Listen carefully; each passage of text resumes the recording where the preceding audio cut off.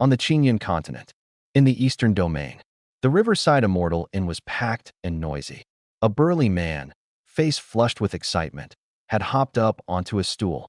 He talked so loudly that spittle nearly flew from his mouth. I heard the Eastern Domain's 8 great beauties. The Xianling sect has 5 of them. As the head among those beauties, Lu Yuyin not only is as lovely as a celestial, with an elegant, otherworldly bearing. In terms of cultivation talent, she utterly crushes every prodigy in the Eastern Domain. That can't be right. If we're talking raw talent, her disciple, Mou probably surpasses her by far. Someone snickered. The man on the stool glared and snorted. Mou's foundation is all busted now. How is he even comparable? He's probably got hardly any life left. Another voice cut in. And Lu Yuyin only needed 800 years to break into the spirit transformation stage. The man went on. And she runs the Xianling sect. She's a once-in-10,000 years heavenly daughter. If only she would favor someone this time. Like you? Look at yourself, how dare you covet immortal Lu? Exactly. It's nothing but a toad wanting a swan, what nerve. Before he could finish, the crowd roared him down in anger. He started to curse back, then froze when he looked up and saw who was speaking. Damn, they were all big shots he couldn't afford to piss off. This whole commotion had only started recently. Someone had leaked that Lu Yuyin was looking for a Dao partner. Ever since, glorious youths, prodigies, and sect elders had come in droves to propose. Of course, they all left empty-handed, and the Xianling sect publicly announced that the sect leader never had any intention of seeking a Dao partner. Still, that didn't dampen people's enthusiasm. Everyone assumed Lu Yuyin simply hadn't found the right person yet. Add to that her shy temperament, and people thought she might have misspoken. Their thinking was simple. If so many top-tier figures and prodigies couldn't win her, maybe she secretly prefers someone ordinary, maybe even someone like them. Sadly, a lot of people have such sweet hopes more often than not. Those hopes end in heartbreak. There wasn't a single disappointed person missing. Those who'd come to propose didn't even catch a glimpse of Lu Yuyin. No one knew about this. Right now, Lu Yuyin was hurrying toward the ancient forbidden zone with her prodigious disciple, whose cultivation foundation had been ruined. Xiaoyu, don't come any closer. Turn around now. Inside a desolate cave, a shy woman's startled cry rang out, urgent and flustered. Master, this Jiaolong elixir toxin has to be removed. You don't want to fall into demonic madness, do you? The young man said, his voice full of worry. In the cave sat a woman in an imperial-style long dress, lithe, cool, and elegantly poised. Her face was flushed as she collapsed to the ground. Her breathtakingly perfect cheeks were beaded with fine sweat. Her full red lips were bitten into a deep line. Her limpid, otherworldly eyes seemed veiled in mist, full of bashfulness and inner struggle. The most primitive impulse was growing madly inside Lu Yuyin, like a February shoot longing for the caress of the spring wind. She was a peerless beauty in figure, face, and bearing enough to make men of 3 generations fall at her feet. The young Mou could not possibly resist. Seeing his master's commanding, flawless, graceful form, he felt his body burn and his heart pound like drums. He bit his tongue hard to crush his fantasies, but his eyes grew only more anxious and tormented. Master, it's urgent now, we can't delay, he urged. Looking at the disciple before her whose bearing was unearthly and whose features were handsome and resolute, Lu Yuyin felt a subtle emotion rise in her beautiful eyes, forcing down the heat in her chest. Her face flushed as she sighed softly. Xiaoyu, we can't do this. Go out now, don't let the elixir toxin on me affect you. Mou shook his head firmly. No, at worst, I'll marry you someday. You are something else. You really know how to cause trouble. Lu Yuyin's impossibly beautiful face flushed as red as blood, and a shy haze flickered across her eyes for an instant. Xiaoyu, you've grown up in the blink of an eye. When she first brought him back to the sect, he had still been a cute little kid. Now he actually dared to talk back to his master? Humph, getting bolder by the day. She bit her red lip lightly and glared at him fiercely with dreamy eyes, but she couldn't summon any real anger. Mou stared at his master in silence as memories slowly rose in his mind. 300 years ago, he had been an orphan on Blue Star. To save a drowning child, he had dived into the lake without thinking. The child was pulled out, but he sank to the bottom and never came up. Perhaps heaven took pity. He was not meant to die that way. Strangely, carrying memories of his previous life, he was in this cultivation world, where a retreat could easily last 100 years or more. It felt like time had just slipped away. She was unwilling to admit it, but deep down she knew that this trip to the Forbidden Zone was probably only for her own peace of mind. The primordial essence of the Tao wasn't something you could just go and find on a whim. All the more, when she heard Mou say he'd come to marry her once he caught up in cultivation, her heart ached even more. To her, little Yu was only trying to comfort her. Someone who's almost dying and still thinks about all this. You little fool. She stared blankly at the first man in her life. Suddenly a gentle, radiant smile bloomed on her face, so beautiful it made the heart quiver. Fine, then I'll wait for you to come and marry me. If you can reach the same realm, what's wrong with being your Tao partner? But until then, everything stays the same. Lu Yuyin swallowed the bitter feeling in her chest, forced a small smile, reached out, and lightly brushed Mou's handsome cheek. Her touch was as gentle as a February spring breeze. Little Yu, remember what you said today, don't give up. Mou froze. Even though he'd said things like that, he hadn't really expected his master to agree. At most she would stop being angry. His nature was always to do as he pleased what others thought was their business. Besides, his master was already as though his strength was lacking now. Once he got stronger, no matter what, there would be no way she'd escape him. So his master's immediate agreement surprised and delighted him. There was a condition, of course. But as long as he regained his physical strength, surpassing his master's cultivation didn't seem so hard to achieve. Mou shouted excitedly. You promised absolutely no backing out. No sooner had he finished than he grabbed her pale little hand and kissed it repeatedly. Seeing he didn't take things further, Lu Yun hesitated, then forced herself to stay calm. She wasn't doing it out of any romantic feeling, she just couldn't bear to see him disappointed, and she kept finding excuses for herself. But he still seemed reluctant to let go after kissing her, and finally, she couldn't hold back. With a mix of embarrassment and annoyance, she said, You little pervert, what are you still holding my hand for? The moment the words left her, she immediately regretted them. That tone had lost all of her master's authority. It sounded more like a bickering couple than a stern teacher. She hurriedly hid her blush, and her face resumed its usual cool, noble expression and almost sacred, untouchable aura. Mou glanced at his master in mild surprise, then put on a very serious look and said, It's nothing. Just now I noticed the wounds a bit better. Really? You're not lying to me. The moment those words came out, Lu Yin's composed, icy image evaporated. She leapt forward, cheeks flushed, and instinctively grabbed his hand. Her clear eyes shone with uncontrollable joy and expectation. She was trembling. Master, would I lie to you? Want to try again? Mou hurriedly nodded. Seeing the smile he couldn't quite hide, Lu Yuyin felt as if she'd been outwitted. Half embarrassed and half angry, she scolded. No, too much of that would be bad for your health. Wait a couple of days. Wait 2 days? Please don't. Master, you know how strong you are. Mou said anxiously. At the thought of those details, Lu Yuyin's face flushed like rosy clouds. She quickly pulled her hand back. This little pervert humph. Mou looked anxious. His sense of dependence had just grown another notch. As long as it reached 10%, he could claim the newbie starter pack. What was there to hesitate about? He only had a year left to live. His only hope was to use the system to rebuild his foundation and return to the golden core stage. Otherwise, he would inevitably die of old age. None of this was something Lu Yuyin knew. She was only trying to stall for a couple more days out of worry. After all, even cultivators failing 3 times in a row felt wrong, didn't he it? While she still hesitated, Mou had already grabbed her hand and strode toward the distant pond. Master, you don't want to just stand there and watch my life run out, do you? I have to restore my foundation fast and refashion my golden core within a year. Lu Yin's heart tightened, and she immediately stopped hesitating.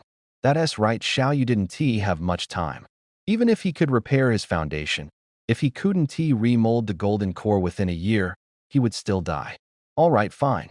The words had barely left her when the cool, sacred Lu Yuyin completely melted into a shy little quail.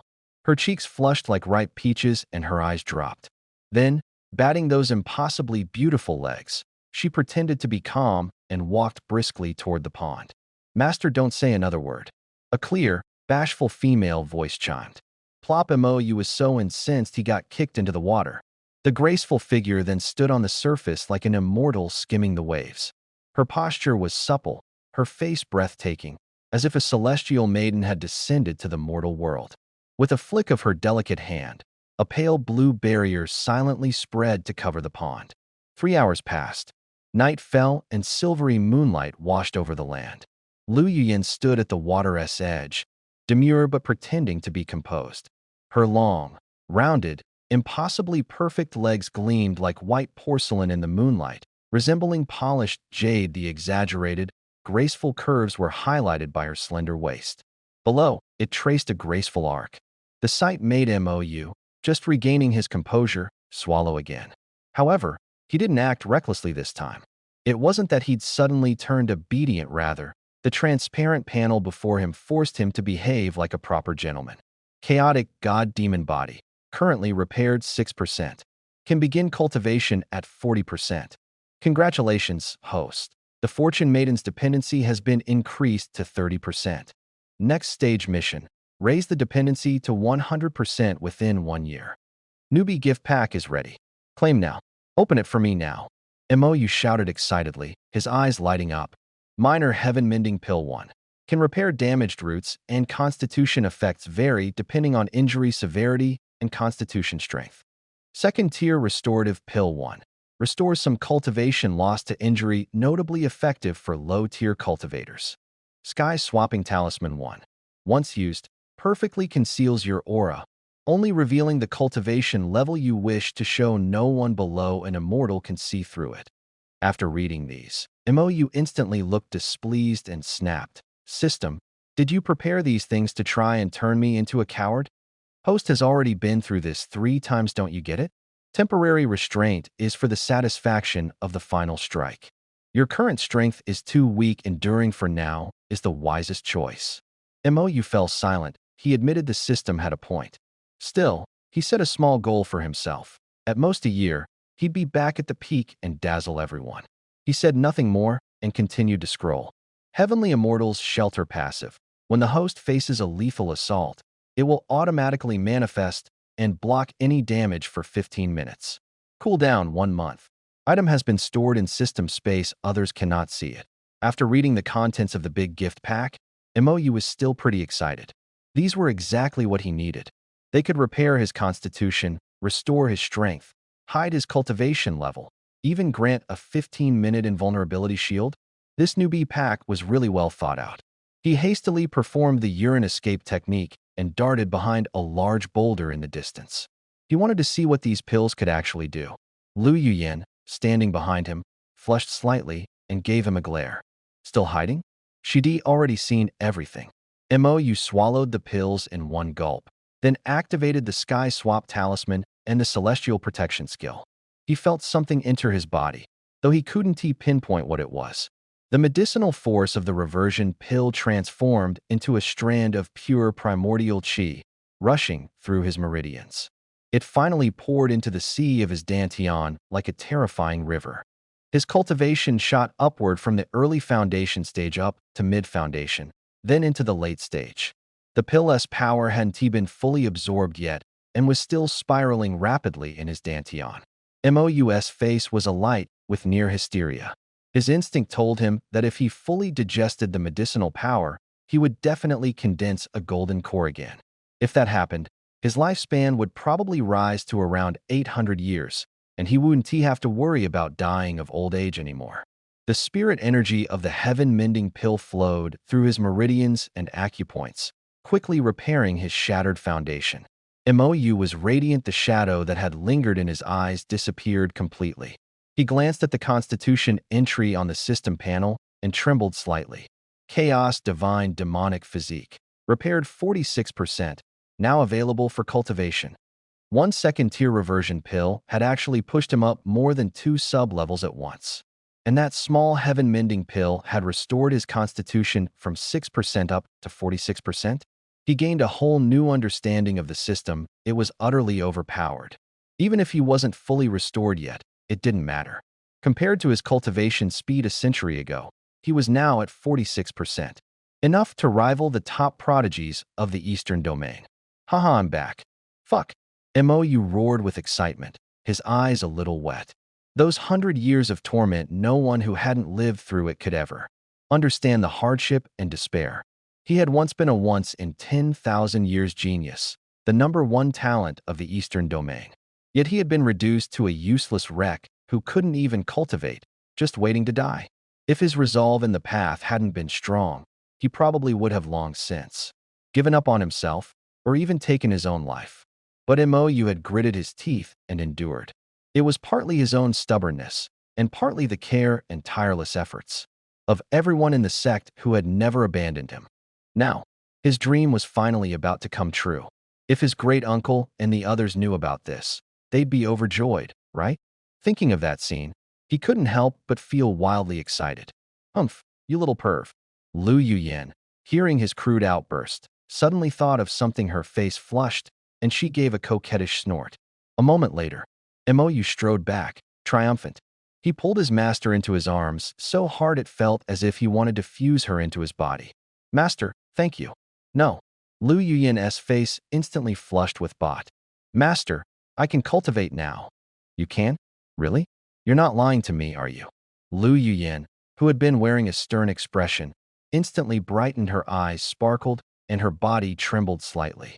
She was completely stunned, but she quickly collected herself, grabbed his hand, and began to examine it carefully. Her eyes widened and her mouth fell open in surprise. Watching her, Mou swallowed hard. Lu Yuyan shot him a look, but a smile still tugged at the corners of her mouth. Could his foundation really have recovered by nearly half? A surge of joy flooded her chest. Her exquisite face was filled with shock and elation. A whole 100 years. She had pictured this scene countless times. Could it really be happening? It felt like a dream. Mou nodded, moved, and said softly, "There's hope of recovering part of my cultivation." Thank the heavens. Lu Yuyan's eyes grew moist, and she hugged him fiercely. After a long moment she blushed, gently pushed him away, and her expression turned conflicted. Is that the only way it would work? There's no way I could do that myself. But when she thought of those several pretty female disciples who hadn't returned in 100 years, she made up her mind. It was time to summon them back. She waved her jade hand decisively. Return to the sect. On the outskirts of the ancient Forbidden Zone, a group of cultivators flying on their swords were stunned, exchanging incredulous looks. Did I see that right? Was that Mou and his master, Lu Yuyan? That's him, Mou. I didn't expect he'd come out of seclusion. Wasn't his foundation destroyed? Could it have recovered? They exchanged glances and saw the same shock reflected in each other's eyes, their hearts thrown into turmoil. Then they all pulled out jade talismans and urgently sent messages. Across the Mingyue Kingdom in the Eastern Territories stretched a towering mountain range 1,000 miles wide. Peaks jutted up into the clouds, a haze of spiritual energy clinging to them like a veil, turning the place into something out of a fairyland. Cultivators riding swords threaded back and forth through the passes. The scene was lively and bustling. This immense range was where the Xianling sect's mountain gate sat. At that moment, inside the sect's main council hall, 3 distinguished elders wore disappointment on their faces. They sat upright at the center of the hall. Below them stood 6 middle-aged cultivators whose auras were strong, but all of them hung their heads in shame, not daring to make a sound. The atmosphere in the hall was heavy and grave. A gaunt elder with a goatee, unable to contain his irritation, slammed his hand on the table and barked angrily. Xiaoyu only has 1 year left. You were gone so long, now you come back and tell us you found nothing? How could I have brought out such useless disciples? You've still got the nerve to return? Return for what? The few men, drenched in rebuke, looked ashamed and kept their heads down, not daring even a single word of defense, as if it were all their fault. Just as the scolding reached a fever pitch, a commotion rose outside the door. Cheers and excited shouts from many junior disciples. The noise made the goateed elder's face grow even darker. Even the tall, kind-faced elder beside him, who had been about to speak up in their defense, frowned and muttered toward the doorway. Those little rascals, what on earth are they making such a racket about? The goateed elder glared hard at the disciples below and snapped. What are you standing there for? Go see who's making all that noise for no reason. Have you forgotten how to cultivate? Yes, master. The men seemed momentarily pardoned. They bolted for the door like panicked foot soldiers. Sigh. Third elder, don't be so quick to blame them. Xiaoyu's foundation was damaged. How could that be healed so easily? The tall, white-haired elder sighed deeply, his face full of unwilling resignation. He let out a soft sigh, his eyes full of despair and loneliness. Zhou Buyu, as an elder of the Xianling sect's inner ranks, commanded respect wherever he went. But now a wave of helplessness washed over him. Isn't being a disciple supposed to mean getting yelled at by your master? Didn't we get scolded enough back then? He'd just beaten his disciple. The man called Lei Lai snorted contemptuously. His gaunt frame bristled with irritability as he went on. Besides, they've been away for decades and haven't even heard a whisper of the Tao's primal source. Don't they deserve to be roasted? Wang Sanyu, who had been silent, suddenly stood up. Nearly 2 meters tall and hulking, he radiated menace. His voice was a rough rumble. I think that incident back then was definitely the work of people from several major sections. We can't rule out the possibility that they teamed up. If Xiaoyu really died like that, he snarled, then I'll make sure those prodigies go down with her. Zhou Buyu's face darkened. He slammed the table and scolded. Don't be absurd, old 5. You're more hot-headed than old 3. You're still an inner sect elder. Do you want to start an all-out sect war? Wang Sanyu bristled and shot back. Then let it be a war. When has the Xianling sect ever been afraid of them? Zhou's expression twitched. He pointed at him and sneered. Humph, Wang Sanyu, if you've really got any backbone, wait until our junior sister comes back and say those words to her face, then you'll be brave for real. The hulking elder who had been so belligerent a moment ago hunched his shoulders and quietly sat down. It wasn't that the sect leader's junior sister was terrifying in herself. The scary thing was that whatever she said, the master believed every word. When the junior sister first arrived, the master, just to make her laugh, would beat each of them over and over. One round wasn't enough, so he'd do it again. If he found it worked, well, it certainly wouldn't stop at a single beating. You had to beat the little junior sister until she was so annoyed she told you to stop. Master always said, you only have one junior sister, after all. By now, the little junior sister had become the one they all feared most. None of the senior brothers dared to provoke her. Lei Lai hurriedly interjected. Hey, senior brother, do you think the ancestor will gain anything from going to the Divine Awakening Continent this time? Sigh, it's hard to say. Although the Divine Awakening Continent can't compare to the Qingyan Continent, that doesn't mean it will have the Tao's primordial source, Zhou Buyu said. A damaged foundation is so hard to heal. Even with third uncle's cultivation, there's no sign of recovery. It's truly grim. His eyes were pessimistic as he shook his head.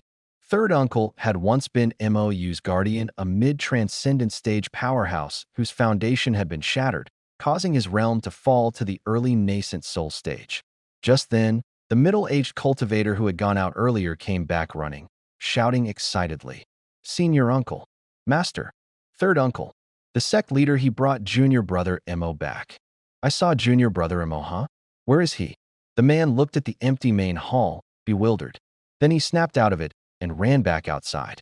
Outside the hall, MOU was surrounded by countless male and female cultivators, their enthusiasm bordering on frenzy, packed in inner and outer rings. Many people held impressive treasure caskets and jade boxes, all competing to present their gifts. Junior brother Mo, this is an evergreen tonic I found in the Heavenly Demon Forbidden Zone. It's said to extend lifespan. Take it and try it. Junior brother Mo, this is an ultra-rare great restorative pill. It's supposed to be miraculous for healing. Take it now. Master Uncle Mo, this 1,000-year snow ginseng from the snowy regions is a fortunate find I stumbled upon. Maybe it can help you. Senior brother Mo, this is a 9-flavored Rehmannia pill. It's said to have been made by the medical saint Ouyang Meng. A warmth stirred in Mou's chest, and he lifted his hand, moved. When the crowd quieted, he said gratefully, I appreciate your kindness, but these things are useless to me now. Keep them yourselves. There were plenty of familiar faces among them, but also many who had clearly been promoted to core disciples within the last 100 years. Anyone allowed here was at least a core disciple of the sect, along with stewards and elders from both the inner and outer gates. Although he couldn't recognize everyone, The uniform sect robes made them feel especially close to him. At Mo's words, the expression in the crowd dimmed and a chill of sorrow swept through them. Could the Eastern Domain's top genius, the pride of the Xianling sect, really be giving up now? Mo's situation was no secret in Xianling sect. Everyone knew his lifespan was running out. So whenever they went out, besides trying to track down those elusive, hard-to-obtain Daoic roots and healing elixirs, they focused on gathering heavenly materials and earthly treasures that could extend his life, trying to stretch his years as far as possible and by that slim chance. And now junior brother Mo actually said he didn't need them? It seemed the previous treasures and medicines had already drained his life potential to the limit. There was probably no way left to increase his lifespan. Some of the young, pretty female cultivators had already begun to cry.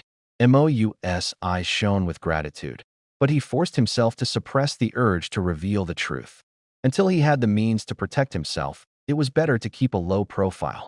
It was precisely because he had once underestimated how ruthless those people were that he had brought on this calamity. He would not repeat the mistakes of 100 years ago. All right, everyone disperse.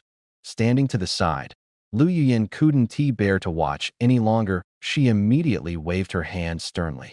If they stayed any longer, those crying, pretty junior sisters would start causing a scene. They were almost pressed into Mo's arms. Outrageous. Xiaoyu, come into the hall with me.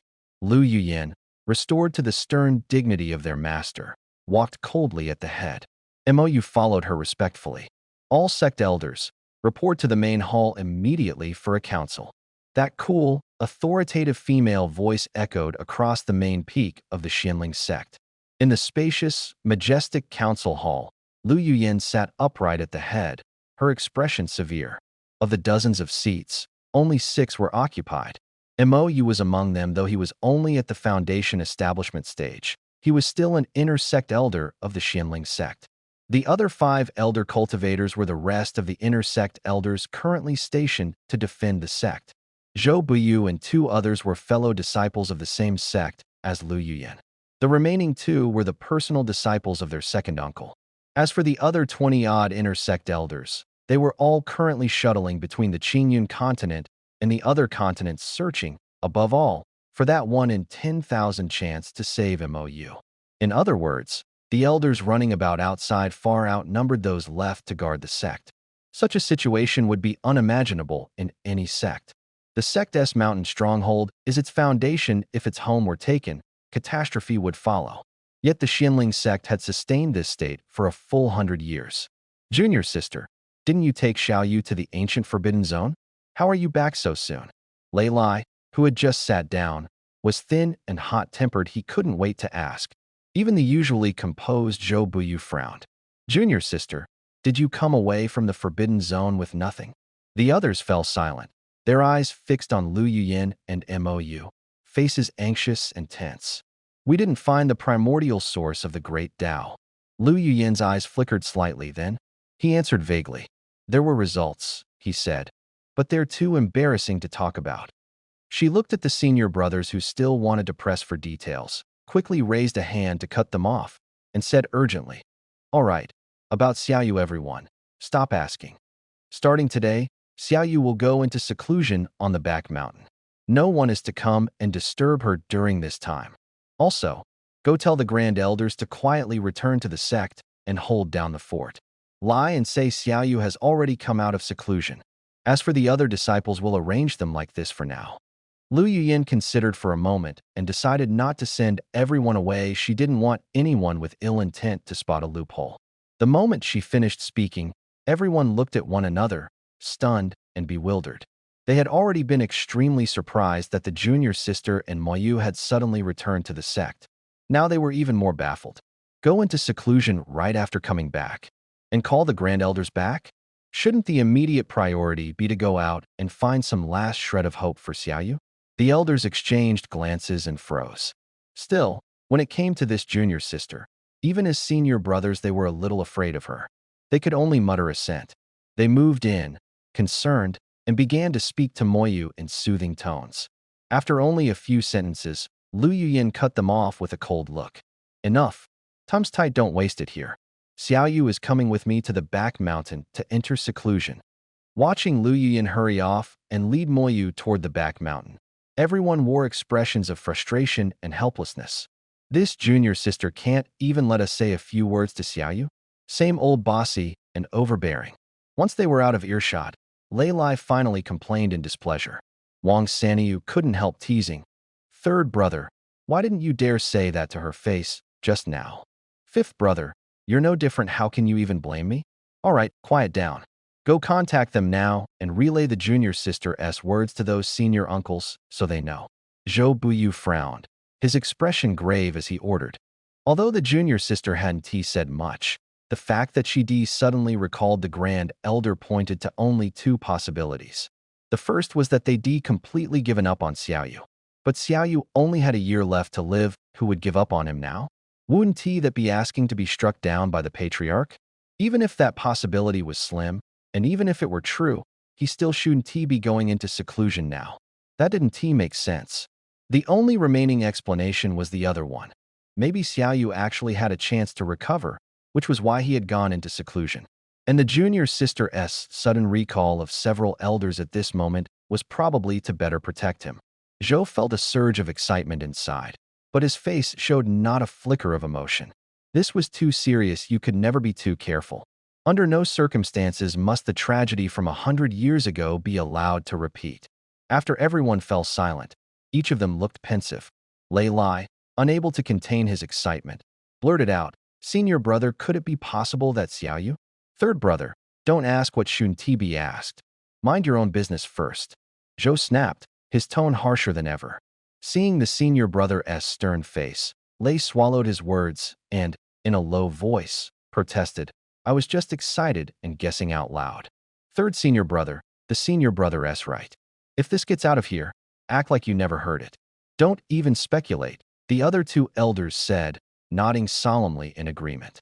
After a few more admonitions, Zhou spoke solemnly, "Everyone, keep a close watch over the place, especially the back mountain. Anyone who trespasses will be dealt with according to sect regulations." After they debated for a long while and made sure nothing had been overlooked, everyone went their separate ways.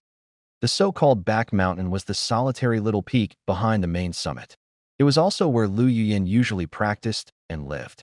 At the top stood a powerful spirit-gathering array. Once activated, it could draw the spiritual energy of a 1,000-mile radius to a single point, making it a veritable sacred ground for cultivation.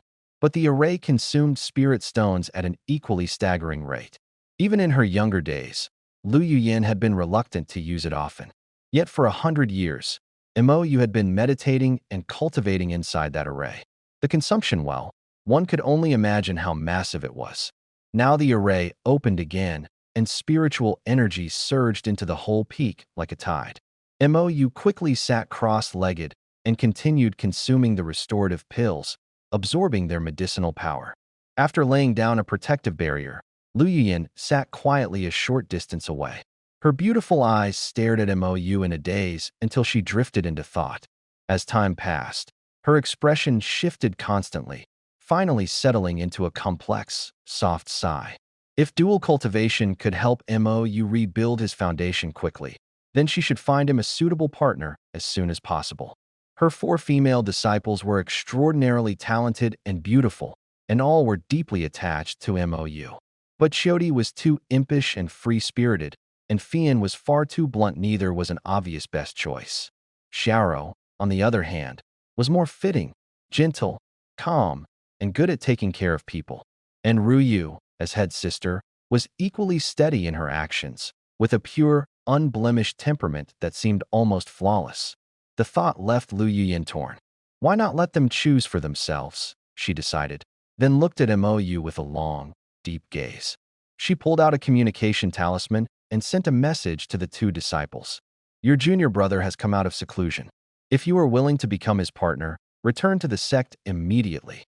In some secluded realm, a supremely beautiful woman with a cold, aloof bearing couldn't help but frown. Then he took out his communication talisman and glanced at it.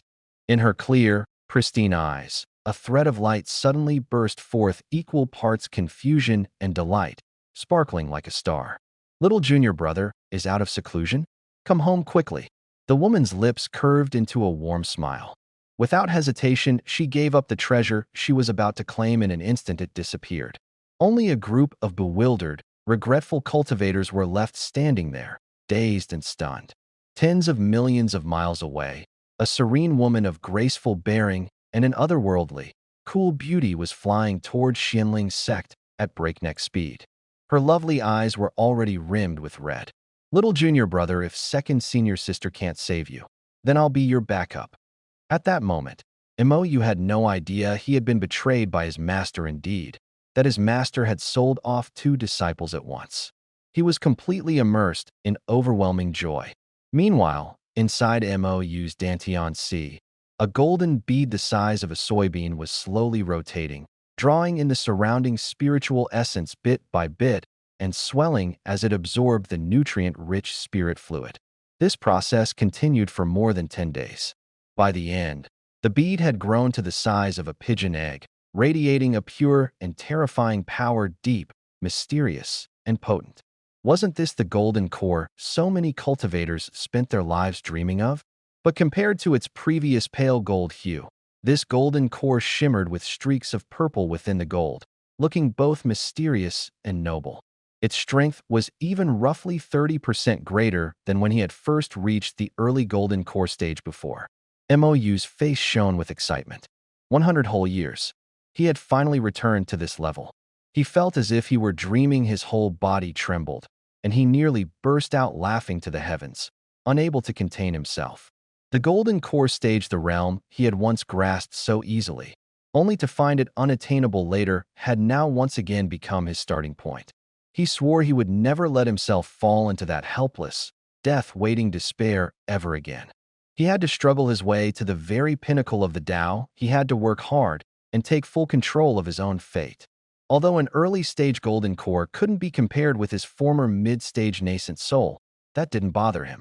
He didn't care. There was still opportunity. Grateful inwardly, he murmured softly, "Thank you, system. Don't mention it. Helping the host get stronger is my duty." Mou's mouth tilted up as he said, "Then could I get a few more restoration pills? And a few minor heaven-mending pills? Just consider them a temporary loan." "No. The system forbids lending. I don't have that permission. Don't make things difficult for me, host." The voice sounded as sweet as a child's, but the words were icy. Mou couldn't help rolling his eyes. It was all just pleasant-sounding talk, but he wasn't at all disappointed. For now, this was more than enough. The rest would wait until he had conquered his master. Although that would be extremely difficult, it still had to be done. But from the look of things, he'd probably have to find someone else.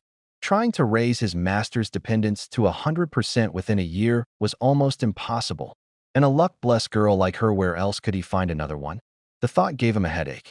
Seeing him awake, Lu Yuyan, who had been resting with her eyes closed, immediately opened her bright eyes, rose expectantly, and asked, "Little Yu, how are you? Any improvement?" Mou hurriedly smiled and nodded. "I've restored part of my foundation. I should be fully recovered before long." "What? Really, you've really recovered some?" Lu Yuyan's eyes lit up instantly. Her body trembled, and before she finished speaking, she practically shot over. She grabbed Mou's arm tightly, her spiritual sense pouring out frantically as she began to scan his body. Mou relaxed with a smile and let her examine him, feeling warm inside. Lu Yuyan checked him for quite a while, then couldn't help frowning slightly. The damaged meridians and acupoints had, miraculously, recovered for the most part. But the crucial Qi Si and Dantian were in utter chaos, as if wrapped in a thick, black fog. Even her powerful divine sense could not pierce it to learn what was really going on. It was only then that she realized she could no longer see through Mou's cultivation level, a discovery that shook her. There are plenty of techniques to conceal one's level, but for someone at the Foundation establishment to hide from the close scrutiny of a nascent soul stage cultivator, it was simply unfathomable. What baffled her even more was that when he had just emerged from seclusion, she could read his level at a glance. Why couldn't she see it now? Could it really be, as Xiaoyu had hinted, because of what had happened between them? The thought of those scenes made her cheeks flush, and she felt awkward about pressing the matter further. After all, every cultivator carries a few private secrets. Soon, though, excitement and wild joy washed over her. Tears welled in her eyes, and the rims reddened. She couldn't hold back any longer. She crushed Mou into her tall, warm embrace. Her voice choked, but full of joy. Do you know how worried the whole sect has been for the past 100 years? I was so afraid you'd end up like fourth disciple. The memory of the fourth disciple's gruesome death stopped her from saying more. If anyone cared most about Mou, it was undoubtedly her and the other senior sisters. Even now, those sisters were still roaming the outside, hunting for any last sliver of hope, diving into dangerous, forbidden zones and mysterious realms without a moment's hesitation. The bond between senior and junior disciples ran deeper than many lovers. Besides them, the sect's patriarch, the grand elders, and the disciples all fretted over Mou's wounds. The ancestor had gone all the way to the Shinchi continent to seek medicine. Of the 5 grand elders, 1 handled healing, 2 guarded the sect, and the other 2 were constantly away, both in the Golden Core stage. More than 80% of those disciples hadn't returned to the sect in over a decade. The ancestor had said before, Mou was arguably the most outstanding, prodigious talent Xianling sect had ever produced. If properly cultivated, he could lead the sect out of the Eastern Domain and onto a far higher level of existence. So no matter what, they had to do everything they could to bring him back. Besides, Mou was an orphan who had always treated the sect as his family. He was especially warm and loyal to his fellow disciples, which earned him the devotion and respect of everyone in the sect.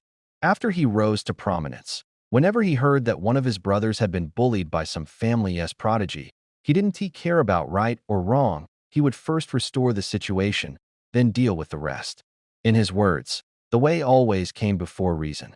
That way could be the way of fists, swords, spellcraft, brute strength with a healthy dose of domination thrown in. Between sects, the rule was to help kin, not to argue about who's right. That was the true justice. On the Qingyun continent, there were unwritten rules governing rivalries among young fighters. To prevent full-blown wars between sects, elders generally refrained from intervening so long as peers settled things in fair fights. Mou became like a glitch in that system. He not only crushed the young generation in the Eastern Domain, but he humbled many prodigies even older than him to the point they couldn't hold their heads up. So Mou's fearsome reputation soared across the Eastern Domain. He became the undisputed top of the new generation, with countless followers. In Xianling's sect, known for its solidarity and covering for its own, he was the idol of every young disciple. Unfortunately, that sneak attack 100 years ago almost dragged the entire Xianling sect down with it.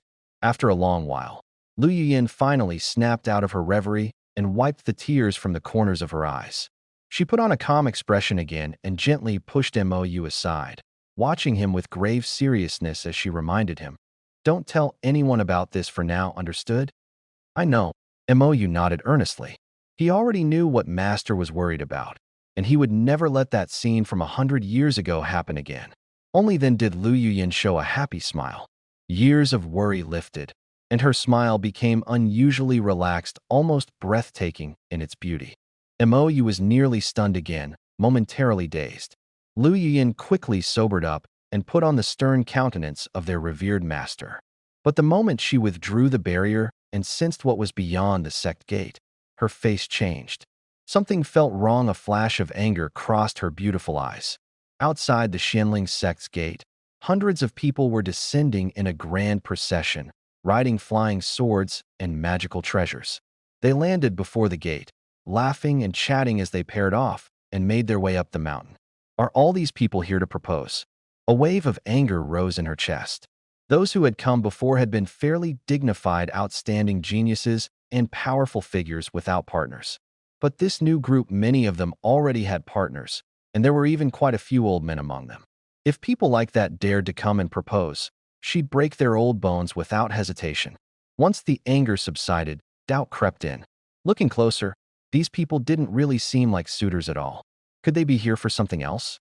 She glanced at Mou, her expression suddenly pensive. At that moment, a seductive beauty with an arrogant gleam in her eye was petulantly standing outside the Xianling gate. Her crimson gown clung to her, making her figure all the more provocative. But now her eyes were filled with a "don't come near" murderous frenzy. Surrounding them were sect masters, elders, and disciples from various factions, their faces alight with excitement. The crowd numbered in the hundreds. Still, the largest contingent by far was made up of disciples from the Xianling sect. At that moment, they confronted the woman in the red dress with full, intimidating presence. About 30 people trailed behind her. Among them was the woman in the red dress herself, Zhuqiu. They all came from Xianling sect's sworn enemy, the Yuming sect. The Yuming sect stood alongside Xianling as one of the 8 great sects of the eastern domain. Their mountain gate sat some 100,000 li to the north of Xianling. For two such mighty factions, a distance of around 100,000 li could practically be called next-door neighbors, if that weren't an exaggeration. Neighboring sects have long been a source of trouble, and these two had never been on good terms. It was the Yuming sect that nearly sparked open war a century ago. For now, things were only not completely broken between them. Aside from the 3 elder leaders at the front, everyone the Yuming party had sent this time was young and gifted, bearing a cold arrogance and an exceptional bearing. Besides Zhuqiu stood 2 young men. Even among those prodigies, they had the air of cranes among chickens. Their lowest cultivation was mid-stage golden core.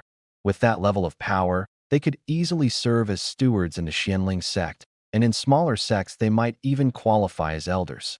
These 2 were the other members of Yuming's 10 prodigies. Chen Qingdu, ranked 5th, and Mo Xiu, ranked 8th. Zhuqiu herself was 10th. Though their ranks weren't at the very top, they had already made a name for themselves among the younger generation of the Eastern Domain. The other sect's prodigies who had gathered around now stepped forward one by one to salute them enthusiastically. Those fortunate enough to speak with them couldn't help wearing a smug, proud look as if basking in reflected honor. The rest watched with open envy. Chen Qingdu and the others remained composed from start to finish, their faces showing only aloof, restrained smiles. But after a moment, the atmosphere outside Xianling's gate turned oddly charged. Everyone's gaze naturally shifted to the young gentleman walking toward them. He was strikingly handsome and refined, every inch a dashing figure. Even Lu Yuyan, whose elegance was unmatched, seemed to dim in comparison. Everything was overshadowed by his brilliance. The moment that man appeared, waves of seething hatred suddenly surged within Zhuqiu's alluring eyes. Mou. This was a name she still remembered with clenched teeth. Even to this day, during countless sleepless, restless nights, she had wished to tear his flesh and drink his blood. Luckily, the so-called prodigy, once hailed as peerless, was now a broken man unable to cultivate, his lifespan quickly slipping away. Yet, as she looked at Mou, surrounded joyfully by the disciples of Xianling's sect, she couldn't bring herself to feel any joy. It's still not enough. She wanted to crush him beneath her own feet, to hear him beg for mercy. Just thinking about it sent a twisted thrill through her heart, and a flush rose to her cheeks. A moment later, Zhuqiu finally turned her head, glaring as she spat out. Senior brother Chun, senior brother Mou is mine. No one is taking him from me. 100 years ago, he humiliated me. Today, I will finally repay that disgrace. If that's what our junior sister requests. Of course we won't interfere, Chen Qingdu said calmly, though his eyes burned. With an unchallenged arrogance, Mo Xiu nodded in agreement. To them, the current Mou was like nothing more than a piece of fat meat on the chopping block, to be sliced however they pleased. Then thank you, senior brothers. Zhuqiu gave a flirtatious smile, but the moment she turned back around, her face turned cold once again. Her hate-filled eyes locked onto Mou. Unfortunately, Mou didn't even spare her a glance. Just then, Grand Elder Zhou Buyu of the Xianling sect was striding over with several other elders. We greet the Grand Elder. As soon as the disciples saw Zhou Buyu and the others, they quickly bowed in respect. What is all this noise about? When Zhou Buyu saw that Mou, who had been in retreat, had been disturbed by this commotion, his face darkened with fury. One disciple quickly replied, reporting to the Grand Elder disciples from the Yuming sect. Insulted Master Mou without cause. My disciple really couldn't help himself. He meant well and showed him how to speak like a civilized person. But who would have thought his constitution was so weak? In a moment of carelessness, the disciple had shattered both his legs. Zhou Buyu's eyes flared with even greater fury. They hadn't shown up in years, and as soon as Xiaoyu came out of seclusion, they deliberately came to provoke? Their intent was far too obvious. He bellowed at the disciple. If you dare do that again, I'll lock you back in the Qianlong abyss for solitary confinement. And since his legs are broken, what use is keeping his hands? I accept the order. I will dutifully follow the Grand Elder's teaching. The disciple who'd expected a scolding immediately split into a silly, loud grin. The other Xianling sect disciples were itching to pummel him. See, this is Xuanling style. How dare they insult Uncle Mo? They're asking for trouble. At that moment, the purple-robed elder from the Yuming sect stepped out, his face darkening. He was gaunt, but his aura was abyssal and terrifying. Sneering, he said, Elder Zhou instructs, so well no wonder every Xianling disciple is arrogant and overbearing. Lung Shan, take note. Today the disciples of the Yuming sect will properly take a lesson from the prodigies of the Xianling sect. His voice turned cold and razor-sharp, radiating the ruthless momentum of a late nascent soul cultivator. A red-robed woman, Zhuo Chan, bowed slightly toward the Xianling direction with a cold expression and arrogantly declared, Zhuo Chan of the Yuming sect hereby challenges the prodigies of the Xianling sect who dares accept. Though she spoke to everyone, her eyes were fixed with hatred on MOU. On the surface, the Xianling crowd kept their composure, but inwardly they were furious. Damn the Yuming sect, how shameless to come openly provoking Xuanling's prodigies, just because the sect's stars weren't at home. Could it be they're trying to force senior brother Mo to make a move? The onlookers could see what was going on. The place immediately erupted into a noisy uproar. Clearly nobody expected the Yuming sect to openly provoke the Xianling sect like this. Their real prodigies aren't even here, and they come to stir trouble? That's shameless, totally over the line. It was obviously an excuse to push some other agenda. This wasn't about the surface issue at all. And of course they aimed it at MOU.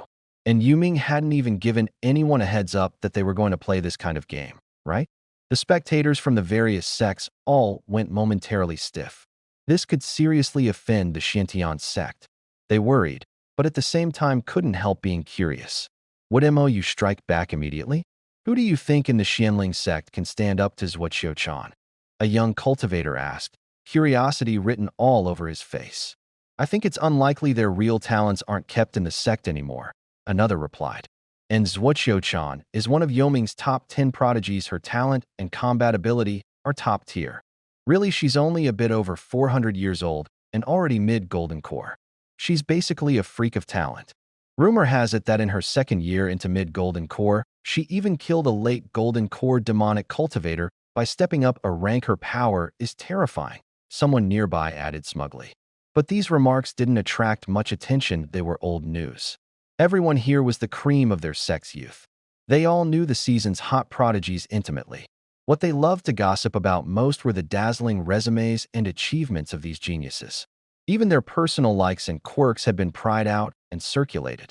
Youngsters from other great sects also ranked their own prodigies by combat strength and talent. Top 10 geniuses, the 8 great prodigies. It was basically the cultivation world's version of fandom. And about 80% of the best talent in the eastern region was concentrated in the 8 great sects. The Xianling sect had always been home to more than a few prodigies. But now worry was written in the eyes of every disciple in the sect. Because among this generation's famed 10 demons, only one remained inside the sect. That one was the wounded MOU. But senior brother Mo's cultivation had plummeted, and his lifespan was almost used up. How could they possibly let him take the field? It wasn't that the other disciples didn't dare fight. If they went up and lost, it wouldn't be just an individual's humiliation. It would be the sect's shame. This wasn't the time for stubbornness, so no one dared act rashly. Is the Xianling sect full of cowards? Not a single person willing to step up and fight? Zhuo Chan planted her hands on her hips, teeth clenched, eyes burning with hatred as she stared at MOU. She was on the verge of calling him out and tearing into him.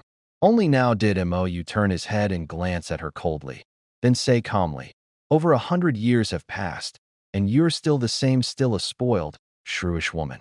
He could be holding back his strength, but even if he wasn't, someone like her didn't deserve him lifting a finger. One sentence shattered Zhuo Chan's pride. Her face instantly contorted with rage, even her sensual, alluring body trembled slightly with fury. Before she could retort, the Xianling disciples began to shout angrily all at once. Damn it! You little thing, you actually dare look down on the Xianling sect? I'll teach you a lesson. A refined-looking young cultivator yelled and charged forward. Almost at the same time, countless other disciples pushed themselves forward, each trying to be first. Brother Yang, I'm a bit stronger than you, let me go first. Brother Chen, let me. Today I'll make her bleed. Stop grabbing, I'll take the opening round. By now they weren't worried about winning. What mattered was that someone had to go up. They would never show weakness or shy away from a fight. Zhou Buyu and the others kept calm faces, but their gazes were cold and angry. The Yuming sect had no shame. What bullshit. They knew their prodigy had gone out, yet they still invited the other sects to their gate and publicly posted a challenge? Were they trying to force Xiao Yu onto the field to probe him? What a damn performance. Just then, a burly young man suddenly stepped out from behind Mou. He looked at Zhuo Qiuchan with nothing but coldness and contempt. So you're the one who drugged my young master back then and had the nerve to come recommend yourself as his bedmate, Zhuo Qiuchan? Umph. Someone like you actually dares to think about laying a hand on my young master? That's fucking shameless. At that, Lu Yuyin couldn't help but glance at Mou with an amused look in her eyes. Mou hurriedly protested in a low voice. I'm facing a peerless beauty like my master every day. What business would I have with that kind of vulgar woman? I didn't even spare her a second glance back then. Lu Yuyin feigned aloofness and snorted. Who would believe you? She kept up the cold act, but the corner of her mouth still curved into a smug smile. By now the crowd below was in an uproar, buzzing with excited chatter. Holy shit, there was dirt like that back then. What's surprising? That was Mou back. Then he had tons of beautiful female cultivators chasing him. But this young man looks like one of Mou's attendants, right? What's his name? I remember he was one of the followers who used to be with Mou, pretty low-key. I think he's called Yin Wuji. Yeah, that's him. Can't believe he's still here. What loyalty. Think about it. Back then, Mou had 10 young prodigies following him, and now only Yin Wuji is left? Even if it's not that many, it sure isn't many now. Who'd want to follow a has-been? Zhuo Qiuchan's once sultry face went cold as ice in an instant. Her eyes were full of mortified fury, as if they could swallow him whole.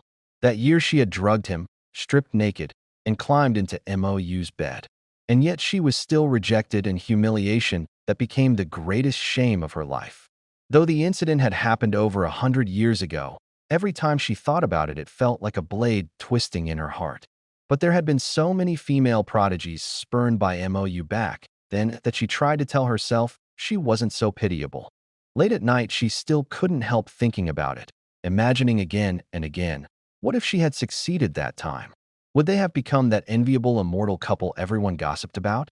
But ever since Mou's foundation was destroyed and his cultivation plummeted back to the foundation establishment stage, she no longer dared to think like that. Being rejected by Mou had become her deepest humiliation. Zhuo Qiuchan had even assumed no one would remember. Now that old wound was torn open. She felt exposed, as if standing naked with every sordid detail laid bare. Worst of all, Mou hadn't even spared her a second glance. That naked indifference drove her resentment to a fever pitch. Finally, she could no longer contain herself. Gritting her teeth, she shrieked, "A self-righteous, arrogant man, how could I possibly like him? When I went into his room, I only wanted to discuss things with him, just to study cultivation techniques." Zhuo Qiuchan's outburst left not only the Xianling sect disciples stunned, but even those from the Yuming sect. Lung Qingshan frowned and sighed helplessly. Though Zhuo Qiuchan was a rare genius of the sect, with her temperament, she was unlikely to go far. By contrast, Mou had been like an immortal descended to earth, utterly crushing his rivals in every respect. Fortunately, he's crippled now. Otherwise, how many young people these days dare to proudly claim they're a prodigy chosen by heaven? As soon as Zhuo Qiuchan finished throwing her childish tantrum, Yin Wuji couldn't help but snort in contempt. Shameless bitch, you actually think you're worthy of being associated with my young master? What a delusional fantasy. Come on, let me see just how much the top 10 prodigies of the Yoming Zone are really worth. As his words fell, Yin Wuji's aura suddenly shifted. A sharp, killing intent instantly filled the air. He then turned toward Zhou Biyu and respectfully clasped his fists in salute. Yin Wuji of the Ink Feather Sect requests permission to fight. I humbly ask Elder Zhou to grant me this battle. Granted, Zhou Biyu responded in a deep voice. Thank you, Elder Zhou. Before his words had even finished echoing, Yin Wuji had already leapt into the air, landing steadily mid-sky.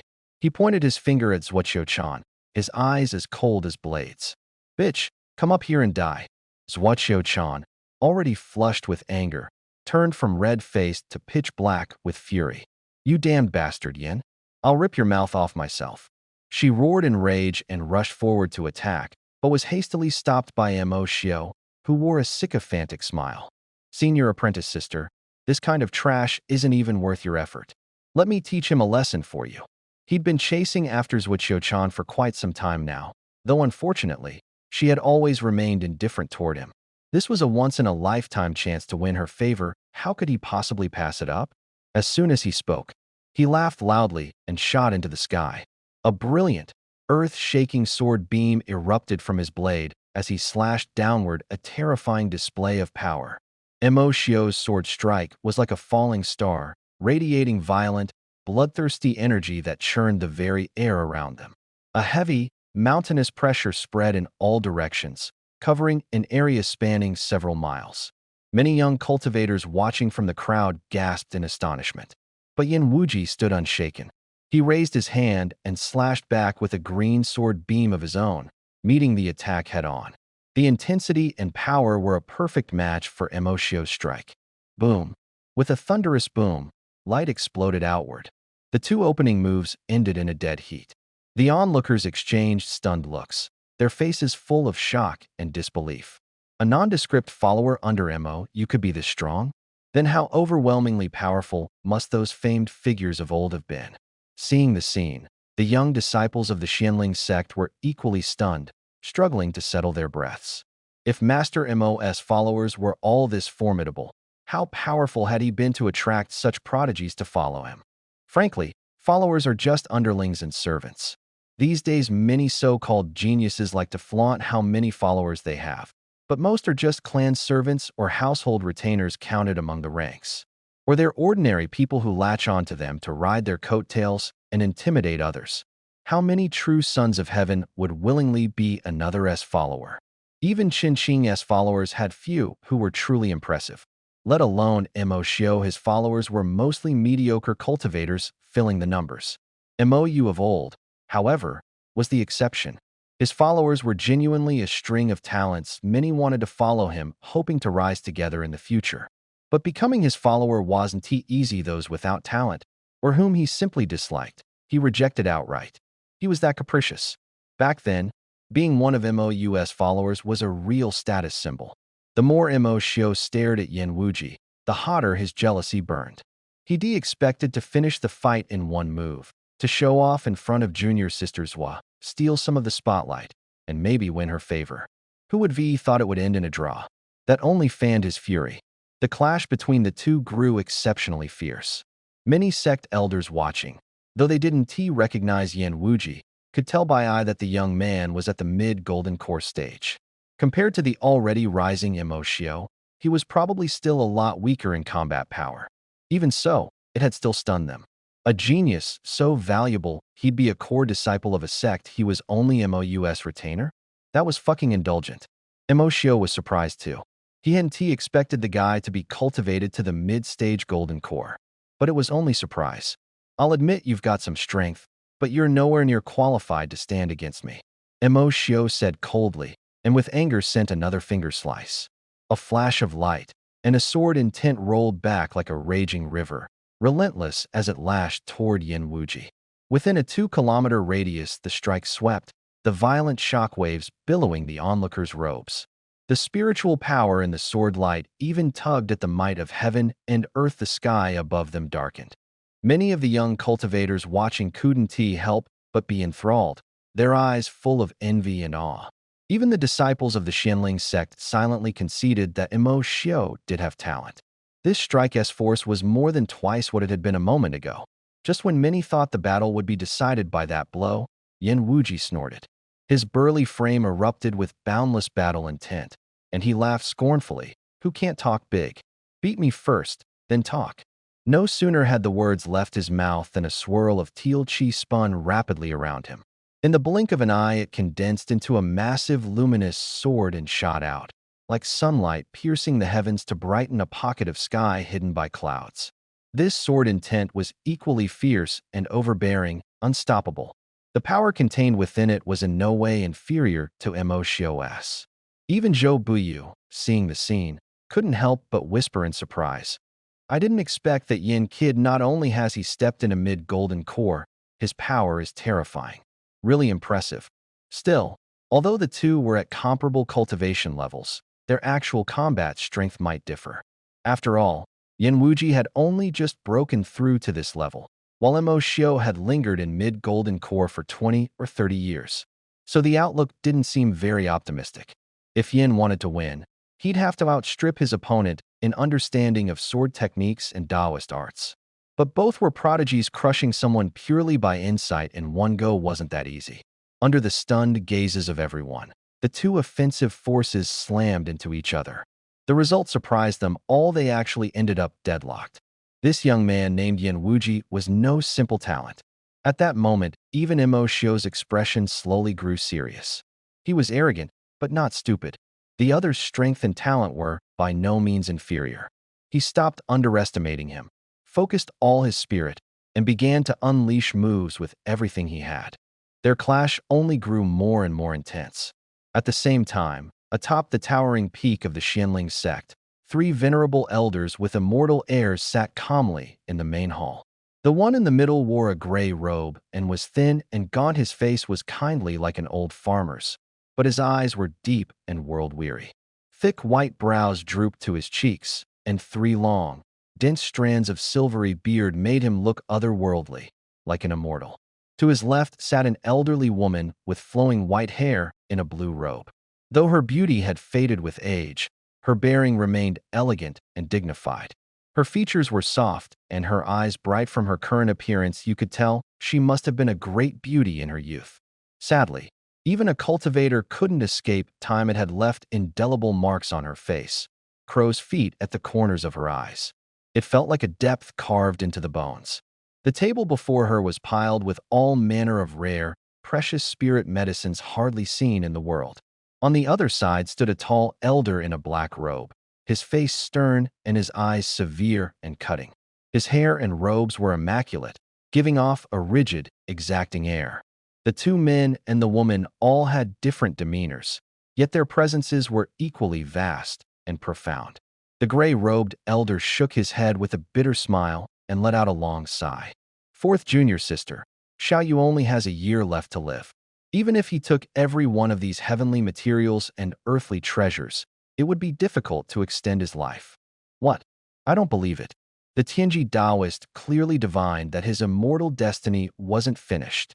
The white-haired old woman trembled and went pale. She sprang to her feet, an aura of agitation and fury radiating from her. How could a peerless prodigy like Xiao Yu simply die? Could the heavens really be doing this to the Xianling sect? After a long while, the white-haired woman sat down again in sorrow, her face full of self-reproach as she said, "Over the past 100 years I've scoured every forbidden place across the Qinyan continent. Don't mention the Tao's primordial source or ancient immortal pills. I couldn't even hear a single half-reliable rumor. It was all wasted time." The gray-robed elder interrupted with a bitter smile and a wave, sighing. Fourth junior sister, don't blame yourself. Some things are fixed by fate beyond human power. All we can do is our best. The blue-robed woman's eyes dimmed, her frail body trembled slightly, her voice low and hoarse. It's not about pride, it's just that whenever I think that kid has only a year left, I feel stifled and unbearably guilty. We watched him grow with our own eyes, and now we have to watch him go right in front of us. I just can't accept it. At that moment, the place was eerily silent. Could the people present accept it? And what good would refusing to accept it do? After a long while, the gray-robed elder sighed and said, "In the end, it was our failure for not protecting him." Those words made the white-haired matron feel even worse, more pained and more guilty. No one had expected those people back then to be so ruthless. We all assumed third senior brother was shielding Xiao Yu. And with the Xianling sect's reputation, no one in the entire Eastern Domain would dare act. Who could have imagined otherwise? Someone did act, and to this day, the perpetrators haven't been found. It was a staggering disgrace. The attackers turned out to be four Hua Xin stage cultivators, a level of force capable of wiping out many large sects, and yet they used it to assassinate a single mid-nascent soul junior. In that incident, Xianling not only lost a peerless prodigy who stood a chance of breaking past the return void threshold, they also had one of their supreme elders at the Hua Xin stage crippled. The humiliation and hatred cut deeper than the ocean. After a long while, the old woman in green finally steered the conversation elsewhere. Her eyes brimming with concern, she said, "Where's Xiao Yu? Let him come over and see us. It's been a whole century since I last saw him. I wonder what he looks like now." Her gaze suddenly dimmed. And how could she not worry? From a once-in-a-generation prodigy, he had suddenly become a cripple who could no longer cultivate. Who could possibly bear such a fate? All she could hope for was that the boy had the strength of will to endure and not be crushed completely. Earlier, Yin took him out for a trip, but they came back in less than half a month. He's currently in seclusion now, the gray-robed elder said with a bitter smile. The old woman in green immediately turned to the eldest senior with surprise. Seclusion? What kind of seclusion at a time like this? That's just too sigh. In her eyes, this was clearly another act of stubborn refusal to accept fate from Lu Yuyin as a master. Still unwilling to give up, still unwilling to admit defeat. But no matter how unwilling they were, shouldn't they just eat, drink, and make peace with things at a time like this? Even 100 years of seclusion wouldn't help. What difference would 1 year make now? Yet she couldn't exactly force a stop to it, so she could only sigh helplessly. The silent black-robed elder finally couldn't hold back anymore, furrowing his brows as he spoke. A century ago, I already opposed using the entire sect's strength to search for those illusory Dao roots for Xiao Yu. Now look, we've consumed massive resources. Over 100 disciples have perished in those forbidden zones, yet his injuries haven't improved even the slightest. The worst part is, now that we all know he doesn't have much time left, Yin still activated the spirit-gathering formation to help him cultivate. Isn't that terribly unfair to the other disciples? The black-robed elder grew angrier as he spoke, finally standing up entirely, his eyes revealing undisguised resentment. All the resources Xiao Yu has used up over the years would have been enough to cultivate 10 new nascent soul cultivators from scratch. And that doesn't even count the disciples who died in various forbidden regions. All that time they had wasted was precious. One of his direct disciples had perished like that. The worst part was, it had now been confirmed those sacrifices had been utterly meaningless. And that was precisely what enraged him the most. But the grieving old woman with white hair, upon hearing these words, immediately flew into a rage. She shot up from her seat, glaring at him with fury, and roared loudly. "Second senior brother, you surely haven't forgotten how vital Xiao Yu is to our sect, have you? Besides, even senior master approved this decision. Are you only bringing this up now, as if you've just found out? Are you saying we should abandon him back then? If that's how you feel, then what third senior brother did to risk his life bringing him back all those years ago was even more unnecessary, wasn't it?" The old man in gray looked helplessly resigned and quickly stood up to ease the tension. Unfortunately, the furious old woman with white hair wasn't about to give even the first senior brother any face. With one slap, she shattered the table into pieces. Still not satisfied, she raged like an infuriated lioness, bellowing at the old man in black robes. "Is it because some of your own disciples and grand disciples died? Are you really going to blame that on Xiao Yu? If you're scared of death in cultivation, you might as well go home and grow sweet potatoes. What are you cultivating immortality for anyway?" Provoked, the black-robed elder also flared up, glaring at her with growing anger. "Fourth junior sister, you better explain clearly. What do you mean I'm afraid of death? And what do you mean my disciples and grand disciples? Aren't they all disciples of Xianling's sect too? If you already knew it would be useless, why keep going? Do you even realize how many spirit stones activating the gathering spirit formation would consume? Enough. Both of you, shut up for a moment. Look at yourselves." The gray-robed elder slammed the table hard, then glared at the black-robed one and shouted in reprimand. Second junior brother, fourth junior sister just got back. As her senior, why are you arguing with her? Have you been too idle lately? As long as Xiao Yu's still alive, we don't get to give up. If you've got a problem with that, swallow it. The black-robed elder opened his mouth, then, helpless, sank back into his seat. He shut his eyes and said nothing. He had always believed he was in the right. If there was no hope of Xiao Yu's recovery, they shouldn't be pouring time and precious resources into him. Those should be invested in other prodigies. What about the sect as a whole? For his sake they've burned through a fortune, held back a whole generation of talents in their cultivation, and more than a few have even died because of it. If that isn't letting sentiment call the shots, then what is? The azure-robed old woman let out a cold snort and dropped back into her chair. Seething, she closed her eyes and refused to engage them any further. The gray-robed elder wore a wry smile, but didn't he think much of it? Fourth junior sister had always been like this. They were used to it. The great hall settled into silence. It lasted only a heartbeat. The three of them snapped their eyes open almost at the same time and traded stunned looks. Wasn't Xiao Yu supposed to be in seclusion? The azure-robed crone began, but before the words finished, her figure was already gone. Junior sister, watch from the shadows, first don't rush in. The gray-robed old man called, hurrying after her. The black-robed elder hesitated for a breath, then set his face and strode after them. Meanwhile, the battle in the skies still raged. The experts from the other sects had already lost interest and were stepping forward to exchange polite pleasantries with Lu Yuyan.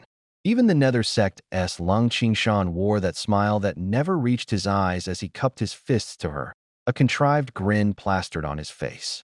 Sect Master Lu, it's been years. You're as lovely as ever, your bearing outshines even the past. Lu Yuyan flicked him a cool glance and snorted. The lot of you showing up together like this, quite the show. An outsider might really think you're here to stir up trouble. With that, she swept the crowd with a cold gaze. In her clear, frosty eyes, the anger was unmistakable. The crowd hurried to explain. Sect Master Lu, don't get the wrong idea. We just happened to come by today. That's right. I heard rumors that Sect Master Lu is looking for a cultivation partner, so I dropped in to take a look. That's all. Yeah, no telling which fellow cultivator will catch Sect Master Lu's discerning eye. Makes a guy jealous. Lu Yuyan didn't believe a word of their nonsense.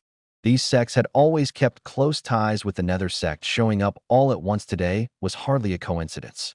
On top of that, that woman named Zhua had even wanted to challenge Little Yu earlier. The meaning was obvious enough. They were here to see how well Little Yu had recovered. She couldn't be bothered to expose them on the spot.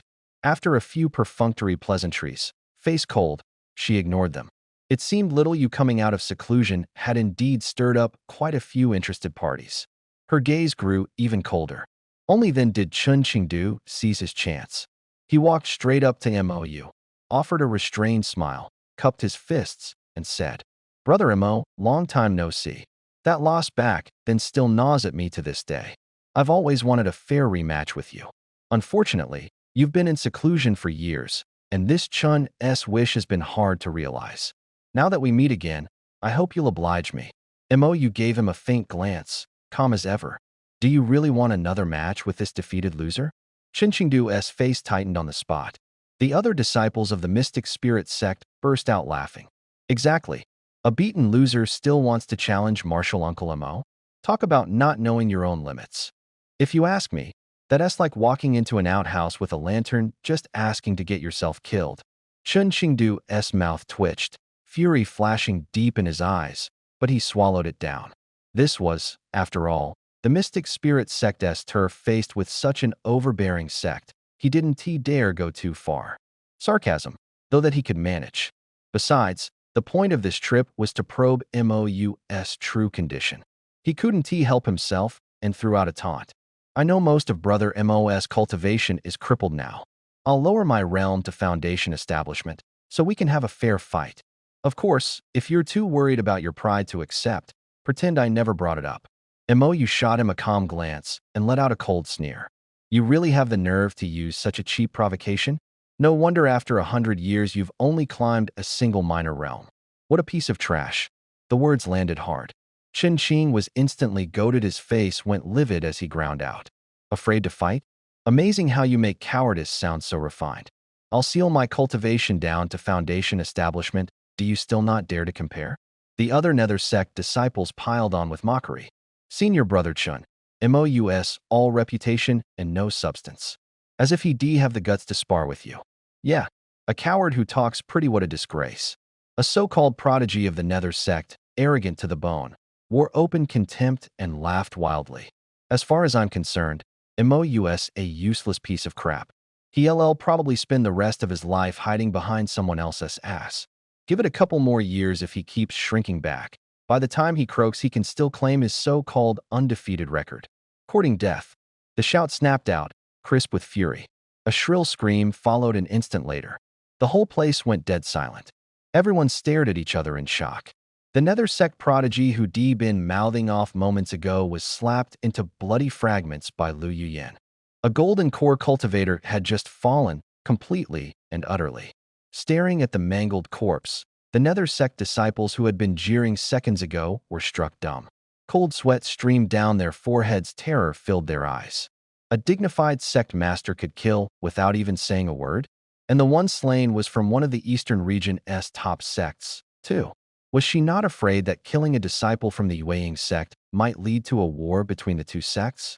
The watching elders and leaders from various sects all twitched at the corner of their eyes, their hearts involuntarily filled with shock and fear. The Xianling sect truly remained as fierce and domineering as always. Everyone reminded themselves repeatedly. They were only here today to watch the spectacle, never provoke this ruthless woman. No one dared to take lightly the words of the Xianling sect's sect leader, who, despite her delicate appearance, commanded absolute seriousness.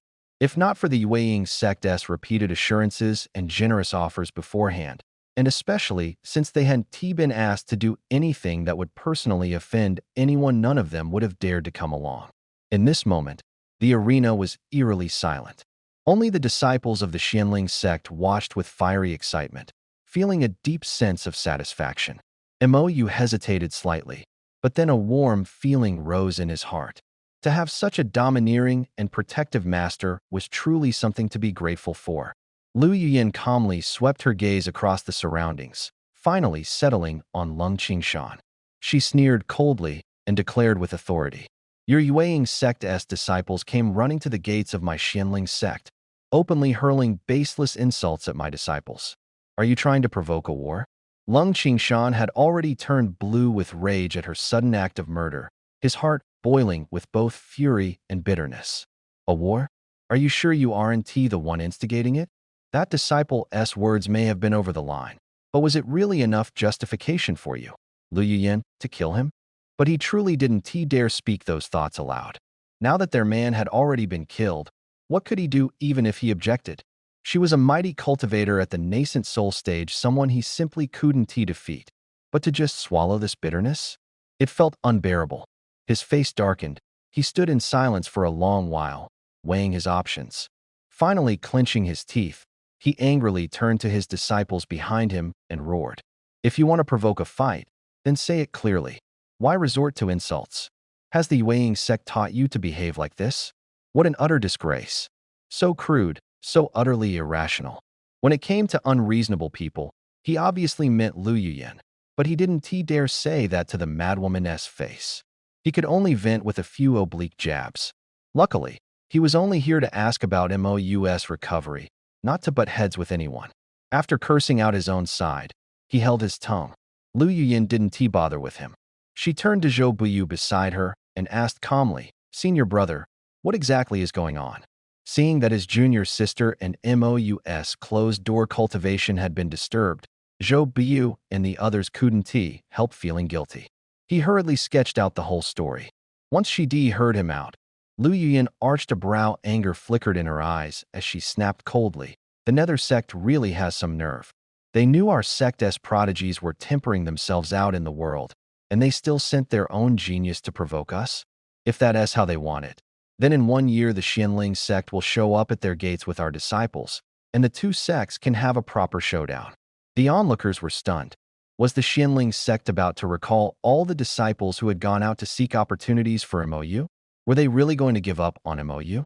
Cultivators have always believed in the heavenly Tao and put stock in fate. Everyone assumes the more gifted a disciple is, the more the Tao favors them, and the deeper their blessed fortune. That's precisely why the Xianling sect, even at the risk that its prodigies might fall, still sends them out, to leverage that fortune to seek peerless treasures like the essence of the great Tao. So you can rebuild his foundation. In the Eastern domain, this is no secret. For nearly 100 years, compared with sects that keep their geniuses at home, the Xianling sect's prodigies have had the highest casualty rate among the major sections. Even so, they fight ferociously, each one fierce, unafraid of death. But now, just to answer the Nether sect's brazen, door-to-door provocation, the Xianling sect has to strike back. Are they just going to write MOU off? Or is it that MOU's lifespan is nearly spent, and he's beyond saving? The MOU before them, only at early foundation establishment, made people tense just looking at him, and the elders from the surrounding sects sank into thoughtful silence.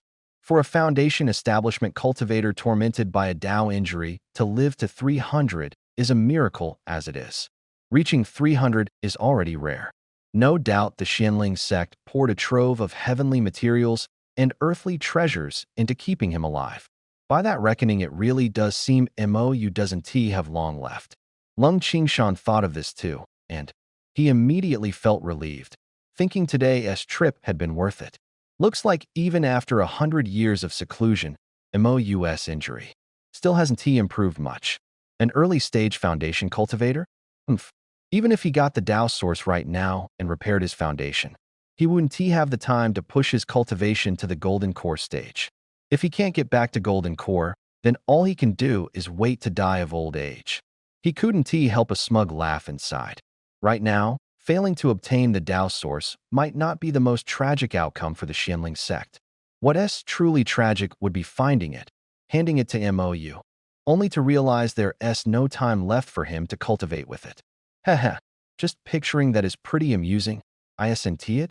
Since Sect Master Lu says so, the Yuming sect will be waiting to receive that Xianling prodigy when he comes knocking to seek instruction.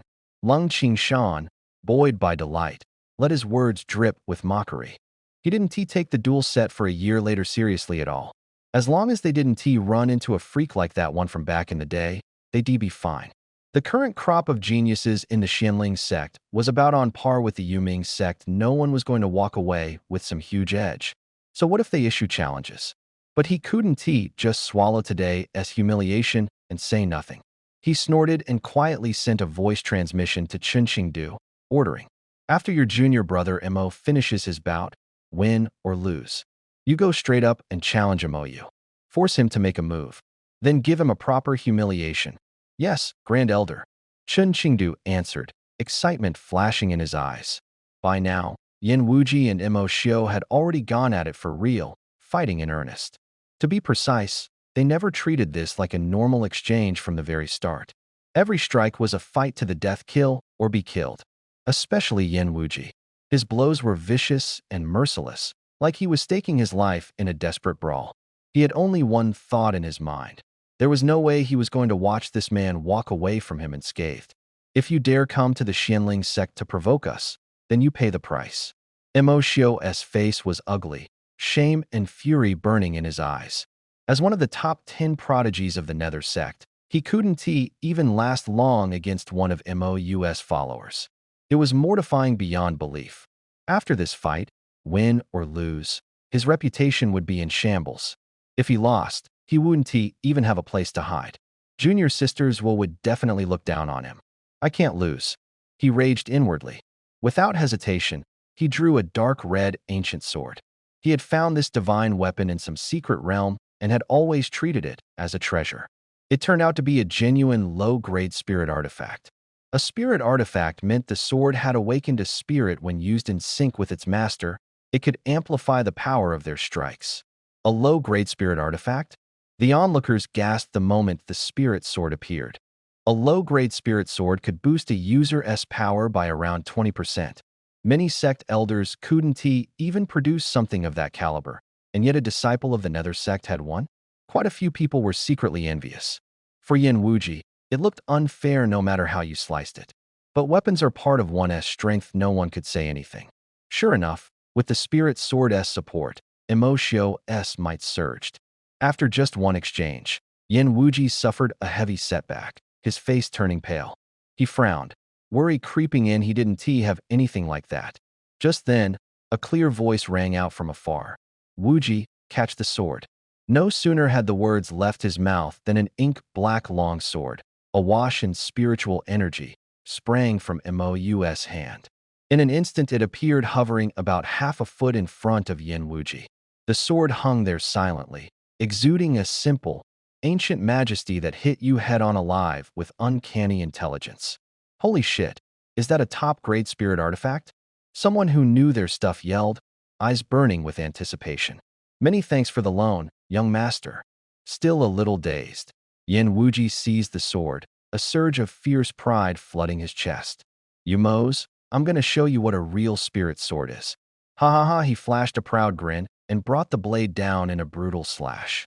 A beam of sword light like nothing he'd ever unleashed before erupted from the weapon, juicing the power of the technique by more than half. Terrifying. Scary as hell. Yin Wuji almost shouted with excitement. He and the spirit sword needed no breaking in, no adjustment. The instant he gripped it, the blade seemed to sync with his will, reading each other's thoughts. So this is the terror of a top-grade spirit sword? He murmured, eyes wide with shock.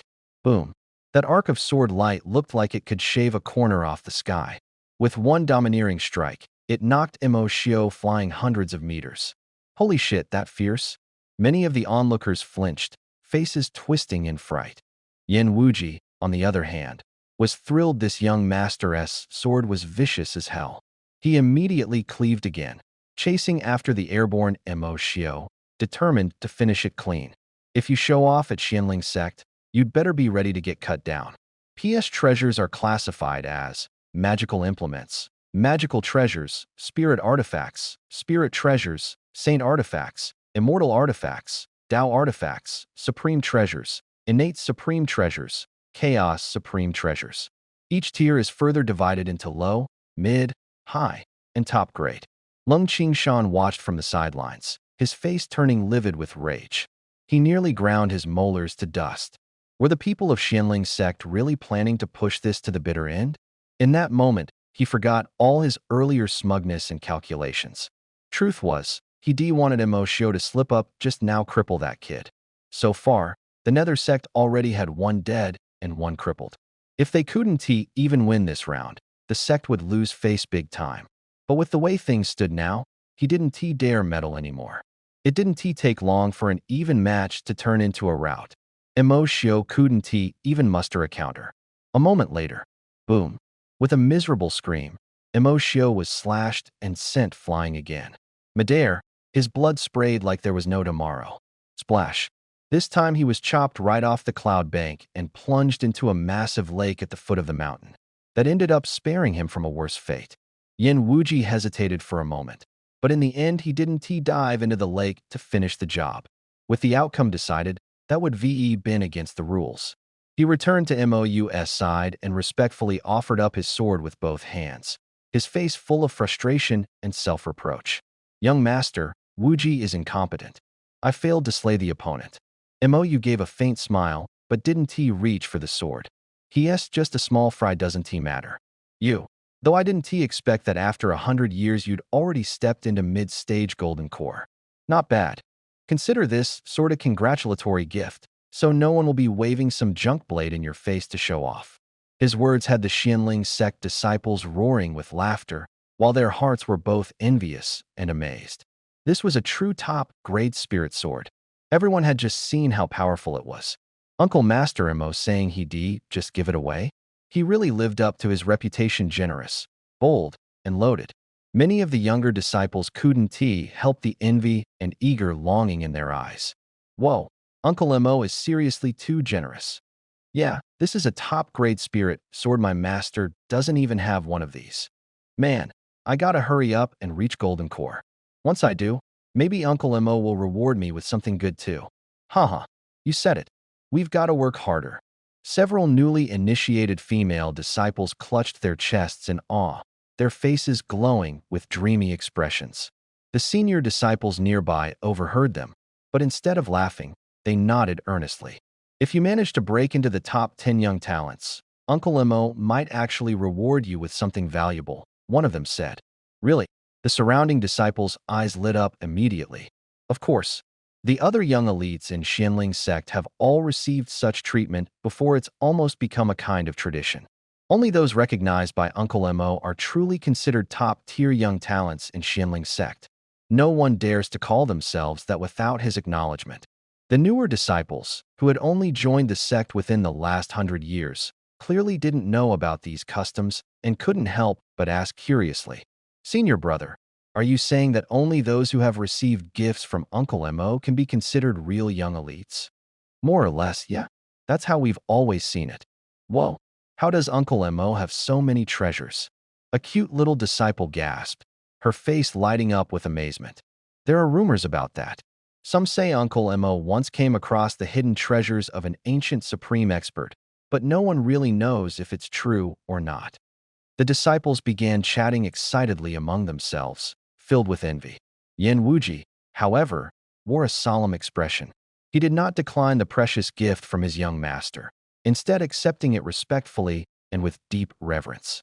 In his eyes, the only way to properly protect his young master's dignity was to strengthen his own cultivation. How could a scene like this have ever happened 100 years ago? Which clueless fool dares to speak so disrespectfully? Nowadays, even the lowliest of riffraff dare to open their mouths without restraint. Isn't it just because they think the young master's foundation has been destroyed, leaving him a useless cripple? It's understandable for outsiders to think that way. Even the 10 most trusted men who once followed the young master have already abandoned him, 7 of them gone. Now, only the 3 of them remain. They would be the last to uphold the young master's dignity, and they would guard it with their lives.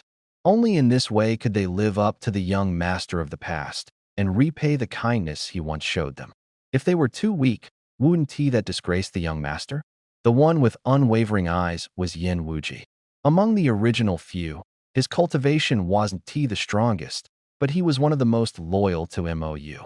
If it weren't for the young master saving his life back then, he wouldn't even be alive today. Just then, Emoshio returned, his face twisted with humiliation and fury. The water on his body had already evaporated, but the deep sword wound on his shoulder and his pale, sickly complexion weren't things he could recover from so easily. Clearly, he had suffered greatly in his earlier fight against Yin Wuji.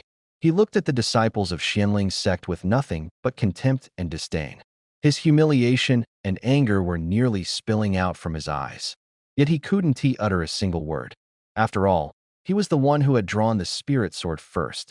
Now that he had lost, could he really blame it on the young master for giving him a weapon of too high a grade? Even he couldn't bring himself to say something so shameful.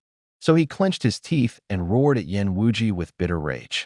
"Yin, I won't forget this humiliation today. I will repay you someday." With that, he lowered his head and returned to his place in the group, shut his eyes tight, and said no more. The disdain in left senior apprentice sister's eyes had wounded him deeply. As for those words of his, Yin Wuji didn't take them to heart at all. On his stern face was nothing but confidence. "I defeated you today, and I will again tomorrow. For the rest of your life, you'll be beneath my foot, never rising again." The moment those words left his mouth, cheers erupted among the disciples of Xianling's sect. The atmosphere turned electric with excitement. On the Yuming sect's side, everyone wore frosty expressions. Because of their status, Lung Qingshan and the others couldn't very well argue with the juniors. But the young geniuses behind him finally couldn't hold it in. They surged forward, roaring. "You win one bout and act like this? Do you really think the Yuming sect has no one? Yeah, if I weren't mindful that you've already fought a round, I'd have stepped in long ago and put you under my sword." As the strongest prodigy present from the Yuming sect ranked 5th among the sect's younger generation, Chen Qingdu finally broke his silence. He lifted his gaze to Yin Wuji, eyes calm. You're not qualified to grind my sect's prodigies under your heel. 100 years ago, when MOU said that, it might held water. It's a pity he doesn't even have the guts to face me now, otherwise I'd be quite interested in a rematch. As for you, beating you means nothing. His words were both arrogant and assured. his eyes gleaming with undisguised scorn. That set the Xianling sect disciples ablaze with fury. Many were about to curse him out when a clear, melodious voice cut in coldly from afar. A despicable cur like you thinks you're worthy of crossing hands with my little junior brother? What shamelessness! As the words fell, a stunning, ethereal beauty dropped from the sky. She came to rest serenely at Mou's side and gave him a gentle smile. Her glossy black hair was casually gathered at the back, and the pink long dress she wore only set off her porcelain skin and her lithe, willowy figure. Her face was that of a girl just past 20, crescent-shaped eyes seeming to smile. She simply stood there, like the loveliest scenery in the world. Everyone stared, dumbstruck. Even Chun Qingdu, the target of the rebuke, couldn't help murmuring under his breath. No wonder she's one of the 8 great beauties, truly breathtaking, a face that could topple kingdoms. Thousands of people gathered in one hall, and young, beautiful female cultivators were everywhere you looked. But among them, there was no one who could rival Lu Yuyin in beauty. Still, as breathtaking as Lu Yuyin was, no one dared to look directly at her. This beauty, however, was different. Just a single glance was a pure delight. The older cultivators managed to keep their composure. After all, their self-control was rock solid. But many of the younger male disciples were already staring with wide, gleaming eyes. Disciple Xiao Rou greets master, senior uncles, aunts, and all my fellow juniors. The young woman gave a slight bow to Lu Yuyin and the others, her smile sweet and charming. As she spoke, her delicate, ivory hands had already begun gently rubbing Mou's head, her eyes filled with affection and tenderness. Little junior brother, have you missed your second senior sister these past years? At the sight of this, Zhuqiu-chan was practically grinding her teeth in fury. Yet even she couldn't help but feel inferior to the woman's beauty. Right now, Mou's eyes were already glued, though not entirely okay. Not just because his second senior sister was stunning. It was because above her head floated a transparent panel only he could see. Su Xiaorou. Name: Su Xiaorou, daughter of fortune. Age: 380. Cultivation stage: late core formation. Body constitution: Linglong, immortal body, not fully awakened. Note: those born with this constitution possess extraordinary talent and insight. They can automatically absorb spiritual energy from heaven and earth, making their cultivation speed godlike. However, full awakening requires a Linglong immortal crystal as a catalyst. He had always known since childhood that his second senior sister came from a powerful background. She was the 3rd princess of Liang Kingdom. But he never expected her to also be a daughter of fortune. Mou felt like happiness had come out of nowhere. Once he raised Xiao Rou's attachment level to 100%, he could permanently bind the system to himself and fully restore his own body constitution. That would be the moment he returned to his former glory. Yet the moment he thought of it, a pang of guilt hit him. He hadn't even figured out how to deal with his master yet, and now he was going after his second senior sister? Was this really a good idea? The problem was, if it went that way, winning anyone over later would be even harder. Winning master over would be harder still. He could already feel that master was a bit uncomfortable. Once he and second senior sister went public, how would master still have the nerve to butt in? Mou felt a headache blooming. Watching her little junior brother stare off into space, Su Xiaorou felt a pang in her chest, and her gaze softened. She figured he hadn't seen her in too long, and with his own circumstances, his mood had to be complicated. Now that she was back, she was determined to get her little junior brother back on his feet. Su Xiaorou clenched her teeth and swore to herself. But as soon as that suspicion rose, she couldn't help secretly probing him with her divine sense. Her expression darkened, her brows knitting tight. Still stuck at early foundation establishment. She couldn't help flicking a puzzled look at master, but this wasn't the setting to ask for details. Better to handle what was in front of them first. With that thought, Su Xiaorou snapped her head toward Chun Qingdu, glared, and said angrily, "Didn't you want to challenge my junior brother? Fight me right now, and let us see if you can even take it."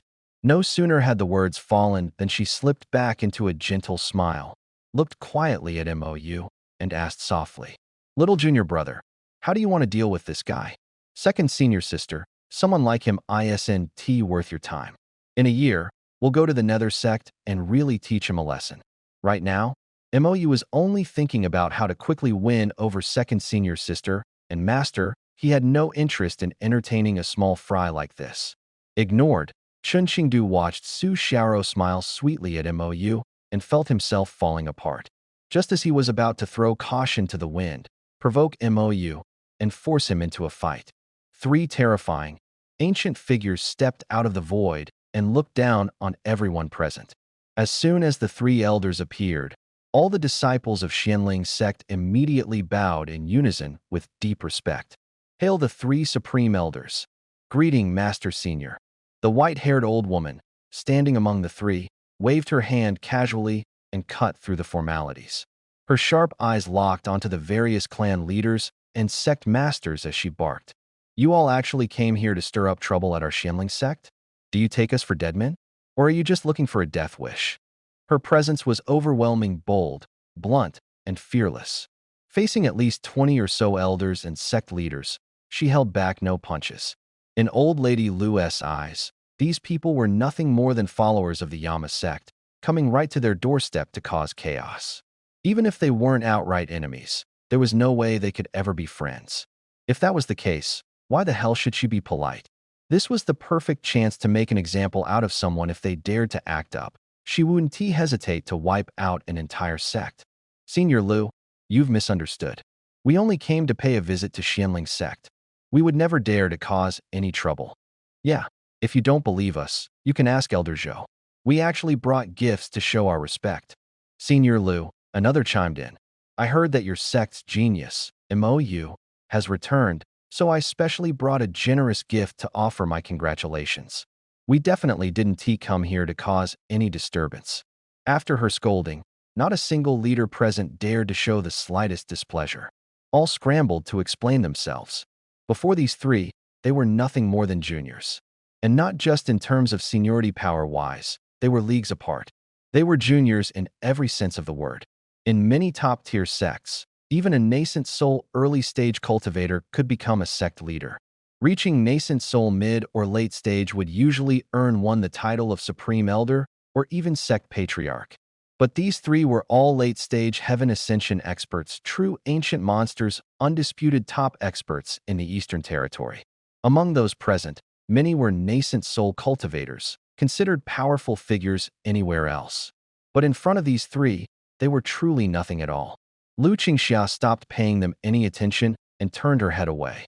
He glared at Grand Elder Zhou Buyu, fury written all over his face, and barked. Zhou Buyu, is that how it went? And who just fell into the lake? Zhou Buyu hurried to answer respectfully. Reporting to fourth martial uncle, that is pretty much what happened. As for the one who fell into the lake just now, it was a disciple of the Nether sect. Lung Qingshan claimed their sect's disciples were subpar and came to seek guidance from our sect's prodigies only to get knocked into the lake with a single slash. At that, Lung Qingshan's face turned instantly grim, the fire in his eyes looking like it could set his hair on fire. The young geniuses behind him didn't look too pleased either. Still, faced with Lu Qingxia and her companions, even Lung Qingshan didn't dare act recklessly. He forced down his anger and replied in a low voice. Elder Zhou is right. This batch of disciples is a mixed bag. So next, we asked the Xianling sect to continue offering guidance. Chen Qingdu, you're up for the next bout. Before he could finish, Lu Qingxia cut him off, domineering and sharp. If the youngsters can't fight worth a damn, isn't it because you elders aren't doing your jobs? Don't just treat the symptoms, fix the cause. Instead of letting the kids flail around here, why don't you elders have a proper exchange first? Zhou Buyu, go spar with him. Zhou Buyu stepped out with a grin. Martial Uncle S, right, what's so entertaining about kids roughhousing? Lung Qingshan, how about the two of us have a match? He didn't even give the other side a chance. He sprang into the air and shouted, if you're afraid of losing face, take your people and roll back to the Nether sect. Otherwise, get up here and fight me. He'd been bottling up his anger, and since the youngsters had challenged each other on their own, he hadn't stepped in. Now that he had a pretext, there was no way he'd let it slide. At this point, whether he liked it or not, Lung Qingshan had to fight. The guy was already up in his face, unloading a big move. How could he not hit back? Right now, he was the face of the Yuming sect. Then let me see what you've got, Zhou Buyu. Have you improved at all over the last century? Before the words were even out of his mouth, fury flared. He sprang up and lunged. Lung Qingshan and Zhou Buyu had not only similar cultivation realms, their status was about the same. They were prodigies of the same generation, and you could say they spent their whole lives competing, overtly and in the shadows. Still, in their past clashes, he always felt Zhou Buyu pressed him down by a few points, holding the upper hand. Today, he was hell-bent on payback. The moment the two nascent soul heavyweights squared off, the atmosphere ignited.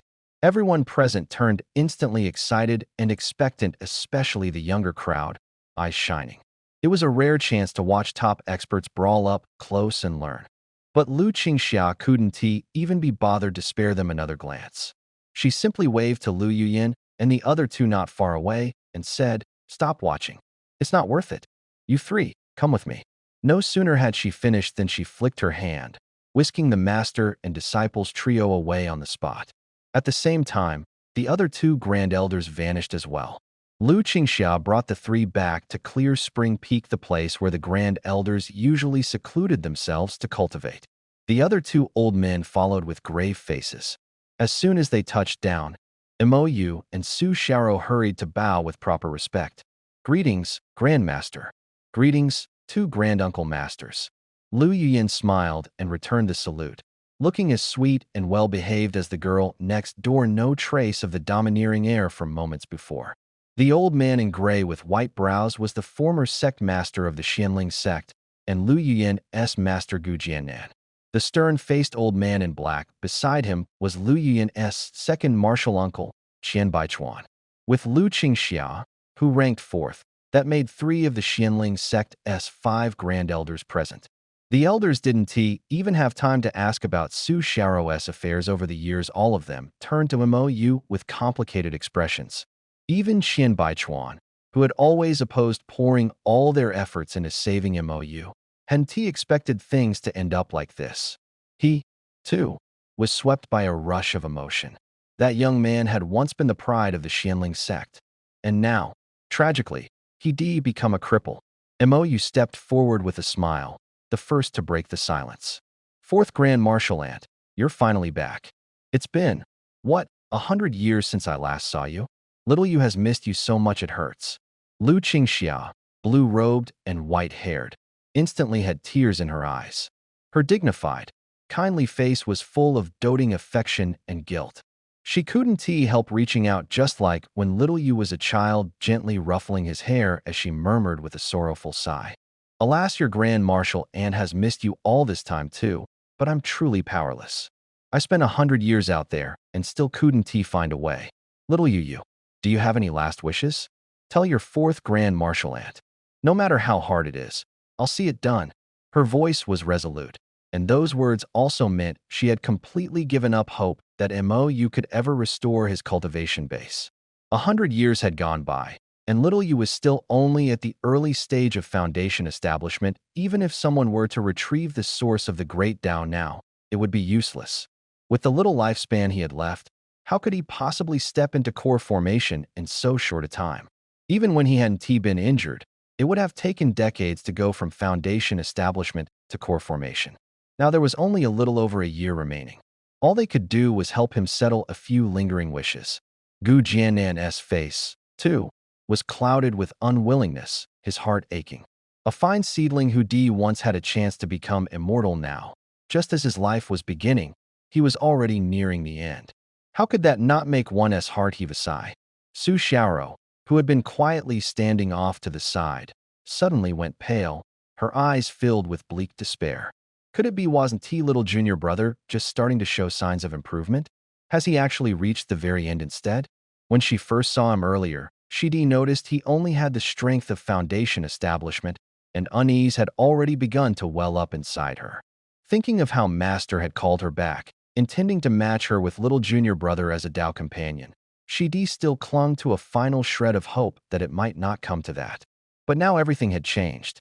After hearing the grand uncle speak like that, her heart finally broke into full-blown panic. A wave of despair surged up all at once. Her lovely eyes were swollen and wet.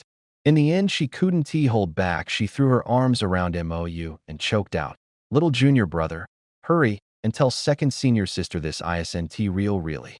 Your talent has always been the best. How could it be like this? I don't believe it. We won't let you die. Su Xiao's tears could no longer be contained. They pattered down, her face awash in grief and helplessness. Lu Qingxia's aged eyes brimmed to a tear slid quietly, and she discreetly dried it away in an instant. Yet her withered frame couldn't help but tremble. Even after millennia of cultivation, with a will as solid as bedrock, she still could not sever the 7 emotions and 6 desires completely. Qian Baichuan stood off to the side, his expression complicated, silent, not even sure himself what he was thinking. Beside him, Gu Jiannan's face was full of grief and unwillingness. If he could, he would gladly trade his own old life to bring Mou back. But such a wish was doomed to be meaningless. Mou was still turning over how to lay out his situation clearly without arousing the grand uncle's suspicions. There was no time to think. He hurried to reassure them. Grandmaster, granduncles, second senior sister, please, don't be sad. I've already recovered part of my constitution. I can cultivate again. I came out of seclusion this time to bring you this good news, but then I ran into… What? What did you just say? Xiaoyu, you've really recovered? Gu Jiannan, sunk in grief, suddenly lifted his head in an instant. His bright eyes blazed. A surge of shocked joy, tinged with trepidation, flooded his heart. Lu Qingxia and Qian Baichuan also stared at him in astonishment. Mou froze. Recovered? How could that be? But in no time, Lu Qingxia snapped out of it and swiftly pried Su Xiao off him. Once they were separated, she called out urgently, Xiao, you can hug him again in a minute. Let Mou explain himself first. Has he really recovered? Really? Su Xiao's cheeks were scarlet, but she couldn't be bothered with embarrassment. Her eyes burned as she fixed them on her junior brother, her heart thudding wildly. A kind of tension she'd never felt before set her whole body trembling. She was genuinely afraid this was just her junior brother trying to comfort everyone with a lie. If that was the case, she wouldn't be able to take it. It's real, Mou said, nodding gravely. The moment he said it, everyone seemed to freeze in place, disbelief and shock filling their eyes. The room went eerily quiet. They traded looks, reading the same astonishment and sheer bafflement in one another's faces. Really? Why wouldn't anyone believe it? Master, elder uncles, it's truly real. Lu Yian hurried to step forward and bear witness, then continued, following the script she and Mou had agreed on. Back then, Mou and I entered an ancient forbidden zone and, by accident, obtained a mysterious spirit fruit. After he ate it, we realized it helped his injuries, so we rushed back into seclusion. We never expected he'd recover more than half in the end. Mou quickly nodded and picked up the thread. Once I recovered, I wanted to tell the grand elder uncles right away, but on the road we ran into the Nether sect stirring up trouble, and there wasn't time to explain. He could only leave it at that for now. If not for the matter with his master, the spirit fruit alone would have been enough of a cover. He could have claimed his cultivation had even returned to the golden core stage. But what he told his master was that the two of them had engaged in dual cultivation, and only after that did his foundation slowly mend. If he claimed now that his strength had already recovered to the golden core stage, there'd be no explaining that away. He would never breathe a word about the system in this lifetime. Otherwise, what would his master think? And the women in his life, how would they look at him? Would they assume he'd gone to all that trouble to pursue them just to farm luck points off them? Yeah, that'd be just great. By now, Lu Qingxia had already grabbed Mou's forearm and was carefully probing him, her eyes shining with fierce hope and anxious unease. After a long moment, she finally let go of him, wild joy flooding her face. Tears slipped from the rims of her eyes, and she burst out laughing. It's true. You really recovered. Seeing their junior sister like that, Gu Jiannan and Qian Baichuan snapped back to their senses. The weariness in their eyes suddenly sparkled like starlight as they hurried forward to confirm it. A moment later, Gu Jiannan couldn't help raising his hands as he paced back and forth. His weathered face flushed scarlet with excitement, and then tears streamed down his cheeks. Ha ha, good. So good. I knew heaven wouldn't treat our Xianling sect so unfairly. Waves crashed through Qian Baichuan's heart. The young man he once thought beyond saving had actually pulled it off? Unbelievable. Absolutely incredible. Catching his stunned expression, Lu Qingxiao laughed like a victorious general and said, fixing him with her gaze, second senior brother, didn't you say all those resources were wasted? Didn't you say little you had no chance of returning to his peak? So what do you say now? Still think he has no chance? Give it at most 100 years little, you will make a full recovery. Qian Baichuan glared at her, unwilling to concede, and said stiffly, right now it's only half recovered. What is left will only get harder to heal. Don't start celebrating too soon. With that, he turned to Mou and gave a cold snort. Now that my foundation isn't fully stabilized yet, I absolutely cannot let my guard down. Only by reclaiming the peak can I justify the sacrifices of those who gave their lives for me. You're absolutely right, second master, Mou said respectfully with a nod, bearing no trace of resentment in his heart. The sect had truly given him far too much. Seeing his sincerity, Qian Baichuan finally nodded in satisfaction, though a complex emotion stirred inside him. Luckily, those disciples hadn't died in vain. Thinking about the fallen disciples, a shadow of sorrow flickered across his eyes. This time, Lu Qingxia didn't argue back. After all, the second senior disciple was only trying to act in the sect's best interest, though his approach and thinking could sometimes come off as rigid and inflexible. After a long while, Gu Jiannan fixed his gaze on Mou and earnestly warned him. Remember, don't tell anyone about this, not even your masters. Don't mention it for now. From now on, focus your energy on training within the spirit gathering formation and try to fully restore your foundation and strength as soon as possible. After much discussion, they finally decided that 3 elders would take turns guarding the sect gates. As for Mou's daily life and accommodations, they were entrusted to Su Xiaoru. As to exactly how he recovered well, that no longer mattered. An hour later, Mou, carrying the pile of rare treasures and spiritual treasures gifted by his masters, followed his master and senior sister back to the rear mountains. Looking at the 2 peerless beauties ahead of him, Mou wore a frown. With these 2, his master and senior sister, getting close to each other, it would be even harder for him to earn their complete trust and reliance. The 3 returned to the back mountains.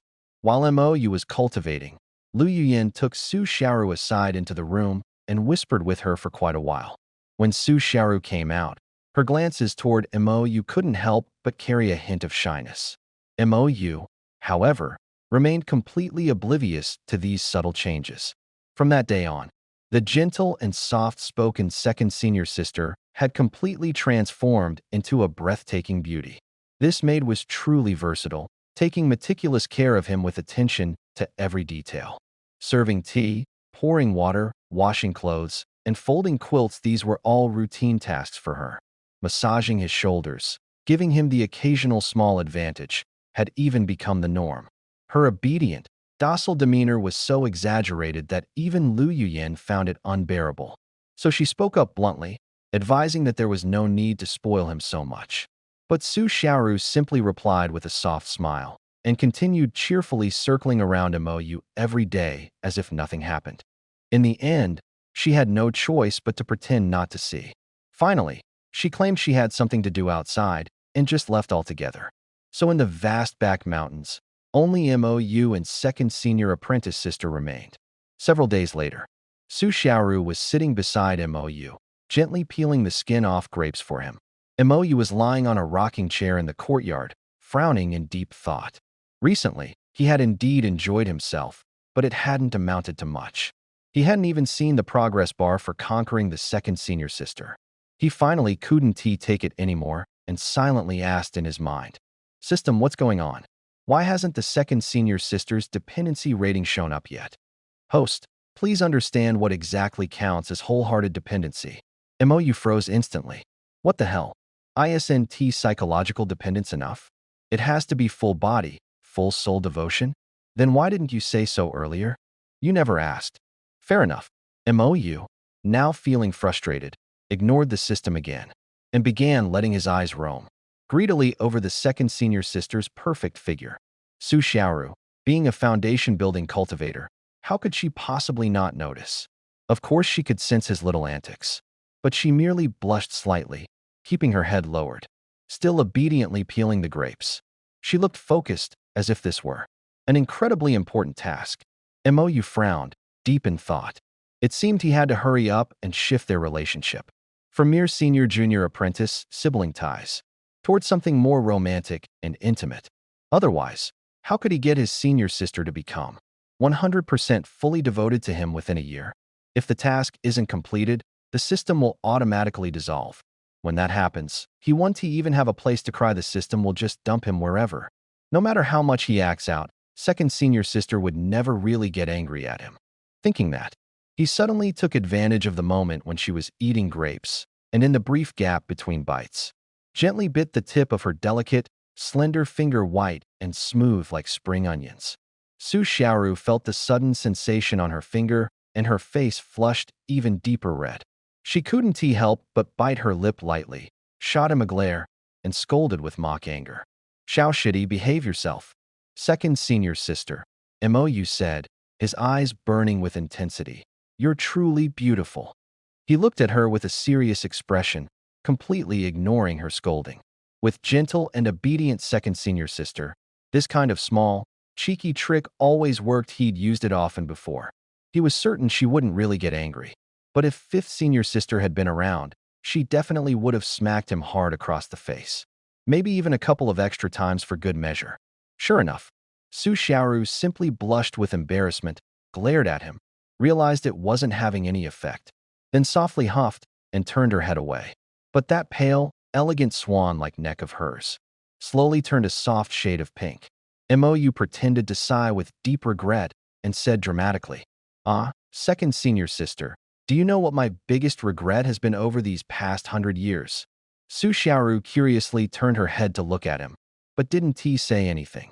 Mou lowered his voice, his eyes shadowed with melancholy. "My greatest regret, aside from not being able to stay by your sides any longer, is that in my 300 years of life, I've never truly been in love. No, wait, more accurately, I've never even held a girl's hand. At that time, I really thought I was a complete failure, dying without ever knowing what it feels like to love someone. Day after day, all I did was cultivate, only to end up with my foundation destroyed and my cultivation plummeting. I'll probably die of old age soon anyway. Even though I love Master, all my senior sisters, and even my senior uncles and grandmasters, I suppose one could say I shouldn't have any regrets left. I keep feeling like there's too much missing from my life." When Mou thought back on the past, his mood slowly grew heavy and complicated. Can a life really be without regrets? Never having been in love was certainly one of them, but it wasn't everything, not even the most important thing.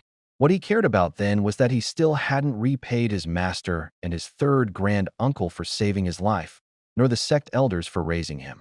His ambition to reach the pinnacle of the immortal path, and the promises he'd made to his senior sisters, none of it had been fulfilled. And there was the clan-wide massacre he'd chased for 100 years without ever finding an answer. Why had those people wiped out the Mo clan? His master had avenged him on the spot, but was there someone else behind them, pulling the strings? He hadn't gotten to the bottom of any of it. If he just died like that, how could he accept it? Seeing her little junior brother with sorrow clouding his eyes, thinking of the desperate straits and pressure he'd endured all these years, Su Xiaoru felt a pang and couldn't help chiding him softly. "Silly, if you want to hold a girl's hand, that's the easiest thing." Before the words were even out, she reached for his hand, then her other fair little hand covered the back of it. Looking at his second senior sister's face, full of tenderness and aching pity, Mou suddenly wondered whether he even counted as a person anymore, and, without quite knowing why, asked, "Second senior sister, if one day you found out I lied to you, would you be mad?" "Why would I be mad at you?" Su Xiaoru looked genuinely surprised. "Because I'd be lying to you. I mean, if..." Mou felt a little guilty inside, but kept his face calm. It made him feel like he really was turning a bit bad. Feigning calm, Su Xiaoru subtly adjusted their grip until their fingers were interlaced, then withdrew her other hand. Her beautiful eyes fixed on him as she gently shook her head. "I wouldn't. If you lied to me, you must have your reasons. As long as I know you're my little junior brother and you'd never hurt me, that's enough." At that, Mou felt he owed second senior sister even more. His conscience was chewing him up, gnawing at him like it wanted to devour him. But before long, he steadied his heart again and gently set those qualms aside. He never wanted to feel that century-long helplessness ever again. He was going to claw his way to the very top of the world. Only then could he truly take hold of his fate and protect the people he cared about. As for that path of universal compassion, there was no going back for him. Maybe all he could do was be as sincere as possible and treat every woman who came into his orbit with genuine care. Second senior sister, other than me, don't be that good to any other man, or you'll end up getting sold off. He warned earnestly, then tightened his left hand. All he felt in his palm was smooth, delicate softness. Almost boneless, the jumble in his heart settled in an instant. Humph, do you really take your second senior sister for a fool? Su Xiaoro shot him a look, and the sudden flash of allure had Mo Yu utterly entranced. He couldn't help giving a tentative tug with his left hand, and easily pulled second senior sister into his arms. Mo Yu froze. What was going on? Then a surge of joy crashed over him. With second senior sister's strength, if she wasn't willing, there was no way such a light pull could move her. Happiness had come too fast, his heart could barely take it. Wasn't it beating way too fast? Was he supposed to be doing something right now?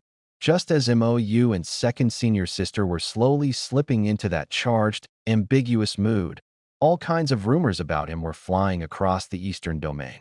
Some said he was completely crippled, that when faced with Nether Sect's Chun Qingdu's challenge, he actually chose to dodge it and refused to fight. Others said he might still have a shot at recovery, and now, the only reason he kept a low profile was to bide his time and hide his edge. That said, as more and more people jumped out to talk, and once someone stepped forward to prove Mo Yu was really only at the Foundation establishment realm, that take evaporated in no time. When everyone became convinced he could only wait to die, the name Mo Yu faded from their lips. The Qingyan continent was simply too vast. New monstrous geniuses popped up every single day.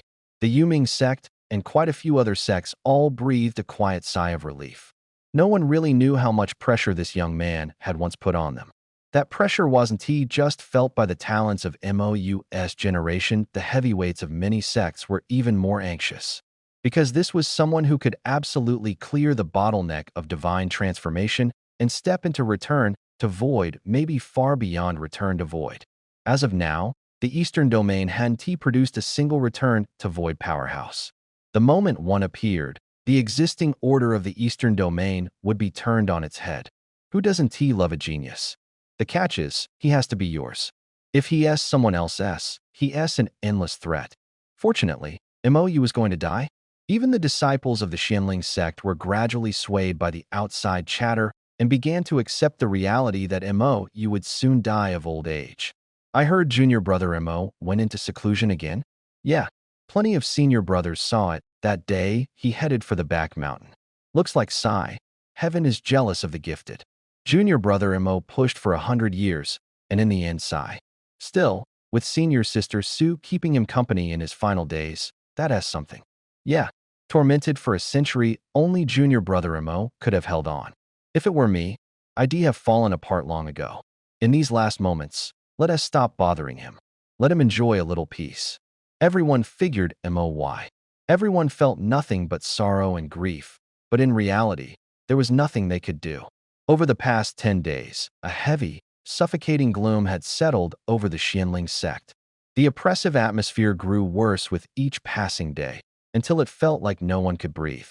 Even elders like Zhou Buyu, who were inner sect elders, had become increasingly uncertain. They had begun to doubt their earlier assumptions. Could it be that Xiaoyu really couldn't hold on much longer? Yet Mo Yu had secluded himself deep in the back mountains, and even they couldn't get permission to visit him. They could only give up helplessly, as if their hands were tied. After all, there were still many pressing matters within the sect that needed attention. Important duties demanded their personal attention, and it was exhausting to deal with them all. Over the past century, the sect had deployed a large number of personnel solely to monitor Mo Yu. Many had been assigned to watch his every move. As a result, the more remote spirit stone veins, medicinal fields, and outer sect outposts had long been left undermanned and vulnerable. These areas had become frequent targets for thieves and saboteurs. An outer sect elder reported that recently, a major spirit stone mine in the Helan Mountains, one of the sect's most valuable assets, had been plagued by strange and unsettling incidents. The bizarre occurrences had triggered high alert, and already, more than a dozen disciples had lost their lives. These cases required manpower to investigate thoroughly. Even border disputes with other sects in contested regions had forced the sect to adopt a policy of shelving the conflict and jointly developing the area. Hearing all this, Zhou Buyu couldn't help but feel a splitting headache.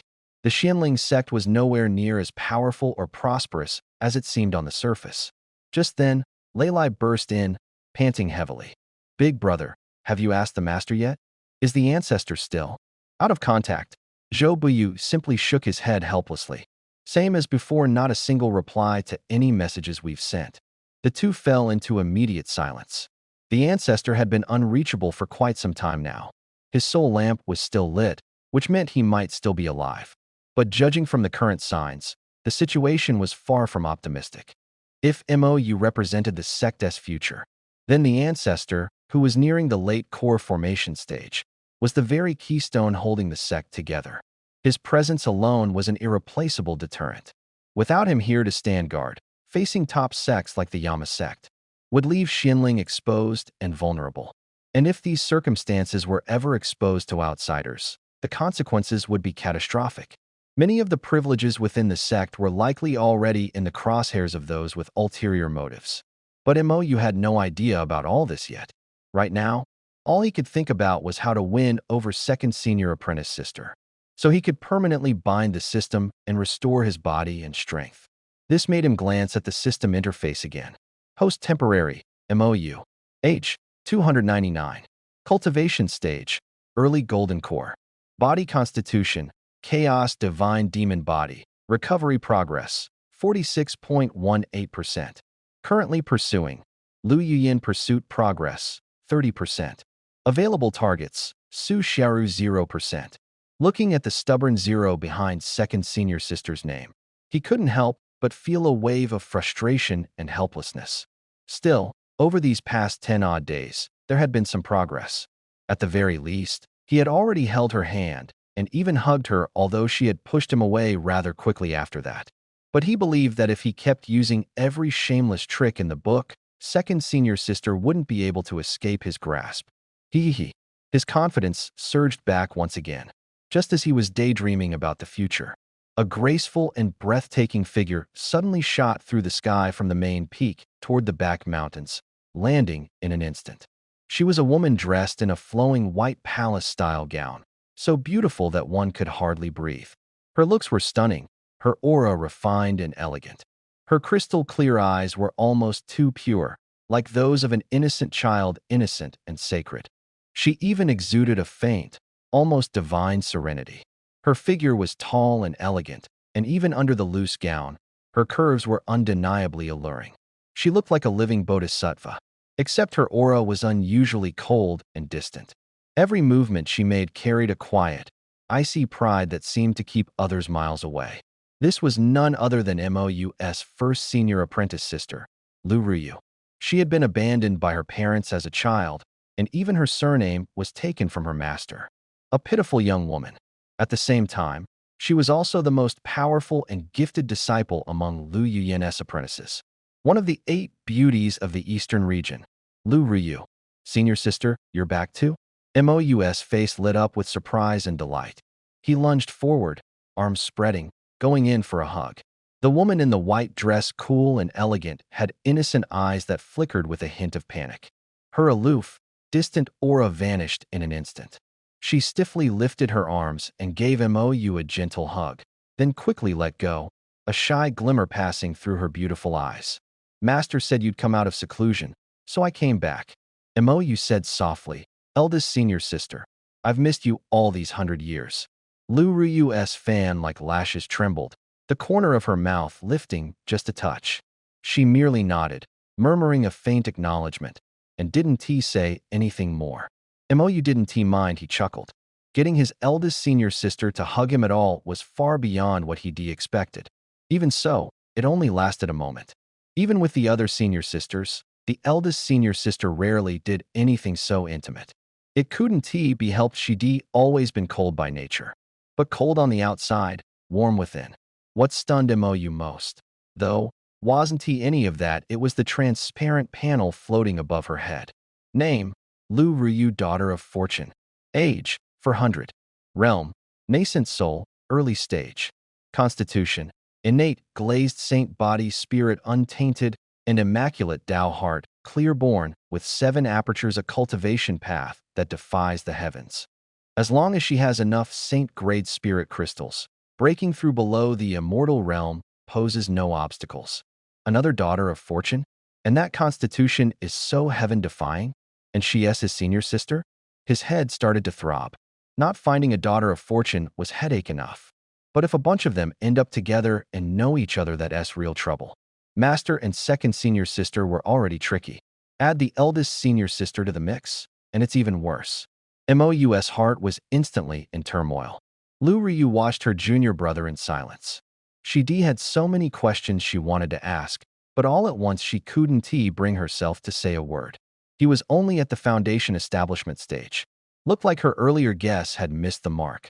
She sat down on a stool a few meters from Mou and asked softly, "Junior brother, do you know that Master told me to come back?" "No." Mou shook his head, puzzled, then asked curiously, "Eldest senior sister, did Master tell you all to return? What about third senior sister and fifth senior sister?" Lu Ryu parted her lips to say something, then swallowed the words. "I haven't been in touch with them for a long time either." As she finished, she knit her arched brows and regarded Mou with a thoughtful look. "Your second senior sister came back too?" "Yeah. She got back about 10 days before you.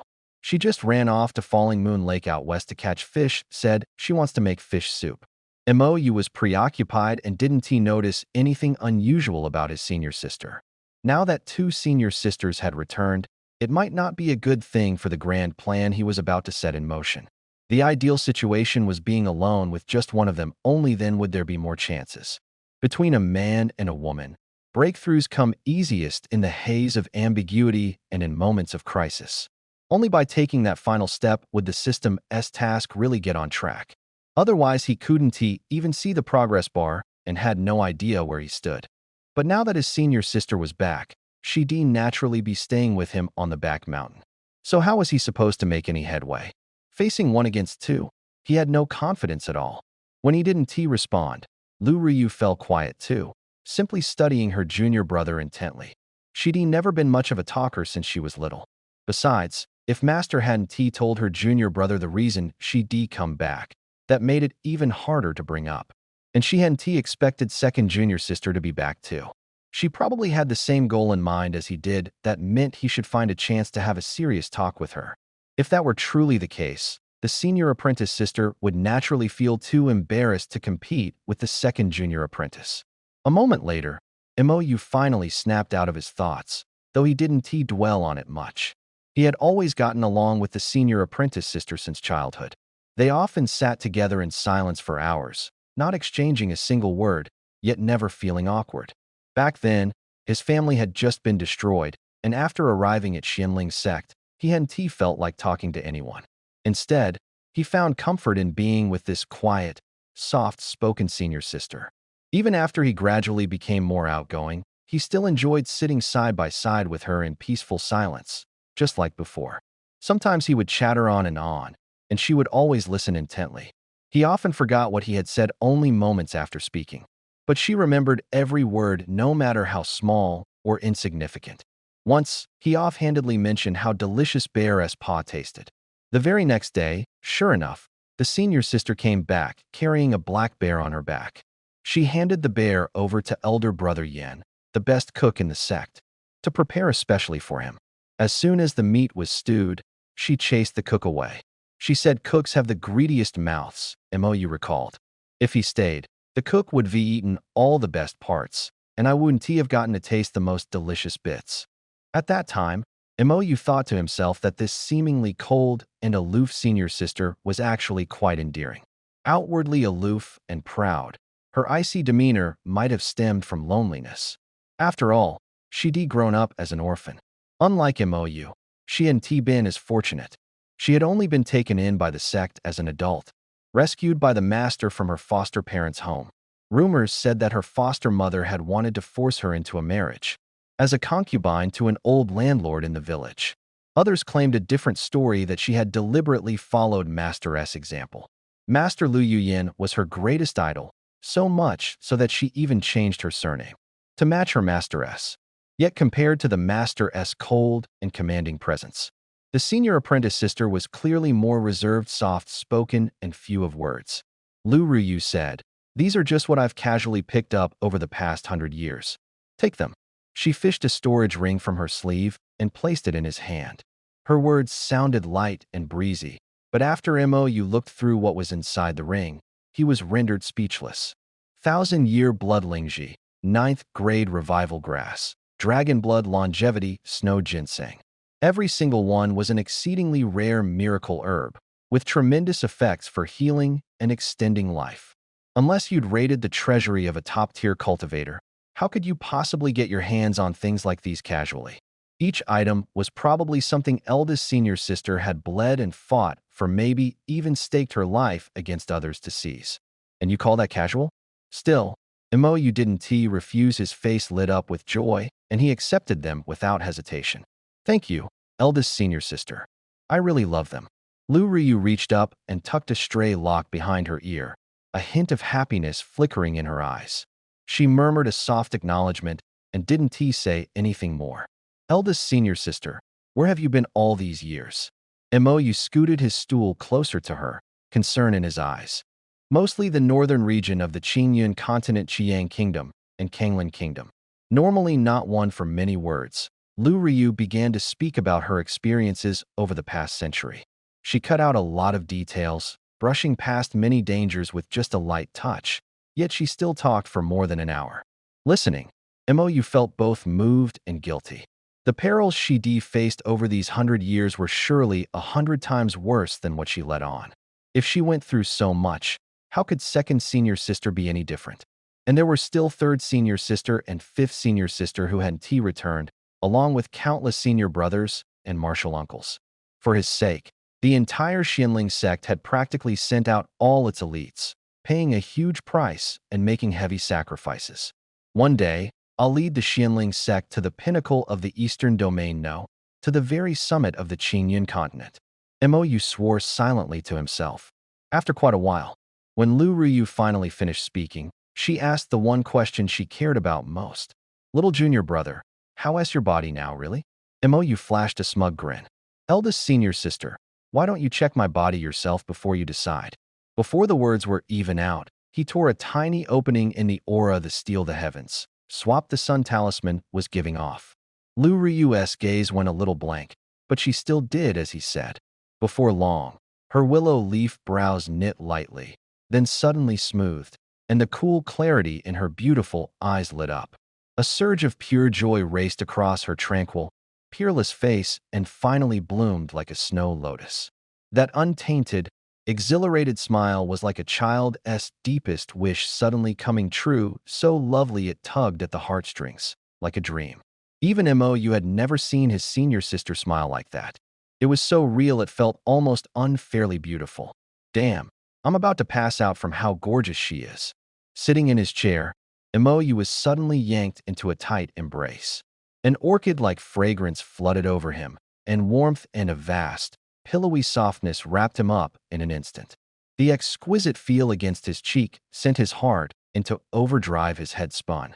Lu Ryu couldn't help but murmur, voice soft and warm, "How wonderful." Turns out even heaven can look the other way. Just as Mo was about to be done in by his senior sister's two big eyes staring him down, a crisp, delighted shout rang out from not far off. "Eldest senior sister, you're back? That's great." Su Xiaoro came sprinting over, a wooden bucket in hand, joy bright in her eyes. The fish inside, startled, thrashed up a spray of water. The sudden voice startled Lu Ryu too. Her heart pounded, her cheeks flushed crimson as if she'd been caught red-handed. Flustered, she hurriedly pushed her little junior brother away.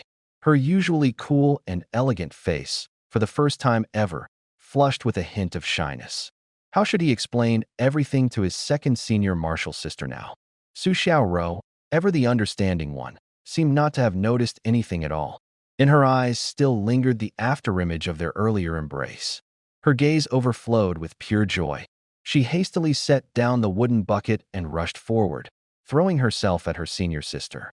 Burying into her arms, she nuzzled affectionately against her chest. Senior sister, I've missed you so much.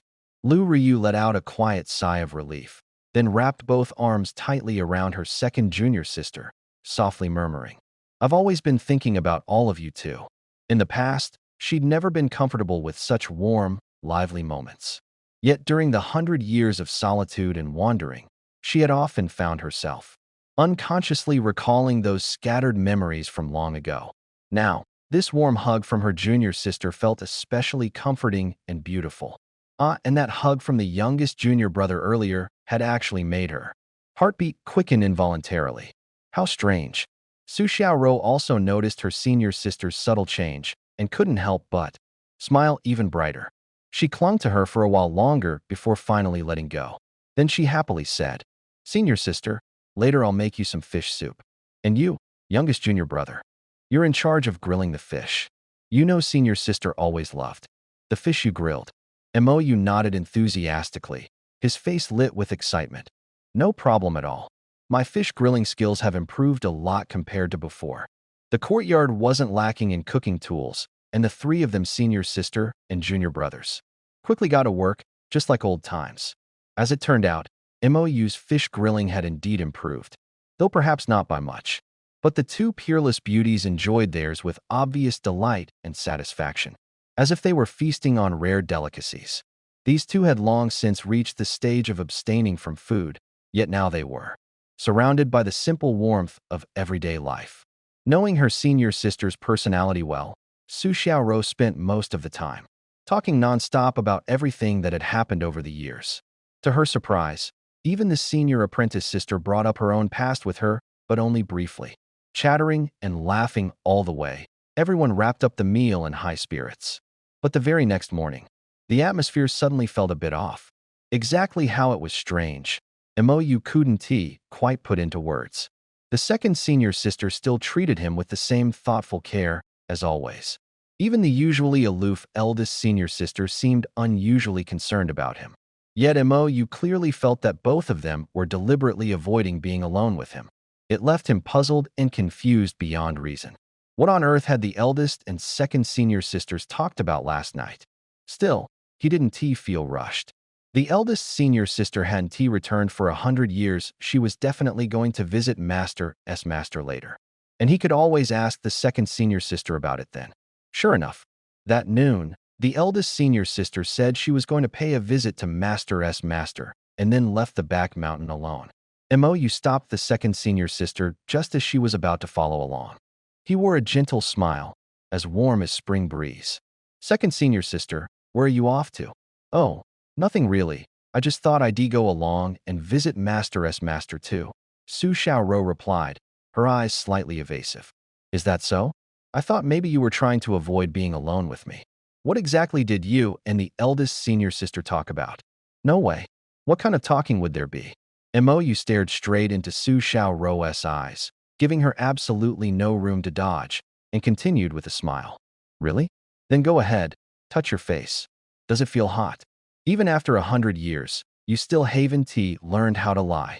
That is not true.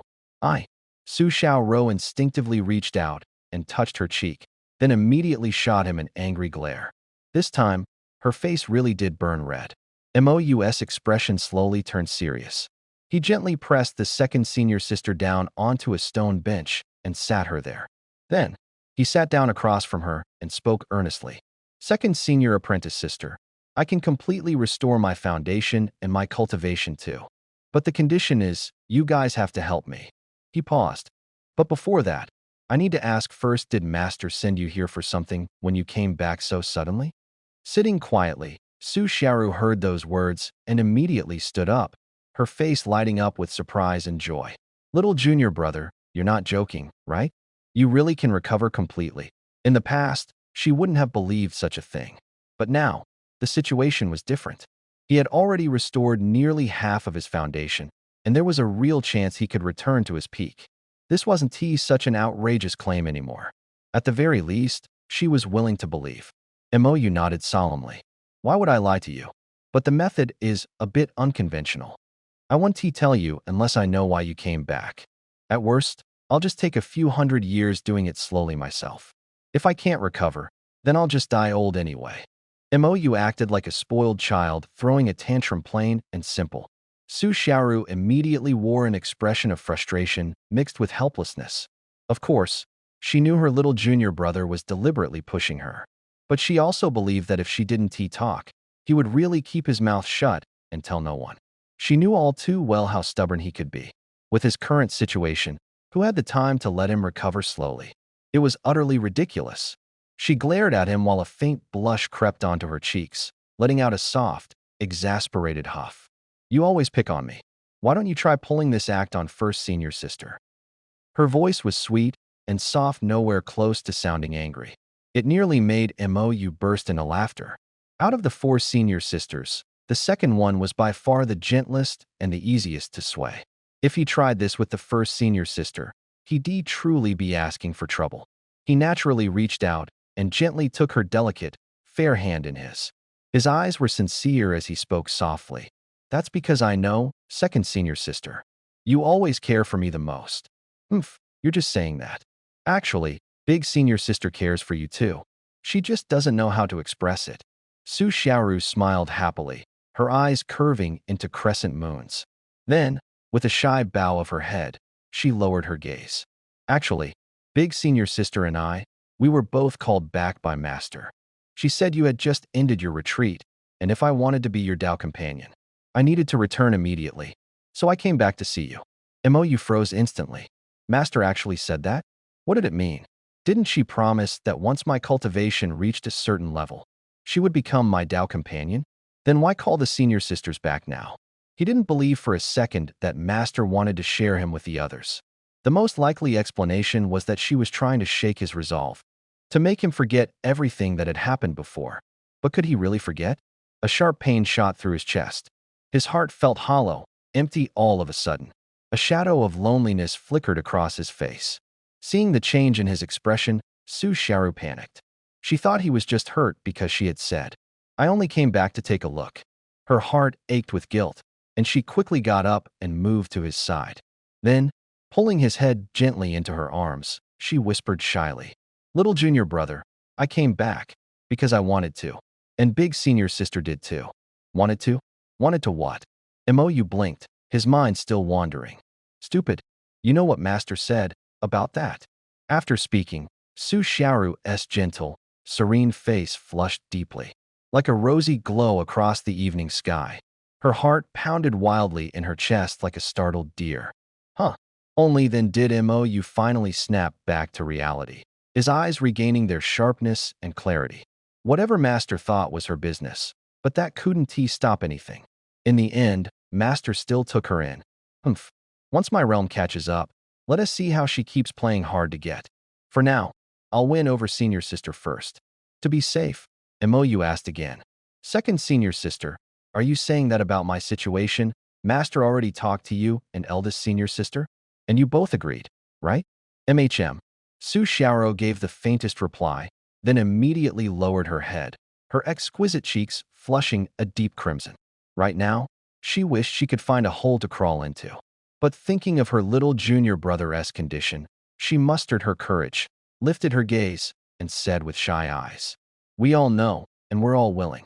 It's just we don't know who you prefer, so we decided to let you choose. Mou was over the moon.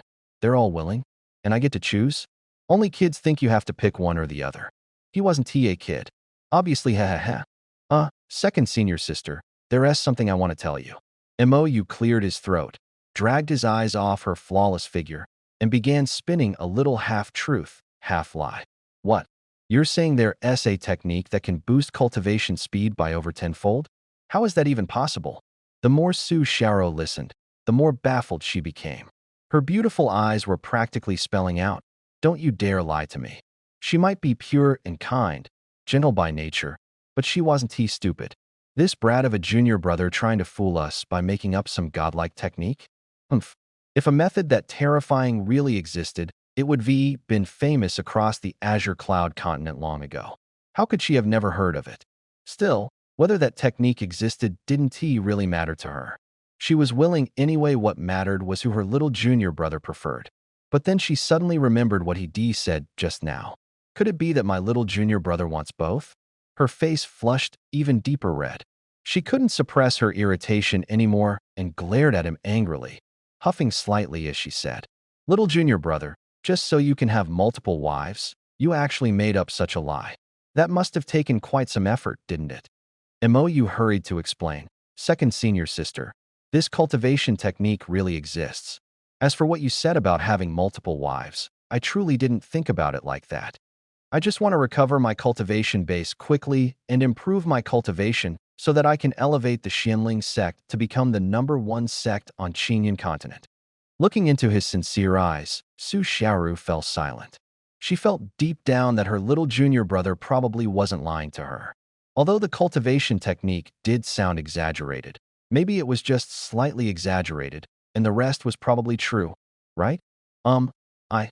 You should probably talk to the eldest senior sister first. I'll follow whatever she says.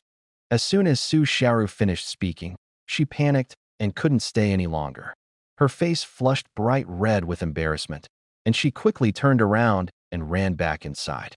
"Hey, second senior sister, does this mean you agree?" Mou was taken aback, feeling somewhat uncertain. "You figure it out yourself." That shy, delicate female voice came from inside the room before disappearing behind the door. Even after the eldest senior sister returned, Mou still hadn't figured out whether second senior sister had shyly agreed, or whether she still expected him to choose between the two options. Where did second junior sister go? Lu Ryu's expression remained calm as she turned her beautiful, clear eyes toward Mou, eyes as clear and bright as a gemstone. Mou, with his fearless personality, decided to just cut to the chase. Smiling, he looked at her seriously and said, "Second senior sister is resting. Eldest senior sister, I already know about your return with second senior sister." Lu Ryu blinked once, silently watching him without replying. Her demeanor was far more composed than Su Xiaoru's. Mou, too, quietly met his senior sister's gaze. She stood tall and perfectly proportioned, about 175 centimeters in height, her posture as straight as an arrow. Beneath her long white dress, her long legs were especially shapely and smooth. When the gentle breeze brushed past, she looked like a celestial fairy descending into the world. Mou quickly pulled his wandering thoughts back in check and silently rehearsed several times the carefully prepared words he had agreed upon with second senior sister. Finally, with a thick face and shameless audacity, he added, "Second senior sister has already agreed. She said this way, we can all stay together forever." Since she was too shy to say it directly, she asked me to come and check with you. "Okay." Lu Ryu nodded her head without hesitation, her beautiful, clear eyes as calm as still water. Senior sister, you're not even going to think about it." Mou's expression turned blank. "That simple? Not even a question?" He was completely caught off guard. Lu Ryu looked at him with her pure eyes, her expression calm. "I already made up my mind on the way back. If you're choosing a cultivation partner, you're 100 times better than anyone else. As for how many partners you take, that's your own business." There was one more sentence she didn't say out loud. If she could become his cultivation partner and help him restore his spiritual foundation, that would be the best possible outcome in the world. As for that cultivation technique he mentioned, she naturally didn't believe it. Even if someone took spirit pills every day, it wouldn't be that absurd. "Senior sister, if it wasn't to help me, would you still be willing to be my cultivation partner?" "Of course I would. Don't think too much." Lu Ryu gently nodded, looking into his eyes with a clarity so deep you could see straight to the bottom.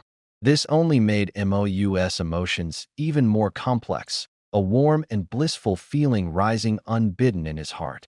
Whether it was the master or the first and second senior sisters, they were all peerless beauties, chosen among billions. If someone could earn the affection of just one of them, they would be overwhelmed with gratitude. What virtue or merit did I possess to have their affections all at once? Senior sister, thank you all. Mou's eyes softened like water, and then he suddenly opened his arms wide. He suddenly pulled his senior sister tightly into his arms. It was only then that he realized, feeling the subtle stiffness in her body.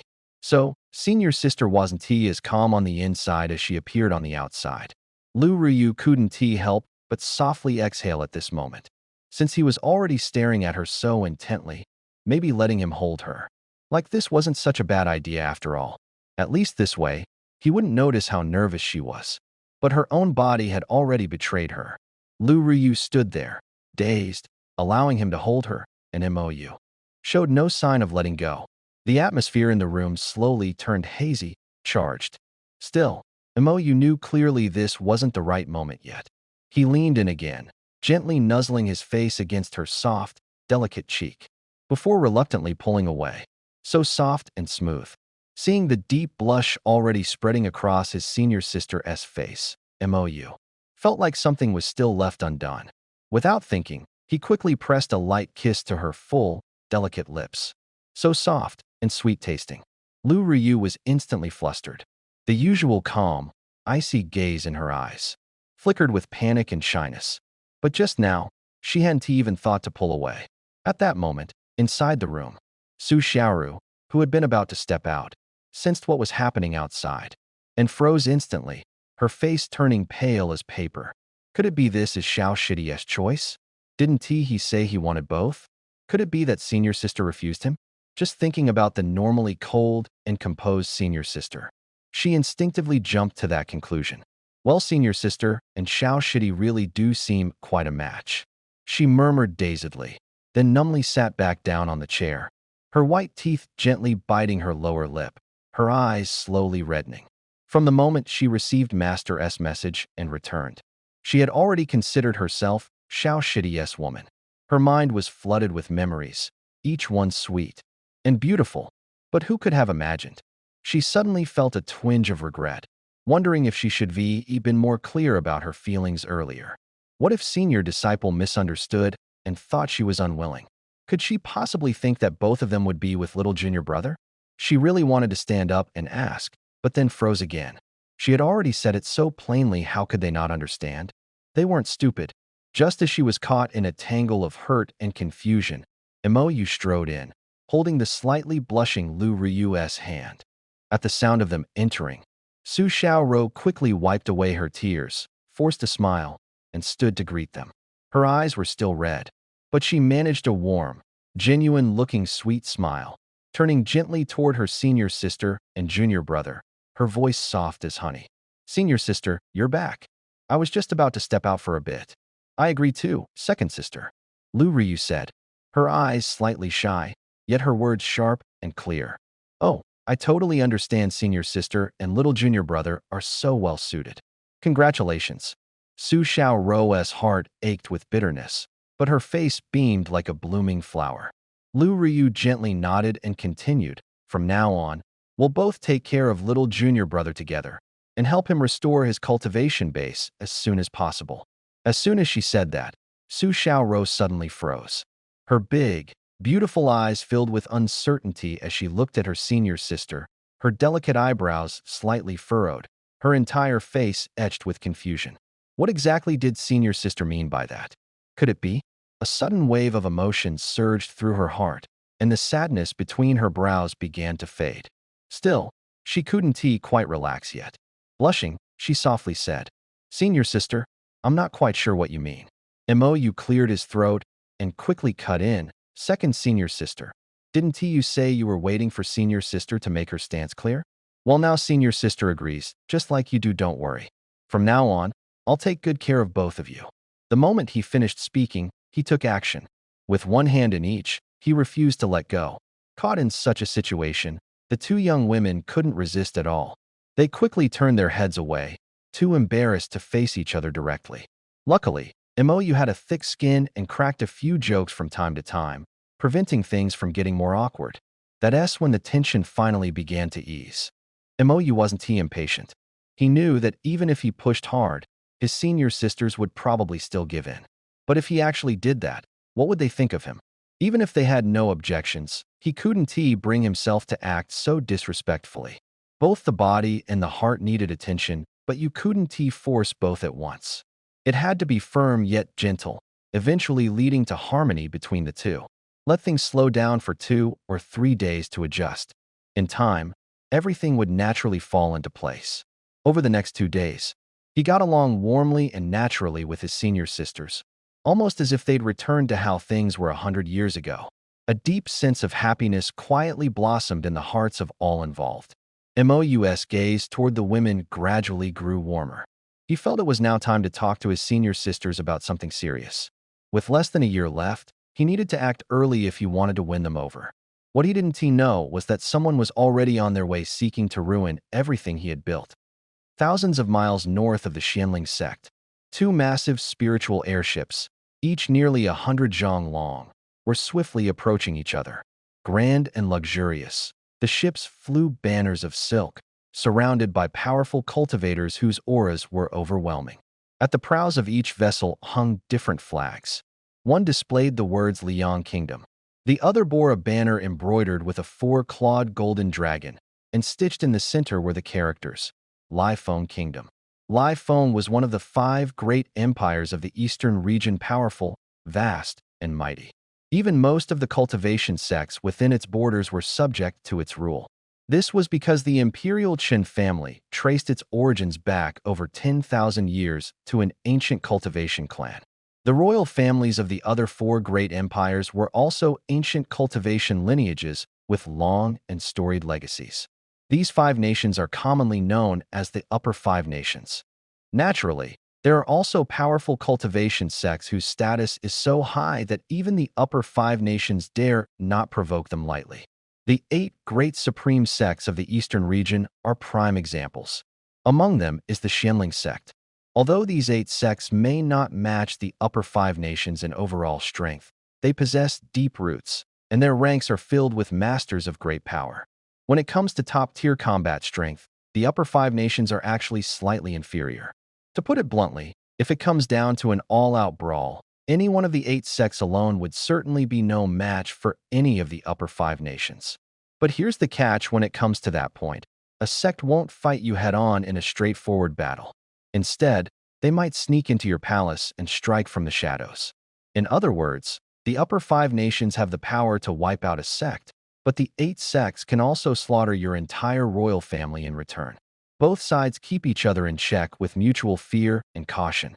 As for the country of Liang aboard that spirit ship, its strength is far below that of the Upper 5 Nations, not by a small margin, but by a wide gap. If one must compare, it's probably only about a third as strong as Lifeng Nation.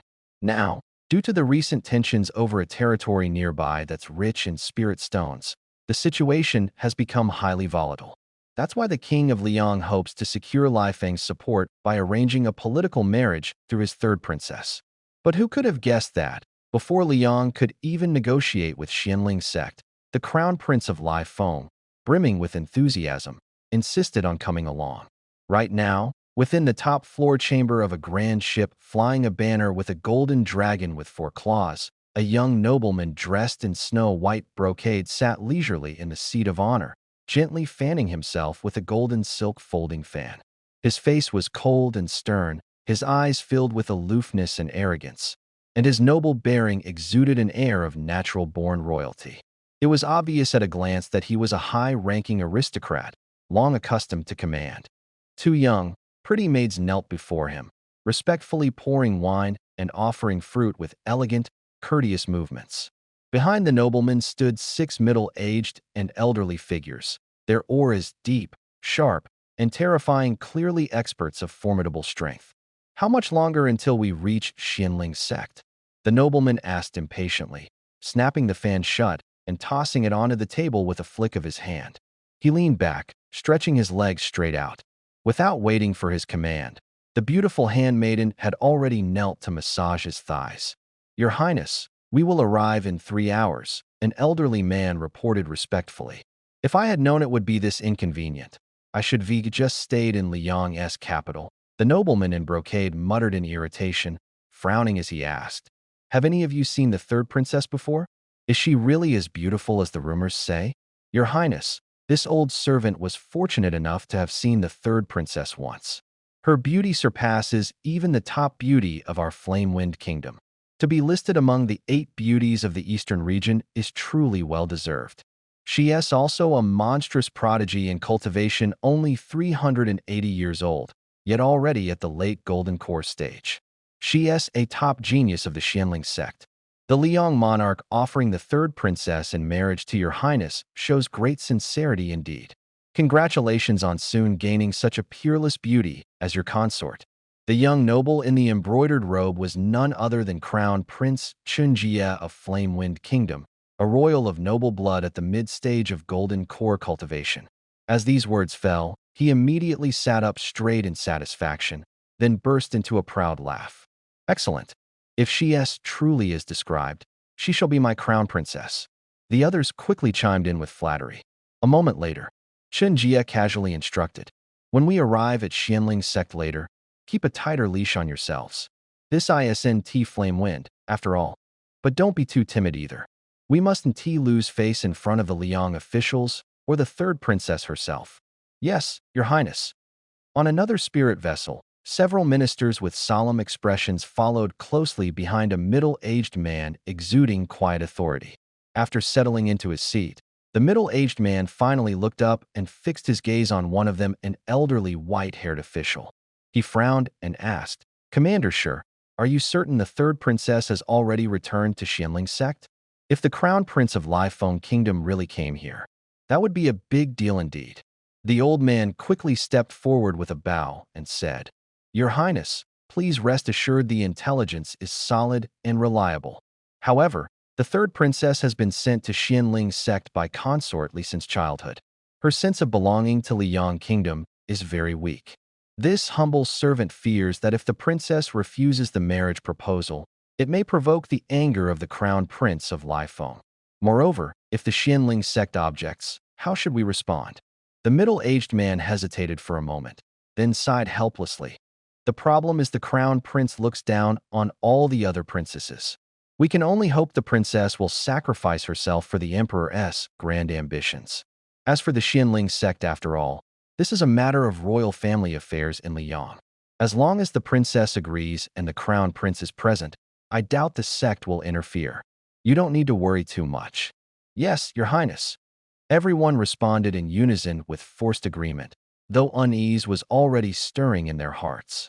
That's the Xianling sect. They're talking about one of the 8 great supreme sects in the eastern region, and they're especially known for fiercely protecting their own. If the princess agrees, then everything is fine. But if she refuses, what if the sect suddenly turns hostile? 3 hours later, before them stretched a vast mountain range that spanned thousands of miles, majestic and boundless. Mystical mists swirled around, and the scenery was so breathtaking it felt unreal. This was the back mountain of Xianling sect. They said they were here to retreat and recover from injuries. But in reality, Mou and the others were here for some romantic getaways. When Lu Qingxia suddenly appeared, everyone was momentarily stunned. Fourth Elder Aunt, why are you here? Mou quietly let go of second senior sister's hand, his expression still calm. But that wouldn't fool Elder Lu Qingxia. The old man was slightly taken aback, but quickly figured things out. Smiling, he said, Xiao Yu, what exactly is going on between you and Xiao Rou?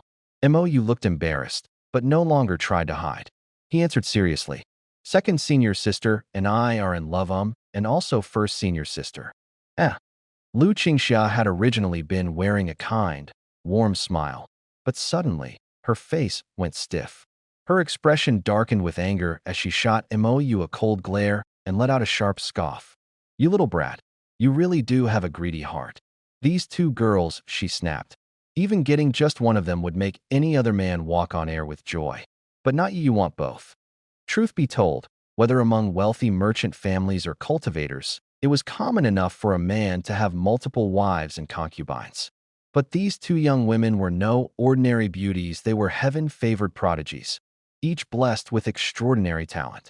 Xiao Rou was even the princess of an entire nation. Such peerless young talents, no one in their right mind would expect them to share a husband.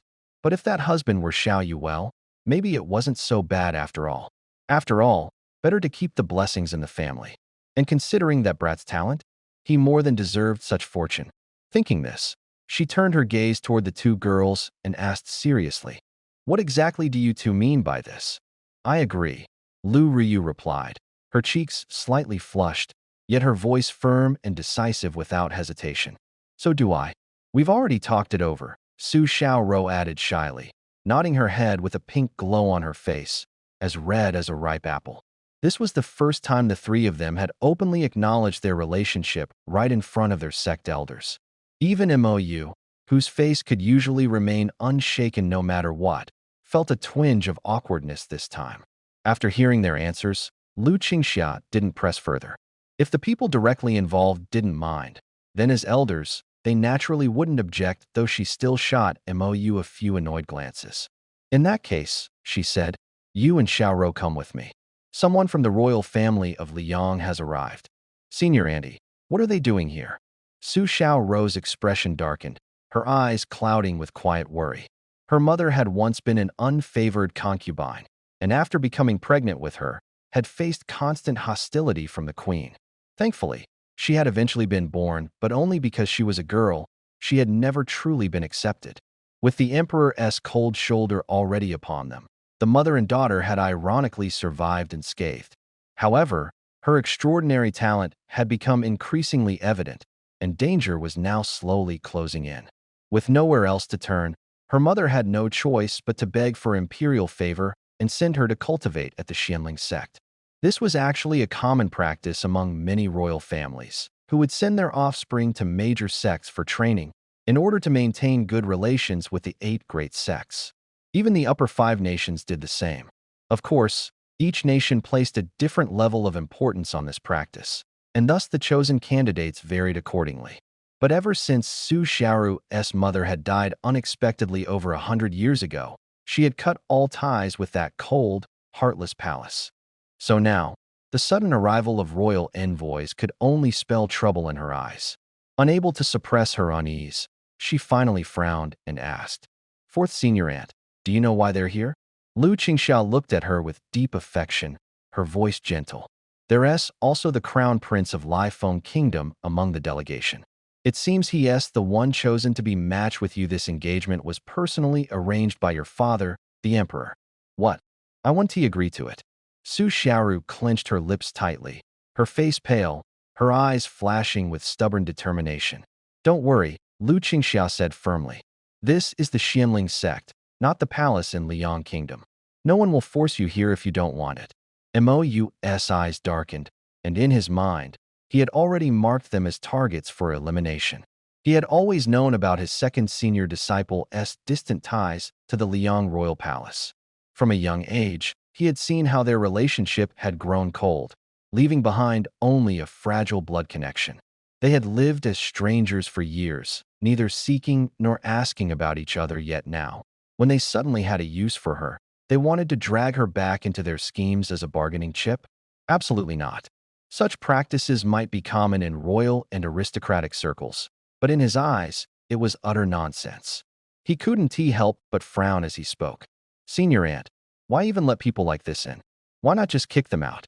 Seeing his huffy, indignant face, Lu Qingxia couldn't help but laugh. You little punk, what's the rush? As long as your second senior sister doesn't want to go, nobody's taking her anywhere. This is the Xianling sect, not some place where people can run wild. First comes proper etiquette. If they want to listen, it won't be too late to start throwing hands. Heh, fourth grand uncle really is domineering. Mou laid it on thick, and before the flattery even finished, he grabbed his second senior sister and shot off toward the main peak. Lu Qingxia couldn't help but smile and rolled her eyes at him. Then she took Lu Ryu by the hand and hurried after them. Right then, the audience hall was buzzing. A crown prince and a royal prince had come to call, so the Xianling sect had Grand Elder Zhou Buyu receiving them. On the surface, the courtesies were impeccable. The two sides took their seats as hosts and guests, sipping tea and chatting amiably. The crown prince of the Lifeng Kingdom, Chun Jie, reserved and elegant, wore a warm smile, clearly in good spirits. But the next instant, his eyes narrowed. A young man in white, handsome and with a transcendent bearing, walked in hand with a gentle, stunning beauty. The young man's presence was so striking that Chun Jie felt a flicker of inferiority, like a gentleman carved from jade, peerless among men. The thought pricked at his proud heart, stirring a vague discomfort. His gaze shifted to the woman the young man was holding. Pure and ethereal, gentle and pleasing, her figure graceful, Soft as a willow in the breeze, her face like a celestial descended to earth. One look left him dumbstruck. A beat later, he grew wistful, jealousy welling up.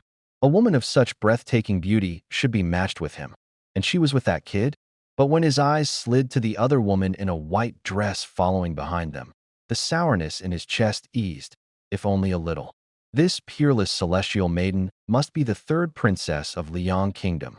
She truly exuded a cold and sacred aura, a beauty beyond compare. Those long legs and slim waist were absolutely breathtaking. Although she appeared somewhat aloof, her figure, appearance, and demeanor were in no way inferior to the lady ahead. Hee. Such an extraordinary beauty would surely be uniquely thrilling to win over, and she actually seemed quite compatible with him. "May I ask for the honorable names of this distinguished company?" said Prince Chun Jie of Lifeng Kingdom. In an effort to appear amiable, Jie quickly rose to his feet with elegant decorum. Then he smiled warmly at the group. The white-haired elder behind him, upon seeing Mou holding hands with Su Rou, immediately turned pale with shock. The Liang delegation also changed expressions simultaneously. The third princess was walking hand in hand with this young man. What in the world was going on? Prince Rue of Liang felt his vision darken, his heart boiling with fury, as if the heavens themselves were collapsing. The crown prince of Lifeng would surely fly into a rage this time. Yet Su Rou, walking side by side at the front with Mou, completely ignored the prince. Instead, she went directly to Prince Rue and respectfully bowed. "Su Rou greets you, uncle. Might I ask why you've come here today?" At this point, there was no need for pretense anymore. Better to speak plainly and get straight to the matter. "Your humble servants greet the third princess." The Liang officials hurriedly bowed in unison. "You may rise," Su Rou replied with a graceful wave of her hand, then sauntered back to Mou's side with a captivating charm, while Lu Ruyu sat on the other side of Mou. Seeing this, Jia's eyes burned with rage. His political fiancée was actually this intimate with someone else? How could the crown prince of a mighty empire endure such humiliation? With a face dark as thunder, he stormed back to his seat, his gaze burning with cold fury. The air was frigid, and he fixed his gaze on the Liang man across from him, whose face was just as sour. Prince Rue of Liang stood there. "Prince Rue, I need Liang to give me an explanation. Is this your idea of a marriage alliance, this kind of humiliation?" Prince Rue hurried to his feet, anxious. "Your Highness, please calm yourself. Before coming, I truly didn't know the third princess's actual situation. Allow me to get to the bottom of it first, then I'll come in person to apologize. Would that be acceptable?" "She is right in front of you. What more do you need to ask?" Chun Jie's voice kept climbing, agitation roiling inside him, his anger on the verge of erupting. If this weren't the Xianling sect, he'd have half a mind to tear the Grand Hall down. And that kid in white, fine, he might be better looking than him, but he actually dared to steal his woman? Courting death. Staring at Mou, Chun Jie's eyes grew colder and colder, with no trace of his earlier gentlemanly poise. Everyone in the hall was stunned. Many of the Xianling sect's disciples and elders were present. Even Zhou Buyu looked utterly dazed. He truly hadn't expected that Xiao Rou, who had only just returned to the sect, had already gotten together with Xiao Yu. Given this scene, even the densest person could tell what was going on. His gaze swept to the aged figure behind them, and he hastily stood, speaking with deep respect. "Fourth senior uncle, you're here too?" "Greetings, fourth senior uncle." This disciple pays respects to the grand elder. The other Xianling disciples and elders also scrambled to their feet to salute, their manner exceedingly respectful. Chun Jie, simmering with silent rage, saw this and could only force his anger down and return the salute with polite restraint. Chun Jie, Crown Prince of Lifeng, pays his respects to Senior Lu. Though he had never seen Lu Qingxiao in person, he asked around before coming. He knew well the identity of the female Grand Elder of the Xianling sect. Su Zhengnan of Liang pays his respects to Senior Lu. The people from Liang didn't dare to be disrespectful either, quickly rising to their feet and bowing. Whether it was a matter of power or seniority, everyone in the room naturally placed Lu Qingxiao at the head. "Prince, King Rue, please don't stand on ceremony. Have a seat," Lu Qingxiao said calmly after she had sat down, then lifted her eyes with composed dignity. Might I ask what business brings you all to the Xianling sect today? Chen Jie remained silent, his gaze fixed coldly on King Rue. The man under Chen's glare felt a chill run down his back, and a surge of anger flared in his chest. But his anger wasn't directed at Chen Jie, it was aimed at Su Ro. He had already informed the Xianling sect before this meeting that he intended to arrange a marriage for Su Ro. Yet they had the audacity to bring along a man anyway? This was clearly a slap in his face, done in public. Did she really think she could avoid the engagement with such a childish stunt? How reckless and shameless, completely disregarding the greater good of the nation. He suppressed his fury, forcing a stiff smile as he raised his hands in a bow toward Lu Qingxia. Senior Lu, you may not be aware, but our monarch has already reached an agreement with the Emperor of Lifeng Kingdom. We plan to have the third princess wed the crown prince of Lifeng. My mission here today is to escort the third princess back to Liang to prepare for the royal wedding in a month's time. I see. Su Ro, what do you think? Lu Qingxia asked, her expression remaining calm. After all, Su Ro had once been a princess of Liang before joining the Xianling sect as a disciple. When it came to personal matters of a disciple, as long as they were reasonable and appropriate, she herself would not object. Even the sect shouldn't interfere directly. But if Su Ro refused, that would be a completely different matter.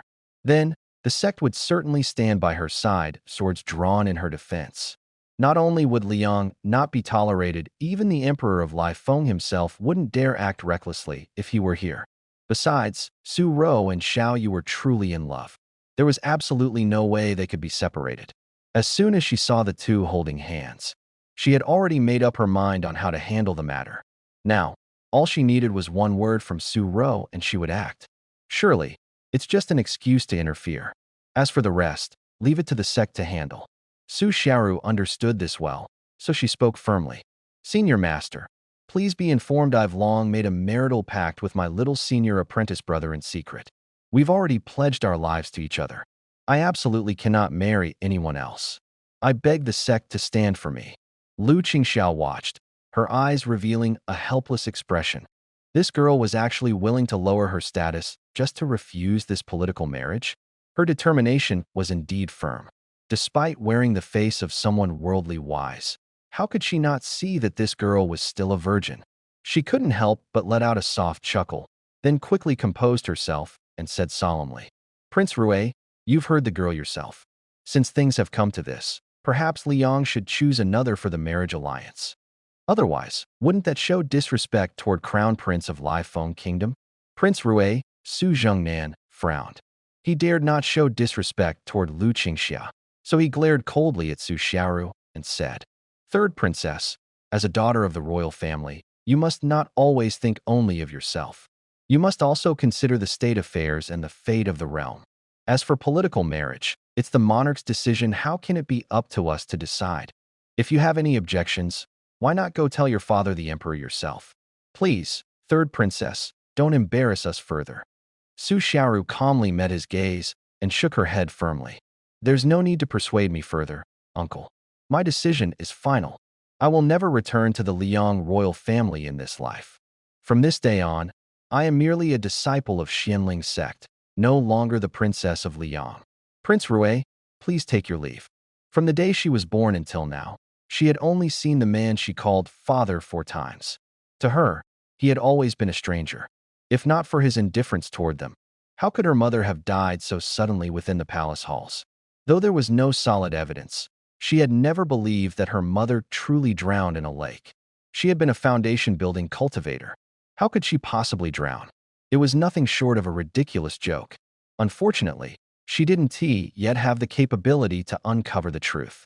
But one day she would surely clear her mother's name and bring justice.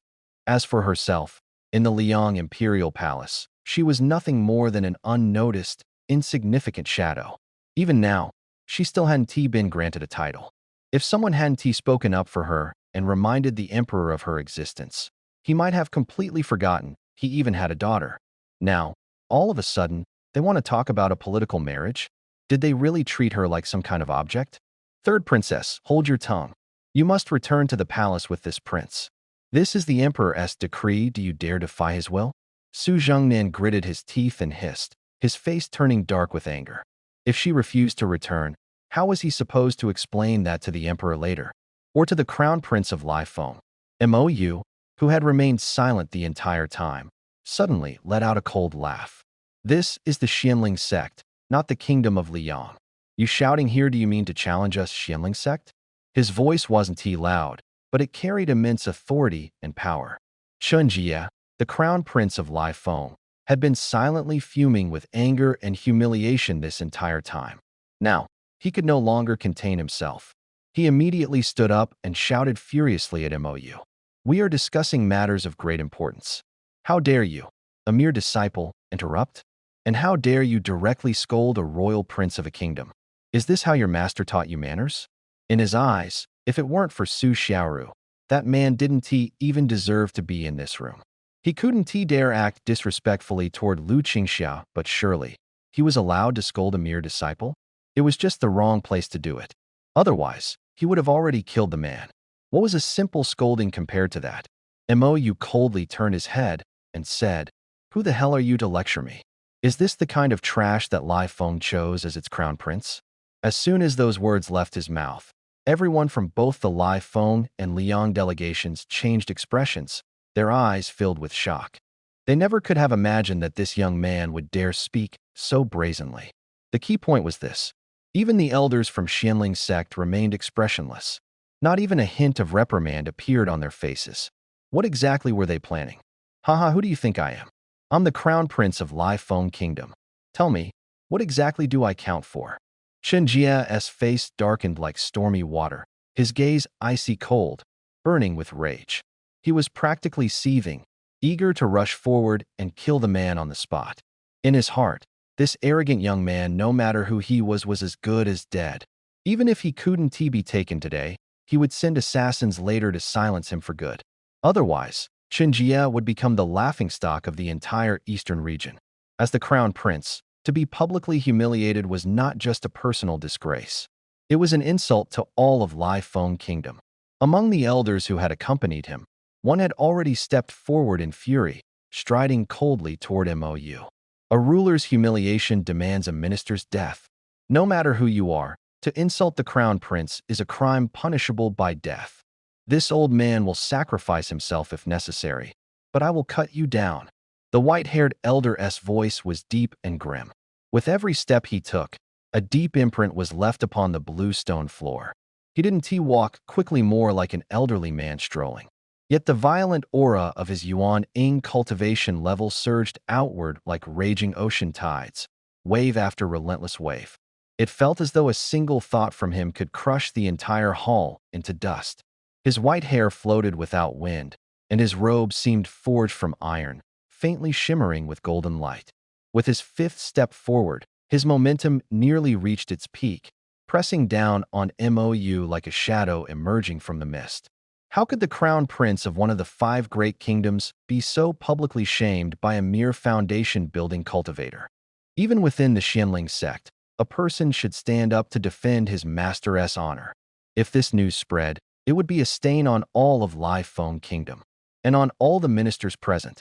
3 more steps, and with his sheer pressure alone, he could kill that brat outright. This might provoke the wrath of the Xianling sect, but he believed the other party would never go so far as to openly break ties with the Lifeng Kingdom over this. It's not like they wanted to completely sever relations either. On one side was a crown prince, while on the other was merely a foundation-building disciple. The determination each side felt to protect their own was simply incomparable. This was exactly what Crown Prince Chen Jie of the Lifeng Kingdom was thinking. That's why he didn't even bother to speak out and stop it. Under his furious gaze, the old man with white hair once again lifted his foot. Just then, a calm and composed voice suddenly rang out clearly. If you dare take one more step forward, you're dead. The white-haired elder's foot froze midair. It was as if he had been struck by a paralysis spell. He dared not take another step. His eyes locked onto Lu Qingxia, filled with both seriousness and shock. He couldn't understand. Was the Xianling sect really willing to completely turn against the Lifeng Kingdom for just a foundation-building disciple? Why? Not only he, but the people from the Liang Kingdom were equally baffled. In their eyes, if it were some kind of monstrous genius, it might make sense. But this was just a foundation-building cultivator. Would the Xianling sect really go that far over an ordinary disciple? Has the Xianling sect really become that domineering? Senior Liu, are you saying that in your eyes, my dignity as the crown prince of the mighty Lai Feng kingdom isn't even worth as much as one of your disciples? Chun Jie gritted his teeth, his eyes icy with rage, as he continued shouting. Or is the Xianling sect actually declaring war on my kingdom? Lu Qingxia gazed back at him with a contemptuous look and smiled faintly. War? Are you sure you're qualified to declare war on our sect on behalf of your emperor father? You think if you say this, you'll still be the crown prince when you return? And in my opinion, your so-called dignity isn't even worth a finger on that boy's hand. There's simply no comparison. One sentence sharp, decisive, and full of raw power utterly disregarding reason. As soon as Lu Qingxia spoke, the group from Liang country was stunned into silence. Prince Rui, Su Zhengnan, twitched the corner of his mouth, a sense of unease stirring in his chest. Privately, he felt relieved he had been lucky not to provoke that ruthless bunch from Xianling sect. Otherwise, Liang's situation would be even worse than it already was. Thinking of that, his headache worsened. After today, Liang country had truly offended the crown prince. Even the emperor of Laifeng country might come seeking blame. How was he supposed to explain all this to the emperor when he returned? He was furious inside, nearly losing control and wanting to take action. As for the people from Laifeng, they were now all burning with rage, yet not a single one dared to act recklessly. Even that white-haired elder who had taken a step forward earlier now reluctantly pulled his foot back, his face filled with unwillingness, his eyes brimming with shame and frustration. For himself, it was fine, but the crown prince was still on their turf. If things truly escalated, whether they could even return home would become uncertain. Standing opposite them was none other than a core formation expert. That ferocious and decisive aura was no mere bluff. That was the presence of someone who had truly seen bloodshed and made ruthless decisions. Chun Jie's eyes flickered as he forcefully suppressed his rage, his face turning red from holding back his anger. He was just the crown prince, not the current emperor. If a single trip outside the country brought such a powerful enemy as the Xianling sect upon Laifeng, his position as heir might no longer be secure. Which emperor would hand over an entire nation to an impulsive successor, especially when there were other sons to choose from? He inhaled deeply, forcing a smile onto his face as he said, Senior Master Liu is absolutely right. This junior was indeed too hasty. May I ask, who might this young prodigy be from your esteemed sect? To earn such fierce protection from your sect, he must be an extraordinary genius, no doubt. Lu Qingxia cast a calm glance at him and coldly snorted, Drop your petty schemes, or they will only bring you ruin. As soon as she finished speaking, she completely ignored him again. If it weren't because he was the crown prince, someone as arrogant and reckless as him, even cultivators at the Golden Core stage couldn't bother to earn a second glance from her. She turned her gaze toward Prince Rui of Liang Kingdom, her tone turning serious. Back then, Xiaoru might have been a princess of Liang, but now that she's left the royal family, she is solely a disciple of the Xianling sect. If you're looking for a political marriage, go find someone else. Stop disturbing our sect's prodigy, or else you're asking for a fight. Zhou Buyu, you stay here and handle things. Before the Fenglai Kingdom leaves, make sure they cover the cost of the damaged floor stones. Xiaoru, let's go. With that, Lu Qingxia grabbed Su Xiaoru and strode out, exuding sheer authority and dominance. Mou and the senior apprentice sister followed closely behind. Left behind in the hall were the envoys from Fenglai and Liang kingdoms, exchanging helpless and furious glances. The Xianling sect wasn't powerful enough to crush the Fenglai kingdom outright, but they dared to act this tough anyway. The key was, Fenglai didn't dare to be as reckless as them. It was like two ordinary men fighting. Both sides were evenly matched, but the other side was ready to fight to the death. But if you had too much to lose and too many concerns holding you back, how could you possibly win? Head back to the kingdom. Chun Jie threw down a storage ring, barely suppressing a furious roar before storming out with heavy steps. Despite his usual refined and aloof demeanor, he ultimately failed to control his emotions. Publicly humiliated just because a few floor stones were damaged, and now he had to pay for them too? What a disgrace. It was unbearable humiliation, an outrageous insult. He swore that today's humiliation would only be cleansed with that brat's blood. And that third princess, did she really think she could escape from his grasp like this? Dream on. The envoys from Liang Kingdom also departed soon after. Prince Rue planned to use the journey back to figure out how to calm the Fonlai Crown Prince's fury. As for Mou and the others, after receiving a few words of instruction from their fourth master patriarch, they returned to the back mountains. Mou's emotions gradually began to rise. After spending so much time with his senior apprentice sister, it was finally time to take the next step. That night, the moonlight was crystal clear.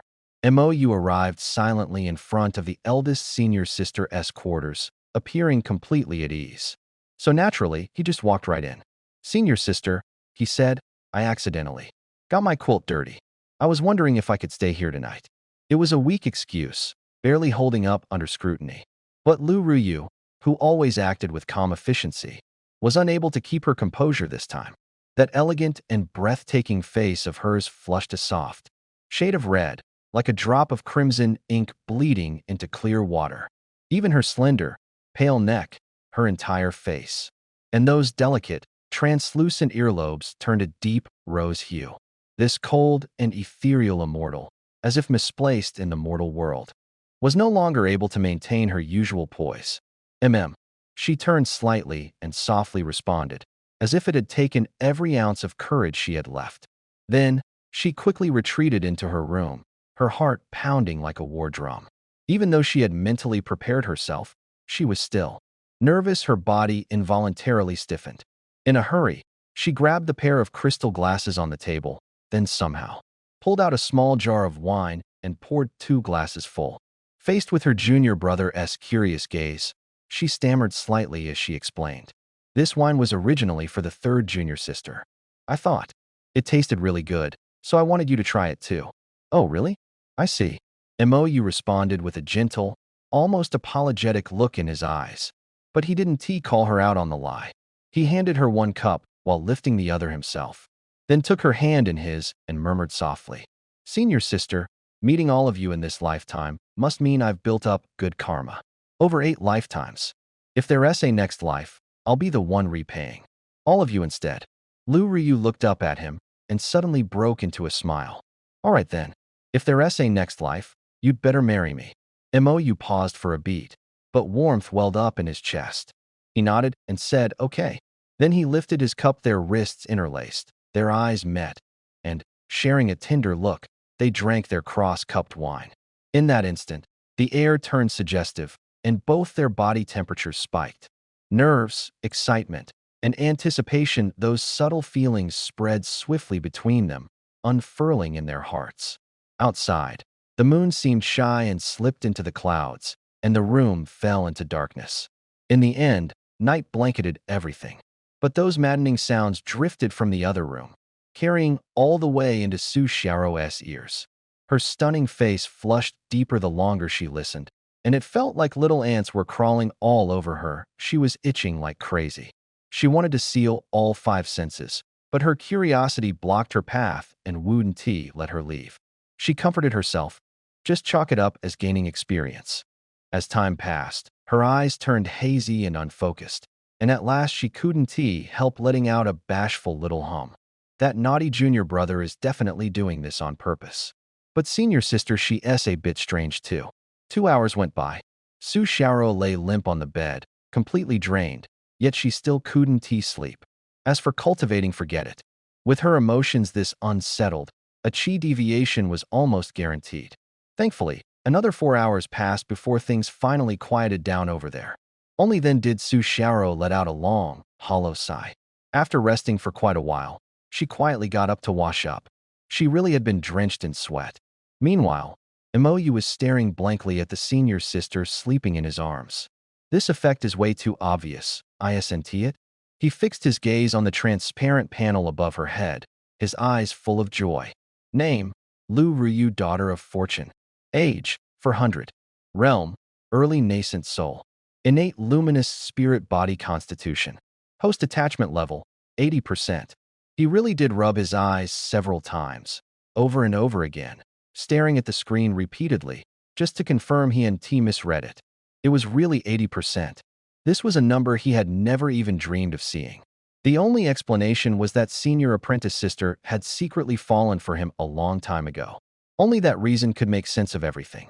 Looking at senior apprentice sister's blushing face, so delicate and breathtaking it seemed like it might melt, he couldn't help but smile. His senior sister really knew how to hide her feelings. Not long after, Su Xiaoru, who had just returned from a bath, once again heard that voice so seductive it felt like a spell. Even though she was always gentle by nature, she couldn't suppress the mix of shyness and irritation that rose within her. She gritted her teeth in frustration, mentally cursing her little junior brother for a solid 10 seconds. As for why she didn't go beyond 10 seconds? Because honestly, she just couldn't think of any more insults to say.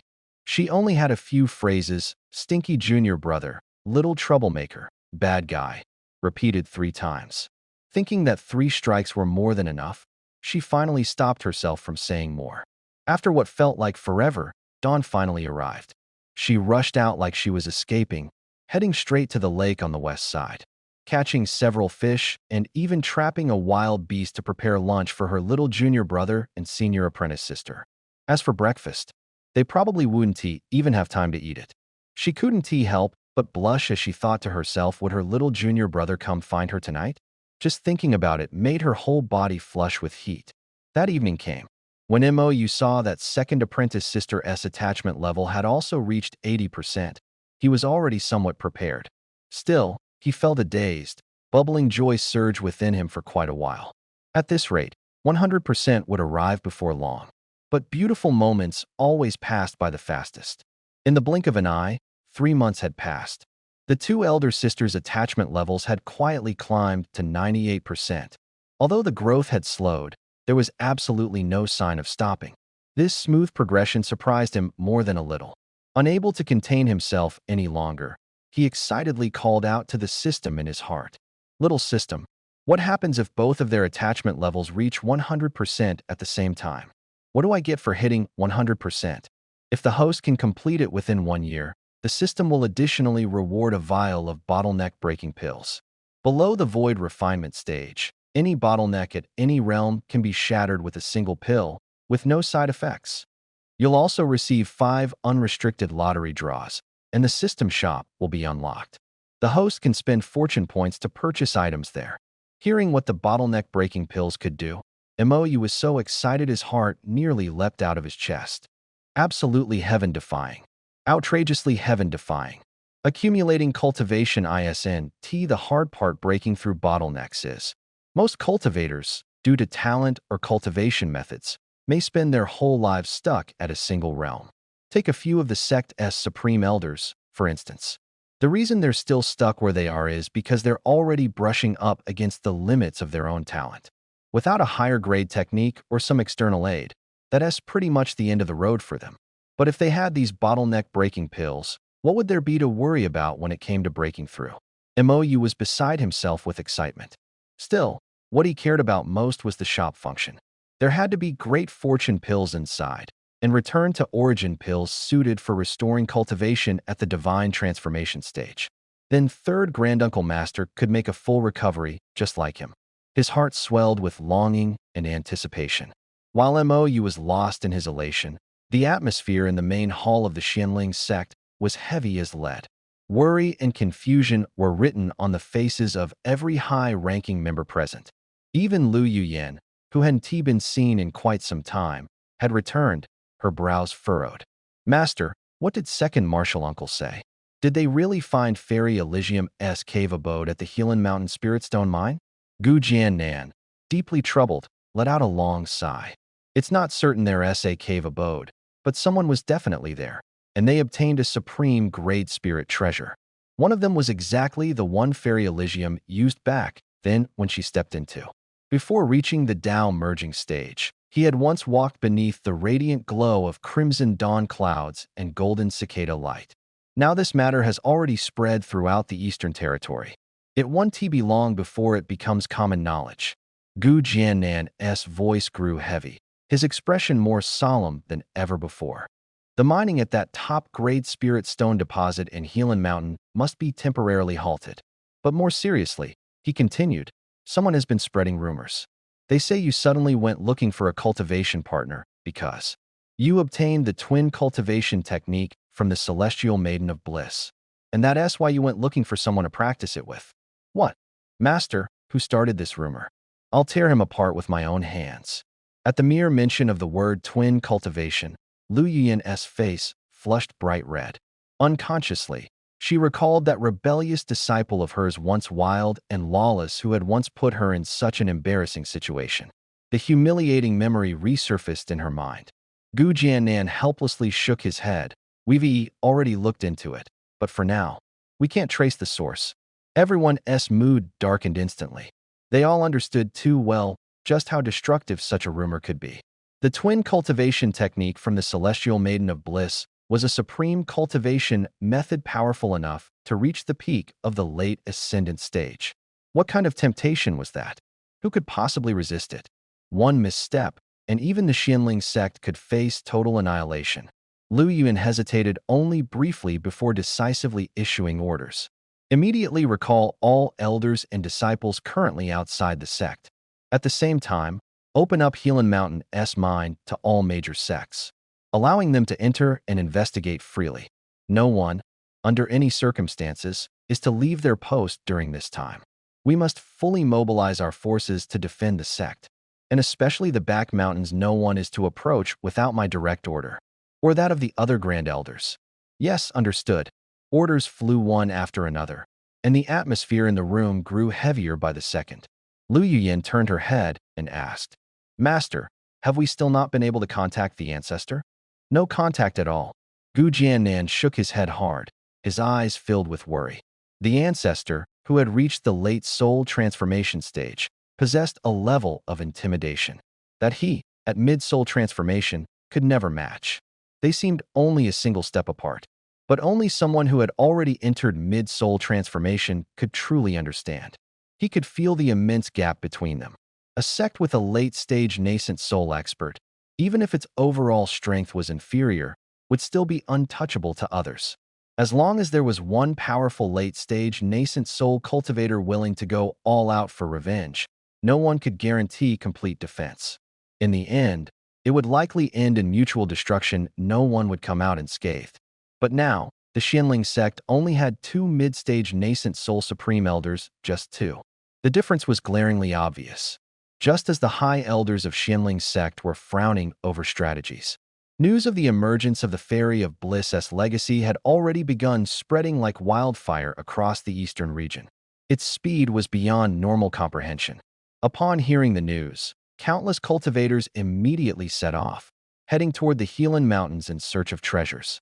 Even picking up a few random items from the cultivation cave of a Grand Ascension expert would be considered an enormous blessing. If one could actually find a few cultivation techniques once hidden by the Fairy of Bliss, that person would instantly rise to great power and prestige. As one of the 8 great sects of the eastern region, the Luoxia sect naturally caught wind of this news as well. At this moment, the entire sect's leadership was in an urgent emergency meeting to discuss their response. Regarding these recent rumors, what are everyone's thoughts? Asked sect leader Cui Cheng, his expression extremely serious. In truth, he was already about 80 or 90% convinced of the news validity. But still, he wanted to hear the opinions of the senior elders, because the implications of this matter were simply too great. It involved none other than the Xianling sect, a sect that no one in the entire eastern region dared to underestimate. They were practically a bunch of madmen. Supreme Elder Qiu Yuanjin spoke solemnly. This must be true. Otherwise, none of this makes sense. Lu Yuyan, peerless in her generation, with talent that crushed all her peers, always carried an air of supreme confidence, yet not long ago, she started openly seeking a cultivation partner? At the time, I found it strange. But if she really obtained the Fairy of Bliss's legacy, then everything fits. Qiu Yuanjin's eyes suddenly lit up with excitement. It said that the Fairy of Bliss originally started as nothing more than a wandering cultivator. But through her innate charm and beauty, she managed to obtain Only by burning through a vast trove of cultivation methods and resources did he finally step into the Mahayana stage. The techniques he had stockpiled were shockingly numerous, no worse than the top sects before the demon-slaying war. Chui Cheng's eyes shone, greed swelling like mad. He couldn't help blurting, "Martial uncle, are you saying we're sending people too?" Qiu Yuanjin's tone was firm. "Of course. When the time comes, a few of us supreme elders will lead the team over. You'll hold the fort at the sect. Even if it means falling out with the Xianling sect, Luoxiao sect is getting a slice of this heaven-defying opportunity. Besides, the Xianling sect is probably already powerless to stop anyone, haha." In his eyes, they weren't just powerless to stop it, they probably couldn't even protect themselves. Unless they're willing to hand over the Elysium Fairy's dual cultivation technique. But who would share an immortal technique like that? Especially not the ever-domineering Xianling sect. Heh, the show's about to start. And Luoxiao sect isn't the only one thinking this way. Everyone wants to seize this opportunity, the only difference is in the methods they use. The somewhat weaker sects have already started scurrying about, forming alliances, then rushing together toward the Helan mountain range. Joining them are each sect's most monstrous prodigies. Opportunities like this aren't guaranteed just because you're strong, it still comes down to fate. Cultivators love to say they defy the heavens, but deep down, they're the biggest believers in destiny. So those prodigious juniors are laden with high hopes. In short order, the Helan mountain range is packed to bursting. Now, everyone wants to see how the Xianling sect will respond. Will they obediently hand over the Elysium Fairy's dual cultivation technique? Or will they set themselves against the entire eastern domain? The Helan mountain range lies 30,000 li north of the Xianling sect. Renowned for its abundance of top-grade spirit stones, it's a crucial source of high-grade stones for the Xianling sect, a true strategic stronghold. Normally, it was an inner-sect elder at the nascent soul stage who led a group of elite disciples in guarding this place. But today, the one standing watch was none other than Elder Qian Baichuan, a Grand Elder at the transformational spirit stage. Also present was another Grand Elder, Tang Feihu, who had just returned to the sect and rushed straight here. Tang Feihu was tall and broad-shouldered, with a strong build and a bold, fiery personality. Right now, he was listening quietly as second senior disciple recounted everything that had happened recently. When he heard that the crown prince of the Lifeng kingdom had proposed marriage and been rejected, Tang Feihu paused in surprise. A flash of sharp cunning flickered across his rough, rugged face, oddly out of place with his brute appearance. "Second senior brother," he asked, his voice low. "Do you think this has anything to do with the Lifeng kingdom?" Qian Baichuan let out a bitter smile and nodded. "We've already considered that possibility. But the incident that offended Lifeng kingdom happened after Yu Yin was rumored to be looking for a cultivation partner. He couldn't possibly have foreseen the future and planned all this in advance, could he? So, it's unlikely that the rumors about Yu Yin were spread by the Lifeng kingdom. As for those rumors about the joyful immortalists, we're still investigating. No conclusion has been reached yet." Tang Feihu fell silent. Whoever started these rumors must have known how to cover their tracks well. The rumors had already spread far and wide. Finding any meaningful clues at this point was practically hopeless. In other words, solving this mess by tracking down the source of the rumors was nearly impossible. Their only option now was to rely on their own strength. The cultivation world had never been a place where reason ruled. Back then, Xiaoyu had said it best. No matter how much sense your words make, they won't matter unless you have power behind them. Only when you're strong enough will others even bother to listen to your reasoning. Tang Feihu had always thought that Brat's words were spot on. Thinking about it now, he couldn't help but ask with concern. "Second senior brother, how's Xiaoyu doing now? Has he broken through his retreat already? Why is he entering seclusion again?" At the mention of Xiaoyu, Qian Baichuan's previously grim expression softened slightly, and a faint smile unconsciously tugged at the corner of his lips. But he quickly regained his composure and replied in a deliberately calm tone. "That kid has already recovered most of his foundation. Looks like he can start cultivating again. This retreat was his own idea this time. Seems like he might bring us a surprise yet." As soon as those words left his mouth, Tang Feihu jumped up in excitement. "What? He can cultivate again? Ha ha ha, great.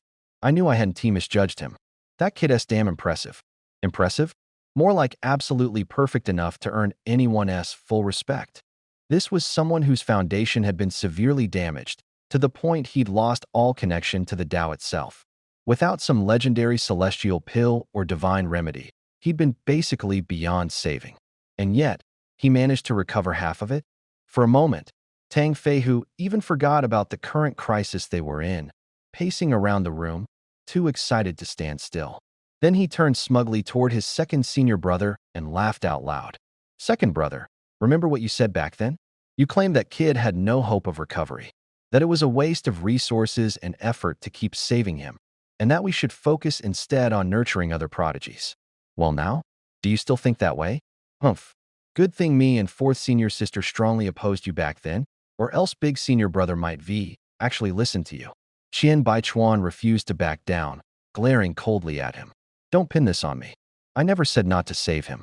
I just didn't agree with using the entire sect's resources for him.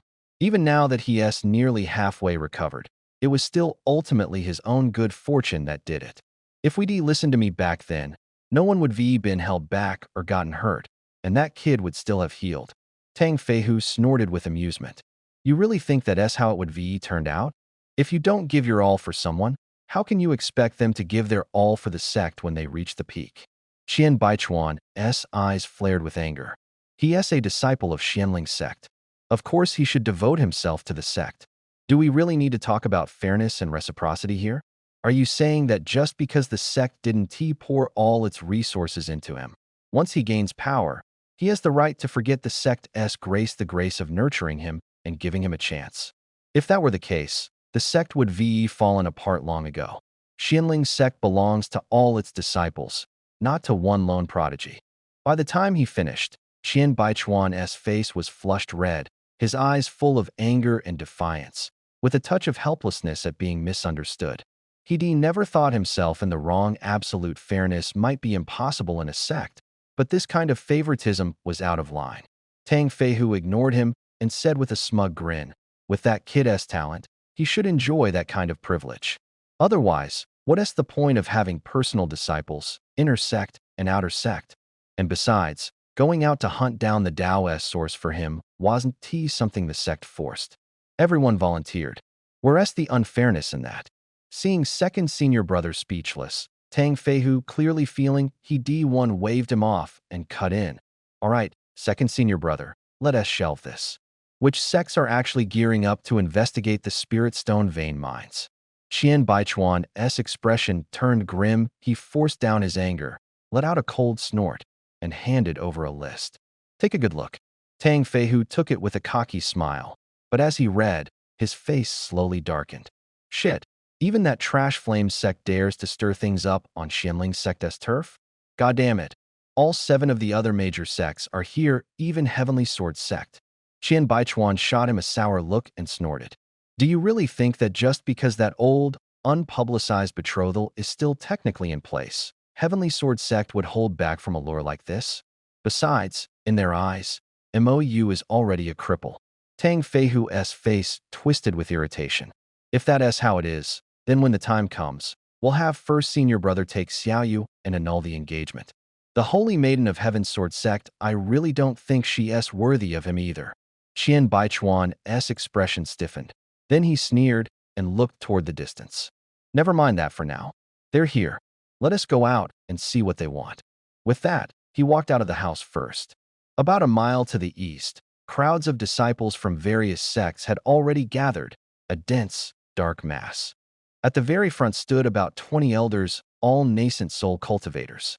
Back in their own sects, these core formation experts were always revered and respected wherever they went. Now, they couldn't even stand at the front. Humph. All of you gracing our Xianling sect's mine, what business do you have here today? This place isn't big enough to host everyone. Please let only your representatives come forward. The rest should rest where they are.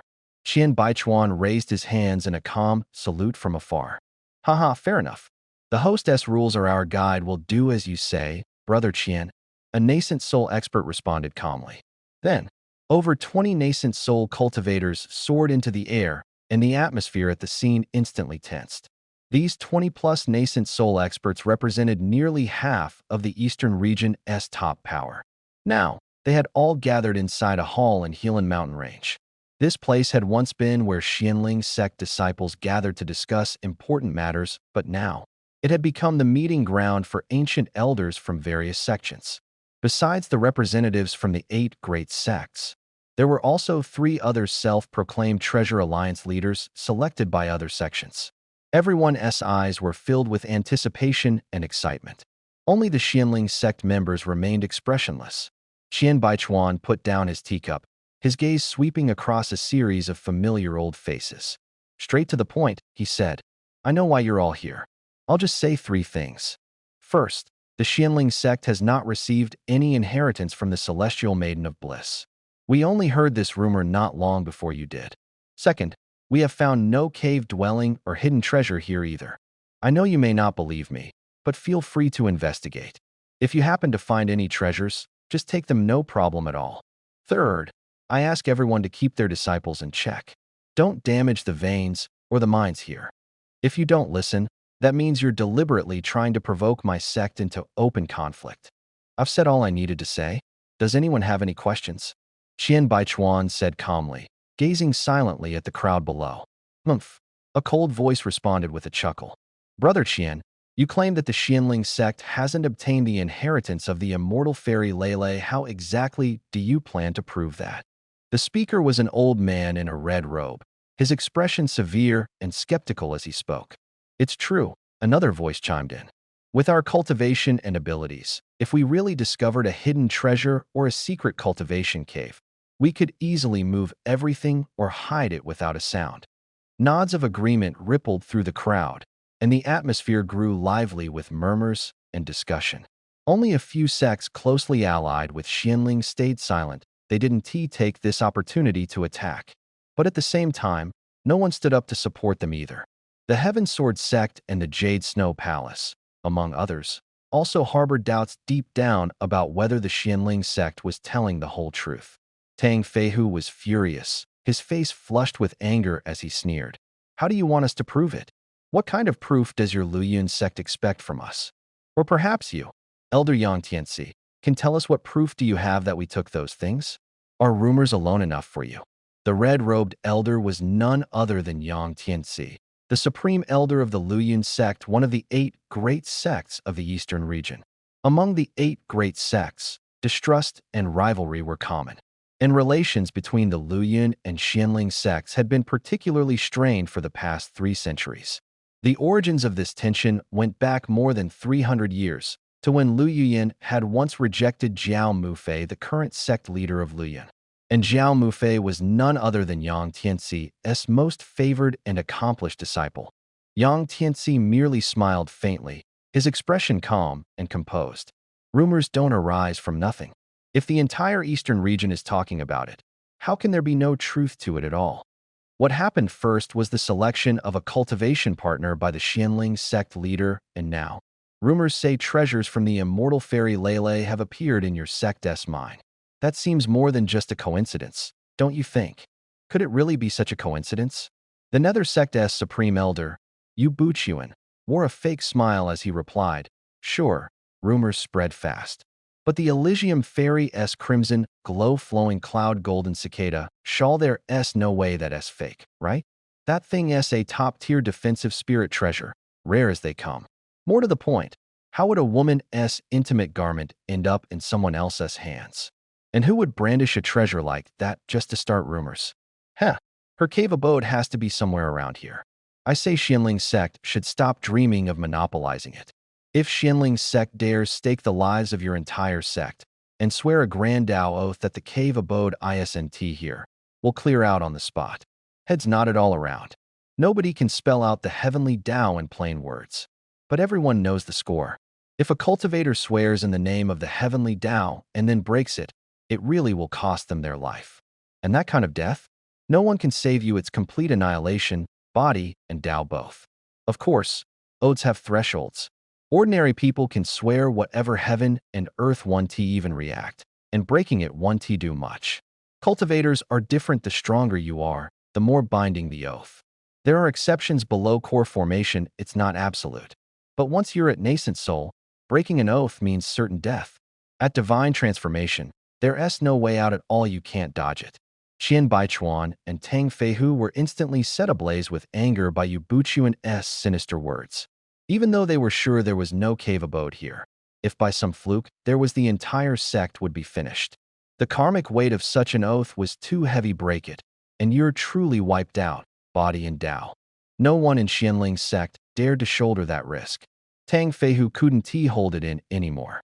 He burst out, "You Buchuan, you conniving bastard, why the hell should I swear anything for you? As for that so-called shawl, sure, it's rare. But who has to say it didn't just happen to land in the hands of someone like you? Our Xianling sect has always stood upright and above board. We've offended plenty of crooked paths. Lots of people will scapegoat and frame others. We've seen that more times than we can count. Since you don't believe us, go check for yourselves. If you can find even a shred of evidence, then come back and talk to me."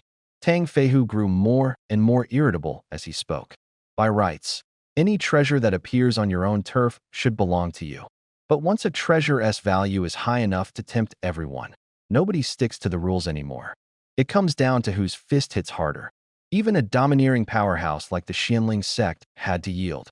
How can a single sect stand against the combined might of the entire eastern region? But this humiliation they swallowed today would be paid back sooner or later. He would settle the score with these bastards. There was no way the Xianling sect would just choke this down. Just then, Grand Elder Dong Shoujua of the Heavenly Sword sect hurried out to smooth things over. "I think fellow Taoist Tang has a point. Even what you see with your own eyes isn't always the truth, let alone something you only heard. Since the Xianling sect is being this magnanimous, why don't we go verify the truth first? The outcome will speak for itself." The Heavenly Sword sect had its own agenda, but its relations with the Xianling sect had always been decent. Dong Shoujua was an old friend of several thousand years to a few of the Xianling sect's grand elders. That bond couldn't outweigh sect interests, but he still wasn't keen on kicking someone when they're down. The grand elder of Jade Snow Palace chimed in as well. "Agreed. You can't declare that the Elysian Fairy's legacy is here based on a single robe. Let us confirm the facts first." "Fine, then let us go look." The old man who'd been shouting the loudest wasn't he a shrewd one? How could he possibly burn bridges with the Xianling sect before he'd even seen a single hair?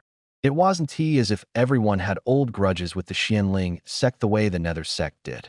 Wait until it's certain the other side really did obtain the legacy. Then ramp up the pressure, there would still be time. And so, a crowd of old men, flushed with excitement and expectation, had sent their prized prodigies to scour the mountains for fortuitous encounters. The grand hall was empty now, with only Qian Baichuan and Tang Feihu left, both wearing grim expressions. The two fellow disciples met each other's gaze and read the same hint of worry there.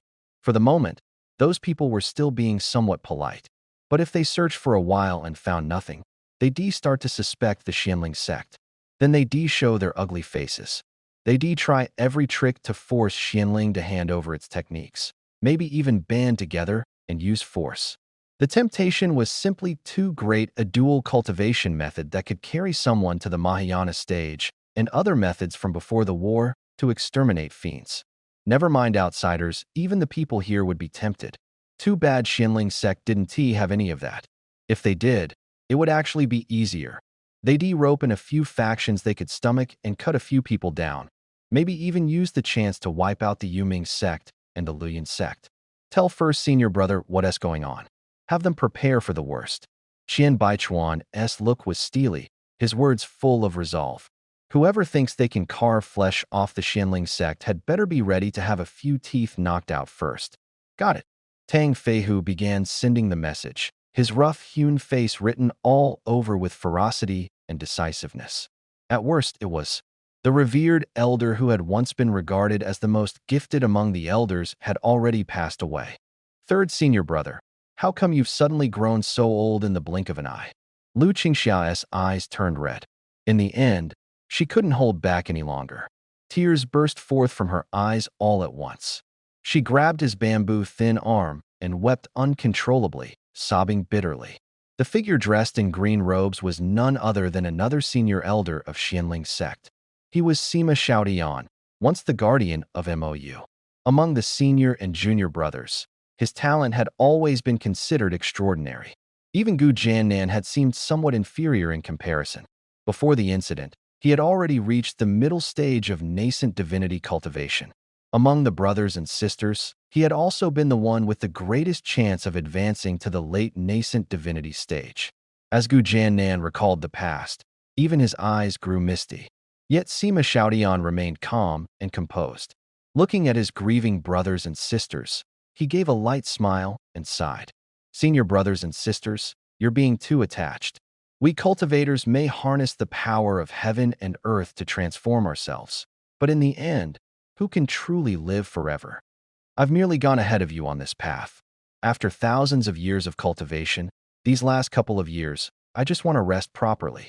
So I came out to see all of you, and also to check on how the child, you, is doing now. How is he doing these days?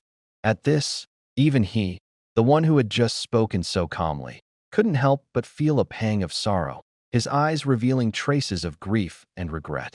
That child had grown up under his watchful eye, truly a once-in-a-generation talent, the one most likely to reach the refinement realm in Xianling sect. What a pity the heavens had no eyes. At the mention of Mou, the sorrow on the faces of Gu Jiannan and Lu Qingxia immediately lessened, and a faint smile unconsciously appeared on their faces. Haha, look at me, forgetting to tell you the most important good news, third junior brother. Senior brother, let me explain this. Lu Qingxia quickly jumped in, enthusiastically recounting how Mou had already recovered most of his cultivation base, exaggerating just a bit as she told the tale. At first, Sima Xiaotian's eyes showed disbelief, but soon they overflowed with shock and joy. The frail body trembled like a bamboo in a raging storm. His cloudy old eyes suddenly blazed with brilliant light, and finally, he threw his head back and laughed toward the sky. Ha ha ha, excellent. It seems heaven hasn't gone completely blind, it's at least opened one eye halfway. With Xiaoyu in the Xianling sect, the future holds great promise. If it comes to this, even if I die this very moment, I have no regrets. Cough, cough. Tears streaming down his face from laughter, Sima Xiaotian kept coughing, but the joy and deep satisfaction on his face were impossible to hide. At this moment, the deepest bitterness and regret he'd carried for years finally vanished completely. Back then, his sacrifice had not been in vain after all. As for himself, he had long since given up any illusions. Fourth junior, when do you think Xiaoyu will come out of his retreat? I've really missed him these past 100 years. Sima Xiaotian smiled kindly, his eyes filled with anticipation. Just looking at this expression, who could tell he was a man with only a few years left to live? Gu Jiannan hesitated for a moment, carefully choosing his words. Third junior, Xiaoyu didn't set a time for when he'd end his retreat this time. He said he'd come out once he's fully recovered. Let us wait a bit longer. No need to rush. I was just asking, I still have a few years left, haha. Sima Xiaotian laughed heartily, but after a while, he couldn't help frowning as a sense of unease crept in. You're hiding something else from me, aren't you? This time, Lu Qingxia didn't rush to answer. Instead, she cast a quiet glance at the eldest senior apprentice brother, clearly signaling. This one you explain. Gu Jiannan sighed with a bitter smile, meeting Sima Xiaotian's unwavering gaze head-on. Then, he truthfully laid out the current situation from beginning to end, and finally spoke gravely. Right now, all the sects have gathered at the Helan Mountains. If we can't find, as for the so-called inheritance of the Fairy of Supreme Bliss, the next thing they'll do is come straight to our sect and try to force our hand. We can't get in touch with Martial Uncle right now. With just the few of us, I'm afraid we won't be able to intimidate them. Heavy-hearted, Gu Jiannan rose to his feet and paced as he said, There's only one way left, stall for time. Then I'll immediately shut myself in a life and death seclusion for 1 month and throw everything into breaking through to late-stage divine transformation. Lu Qingxia and Sima Xiaotian shook their heads almost in unison, anxious. No, with only a month, if you enter that kind of life and death seclusion, you're basically courting death. That's right. Even if senior brother has enough accumulation, Trying to break through in just a month is almost hopeless.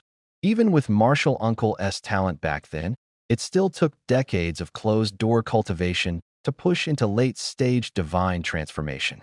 Junior brother, junior sister, stop trying to talk me out of it. My mind is made up. I'll succeed or die trying. Gu Jiannan's eyes were resolute. It wasn't as if he didn't know all that. But what choice did they have? Even with a late-stage divine transformation expert holding the fort, it might not be enough to weather this crisis. If all they had were 2 mid-stage divine transformation and 3 early-stage, that wouldn't deter those people at all. The Xianling sect would likely be reduced to dust because of this 9 times out of 10.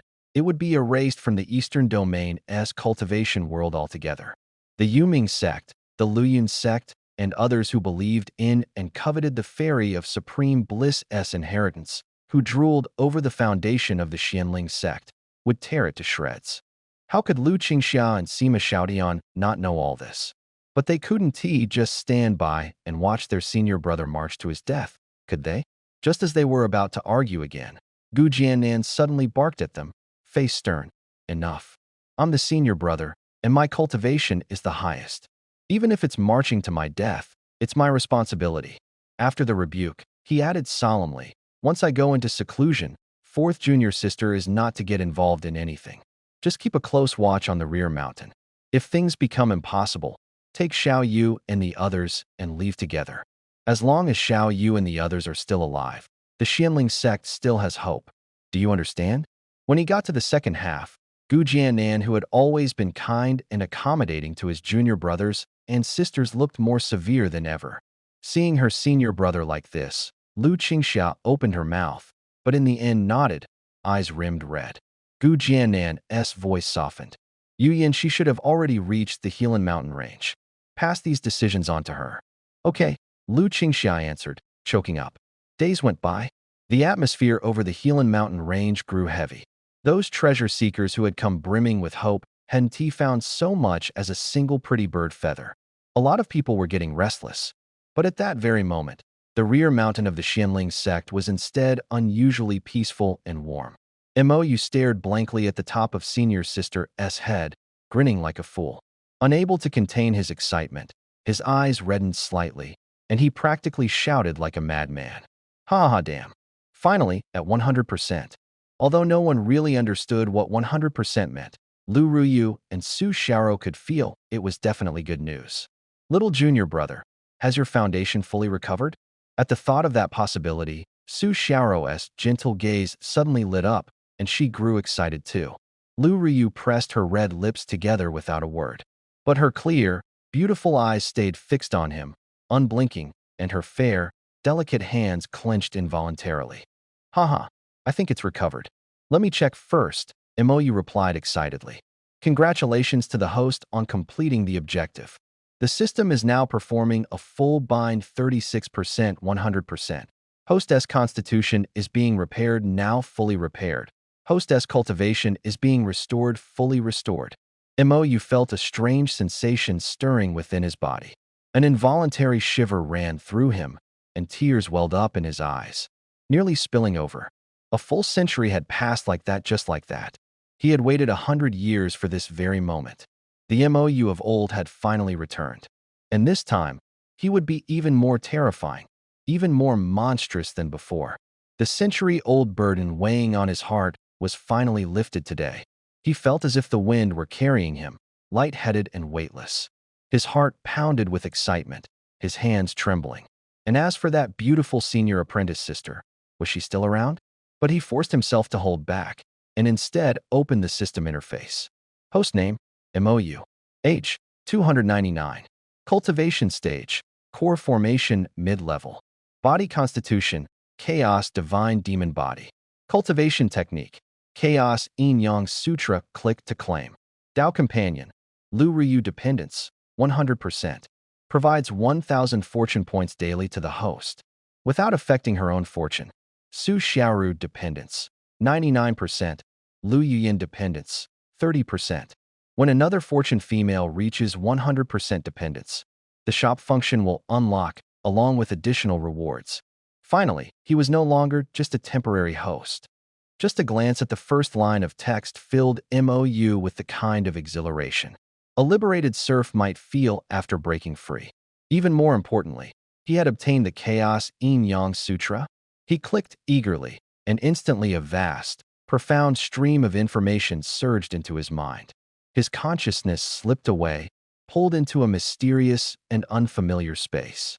Two tiny figures silently appeared before him and began to demonstrate techniques. Complex moves, executed with incredible precision and grace. The spiritual energy within MOU's body now flowed in a deep, mysterious, and orderly rhythm. It surged rapidly through the hidden meridians and acupoints. Within his body, it felt as if eons had passed, or perhaps just a fleeting moment, before he finally regained awareness. He had completely comprehended the Chaos Yin Yang Sutra. Only now did he truly begin to see the immense value of this cultivation technique. It was like a power-up and amplifier that could be cultivated alongside any other technique, mutually reinforcing and enhancing each other. If the effects of other techniques were considered the base value, then the Chaos Yin Yang Sutra acted as a multiplier. Moreover, he had also noticed that cultivating this technique offered significant benefits to a cultivation partner, though the effect was halved. So this is actually a mutated version of the Divine Union Sutra? He couldn't help but think to himself in astonishment. At that moment, he slowly opened his eyes and saw the two senior disciples staring at him in shock. He asked curiously, "Senior sisters, how long was I in meditation just now?" "Not long, about 5 breaths. We thought you were just cultivating. Your aura felt really strange a moment ago." Recalling the fleeting, mysterious energy they had sensed from their young junior brother, both Su Xiaoru and Lu Ruyu exchanged astonished glances. "My foundation has fully recovered now. I was just letting my body adjust," Mou replied calmly, suppressing the shock surging inside him. He knew very well that in that mysterious space, his consciousness had remained far longer than just 5 breaths. This system was truly enigmatic. What? Fully recovered? Su Xiaoru's eyes widened. The usually gentle and composed girl was so excited that she actually grabbed his hand and shook it repeatedly. Even the reserved and elegant Lu Ruyu was visibly surprised, her lips parting slightly in astonishment. Her crystal-clear eyes, as pure as the sky, sparkled with joy. She stood beside them with a smile, her heart brimming with quiet happiness. She had mentally prepared herself for this day, but when the moment finally arrived, she still couldn't control her emotions. "Senior sisters, thank you," Mou said softly. "We've always been family. Whatever we do for each other, there's no need to say thank you, especially now. Su Xiaoru blushed, both shy and delighted. She was about to correct herself, but couldn't bring herself to continue. "Now what?" Mou teased with a smile. I said no thank yous." Su Xiaoru's face instantly flushed bright red. "Second junior sister is right. That word is never to be spoken again," Lu Ruyu said seriously, her eyes sparkling like stars. She had never had a home growing up. Now, she not only had a family, but also a new little junior brother. "All right then, how about second senior sister keeps me company and we talk about life?" The moment the words left his mouth, Mou grabbed his second senior sister's hand and excitedly pulled her toward her room. But it's still daylight." Su Xiaoru's cheeks turned completely red. How could she not know what he was planning? "Don't worry, we're just going to chat," Mou said casually. 3 hours later, Mou excitedly opened the system interface. Host, Mou. Age, 299.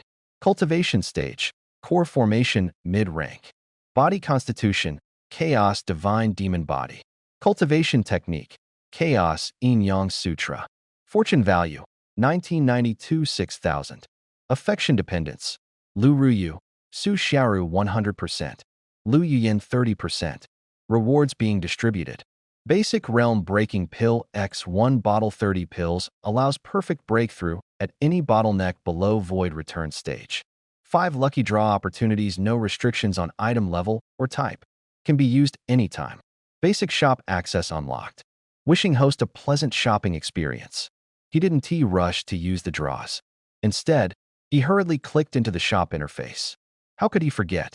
Third senior apprentice Uncle S cultivation base still hadn't been restored. By now, he was probably on his last breath. Everything else could wait, but this matter had to be dealt with right away. The shop interface was surprisingly clean and simple. The interface displayed several main categories: cultivation techniques, pills, magical treasures, items, and the heavens. Alongside these, there was also a category for spirit items, making a total of 5 sections. He immediately tapped on the pill section, and amidst the dazzling array of divine medicinal pills, he found the pill to repair the heavens. Minor pill to repair the heavens price: 1 million fortune points per pill. Effect: restores most of the damage done to one's physical body and cultivation foundation. Major pill to repair the heavens price: 3 million fortune points per pill. Effect: as long as the person is still alive, it can completely restore the damaged physical body and foundation for any cultivator below the ascension stage. Whoa, this is insane. May Yu's eyes lit up. This is exactly what I need. Seeing the incredible effect of the major pill to repair the heavens, May Yu's eyes gleamed with excitement. Without hesitation, he placed an order and bought one. He didn't even flinch at the steep price of 3 million. It wasn't just because he currently had nearly 20 million fortune points to his name. Even if he only had 3 million left, he'd still buy it. Without a second thought. Then he flipped to the section for yuan restoring pills. First tier yuan restoring pill price: 1,000 fortune points. Instantly restores depleted qi condensation stage cultivation. Second tier yuan restoring pill price: 8,000 fortune points. He quickly skipped ahead and found the 5th tier yuan restoring pill, meant for nascent soul stage cultivators. He spent another 1 million fortune points and bought one without hesitation. Only when he noticed 2 ancient, simple-looking jade bottles appear in his system space did he finally let out a breath of relief. Thinking for a moment, he then went back and browsed through the items section. This section was filled with all sorts of bizarre and strange objects. There was a bottle capable of containing flames, a pitch-black stone steel that could hold a small world within, a flag that could capture the souls of living beings. He scrolled through for quite a while before finally finding what he was looking for: a seemingly ordinary spatial ring that looked unremarkable at first glance, yet was sealed in such a way that even cultivators at the ascension stage couldn't open it. It cost him over 1 million fortune points. His heart burning with urgency, he didn't bother looking at anything else. He needed to get these pills to 3rd Senior Apprentice Master as soon as possible. As for coming up with an excuse, that was actually a piece of cake. Back in the day, he had sneaked into what appeared to be the resting place of a late cultivation realm expert and brought back a lot of precious treasures. The elders in the sect already knew about that. He could just pin the blame on that incident. He had just started to get up and dress when he woke up Su Xiaoru. She then looked at him with a shy blush, speaking in a voice so soft it sounded like a mosquito buzzing. "Little junior brother, don't you want to rest for a bit?" Mou couldn't help but chuckle at her, his grin carrying a hint of mischief. "No need. I'll go see 3rd Senior Master first, and let them know I've fully recovered." Of course, Su Xiaoru understood exactly what he was laughing at. Her face instantly turned red like it had been splattered with blood. Both embarrassed and flustered, she quickly exclaimed, "You bad guy, don't laugh." Thinking about how shameful she had just been, she immediately refused to look at him again after shouting. She buried her head under the covers, fully convinced he'd tease her about this for the rest of her life. "Second senior sister, you rest first. I'll come check on you later." Mou burst into laughter, leaving with a satisfied grin on his face. Leaving behind only Su Xiaoru, hiding under the covers and dying of shame. No sooner had Mou stepped outside than he saw senior sister staring at him with an odd expression, sitting under a distant tree and watching him intently. "Senior sister, what are you looking at?" Mou asked, slightly puzzled. He had clearly set up a barrier earlier. There was no way she should have heard anything. "Nothing. Where are you going?" Lu Ryu slightly turned her head away, her gaze somewhat evasive, a hint of shyness flickering deep in her eyes. You wouldn't notice unless you looked closely. But Mou knew his senior sister too, well, he saw right through her thoughts in an instant.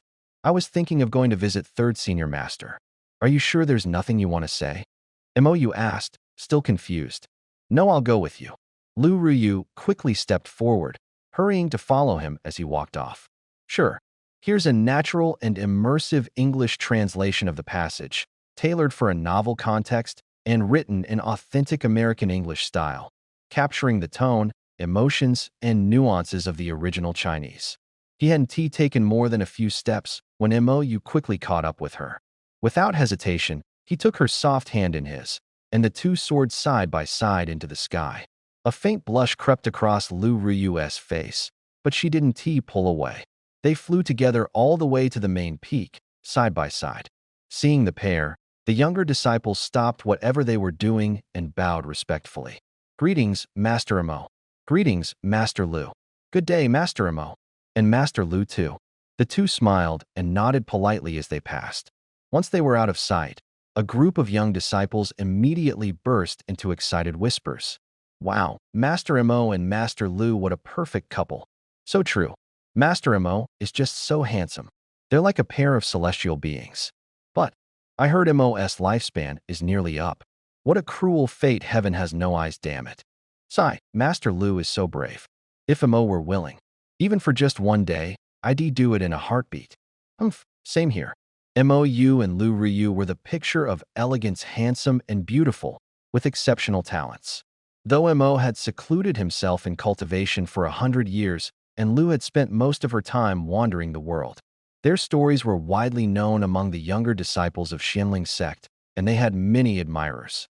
As soon as Mou and Lu Ryu left, Lu Qingxia, who was overseeing the main hall on the main peak, sensed their presence immediately.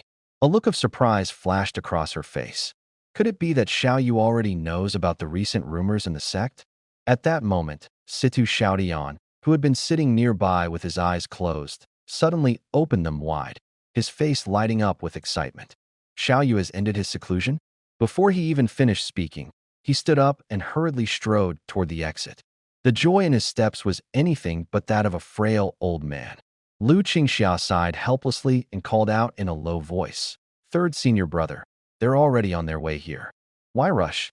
Even as she said that, however, she herself had already followed him out. She was just as curious as he was what exactly was that boy up to after ending his retreat. Meanwhile, Mou, hand in hand with senior disciple Lu, was greeting fellow disciples with a warm smile as they made their way toward the grand hall. Out of the corner of his eye, he suddenly caught sight of a white-haired old man, gaunt as a bamboo pole, hurrying toward him, visibly excited. He froze on the spot. It was like he'd been glued in place, trembling with emotion. But the shock only lasted a few seconds before he suddenly bolted forward. "Third Marshal Granduncle, are you all right?" Mou's eyes reddened, and before he could finish, he dropped straight to his knees.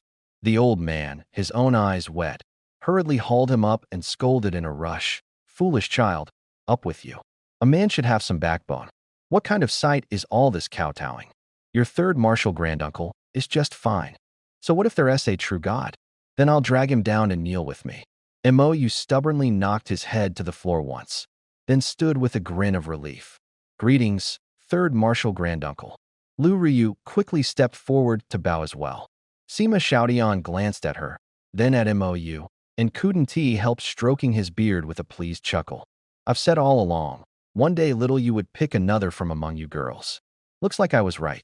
Haha, not bad." With him putting it that way, even the usually cool Lu Ryu Kudanti helped the color blooming in her cheeks.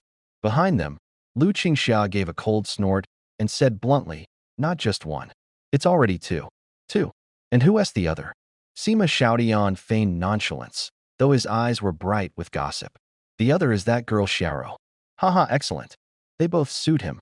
Sima Xiaodian laughed even louder. Still chuckling, they all filed into the hall and took their seats. Mou flicked his wrist, casting a barrier, then drew out 2 jade bottles and respectfully offered them to Sima Xiaodian, his voice shaking with excitement. "Third Marshal Granduncle, these 2 bottles of pills can completely mend your shattered foundation and restore your cultivation. Please take them right away." The moment those words left his mouth, the grand hall fell eerily silent in an instant. The 3 of them stared at him, their eyes filled with shock and confusion. If it weren't for his serious expression, they might have thought he was joking. "You want to completely repair a shattered cultivation base and restore his cultivation? Have you even listened to what you're saying? Xiao Yu, your senior uncle grandmaster knows his own condition best. There's nothing left that can save him now." These pills must be quite rare, so you should keep them. Just the thought behind them is already more than enough. For your senior uncle Grandmaster. Sima Xiaodian gently took his hand and placed the jade vial back into his palm, smiling warmly with satisfaction. We heard you've restored half of your foundation. Your senior uncle Grandmaster couldn't he be happier? Even if I were to die right now, it wouldn't he matter. He had meant to say he could close his eyes in peace, but the moment he thought of the dire situation the Xianling sect currently faced, how could he possibly die with peace of mind? Looking at Mou, who was about to speak, he solemnly shook his head and said, Xiaoyu, listen to me first. Your generation is the only hope. The Xianling sect has left. Promise me you'll stay alive. As long as you're still alive, there's hope for the sect. Can you do that? Mou could no longer hold back his anxiety and blurted out, Senior Uncle Grandmaster, has something happened to the sect? Lu Ruyu, who had been silent until now, also wore a look of shock, her delicate face uncharacteristically grave. For the Senior Uncle Grandmaster to speak like this, the Xianling sect must be facing a tremendous crisis. I'll explain everything clearly. Lu Qingxia sighed deeply. There had never been any intention to hide the truth from them anyway. It couldn't be hidden forever. She had simply chosen not to disturb their retreat earlier. She recounted every detail of what had happened recently, and Mou and Lu Ryu were left stunned beyond words. So now, with this flood of disaster crashing down on us, Xianling sect probably won't be able to dodge this one, huh? Mou's gaze was calm, but beneath it smoldered fury. Lu Qingxian nodded bitterly. That's right. Just a few days ago, someone discovered several damaged top-tier spiritual artifacts inside an old cave. Your second master ancestor personally investigated. The residual spiritual energy inside that cave is definitely much denser than elsewhere. There were also traces of habitation dating back 10,000 years. It wouldn't raise suspicion even for them, let alone for us, who don't know the truth. Mou looked genuinely shocked. Could it really be this coincidental? It really is just that coincidental, Lu Qingxia said bitterly. But precisely because of that, it reveals how cunning and patient the mastermind truly is. This setup wasn't something anyone could just dream up on a whim. First, they spread rumors. Then, spiritual treasures appeared. On top of that, they added the vermilion cloud golden cicada, cloaked the legendary artifact of the celestial beauty of bliss. Faced with the inheritance of the celestial beauty herself, who could resist such temptation? Many sects have already begun preparing to gang up and force their way in. Lu Qingxia clenched her teeth in anger, then continued sorrowfully. Right now, your master ancestor is at Qingchuan Peak, preparing to enter a life and death retreat. Before he left, he repeatedly warned me if things go beyond control, I should take all of you and leave the Xianling sect. Mou shook his head firmly. Fourth master ancestor, I won't leave. Those people want to destroy our Xianling sect? It won't be that easy. Lu Ruyu remained silent, but the determination on her face clearly showed her decision was no different from Mou's. At this, Sima Xiaoyan's face flushed red with anger. He abruptly stood up and snapped. Fools. Right now, the Xianling sect only has 2 cultivators at the mid-stage of transformation realm. Even if you add 3 more at the early stage, it still wouldn't be enough to intimidate those people. The only reason they haven't pressed too hard yet is out of fear of the old ancestor. But the moment they realize we've also lost contact with him, the situation will get 10 times worse. And then the Xianling sect. They'll tear you apart and devour you sooner or later. Lu Qingxia's eyes also filled with sorrow. Her weathered face, framed by a head of silver hair, seemed to age several years in an instant under the dim light. She gently patted Mou's head, her voice soft as she spoke. Xiaoyu, I understand how you feel, my young disciple, but you must leave now. As for the other talents who are away, I've already issued orders forbidding their return. You are the hope for Xianling sect's revival. As the most gifted disciple of this generation, you must bear this responsibility. Mou stared at her intensely, quickly blurting out. Fourth senior aunt, if only master could reach the late transformation stage. Lu Qingxia immediately raised her hand to cut him off. Her eyes filled with bleakness as she said, Impossible. Not even in a month. Not even in 10 or 100 years, it's nearly hopeless. Do you think the late transformation stage is that easy to break into? Moyu wore a look of helpless frustration. Since when did telling the truth become so hard?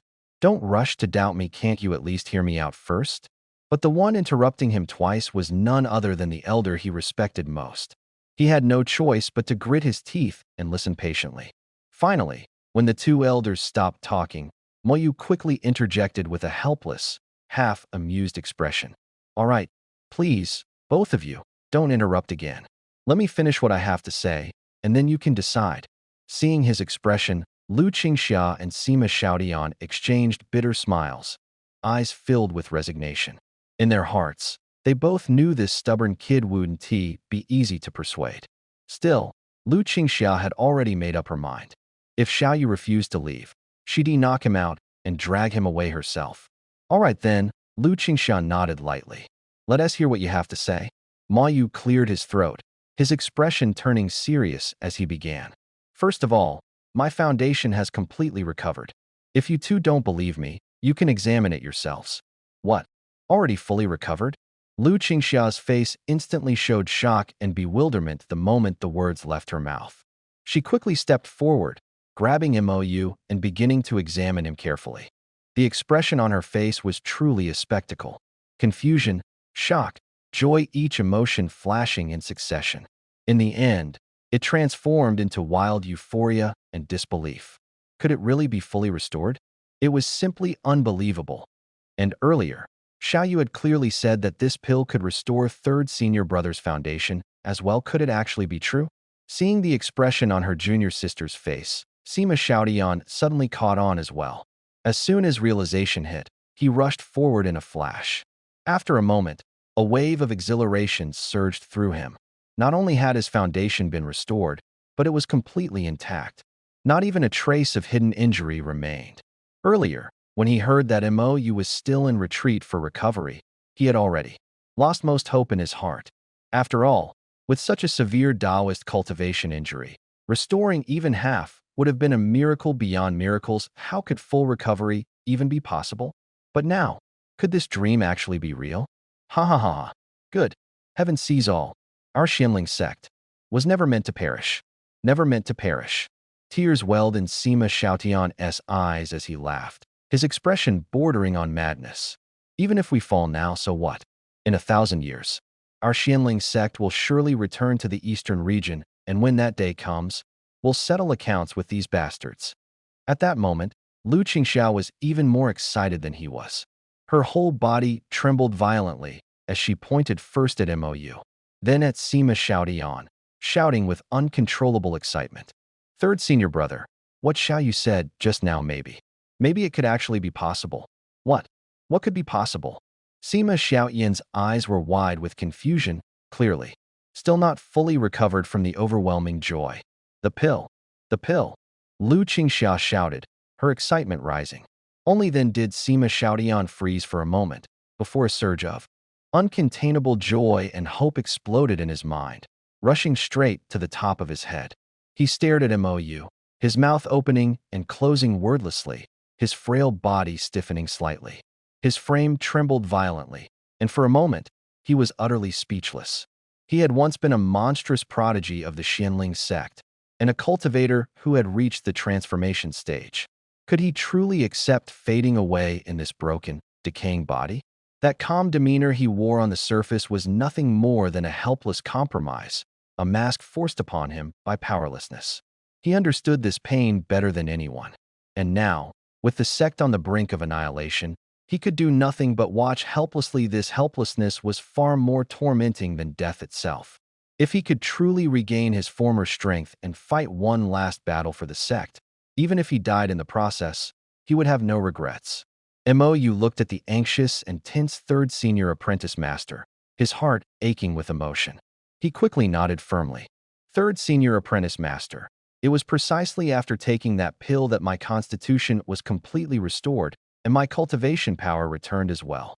As soon as those words left his mouth, never mind Lu Qingxia and Sima Xiaotian, even Lu Ryu was stunned, her clear and pure eyes widening in shock. When had her little junior apprentice regained his cultivation abilities? How come even she hadn't known? Mou offered no further explanation. Suddenly, an overwhelming aura belonging to a core formation stage mid-level cultivator exploded outward.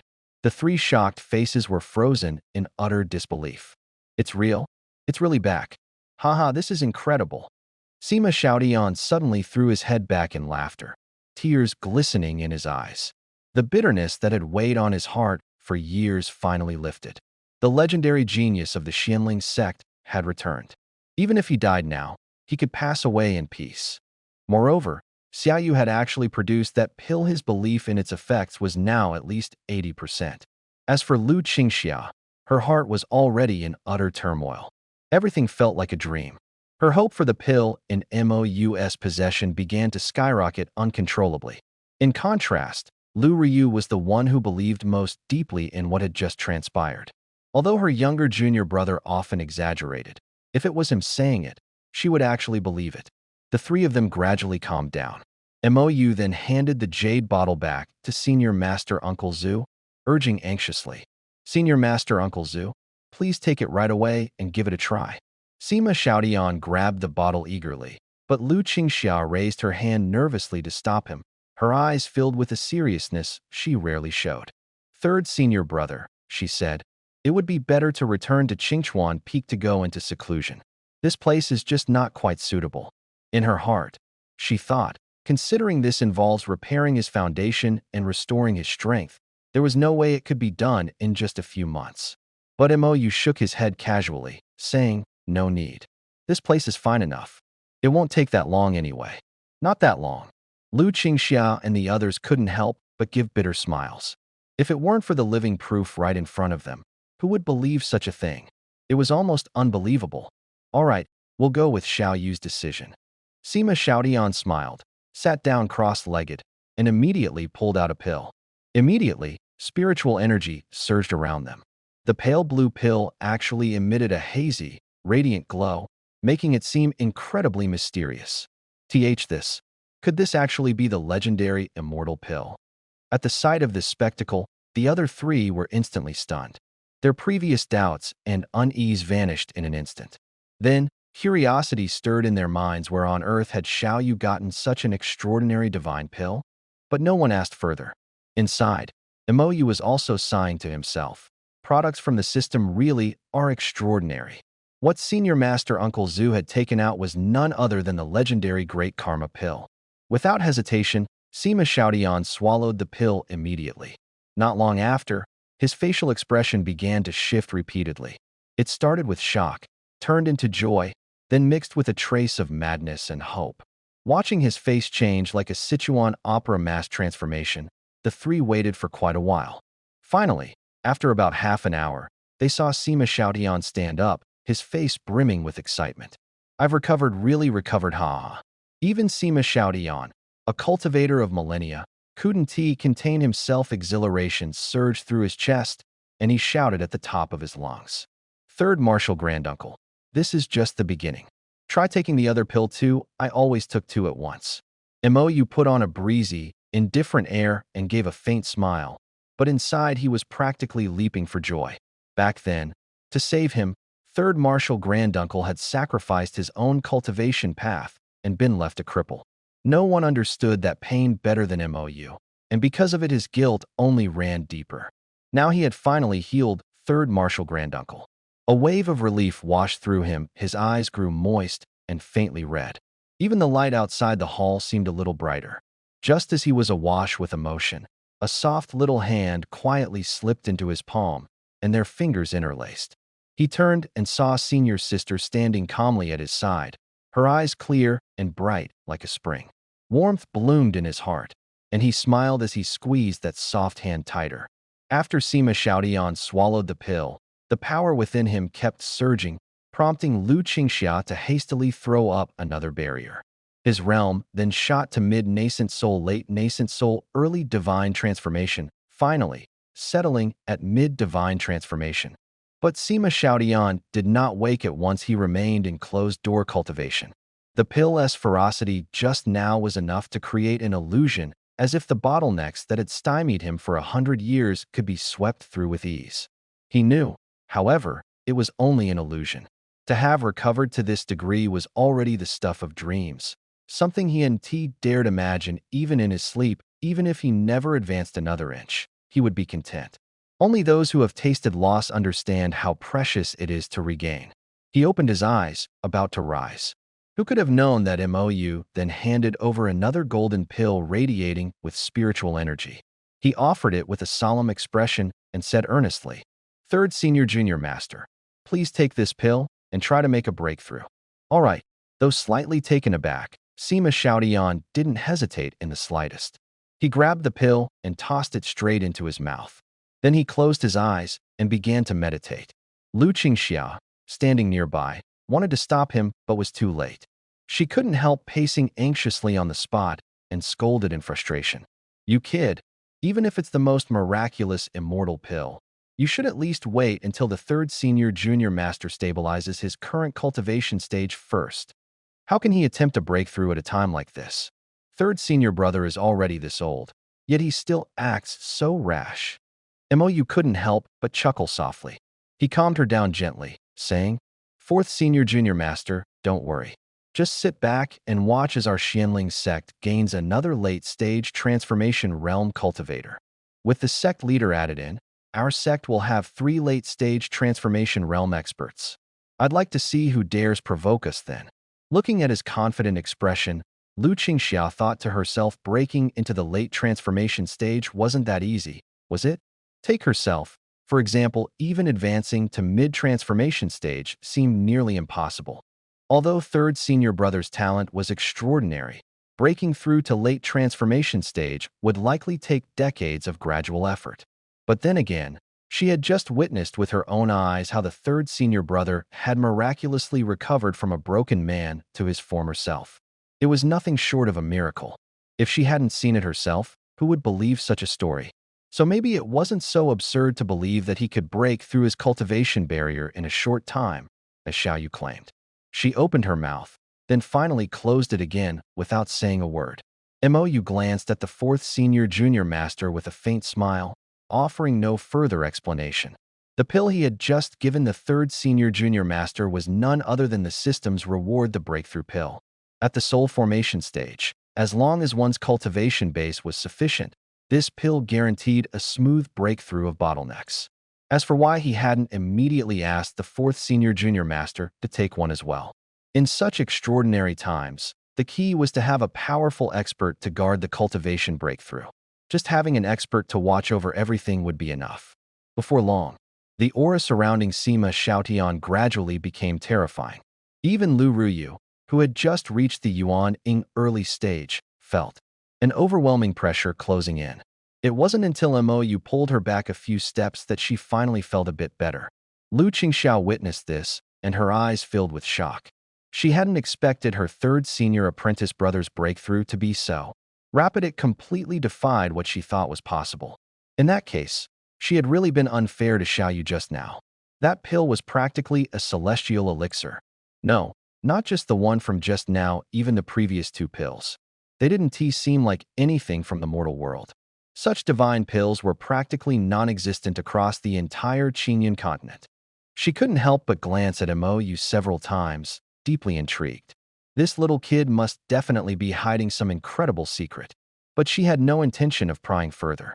Thinking that such a heaven-chosen prodigy was actually a disciple of Xianling's sect, she immediately felt thrilled and excited inside. Once this crisis passed, the Xianling sect would surely rise to the peak of the Qingyan continent. If the third senior brother could break through, then what about the first senior brother? Surely he could as well, right? And the other senior apprentices too. The remaining few might still be far from reaching the peak of the Huashan stage, but even if they reached the middle stage of Huashan, they would already be incredibly powerful. 3 peak Huashan cultivators, plus 3 mid-Huashan? Even if other sects united, they might not be able to match up. Just thinking about it made her heart pound with excitement. She just didn't know whether Xiaoyu had more of these pills stored away. Even if there was just one left, it would still be incredibly valuable. Thinking this, she could no longer contain her excitement and anxiously asked Mou, "Xiaoyu, do you still have more of these pills?"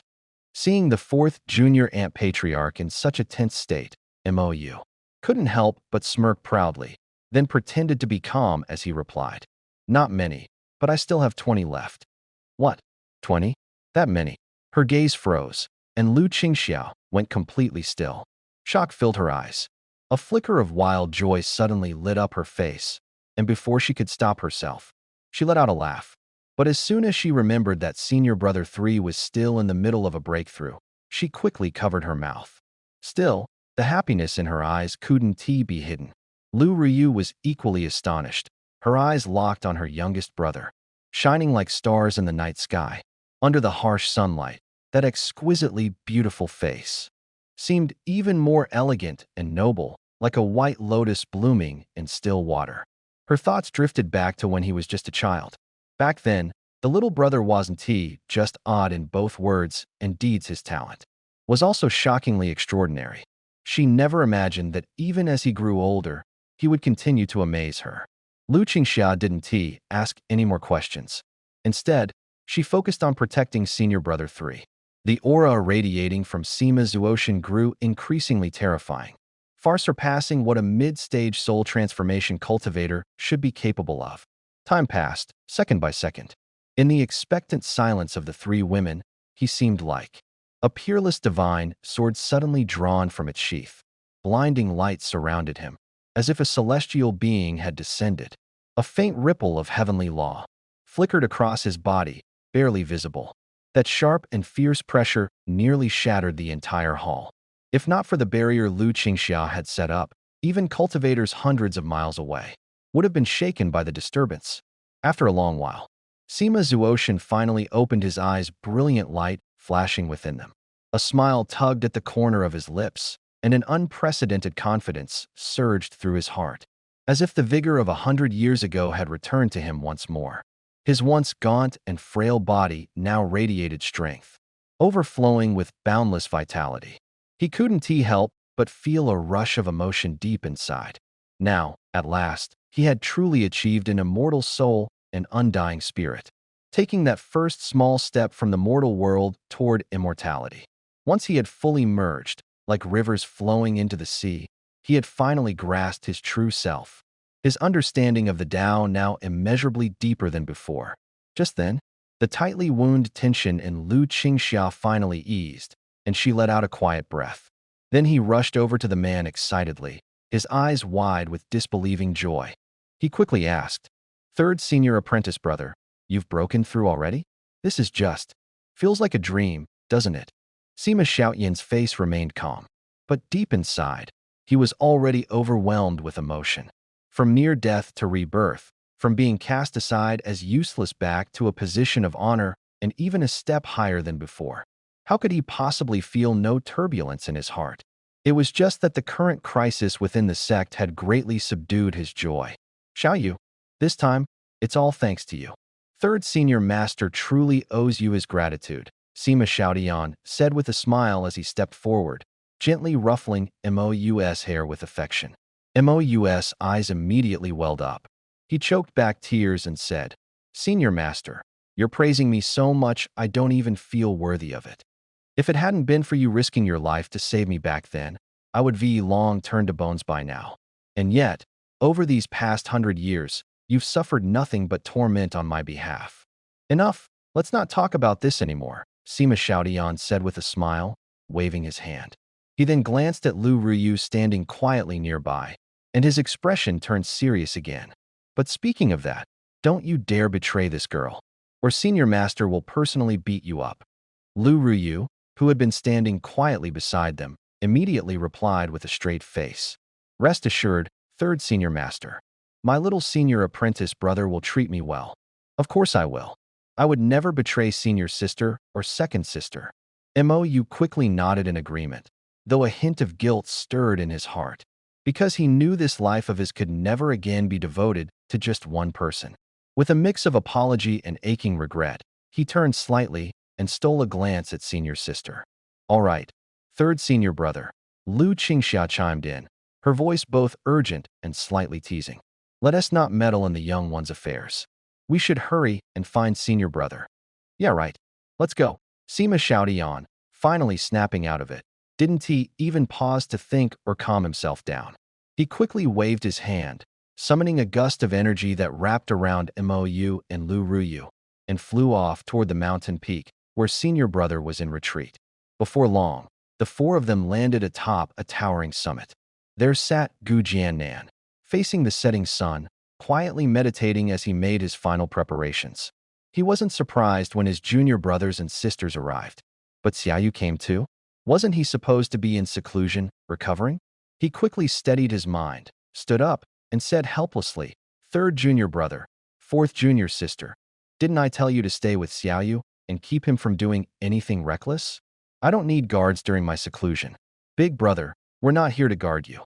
Xiaoyu brought something special to give to you." Lu Qingxia smiled smugly, but Gu Jiannan barely paid attention. Instead, he stared at Sima Xiaotian in shock, his entire body trembling with excitement. "Third junior brother, how did you change like this?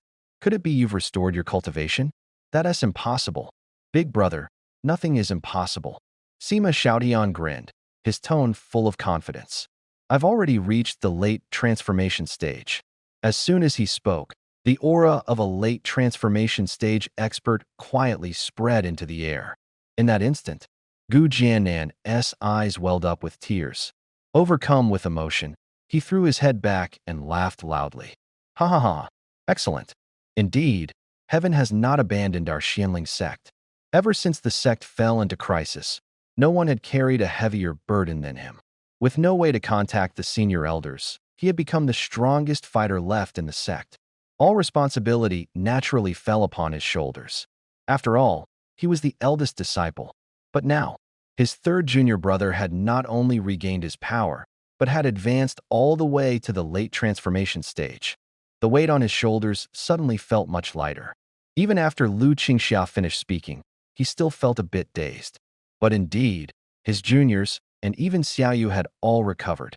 Everything seemed too good to be true. All right then, today's senior master will truly enjoy the devotion of his dutiful disciple. Ha ha ha. Laughing, Gu Jiannan accepted the spirit-breaking pill from Moyu, swallowed it in one go, and immediately sat down cross-legged. At the same time, Lu Qingxia also took a seat. She planned to borrow a soul-breaking pill to break through to the mid-stage of nascent divinity. For the current Xianling sect, every bit of added strength was extremely valuable. At this moment, in the Helan Mountains, Lu Yuyin, Qian Baichuan, and Tang Feihu were sitting inside a shabby office. Also seated at the table were more than 10 elders, who had just returned to the sect, their faces filled with anger. When they received the order to return to the sect, they had originally felt a bit puzzled. But the moment they heard the rumors about the Helan Mountains, they realized the severity of the situation and rushed back immediately. Even so, many disciples and elders still had not yet returned to the sect compound. Zhou, busy, glancing worriedly around the room, sighed and said, "Yesterday, the Luoyuan sect and Yuming sect secretly met behind closed doors again. And today, the leader of the Luoxia sect, Cui Cheng, visited Jiao Mufei, the leader of the Luoyuan sect. It seems the day they reveal their hands is drawing near." Before he could finish his sentence, a distant, aged voice suddenly echoed from afar. "The Luoyuan sect, Yuming sect, Luoxia sect, Kanglan sect, and the Yuetian Hall have arrived seeking an audience with the cultivators of Xianling." Everyone exchanged serious glances, and in each other's eyes, they saw nothing but worry and fury. Out of the 7 great sects, 5 had arrived together. Their intentions were obvious without needing words. Could it be they decided to throw away all pretenses and just take it by force? "Hee, fellow Dao friends, please come in," Qian Baichuan said lightly, his lips curling into a faint smile as he led the group forward. After all, neither side had officially turned hostile yet. Basic courtesy was still necessary. These people really dare to push us too far. Tang Feihu snorted in rage, his eyes burning with intense fury, as he watched the group approaching from afar. Though Lu Yuyin was just as furious inside, she was still trying hard to control her emotions. In a low voice, she advised, "Uncle Fifth, Master has repeatedly warned us to stay calm these days. To buy him time for a breakthrough, he had to hold back." Tang Feihu let out a bitter laugh in his heart, thinking how senior brother had already staked his life and cultivation on this. What was there left for him to cling to? He was only afraid that enduring might not even help. Martial Uncle hadn't shown his face in 100 years, and even now, with something like this, there was still no sign of him. Those people had probably grown suspicious. This visit was likely the final squeeze and a test. If there was no movement, the storm would break. 12 had come, all cultivators at the divine transformation stage. Of the other 7 great sects, probably only the Jade Snow sect and the Heavenly Sword sect hadn't sent anyone, likely out of old ties. They took their seats, hosts and guests, and sipped tea for a while. Qian Baichuan stepped forward, cupped his hands in salute, and spoke evenly. Fellow Taoists, since you've all come together, may I ask what guidance you seek? Huh. Since Taoist Qian has put it so plainly, we won't hide it any longer. We hope to borrow the Elysium Fairy-S cultivation method for a look. The Netherworld Sect-S Grand Elder, Yu Buchuan, let out a soft chuckle, serene, as if it were only natural. The others drank their tea calmly. It was obvious this had been arranged beforehand. Qian Baichuan's face grew darker. We've already stated that the Xianling sect hasn't obtained any such method. This is all someone's frame-up. You've searched the Helan Mountains for nearly a month. Don't tell me you still don't see it. Yu Buchuan burst into laughter, his sparse white beard trembling as he spoke. Taoist Qian, what about that cave up north? Are you calling that fabricated too? Lu Yuyan's expression turned frosty as she cut in. The Helan range is vast. How hard is it to find a cave? Does finding a few broken spirit artifacts inside automatically make it the Elysium Fairy-S cave abode? If that's your standard, I'll pick a spot on your Netherworld Sect-S turf someday and toss in a few treasures to match. Perhaps you could put it that way. That was the immortal mansion of immortal Elder Tai Chi, and then you're asking them to hand over his legacy. Hee. Director Lu not only looks beautiful, her words are sharp too. No wonder she's called the top beauty of the 8 beauties in the eastern region. Yang Tianxi, the supreme elder of Luyun's sect wearing a red robe, calmly placed his teacup down and chuckled. Then how would you explain the vermilion sunset cloud's golden cicada cloak belonging to the celestial beauty Yil? The entire group of elders from Xianling sect was greatly angered by his impoliteness. However, none of them rushed to interrupt. Lu Yuyan was also inwardly furious, but on the surface, she remained calm.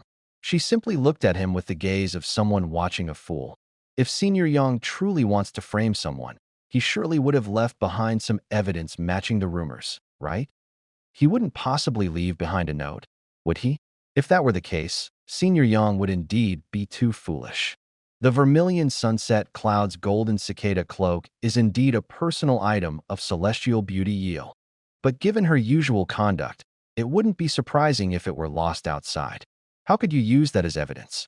Yang Tianxi's face immediately darkened, and he sneered coldly. What you're saying is merely one side of the story. If you claim someone framed you, do you have any proof?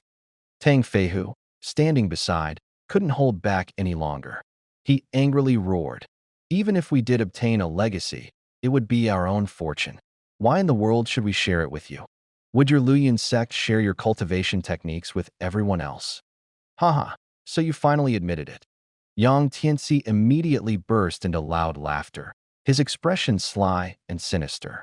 Such shameless words infuriated Tang Feihu even further. His burly body actually trembled slightly from anger, and he suddenly roared furiously. I admit you're old man. Just one word no. Now I'm asking you, what exactly does your Luyan sect want? Do you want to declare war and start a sect battle? Want to fight for the right to open it? Fine by me. Do you think Flowing Cloud sect is afraid of you? Yang Tianxi sneered. His face darkened, clearly provoked and visibly irritated. If we're going to do this, stop wasting time with all the talk already. Qian Baichuan's eyes flared with anger. These people clearly weren't here to negotiate. Was there still any reason to hold back?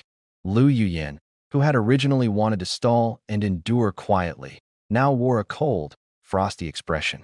Her eyes already betrayed a heavy, murderous intent. These people were here to cause trouble. Enduring would serve no purpose. At this moment, the other cultivators at the soul transformation stage appeared strangely calm. They remained silent, yet their eyes flickered with shifting lights. Didn't they all understand the story behind Spirit Void Sect's claims? The key issue was that the inheritance from the celestial beauty of bliss was simply too tempting. So even if there was just a sliver of possibility, they wouldn't give up so easily, deliberately blowing their suspicions completely out of proportion. Besides, there had long been rumors in the Eastern Territories that the founding ancestor of Spirit Void sect wasn't actually within the sect itself. Such a golden opportunity naturally couldn't be missed. Gu Engine, the senior elder of Sunset sect who had remained silent until now, finally stood up slowly, putting on a solemn expression as he spoke. Master Tang, although this secret manual was originally obtained by Spirit Void sect, such unclaimed treasures shouldn't be monopolized by one party alone. The path to immortality is long and lonely. Isn't it better to have companions on this journey? Why don't you just bring it out now? The others also broke their silence, joining in with smiles and persuasion. That's right, we're in Spirit Void Sect's territory, but these things are ultimately left behind by ancient cultivators. They should be shared. Besides, we only want to make a copy. Spirit Void sect wouldn't suffer any loss. Why make enemies of the entire Eastern Territories? Originally, the 8 great sects maintained a balance of power, each having their own concerns. Even the upper 5 kingdoms couldn't change this situation. But if Spirit Void sect suddenly produced a nascent divinity expert and became the dominant power overnight, how could the rest of them survive? Wouldn't they all have to start kowtowing to Spirit Void sect? Naturally, something like this was never going to be acceptable to everyone. To be blunt, if everyone wants to slack off together, that can work. But if you plan to grind your way up, to make a name for yourself, you're bound to get singled out. The Nether Sect's Grand Elder, Yu Buchuan, suddenly let out a cold, sinister laugh. Since we're at this point, let us speak plainly. Either the Xianling sect hands over that dual cultivation method, or you make yourselves enemies of the entire Eastern domain. 10 days from now, we'll come to Xianling sect in person and wait for your answer. Tang Feihu raised a hand and pointed at him, so furious he actually grinned. Huh, a bunch of hypocritical little men who daydream all day. Talking to you is exhausting. I'll say it one last time. That so-called inheritance of the fairy of supreme bliss Xianling sect doesn't he have it? If you want to be the lapdogs of whoever orchestrated this and fight Xianling sect to the death, then by all means, come. Yu Buchuan looked over at Qian Baichuan and let out a chilly chuckle.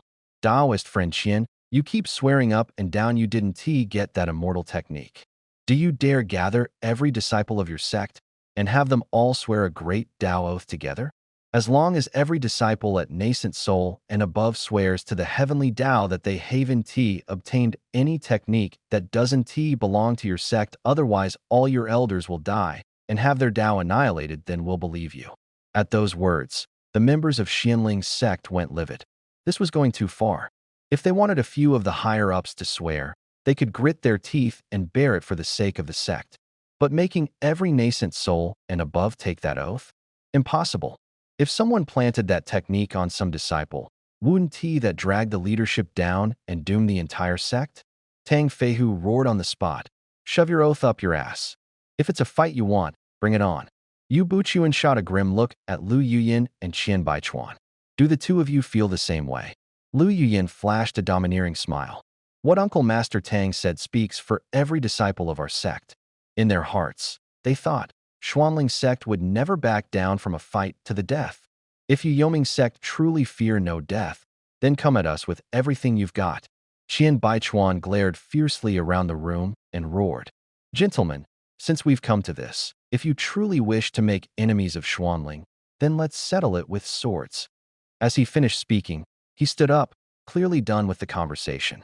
Yet none of the others moved an inch. They exchanged glances, hesitation flickering in their eyes, but also a spark of temptation. If we're destined to be enemies of Xuanling anyway, now is as good a chance as any. All we need to do is seize Liu Yuyan. The atmosphere in the grand hall instantly turned heavy. Qian Baichuan and his men, of course, could easily guess their intentions. His expression darkened, and he immediately grew more alert. In an instant, the situation became tense, blades drawn, ready to clash. Representatives from the 5 great sects all wore expressions of hesitation. At first, they had assumed that under the combined pressure of several sects, Xuanling would quickly fold. After all, no sect could possibly withstand a joint assault from multiple forces. Even if Tianjin Gate and Yushua sect chose to stay out of it, it wouldn't matter. With the five great sects united, they could sweep through the Eastern Territory, unmatched by any. That was precisely why none of the sects had committed fully. They had anticipated this very scenario. But who could have predicted that Xuanling would show so much backbone? Now the situation had become awkward. If they started a fight now, there would be no turning back. Even more importantly, what if Xuanling's Grand Elder, Long Potion, was still within the sect? If they launched an attack recklessly, it would be anything but wise. They could end up losing many lives.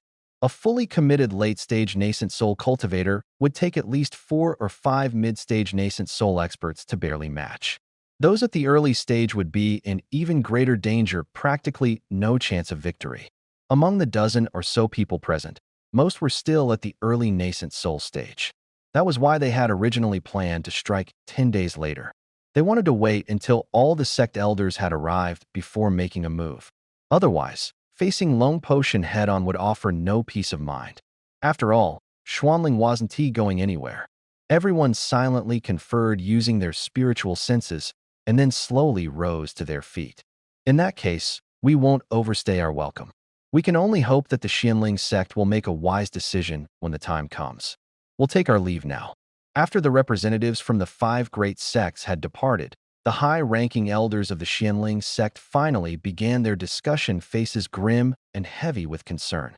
Senior apprentice uncle, little senior apprentice sister, Elder Zhou Buyu, the head of the inner sect, spoke with a deep, serious voice. The most pressing matter now is to return to our sect and prepare for battle. We can't worry about anything else right now. Lei Lai, Wang Sanni, and the other elders all nodded in agreement. No one was even thinking about backing down. Yuyan, go inform your 4th senior aunt about everything. Tell her to stop your master from entering seclusion immediately. Under these circumstances, attempting a breakthrough now would be a death sentence. Understood, Lu Yuyan replied decisively. Faced with such a life or death crisis, Qian Baichuan, the sect's revered elder, took direct command without hesitation. Also, let your 4th senior aunt disperse the younger disciples. Staying at the sect will only lead to unnecessary deaths. Anyone below the golden core stage, get them all out of here. As soon as those words left his mouth, the atmosphere grew even heavier. It was as if they were already preparing for the worst. Yet no one showed fear. Instead, their eyes burned with fierce determination. The Xianling sect had never feared death in battle. Zhou Buyu, gather all the disciples who meet the criteria and send them back to defend the sect. Dismiss the rest on the spot. Elder Qian roared, his voice filled with passion and resolve. Everyone present felt their blood surge with fury and purpose. A violent, bloodthirsty aura surged into the heavens. To them, the sect's survival meant everything. Even if it cost them their lives, they would not utter a single complaint. Just as everyone was steeling themselves for what lay ahead, Lu Yuyan walked in, her expression strange and unsettling. Yuyan, what's wrong? Don't tell me your master has already entered seclusion. Tang Feihu asked anxiously. No, my master isn't in retreat. After hearing about the situation here, he simply instructed all of us to return immediately. Good. Tang Feihu finally exhaled in relief. But Qian Baichuan frowned. Something felt off, though he couldn't quite put his finger on it.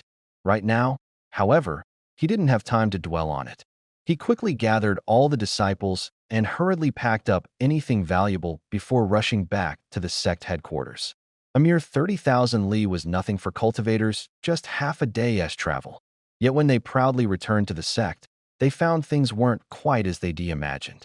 Based on their expectations, the sect should already be in total chaos. After all, the majority of disciples in Xianling sect were young. If the plan was to evacuate everyone below the golden core stage, then at least 90% of the disciples should have already left. But now, although the entire sect was tense, it was completely different from what they expected.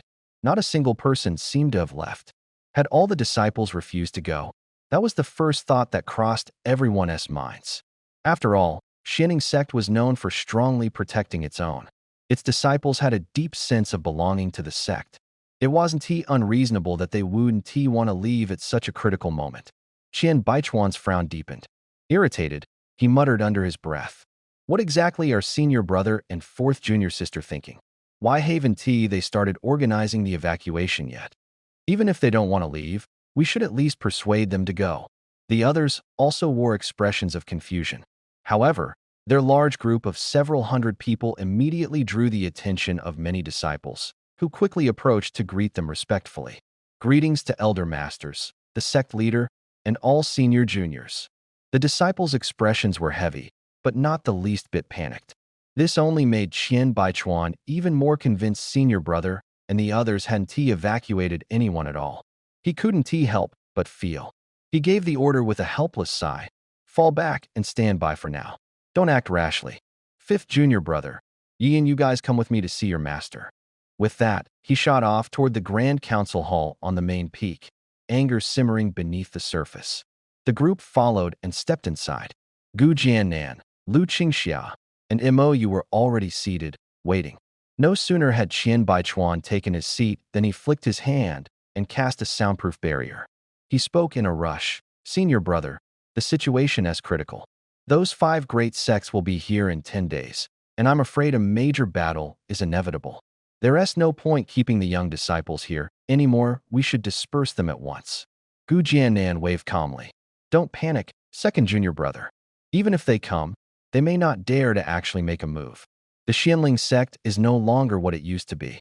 If they force us to the brink, we'll fight to the bitter end. Qian Baichuan's brows knit, confusion flickering in his eyes. The Xianling sect had indeed changed because their martial uncle was no longer in residence. Wouldn't that only make their enemies more brazen? And yet senior brother looked utterly confident. He didn't take senior brother for a fool. There had to be something he didn't know. Senior brother, don't tell me has our martial uncle returned? Qian Baichuan couldn't help himself. Heat rose to his face, and a glimmer of hope sparked in his eyes. It was about the best news he could imagine. Even Tang Feihu and Lu Yuyin were thinking the same thing. No, we still haven't been able to reach martial uncle. Gu Jiannan let out a soft sigh, worry in his gaze. He didn't keep them in suspense. Instead, he quickly, almost excitedly added, it's third junior brother. He's recovered. What? Third junior brother's cultivation base is back? How is that possible? Qian Baichuan was stunned. Tang Feihu, Lu Yuyin, and the others were left gaping, at a loss for words. This was truly unbelievable.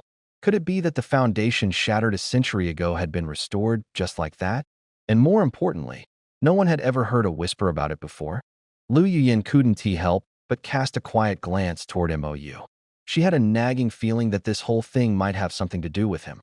Haha, not only has the foundation been restored, Gu Jiannan dropped another bomb, sending shockwaves through the crowd. He's even taken a step further. He's now a late-stage soul transformation cultivator. Everyone was left dazed and reeling, exchanging blank, stunned glances. The confusion in their eyes clearly spelled out disbelief and terror. At that very moment, the air turned eerily silent. Gu Jiannan's eyes sparkled with excitement and joy. As for Lu Qingxia, she was even more smug. Now, for once, she wasn't the only one left in shock. Seeing everyone act so clueless and stunned, she felt a deep sense of satisfaction and joy. And this was just the beginning. Who knew how much more shock they'd endure if they found out she and senior brother had also broken through? Thinking about it, she coughed pointedly at third senior brother and said, Third senior brother, why don't you show them a little real power? Sima Zuoshan pretended to sigh helplessly with a faint smile. But in truth, he was more than happy for the chance to show off a bit in front of his concerned juniors. After all, everyone had worried endlessly over these 2 people with their crippling injuries. This wasn't a joke. Suddenly, an aura unique to only a late-stage soul transformation cultivator burst forth, instantly spreading across the entire hall. The pressure was so terrifying that even Qian Baichuan couldn't help but feel his heart tighten. A powerful sense of palpitation surged through him. At this moment, he was overcome with a deep sense of helplessness. This feeling he had only ever felt it before when standing before his master's elder brother. Even the big senior brother, who had reached mid-stage soul transformation, had never made him feel such overwhelming pressure. His heart was in turmoil. His usually stern and serious face flushed bright red with emotion. A deep, vivid red, like blood, Third senior brother, you? Is this really the late ascendant transformation stage? How in the heavens did you do it? Qian Baichuan tightly gripped Sima Xiaoyan's arm, practically too excited to speak. With this, perhaps there was still hope in this crisis. Once third senior brother revealed his true strength, everyone would be deeply intimidated and forced to carefully reconsider their moves. The senior master who had never shown his face would no longer be a weakness, but rather become an even more mysterious and terrifying deterrent. Since third senior brother had already reached the late ascendant transformation stage, who would dare claim that senior master couldn't possibly be secluded in retreat, breaking through to an even higher realm? Even if, for argument's sake, all the great sects insisted that senior master was no longer within the sect, or even had already met misfortune, they still wouldn't dare to recklessly destroy Xianling's sect. If that were the case, as long as third senior brother remained alive, they would have to live every day in fear and anxiety. Stepping outside would mean facing death. Even the sect's supreme elder, at the ascendant transformation stage, couldn't escape that. This was the suffocating pressure brought by a late-stage ascendant transformation cultivator. Lu Yuyan also let out a long breath, the icy composure on her delicate face melting into a blossoming smile, as the heavy weight on her heart instantly lightened by half.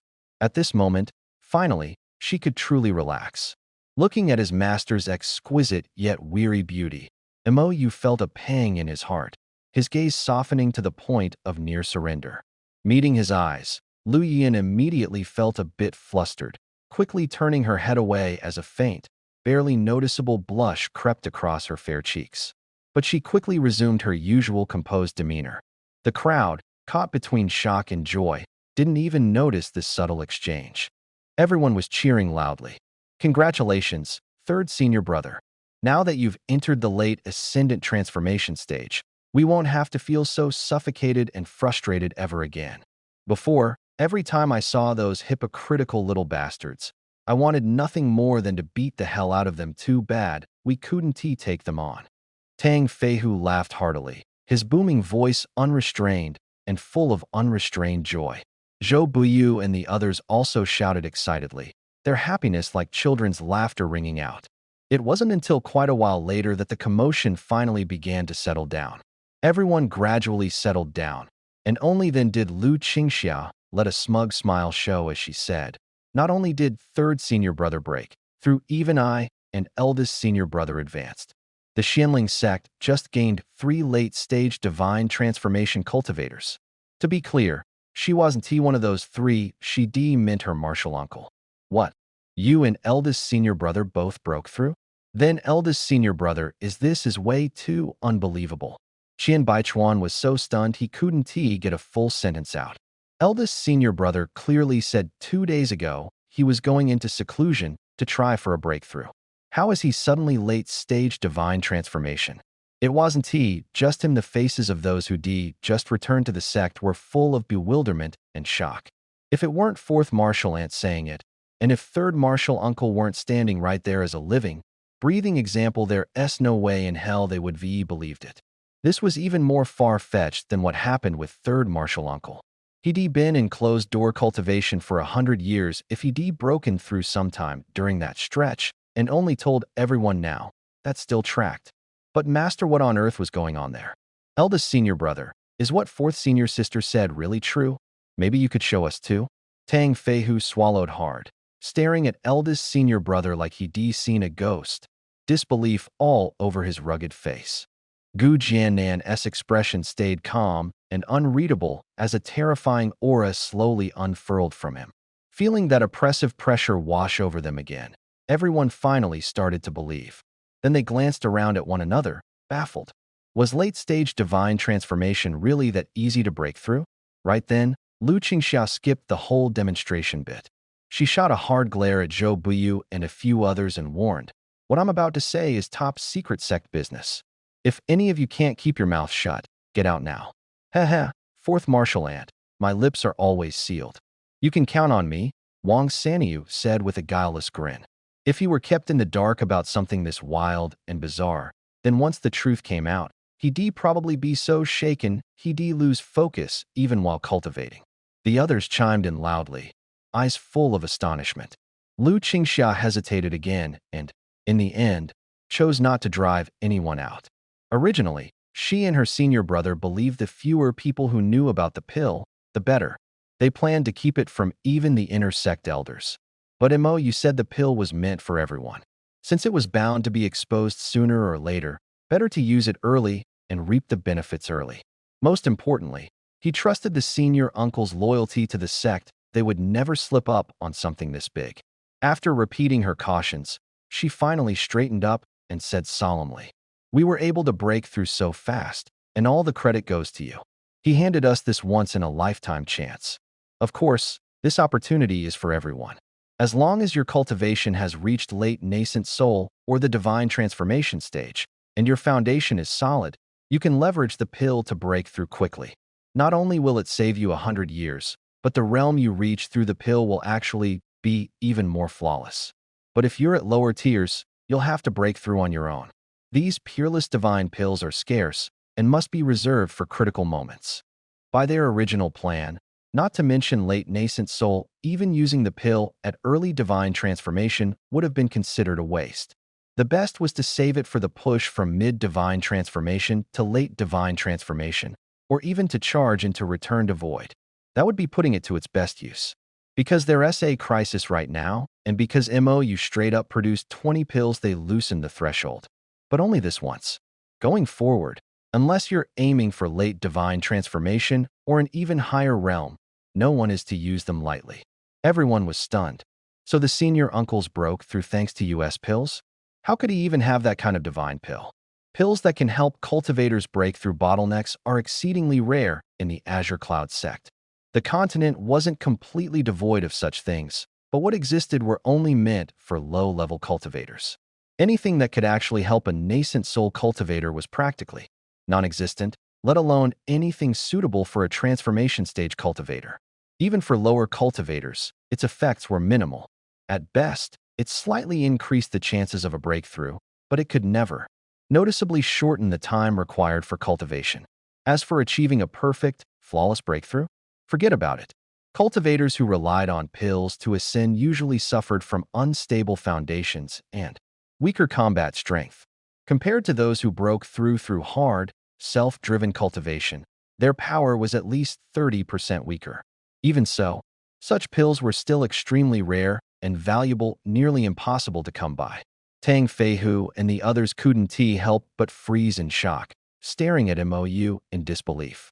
Qian Baichuan, in particular, felt a wave of emotion in his heart. He had once strongly opposed the sect's decision to go to any lengths to help MOU search for the origin of the Tao. Now, looking back, he might have truly been mistaken. A chosen prodigy blessed by fate like this could indeed change the destiny of the entire sect. Giving him special treatment? Might not be entirely unreasonable after all. He himself had been stuck at the middle stage of transformation for a long time, and his fifth junior brother had lingered at the early stage of transformation for years. If both of them managed to break through smoothly, then even without counting the sect's elder, Xianling sect would have 3 experts at the late transformation stage, 2 at the middle stage, plus Yuyan, who was at the early transformation stage, and another recently promoted from late nascent soul to early transformation. With such a formidable lineup, who would dare provoke them? And those people still dared to threaten the sect 10 days from now? He was dying to see if they still had the guts to fight to the bitter end.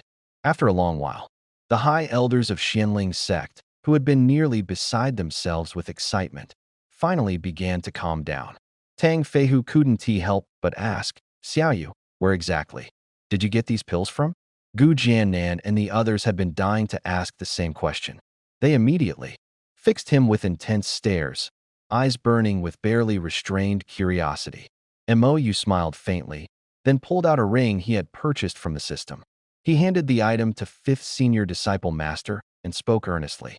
"This is something I picked up over 100 years ago in that mysterious ruin, but back then, I couldn't open it no matter what I tried.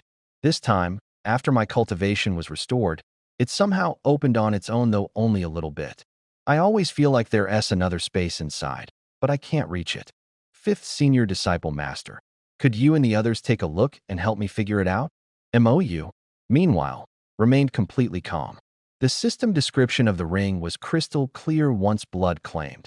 Even cultivators at the Tribulation Ascension stage couldn't sense anything inside it, let alone trying to open it utterly impossible. So he wasn't the least bit worried about his elders discovering any loopholes. Upon hearing that all those divine pills had come from this ring, and that it even contained an unknown space within, everyone became extremely excited. If such a treasure could be found just on the outer layers, what would happen if they unlocked the rest? It was simply unimaginable. The astonished elders curiously took turns examining the ring thoroughly, yet couldn't even find a single clue. Truly a divine treasure, it's beyond belief. Gu Jianan sighed, shaking his head. His powerful spiritual sense, when he tried to probe the ring, vanished like a cow swallowed by the sea, without even a ripple in response. Lu Qingxia and the others also wore expressions of utter shock. Judging from this, the ruin that Xiaoyu entered back then must have been no ordinary place. It might even have been the cultivation retreat of a late-stage ascension expert. This ring is likely the legendary spatial ring, Gu Jianan said seriously, his voice filled with awe. Storage rings and pouches were actually quite common in the cultivation world. By setting up intricate formations inside, one could achieve a fairly large storage capacity. Top-tier storage rings could even contain spaces as large as dozens of square meters. But a true spatial ring was an entirely different matter. Legend had it that these were forged by peerless experts who had literally carved out a piece of space beyond the world and refined it into a ring. Its sheer scale was like that of a tiny, miniature world.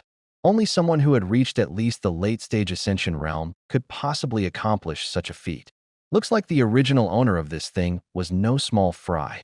After the group hashed it out for ages without a result, Gu Jianan once again handed the ring back to Mou and warned him gravely, Xiaoyu, this item clearly belongs with you. Make sure you keep it safe, it might come in handy down the line. Yes, Grandmaster. Mou nodded and took it, already certain there would be returns later.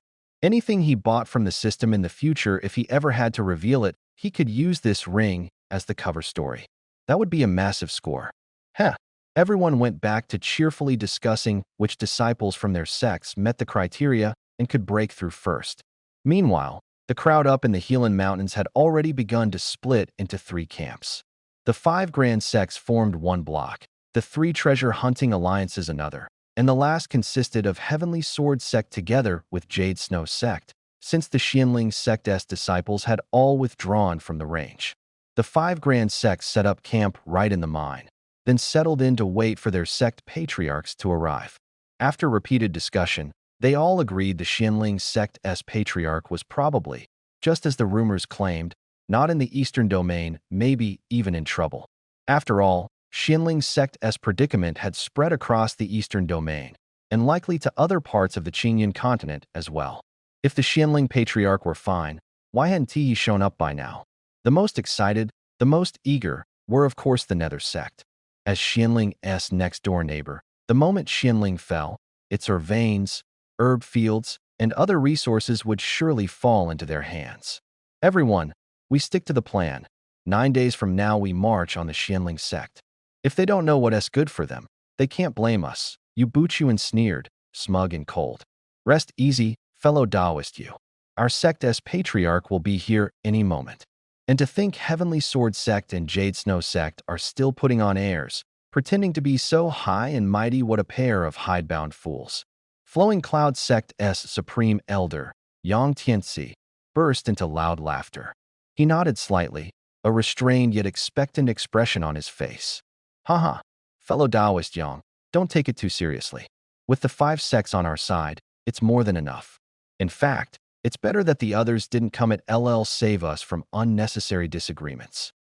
Exactly. If the Xianling sect absolutely refuses to hand over the secret manual, we'll have no choice but to settle for second best. Of course, that so-called second best meant seizing everything the Xianling sect had for themselves. Everyone burst into laughter, as if the Xianling sect had already become a piece of fat meat on the chopping block, waiting to be carved up at their leisure. Meanwhile, on the other end of the Helan Mountains, Dong Shoujua of the Heaven Sword Gate and Elder Mu Jiqiu, a senior elder from the Jade Snow sect, sat face to face, both wearing solemn expressions. Dong Shojua appeared warm and approachable, while Mu Jiqiu was cold and stern. They seemed like complete opposites. Yet strangely, despite their differences, they looked oddly harmonious sitting together. Fellow Taoist Dong, what do you think about all this? Mu Jiqiu asked calmly, his eyes deep and unreadable, giving no hint of what he was thinking. Dong Shojua sighed and shook his head. On the surface, it seems obvious, but precisely because it seems so obvious, that's what makes me suspicious. If the Xianling sect really had obtained that cultivation legacy, why would they leave behind so many clues at the scene? Others may suspect it too, but they're choosing to ignore it, each with their own hidden agendas. Mu Jiqiu gave a faint smile, neither agreeing nor disagreeing. Fellow Taoist Dong, he asked, have you never considered taking advantage of this situation to gain something for yourself? After all, judging from the current situation, the Xianling sect probably won't last much longer. Dong Shojua shook his head firmly. The only reason we came here in the first place was to seek out a rare opportunity. Now that we know the opportunity doesn't even exist, there's no reason to keep chasing it. As for them, it's no different than outright looting. But Heaven's Sword Gate has no intention of sinking to their level. As for actually drawing swords to help, I'm afraid we just don't have the strength for that. After he finished speaking, Dong Shojua's expression dimmed a shade. Given his own temperament and his ties with a few people from the Xianling sect, this was naturally something he ought to step in and manage. But he didn't represent just himself, he represented the interests of the entire Heavenly Sword sect. One careless move could drag the sect into danger. How could he let sentiment lead him by the nose? He sighed helplessly and asked, puzzled, what about the Jade Snow sect? Why aren't they getting involved? Mu Jiqiu gave a faint smile. Just as fellow Taoist Dong said, there are obligations we may not have the strength to fulfill, but that doesn't mean we'll trample them. Besides, the Xianling sect isn't exactly a pushover. If you back them into a corner, the 5 great sects will pay a heavy price. Dong Shojua looked surprised. Brother Mu, you really think Xianling still has that kind of bite? The rumor is their patriarch isn't even in the Eastern Domain. Heh, you haven't left yet, have you? Isn't it because you want to see how this ends? Let us wait and see. Fine. I, for one, hope Xianling can hold out. Those petty scumbags are a disgrace to the 8 great sects. Dong Shojua muttered a curse under his breath, a nameless irritation gnawing at him. Holy crap, is it really that crazy? At the back mountain of the Xianling sect, Imoyu stared, wide-eyed and stunned, at the items in the system shop. His heart started pounding on its own. A heaven-defying cultivation art, if it matched his constitution, then fused with the chaotic yin-yang art, what kind of effect would that have? Forget the return to void stage, even surviving tribulation and ascending as an immortal wouldn't seem all that hard. In the Techniques tab, there were 4 tiers: Human Tao, Immortal Tao, Sacred Spirit Tao, and the Chaotic Grand Tao. The one he opened was the last tab, the Chaotic Grand Tao. If he was going to buy, he might as well buy the very best. He still had over 15 million luck points. Money wasn't a problem. Creation Sutra. The very first cultivation art he saw was so terrifying it made him wonder if the system was screwing with him. Technique Intro. The Creation Sutra is one of the 3 strongest innate arts conceived before heaven and earth split from primordial chaos. While cultivating, it can directly draw the cosmic essence from sun, moon, and stars, pushing your cultivation speed to a downright heaven-defying level. If you reach perfection, you can create something from nothing, forge heaven and earth and all things, and command all laws. That brief introduction had Mo shaking all over with excitement. Then he saw the price and fell silent. Price: 8,888,888,888 luck points. That's a full 8.8 billion plus. With his current luck points, he couldn't even afford the change after the decimal. He stood there dumbfounded for a long while before he finally managed to look away, only to sneak a glance at the price tags on the other 2 arts. Hongmeng True Scripture. Price: 8,888,888,888 luck points. Tao Scripture. Price: 9,999,999,999 luck points. Staring at that long string of digits, MOU was once again completely blank. Even the cheapest one costs over 8.8 billion. Conquering a daughter of fate only netted him 20 million. Even if he worked himself to death in bed, he probably couldn't afford it in this lifetime. He tore his gaze away, refusing to look at any more details for fear of crushing his own spirit. System, this shop is highway robbery. Can't you give me a discount? He asked, aggrieved yet excited. The system answered in a cutesy, doll-like voice that sounded both shocked and incredulous. Highway robbery? Host, do you have any idea what these 3 arts are worth? Forget it. Even if I told you now, you might not get it. All you need to remember is that even a Deluo Golden Immortal has no right to possess any one of these. If it weren't for me, you wouldn't even be qualified to know their names. For now, you should take a look at human path techniques instead. MOU was stunned again, so even a great Luo Golden Immortal wasn't qualified? Above that were 5 major cultivation stages. Transformation of the soul, return to emptiness, merging with Tao, followed by ascension and heavenly tribulation. Only after surviving the 3 calamities and 6 tribulations could one truly be called a Xian Immortal, commonly known to the world as a celestial immortal. Legend said that above a celestial immortal were true immortals.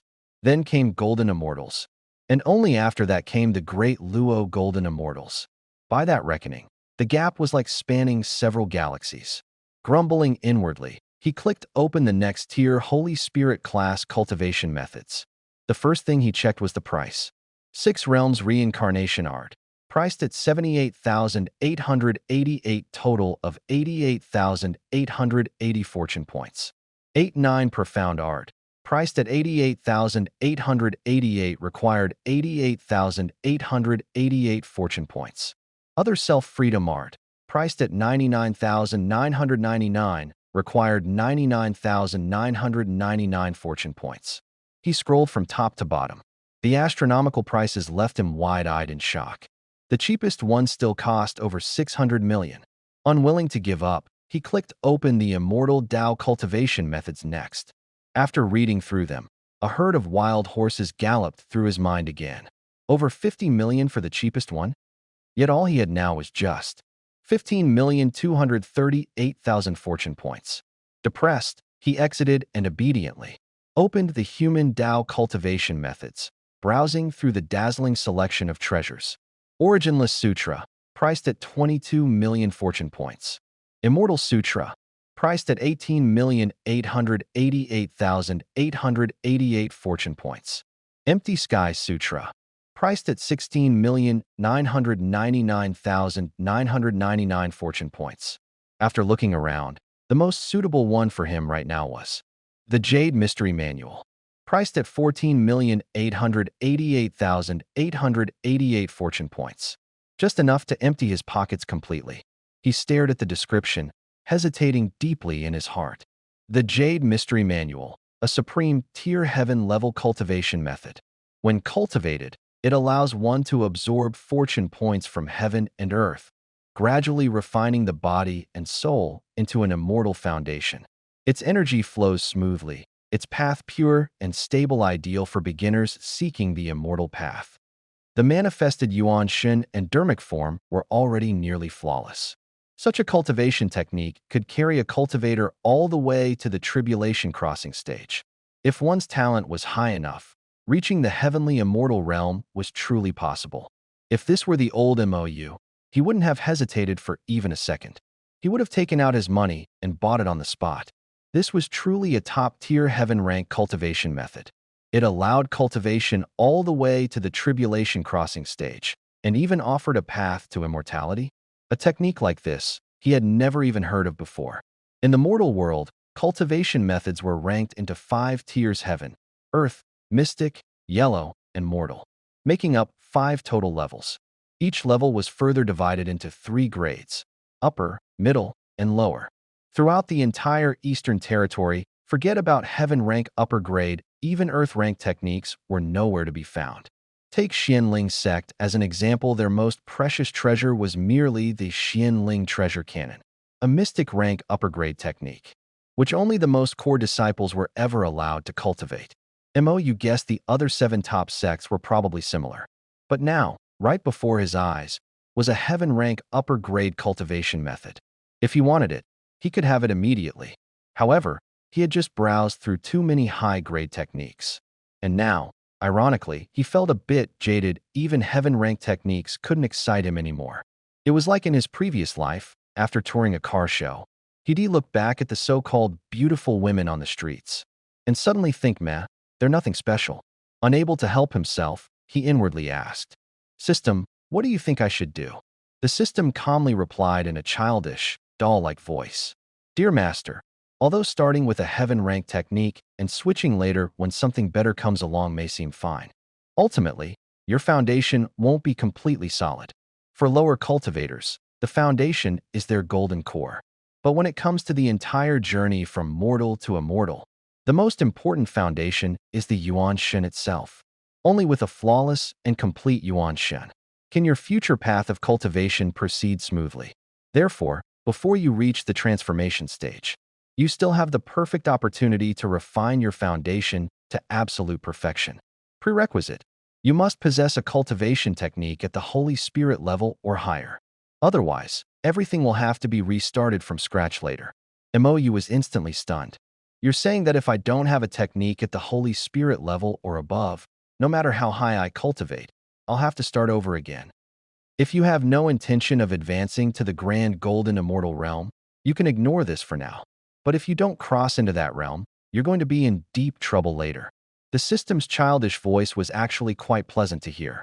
Yet right now, it made Mou's skin crawl, his heart nearly stopping in his chest. "What exactly do you mean by that? There's no need for you to dwell on this now, just focus on stabilizing your cultivation. Now get back to cultivating." Then the system fell silent. No matter how desperately Mou called out, there was no further reply. A heavy weight settled in Mou's heart, but he decided to at least settle on a cultivation technique first. After all, thinking too far ahead was pointless at this point. Letting out a long sigh, he opened his personal interface once again. Host, Mou. Age, 299. Cultivation stage, mid-nascent soul stage. Body constitution, primordial chaos demon body. Cultivation technique, chaos yin-yang classic. Fortune value, 1523 8000. Conquered targets, Lu Ruyu, Su Xiaoru. Targets to conquer, Lu Yuyin 30%. Reward items, 5 draw attempts, no tier limit. 5 times should I use them now? When he saw the last line, he suddenly froze. The 5 draws the system had given him, he'd almost forgotten they even existed. He had no idea what he might draw. Truth be told, he'd never really been into things like draws or lotteries. After all, he'd never won anything before. As for lotteries, forget it. In his previous life, the most he ever got from scratching cards was 20 bucks. And even that had cost him 200 in investments. So he'd always believed that stuff was just a scam, giving you a glimmer of hope, only for you to crush it yourself in the end. Anyway, these 5 lottery draws aren't going to earn interest sitting around, so I might as well use them all. System, lottery hit me with a 5 pull. Received. Ding. Thank you for your patronage. Thank you for your thank you the thank. 4 straight thanks. Mou's face turned green on the spot. Sure, he hadn't pinned much hope on it, but couldn't he at least get a consolation prize? Thanks my ass. Congratulations, host. You have obtained 1 chance at a long-term, large amount interest-free loan. Would you like to use it now? Huh, what the hell is that? An interest-free loan? What is that supposed to mean? Mou was baffled. Did he look like someone who needed to borrow money? But then he remembered that first Chaos Grand Dao manual he'd seen, and his heart started pounding. If the system was willing to lend him hundreds of billions, wouldn't he be able to buy now and pay later? System, how many years is this ultra long term exactly? And how large is the amount I can borrow? Mou asked nervously. This would determine whether he could afford those Chaos Grand Dao techniques. Compared to rebuilding later, doing it all at once was obviously way more cost-effective. More importantly, with better techniques, his strength would grow faster and his life would be safer. He didn't want a repeat of what happened 100 years ago. A genius who never grows is no different from weeds by the roadside. Based on the host's current talent and potential, the maximum repayment term is 5,000 years. Maximum interest-free loan amount, 10 billion luck points. You can repay in equal annual installments or choose to pay it off early. What if I can't pay it back? MOU asked curiously.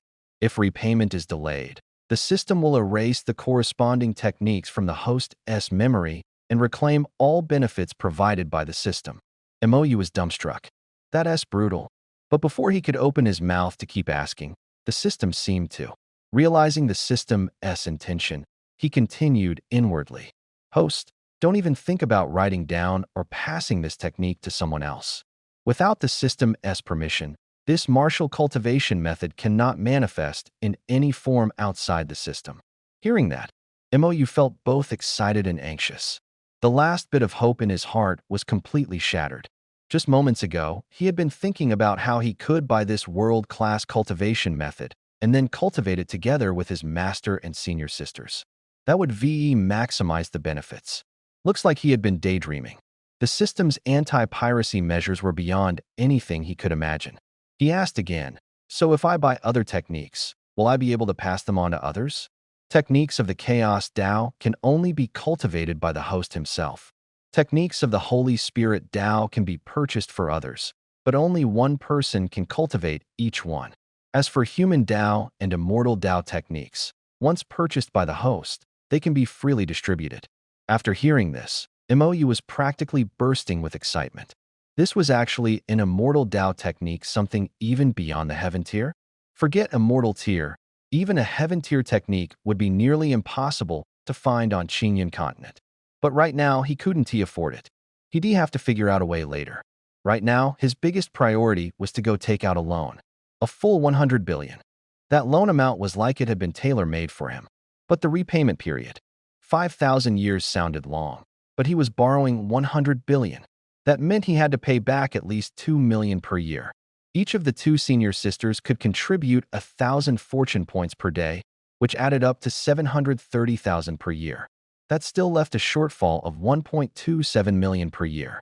The good news was that each time he conquered a fortune girl, he received a one-time reward of 2 million fortune points. Right now, he had about 15 million points saved up, enough to cover 12 years of shortfalls. If he could conquer another fortune girl within that time, he'd avoid defaulting on the loan. Then, with an additional fortune source and the 2 million reward, he could cover the deficit for another 20 years. As long as he could conquer another daughter of heavenly fate within those 20 years. He kept calculating the risks in his mind, his expression darkening. Conquering a senior sister seemed easy, but that was only because there was already a deep emotional foundation. And he didn't even have to go looking for her himself. But now, the only daughter of fate he knew was his master. Where the hell was he supposed to find other daughters of fate? He had absolutely no clue. If his master got stubborn and decided to go into seclusion or run off somewhere just to avoid him, then forget 10 years, it might even take 100. By then, just tracking down another daughter of fate would waste endless time. Not to mention making her fall completely head over heels for him, 100% devotion and reliance. Too risky. But the temptation of that Chaos Tao cultivation method was even stronger. He decided to take a gamble, go all in, trade in his bicycle for a motorcycle. What was there to be afraid of? System, lend me 10 billion. Understood. Processing loan dispersed. Please check your account, host. MOU opened the system and stared silently at the long string of numbers, feeling both excited and immense pressure. It felt just like back in his previous life when he took out a mortgage to buy a house. Except last time, he was a house slave. This time, he was a cultivation method slave. The commonality was, either way, he had to be stingy as hell with his money. Gritting his teeth again, he returned to the list of Chaos Tao techniques and stood there for a long time, still unable to decide. System, tell me, given my situation, which method would be the most suitable for me? When it came to things he didn't understand, he just asked the system. In matters like this, the system's knowledge had left his entire Milky Way galaxy in the dust. All are suitable, but the most compatible with you is Tao scripture. He glanced again at the introduction for the Tao scripture, his heart pounding. The Tao scripture, the strongest primordial cultivation method since the birth of the universe, before even the formation of chaos. All laws of the universe originate from the Tao scripture. Upon reaching full mastery, a single thought can influence the entire cosmos. 6 paths of reincarnation, birth and death collapsing into ruin. Alright, then I'll go with this one. MOU decisively clicked by beneath the Tao Jing Tao Sutra. It definitely seemed stronger, and the system had even recommended it. Letting it choose for him was obviously the right call. Watching his fortune value plummet back down to previously liberated levels, a sharp pain pierced his heart. This was a full 999.99999 million, just 1 point shy of a full billion. Thinking about what was coming in a few days, he gritted his teeth and began browsing through the treasure section of the mall. This time, he was smarter. He went straight to the low-end goods. Even if it was called low-end, that was just relative. Once, the top-tier spirit sword he gave to Yen Wuji was considered the pinnacle among spirit artifacts. Yet here it couldn't even make the cut. After all, everything here was at least spirit treasure grade.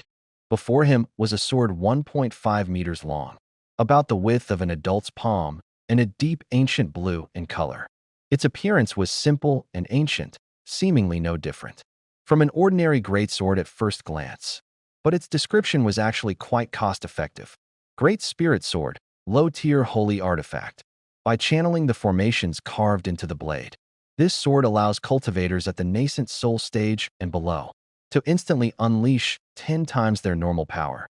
However, it can only be used for 2 consecutive strikes, after which the effect disappears with a cooldown of 10 days. Price: 2 million fortune points. Without hesitation, MOU spent the points to buy it. For the first time thinking something here was actually cheap. Though ineffective against experts above the nascent soul stage, this sword was exactly the ultimate weapon the sect desperately needed right now. With it, in a battle against peers, one strike could end an enemy instantly. Seeing his fortune points drop by 2 million, he dared not browse any further. He had to save some of this to pay back his debt. Open the Tao Jing, I want to cultivate it right now.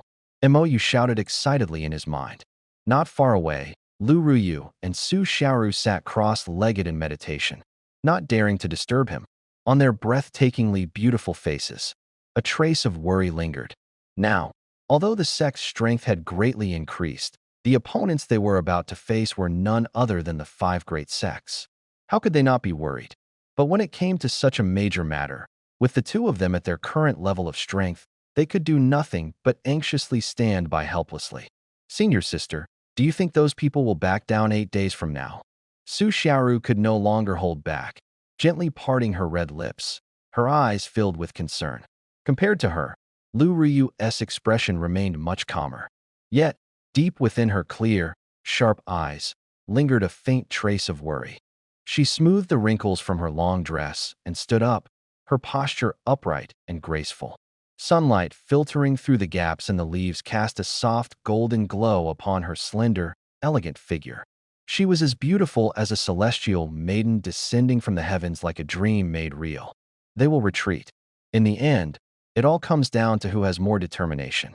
And when it comes to that, Zhuangling's sect has never backed down.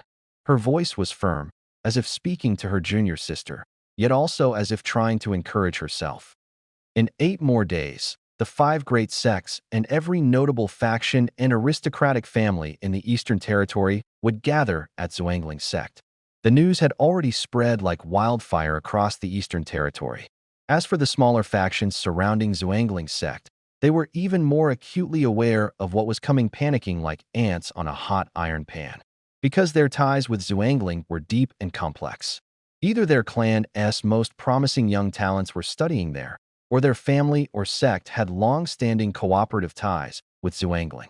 In the past, these relationships had been the very foundation of their survival and growth. Now, they had become a liability.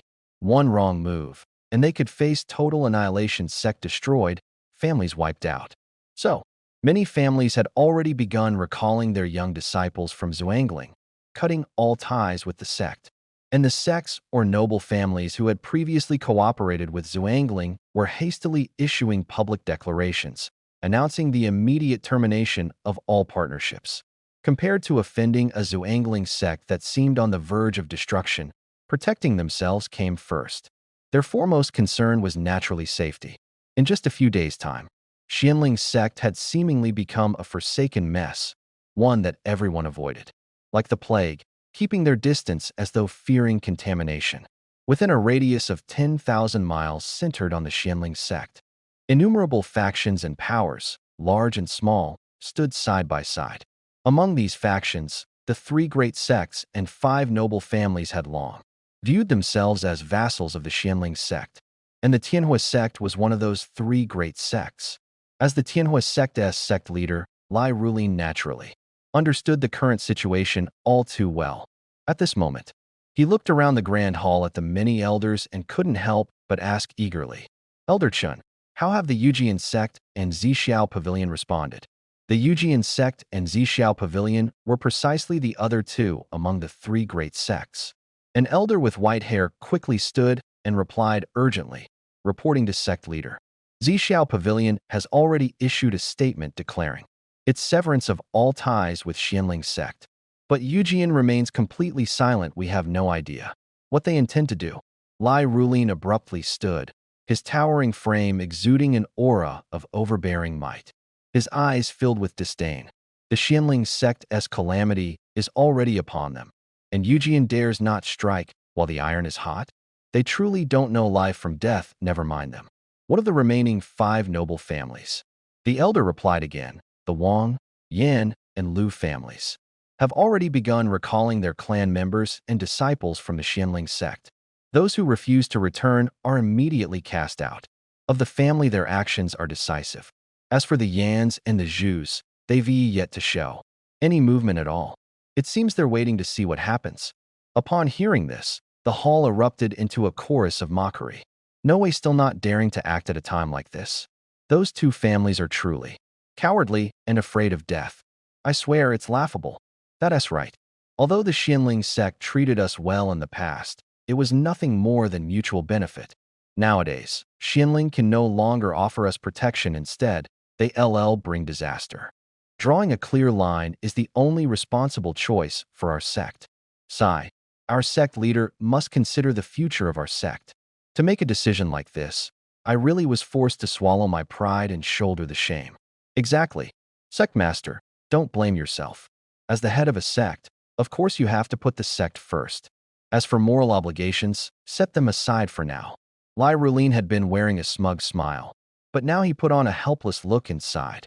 Elder Wang and Elder Sure really understand me. If there were any other way, who would willingly kick someone when they're already down? But as the sect master, as long as I can keep our disciples from dying in vain, I'll take the blame. Thinking of the Nether sect's promises, he almost couldn't help laughing out loud. Even if the profound spirit sect is wiped out, we probably won't get much. But if it's really as the Nether sect promised, and we can copy one of the profound spirit sect's cultivation manuals, that would be a heaven-sent fortune. Given time, the Heavenly Fire sect might well become a second profound spirit sect. Ha ha. Lai Rulin finally couldn't hold it in and burst into laughter. No one found it awkward in the least. They all got excited and laughed along with him. Seeing the sect master's smug expression, the transmission elder who had wanted to advise him further ended up closing his mouth. He knew more persuasion would be useless. By his original thinking, even if they didn't step in to help, there was no need to offend the profound spirit sect beyond repair. Take the Imperial Sword sect, for example. They couldn't fully satisfy the Nether sect and probably didn't gain any benefits, but at least they didn't offend either side too badly. That was the safest bet. The profound spirit sect has experts at the late deity transformation stage. If they hold a grudge, that's trouble. Do we really expect the Nether sect to protect us for life? Just then, someone spoke up excitedly with a suggestion. Sect master, since we've come this far, why don't we just throw in with the Nether sect and go pay the profound spirit sect a visit together? Absolutely not. Before the sect master could speak, the transmission elder couldn't hold back any longer and shouted his rebuttal. Master, we've always maintained close relations with the Xianling sect. But now, for the safety of our sect, it's understandable to distance ourselves. We could even cut off all contact completely. But if we take a stand directly against them, it's not just dangerous, more importantly, how will the world perceive us? We'd lose face completely and bring shame upon our sect. Elder Lin, your thinking is too outdated. When our sect's interests are at stake, are you really only concerned about appearances? That's true. Since we've already made enemies, why not just be straightforward about it? The more decisive we are, the more leverage we'll have when it comes time to divide the spoils. But seeing the greedy smiles on everyone else's faces and the silent sect leader, the elder in charge of teachings, couldn't help but close his eyes in resignation. So this was the master's true intention after all. When a whale falls, life flourishes. Everyone's expectations were so beautiful. But the whale isn't even dead, yet rushing in to attack already. Don't they fear being crushed? The Zixiao Pavilion naturally received its promised share as well. At this moment, the pavilion leader Luo Sansi sat in the sect's grand hall, his thin face filled with anticipation and longing. He glanced at the dozen elders below the stage and nervously asked, "What's happening with the Xianling sect now? Has Long Batian still not shown himself?" An elder with white hair quickly bowed respectfully. "Please rest assured, pavilion leader. The Xianling sect's grand elder hasn't returned yet. It seems the rumors are indeed true." Haha. Then let's wait 3 days and see how things turn out. Whether the Zixiao Pavilion can take another step forward depends entirely on this opportunity. Wealth and power usually require taking risks to obtain. Luo Sansi's expression immediately relaxed, and his greed and anticipation began to swell wildly in his heart. If he had to be the one charging ahead, even with 10 times the courage, he wouldn't dare. But now, the ones leading the charge were the other 5 top-tier sects. That made things much safer. He even felt that even the Heaven Sword sect and the Yushua sect, who hadn't declared their positions yet, probably wouldn't truly remain idle either. Maybe it was just for the sake of saving face, or because of their past ties with the Xianling sect, that they felt awkward about showing up at the front gate. Otherwise, why run off to the Helan mountain range? And worse, they still haven't left? The Xianling sect's fate has run dry. They've become the public enemy of the Eastern Domain. No wonder people say we're ungrateful. Luo Sansi muttered a few words to comfort himself, and his heart settled a bit. Scenes like this were playing out all across the Eastern Domain. Faced with the Xianling sect, a behemoth about to topple, who wouldn't want to take a bite while they could? Of course, not everyone felt that way. Plenty of factions and lone cultivators sympathized with the Xianling sect, but at a time like this, no one dared to reach out a hand to save them. In the cultivation world, if you don't have the strength but love to meddle, you won't live long. Sigh, I can't shake the feeling this rumor is off. If the Xianling sect really got a legacy, how could they still be clinging to it at a time like this? 3 men make a tiger say it enough, and even a lie gets taken as truth. Maybe some folks weren't after the legacy to begin with. What a shame.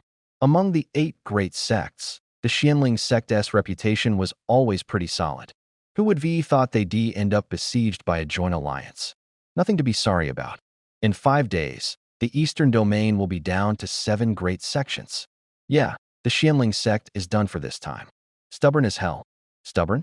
That's downright stupid. With 5 major sects bearing down like a storm, nobody in the Eastern Domain was betting on the Xianling sect except the Xianling sect themselves. Right then, the sect's upper echelon was gathered inside the Spirit Gathering Formation on the rear mountain. To play it safe, they were taking turns entering the formation to push their breakthroughs. Gu Jiannan and the others were personally standing guard, warding the formation and protecting the process. 2 days ago, Qian Baichuan had been the first to break through, successfully advancing to late-stage divine transformation. He was off to the side now, stabilizing his cultivation. Tang Feihu had broken through to mid-stage divine transformation yesterday. As for Lu Yuyan, she had only just entered the divine transformation stage not long ago, so for the moment, she wasn't attempting another breakthrough.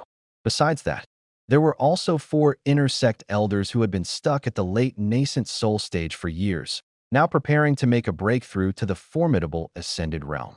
Currently inside the formation was Zhou Buyu. As the grand elder of the intersect, his strength was second only to that of that incredibly gifted little junior sister. Among all the elders, he was widely considered the strongest.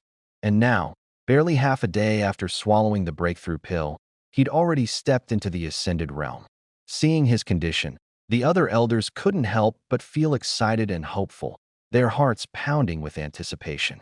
Without the pills provided by Xiaoyu, who could dare to dream of reaching this realm? But now everything was within reach. How could they not be thrilled? Especially when thinking about the plan in a few days, their eagerness only grew stronger. They really wanted to see what kind of expressions those people would wear when they arrived at Xianling's sect. Hee. In the blink of an eye, the 10-day deadline had already come down to just 1 day left. Yet in front of Xianling's sect's gates, a sea of people had already gathered. Cultivators from all over were flocking here. Clearly, they hadn't come as guests. So they all stopped outside the mountain gates, not daring to step further in. Even some forces that had once maintained close relations with Xianling's sect were among them. Families like the Wangs, the Yans, the Lius, and even the Skyfire sect and Zhixiao Pavilion. These factions had long been regarded as vassal sects under Xianling's wing. But now, these former subordinates stood outside the gates like complete strangers. Some even went out of their way to distance themselves, making up all sorts of excuses to justify their betrayal. Now, they even began slandering Xianling's sect, as if it was Xianling who had instigated this entire conflict. Gu Jiannan sat calmly in midair above the sect's main gate, serenely welcoming back the returning disciples. He paid no attention whatsoever to the noise and gossip outside. These little clowns weren't even worth his effort. More importantly, he had no intention of starting a fight early and exposing his true strength. When the time came, he'd strike all at once with overwhelming force. For example, killing 1 or 2 late ascended cultivators to send a warning to the rest. Otherwise, such troubles would keep coming one after another. Just thinking about the sacred artifact Xiaoyu had mentioned, he still couldn't shake off the lingering unease. It was hard for him to focus. It was just too terrifying. Yet, after a string of bizarre incidents recently, the higher-ups in the sect had long grown accustomed to MOU's words and now placed absolute, unquestioning trust in him. Once the 5 great sects are dealt with, he could then slowly handle those rebellious scum. Gu Jiannan snorted coldly, his gaze fixed on them like he was looking at corpses already. The small faction formed by sects like Tianhua sect had no idea that their fate had already been sealed. Eager to show off in front of the Yuming sect, they kept loudly condemning Xianling's sect. At first, they spoke cautiously, even showing hints of shyness and guilt.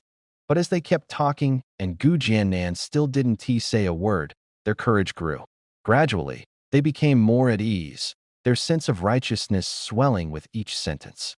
Before long, in their words, Xianling's sect had become a villain guilty of countless crimes.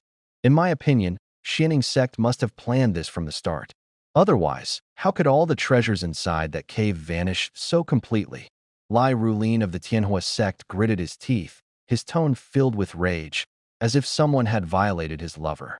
Beside him, Shun Tianqiu, the leader of Zhixiao Pavilion, nodded in agreement with a furious expression, his aged face filled with sorrowful indignation.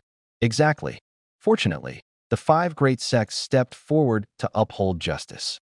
Otherwise, the legacy left behind by the Immortal of Joy would have been monopolized by one single sect. Back during the Demon Extermination War, the eastern regions suffered the greatest loss of heritage.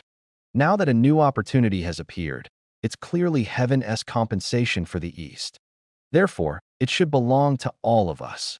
Even if we have personal ties with Xianling's sect, we cannot allow such a thing to happen. Otherwise, we would be traitors to the East for generations to come. Master Shun's noble action is truly admirable. We all deeply respect it. If it weren't for Xianling's sect's stubborn refusal to see reason, why would we have to become enemies? The white-haired elders who spoke up were none other than patriarchs from 3 of the 5 great clans, the Wang, Yan, and Lu families.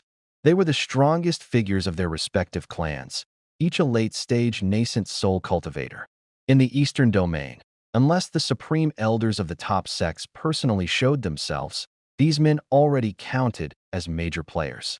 In the past, while those clans did have their frictions, with the Xianling sect looming over them like a big brother, they kept things civil on the surface. Now that they had jointly turned on their former big brother, their ties had actually grown closer instead.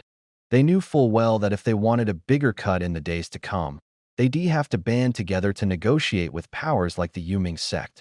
Otherwise, if they fought their battles alone, no one would take them seriously. So the Heavenly Fire sect and the Zhixiao Pavilion, together with the Wang, Yin, and Lu clans, quickly cobbled together an unprecedented little alliance. The ones who denounced the Xianling sect the most viciously were precisely these groups. As for those who were only there to watch the show, they preferred to keep their heads down and stay out of it. Even at the Xianling sect's gates, they didn't dare go too far. But the people from the 5 great sects of the Eastern Domain clearly weren't that type, especially the Yuming sect. Not long ago, they just lost face at the Xianling sect, and they were itching to get it back. That's why the Yuming sect's Grand Elder, Lung Qingshan, brought a crowd ahead of time complete with a host of prodigies and showed up early. They meant to cut off any Xianling sect disciples who tried to leave and vent a little anger while they were at it. Unfortunately, they surrounded nothing but empty air and came away with nothing.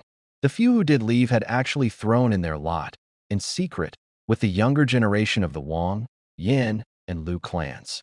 Lately, the Xianling sect had been unervingly quiet. It wasn't as the outside world imagined, dismissing disciples en masse. On the contrary, more and more elite disciples were rushing back by the day. They were the ones who had been out seeking the origins of the great Tao for MOU. Of the 10 great prodigies, only 4 had yet to return, and 2 of those just happened to be Lu Yuyin's female disciples. Madame Sima Fian and Murong Qiuyo were also on the list. They happened to be the other 2 women from Xianling sect listed among the 8 beauties. Some joked that Qingyun's beauty came from the eastern region, and the beauties of the eastern region were all in the Xianling sect. What this meant was the rumor that the Xianling sect had practically monopolized 5 of the 8 beauties of the eastern region. As for these peerless young prodigies, nearly all the young cultivators present had heard their names.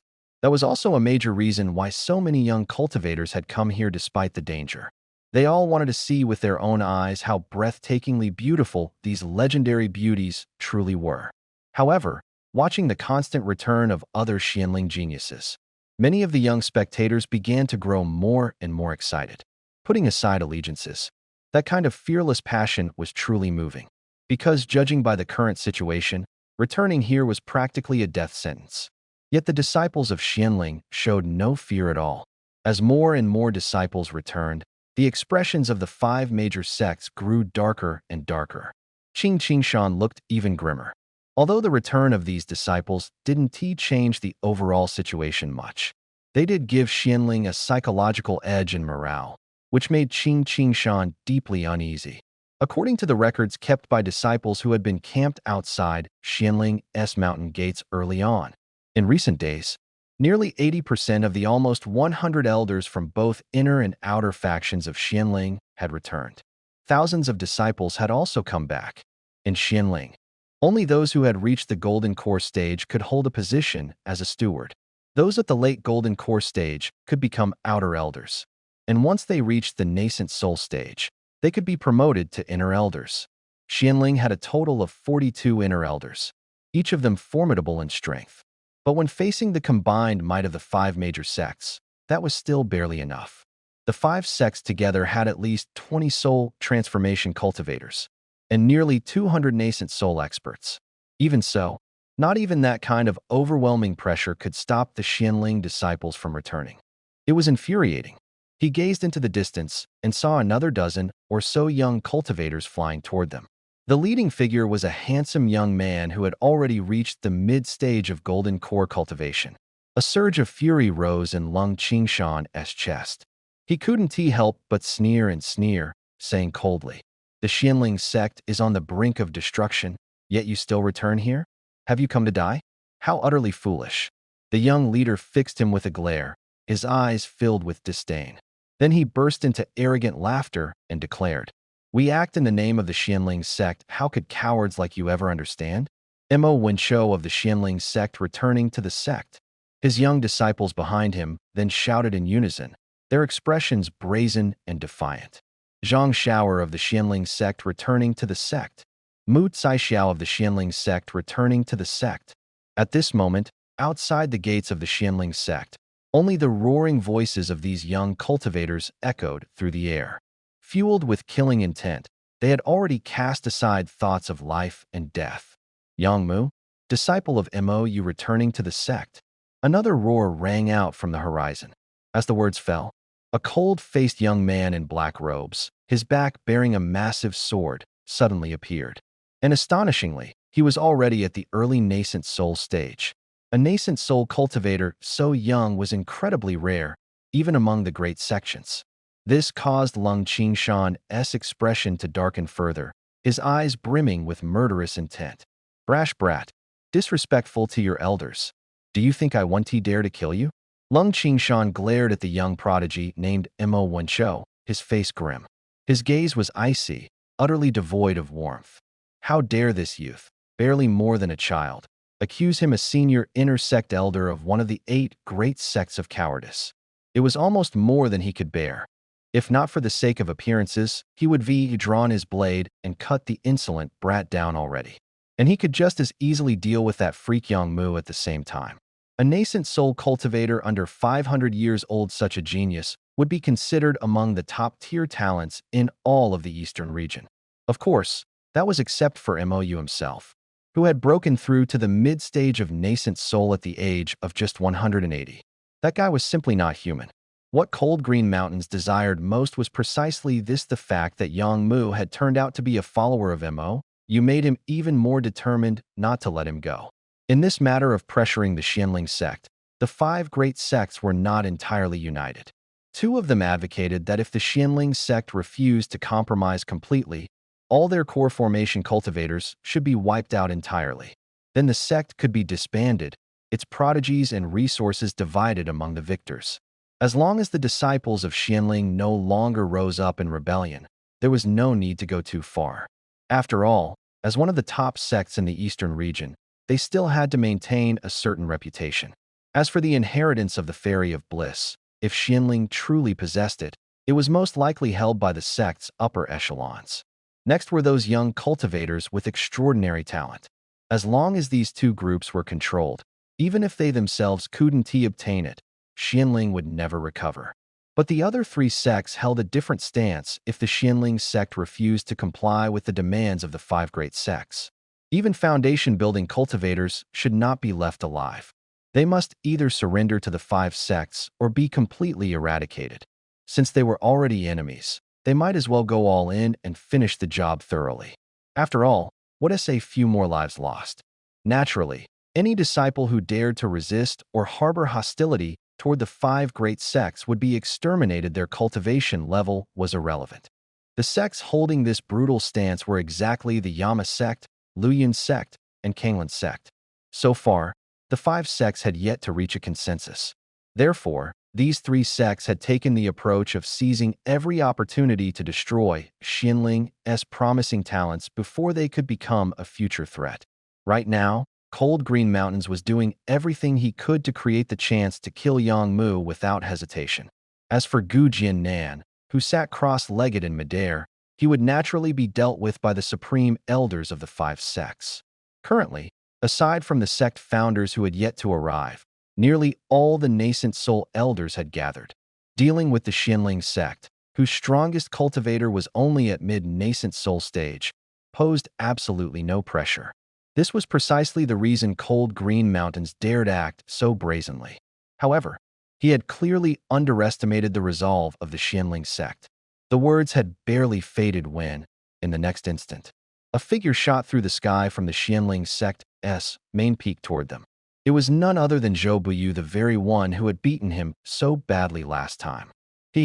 Lung Qingshan, you really are becoming more audacious by the day, daring to bully one of our Xianling sect's core formation cultivators. Zhou Buyu's laughter dripped with contempt and disdain. That sent Lung Qingshan's face darkening in an instant. Faced with this always troublesome opponent, his blood boiled, and the rage surging through his chest nearly singed his beard. Zhou Buyu, you'll only have your tongue to wag today. Come tomorrow, you'll be nothing but a shattered corpse. Lung Qingshan's face turned deathly pale as he roared in fury, his entire body trembling with rage. But Zhou Buyu didn't even flinch, his expression showing nothing but cold mockery and disdain.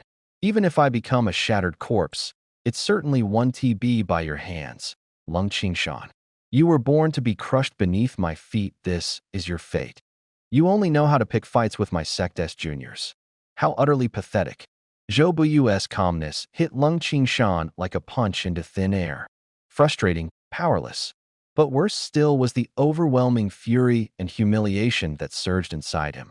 After all, not long ago, he had just been defeated by this very man. And that was why his threats now rang so hollow. Qingshan, stand down. We'll settle things tomorrow. Right now, arguing here only invites mockery from others. A sudden voice rang out, an old man with flowing white hair and beard, descending from the distant void with an ethereal grace. His extraordinary aura and the snow-white robe draped over him made him look like a celestial immortal descending from the heavens. Only his fierce, cold gaze spoiled that image of transcendence. Many of the onlookers immediately gasped in surprise. Didn't he expect the patriarch of the Yumeng sect to arrive so early? Looks like he's really set on wiping out the Xianling sect. He set on it. That's an understatement. We'll probably have to wipe them out, root and branch, that's the only way. Shoo, keep it down. Have you already forgotten the old ancestor of Qingshan sect from 200 years ago? At the thought of that terrifying scene, everyone fell silent. Back then, the old ancestor of Qingshan sect was an expert at the early divine transformation stage. He casually said, in a crowd no less, that the old ancestor of the Nether sect was too tyrannical in how he acted. In a fit of rage, Yu Baihu cut him down on the spot. Yu Baihu, that was the name of the Nether sect's old ancestor. Killing the old ancestor wasn't enough for him. He stormed into Qingshan sect's grounds and slaughtered every last disciple, then forced the sect to disband right then and there. In his own words, "Since you call me overbearing, I'll show you what true tyranny looks like." Fortunately, Yu Baihu either had mellowed since then or simply didn't care about the chatter of small fry. He didn't come looking for trouble. Only then did the powerhouse on their side, who deep intense under the surface, finally breathe easier. Against a late divine transformation powerhouse, late nascent soul cultivators like them were no match at all. Yu Baihu cast Gu Jianan a cool glance and snorted. So Xianling sect is set on courting death? Gu Jianan's expression didn't change. Whether it's a dead, and how would we know if we don't try? Maybe you'll be the one who dies. Ha ha ha, pulling these little shenanigans, do you really think you can get away with it? Childish. Yu Baihu laughed arrogantly. He hadn't seen through Gu Jianan's exact cultivation, but that didn't surprise him. Once a cultivator steps into the divine transformation stage, their aura becomes more restrained, and the difference in strength shows more in the soul. And the soul has always been the most mysterious part of the human body. So unless you're at least 2 minor realms higher, it's perfectly normal not to be able to gauge the other's cultivation. Some late divine transformation cultivators can't even see through someone at early divine transformation without actually crossing blows. Gu Jianan was at mid-divine transformation, and right now he was the leading figure in the Xianling sect. Even the impossibly arrogant Yu Baihu didn't dare look down on him too much. But that was as far as it went. If not for the need to account for Xianling's patriarch, Long Patian, why would there be a 10-day deadline at all? Those 10 days weren't just to wait for people to arrive, they were also to further confirm whether Long Patian was still around.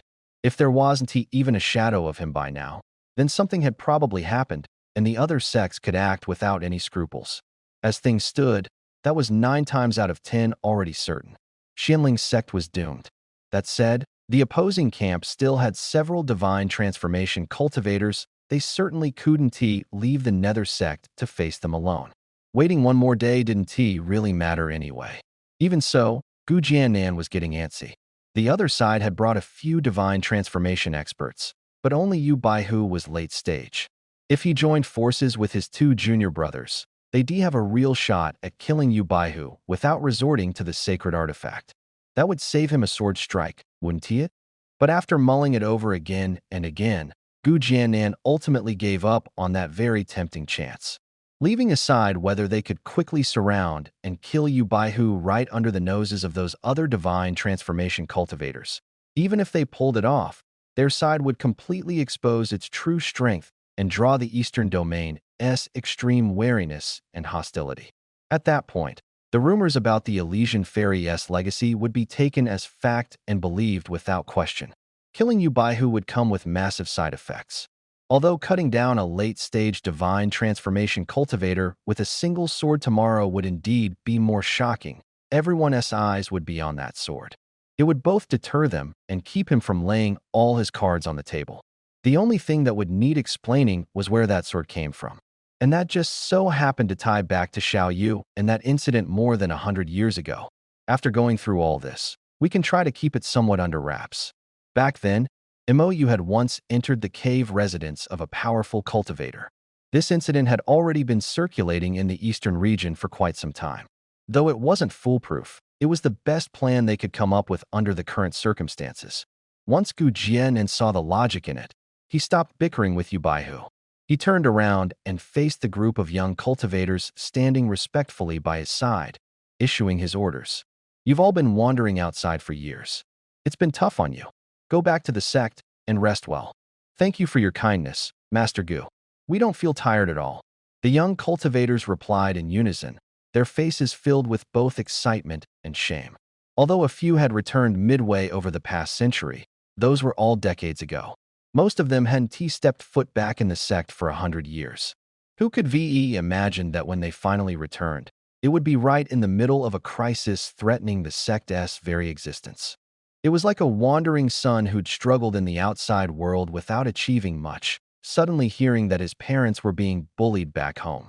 That complex, furious emotion couldn't be put into words.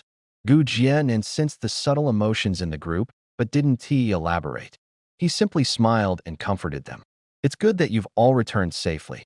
Go meet your masters, seniors, and juniors now.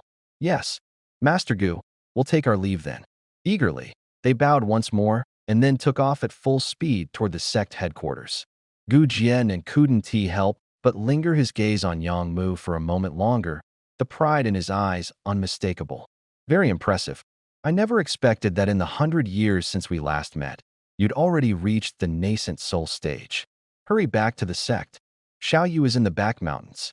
As for the remaining 3 companions of Xiao Yu, he held them in especially high regard.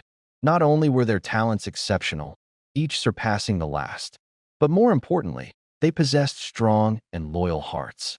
To remain by Xiao Yu's side for 100 years even after he lost his cultivation, it was truly rare and admirable. Master Gu, I'll take my leave first. Yang Mu, too, showed deep respect to this senior elder of Xianling sect. Although he wasn't officially a disciple of the Xianling sect, people still held him in great respect. Over the years, the sect's disciples had always treated him like one of their own. After so much time had passed, he had long since come to see himself as part of the Xianling sect. Not having seen the young master for a century already made his heart pound with excitement. But when he heard from Yin Wuji that the young master's foundation had been restored, he became even more thrilled. That news alone sent his heart racing and left him completely energized. After saying goodbye to Gu Jianan, he couldn't wait any longer and immediately rushed toward the back mountains. Young master, I'm back. Imoyu was sitting in the courtyard, listening to Yin Wuji's report, when suddenly he heard a loud shout filled with excitement. He looked up to see a tall young man in black robes, his expression usually cold, now clearly filled with emotion, striding toward them with excitement. Unable to help himself, Imoyu stood up with a grin and pulled the man into a fierce hug. After they separated, he gave him a hard punch to the chest, then laughed loudly. Not bad. Not seeing each other for 100 years, and you've already broken through to the nascent soul stage. Heh, just barely, I guess. Yang Mu couldn't help but grin widely after being praised by the young master. That face, usually stern and aloof, rarely showed such a genuine smile. That the young master could immediately see through his cultivation level meant he had truly recovered. Only at this moment did Yang Mu finally feel the weight on his heart lift completely. Imoyu couldn't resist teasing Yin Wuji. Wuji, you'd better hurry up. Don't fall too far behind Yang Mu. Don't worry, young master, I'll catch up. Yin Wuji replied, his eyes firm and determined. He had thought that with how hard he'd been working, he might finally close the gap with Yang Mu. But it turned out Yang Mu hadn't been idle either. He stepped forward to stand in front of Yang Mu, then gave the other man's thin shoulder a hard slap with his strong arm, and snorted coldly. Old Yang, don't get too cocky. I'll break through soon enough. I'll catch up to you. Yang Mu glanced at him with a slight smirk, his lips barely curling. I'll be waiting. but you'd better catch up first. Let us put Chen Feixiong aside for now. He is already at late Golden Core Stage 2. He should be back today, probably by tonight. Yin Wuji's expression immediately turned even graver. Chen Feixiong had also reached late Golden Core. He was indeed at the verge of a breakthrough. But whether he could achieve it quickly remained uncertain. Each threshold in cultivation was never easy to break through. Once this sect crisis passed, he'd have to work even harder. Otherwise, if he still claimed to be the young master's follower, he'd only end up embarrassing the young master. As he was deeply immersed in thought, Mou silently handed him a pill radiating thick spiritual energy. With a calm voice, he said, "Take this. See if it helps you break through."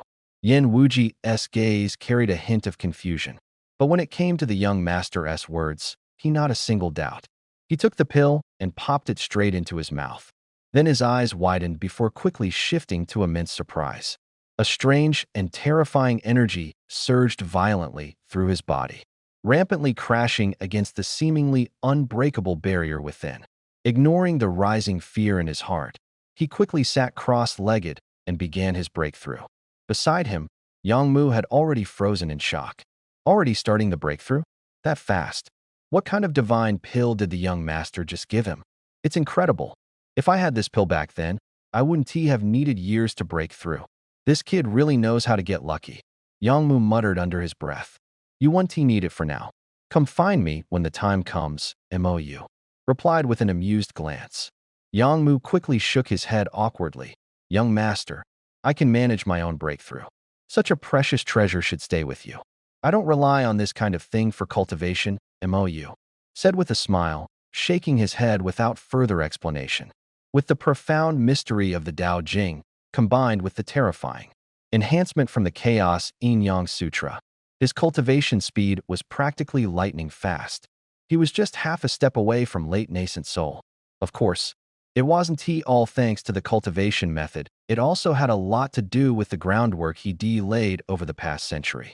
The spiritual power he cultivated back then couldn't be stored in his dantian, but it had diffused through his limbs and bones. Now that he was cultivating anew, everything was basically falling into place. As for the breakthrough pill, it was precious, sure, but you could still buy it in the shop.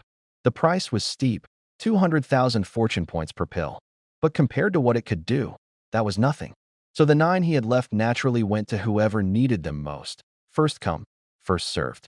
While Yin Wuji was breaking through, Yang Mu laid out everything he'd been through over the years, down to the last detail.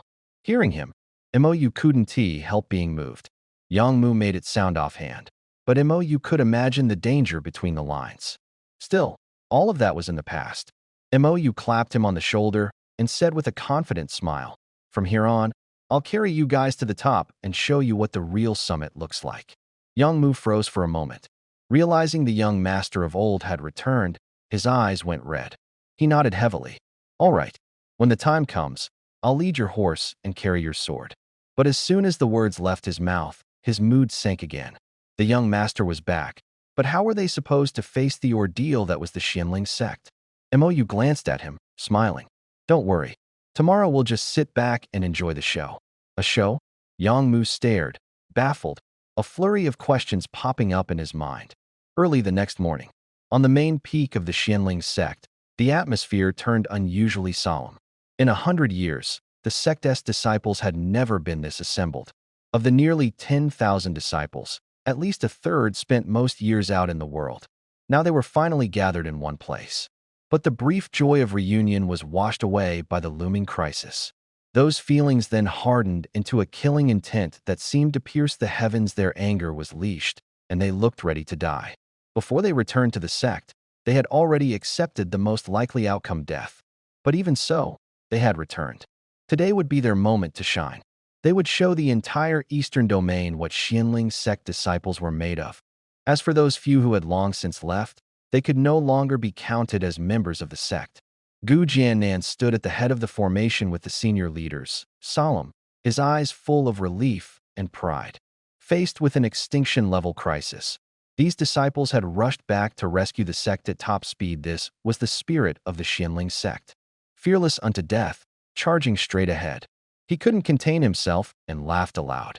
We've faced countless crises before, but unity has carried us through time and again. Today, the five great sects and those petty opportunists hoping to profit want to see what our disciples can do. So what do you say we do? Kill, kill, kill. The roar of 10,000 voices carried 100 miles away. That vast, murderous momentum made onlookers' hearts race. What followed was boundless envy and admiration. Whether the Xianling sect could get through today or not, that kind of presence was something ordinary people couldn't match. Even the leaders of the five great sects felt a twinge of envy. If the situation had been theirs, their disciples would have scattered long ago. In the next moment, led by Gu Jiannan and the other elders, the Xianling disciples stood in massive formation at the mountain gate, their presence awe-inspiring.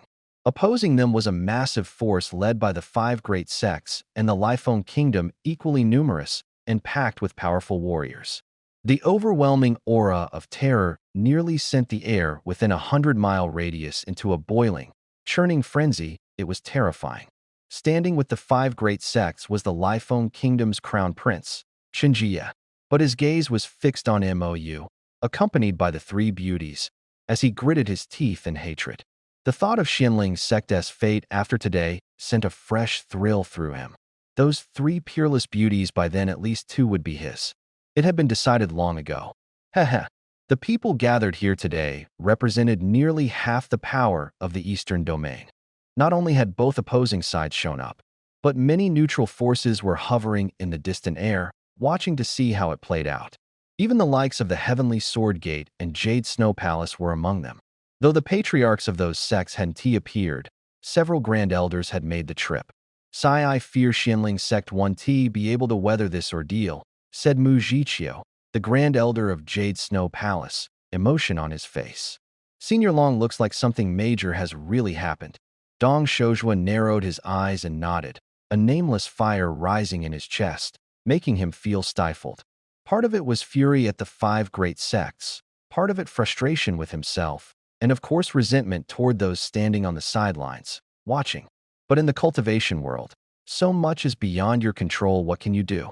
Just as they were frowning and speaking in low voices, a sudden commotion rippled through the distant crowd.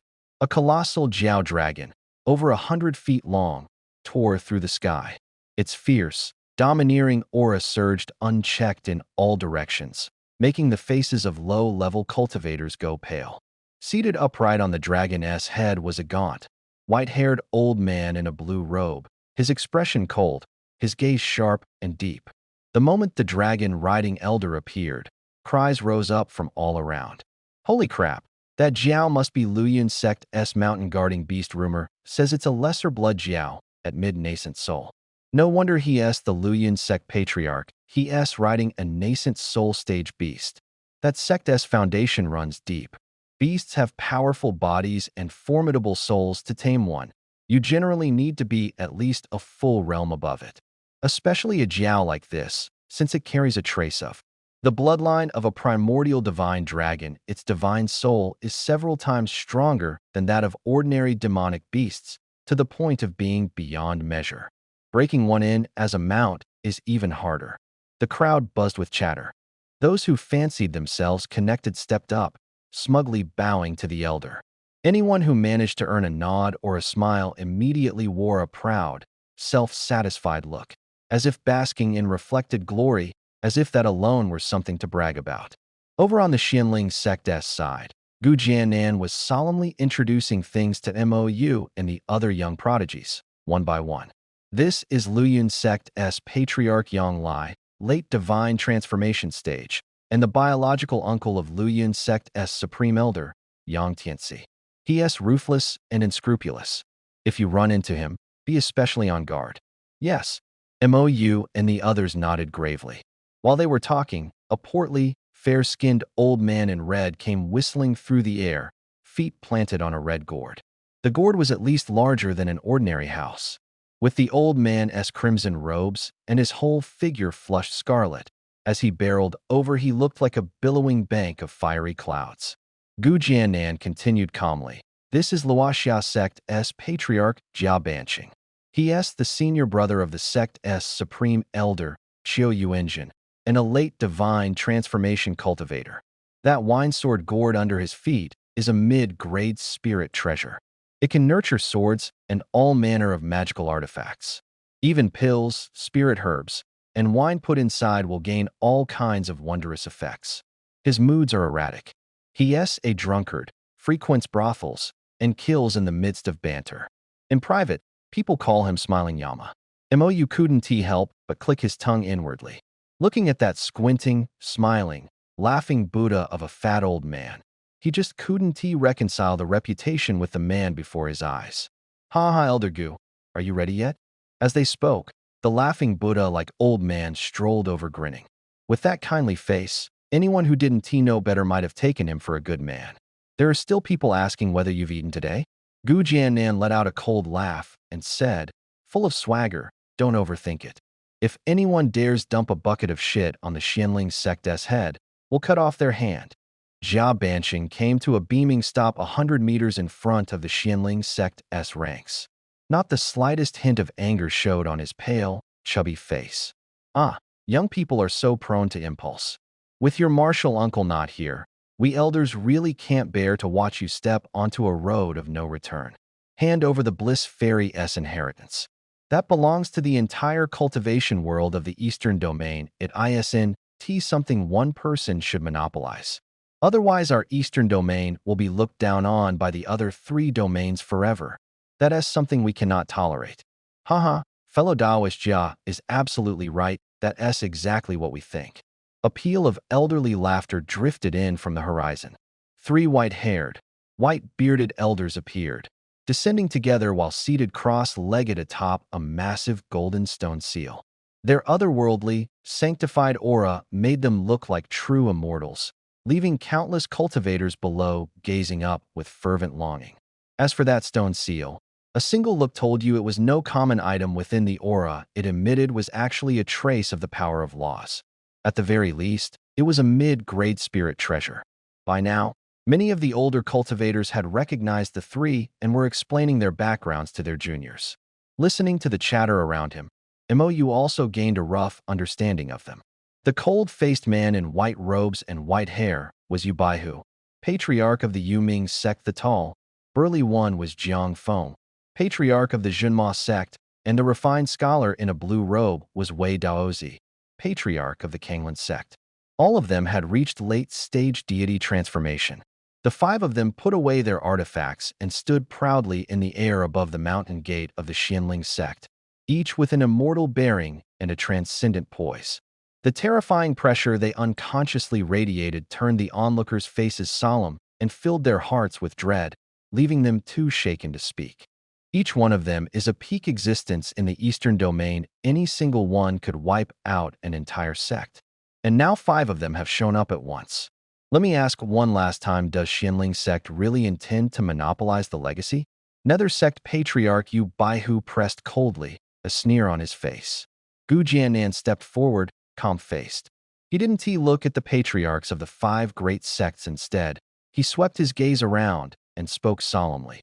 If you're willing to believe me, I can swear in the name of Heaven's Tao that Xianling sect did not obtain the Elysian Fairy's legacy.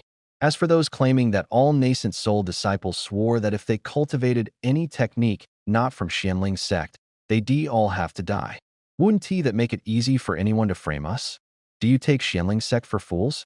At that, he finally turned his gaze to Yu Baihu and, with a cold smile, said, as for the scheming cowards with ulterior motives, if you're not afraid of dying, come fight me. What? He actually dares?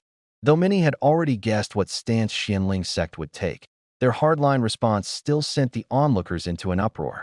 Xianling sect is completely finished now. From here on out, the Eastern Domain will have only 7 great sects. Countless people sighed, emotions mixed. As for Gu Jiannan's talk about swearing an oath, no one believed it. Even if they hadn't gotten the Elysian Fairy's legacy, any other legacy they acquired should be handed.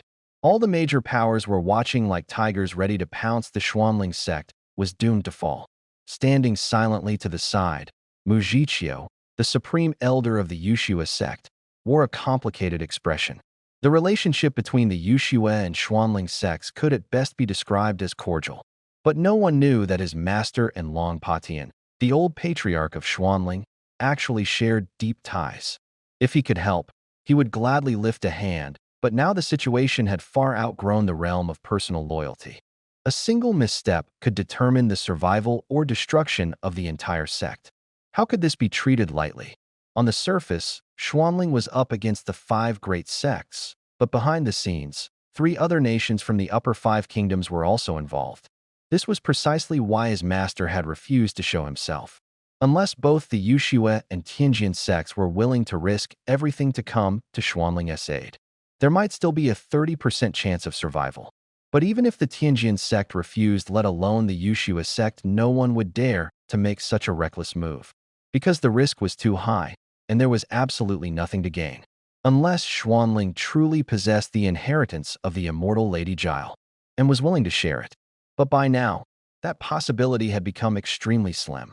Either Xuanling didn't have it at all, or they had it, but refused to reveal it. Otherwise, they should have used the cultivation techniques to form alliances long ago. These thoughts flickered through their minds in an instant. But the standoff at the scene had already reached the edge of eruption.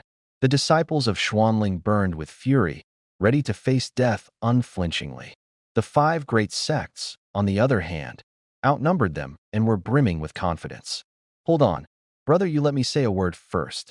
Wei Duozi, the refined and scholarly patriarch of the Kanglin sect, smiled gently as he stepped forward to stop Yu Baihu, whose face was dark with anger.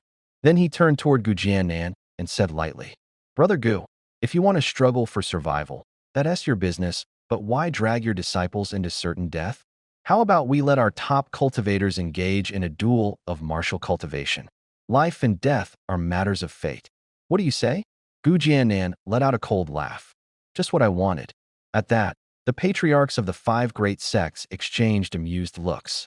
So Gu Jiannan really was a bit of a fool. In their eyes, whether the disciples were theirs or the enemy's, they were all valuable assets.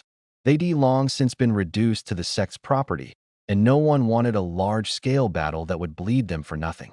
What they feared most, earlier, was that the Xianling sect would simply dissolve itself, then have its high-ranking elites scatter and vanish. If that happened, they'd have to stay on guard against hidden blades and ambushes at all times. But now, Xianling had chosen the stupidest path of all. They actually wanted to lay their cards on the table and go head-to-head. Seeing that Xianling had shown no intention of fleeing these past few days, they nearly laughed out loud. Brute courage, just another way to say you're courting death. In that case, pick anyone you like from the five of us, Patriarch Yu Baihu of the Nether sect said with an icy smile. We'll see who is stronger and who lives or dies.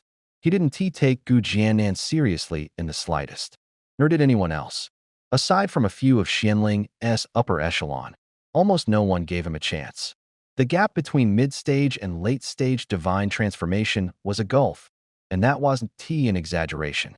Gu Jiannan was talented, sure, but once you reached late-stage divine transformation, who wasn't a peerless genius?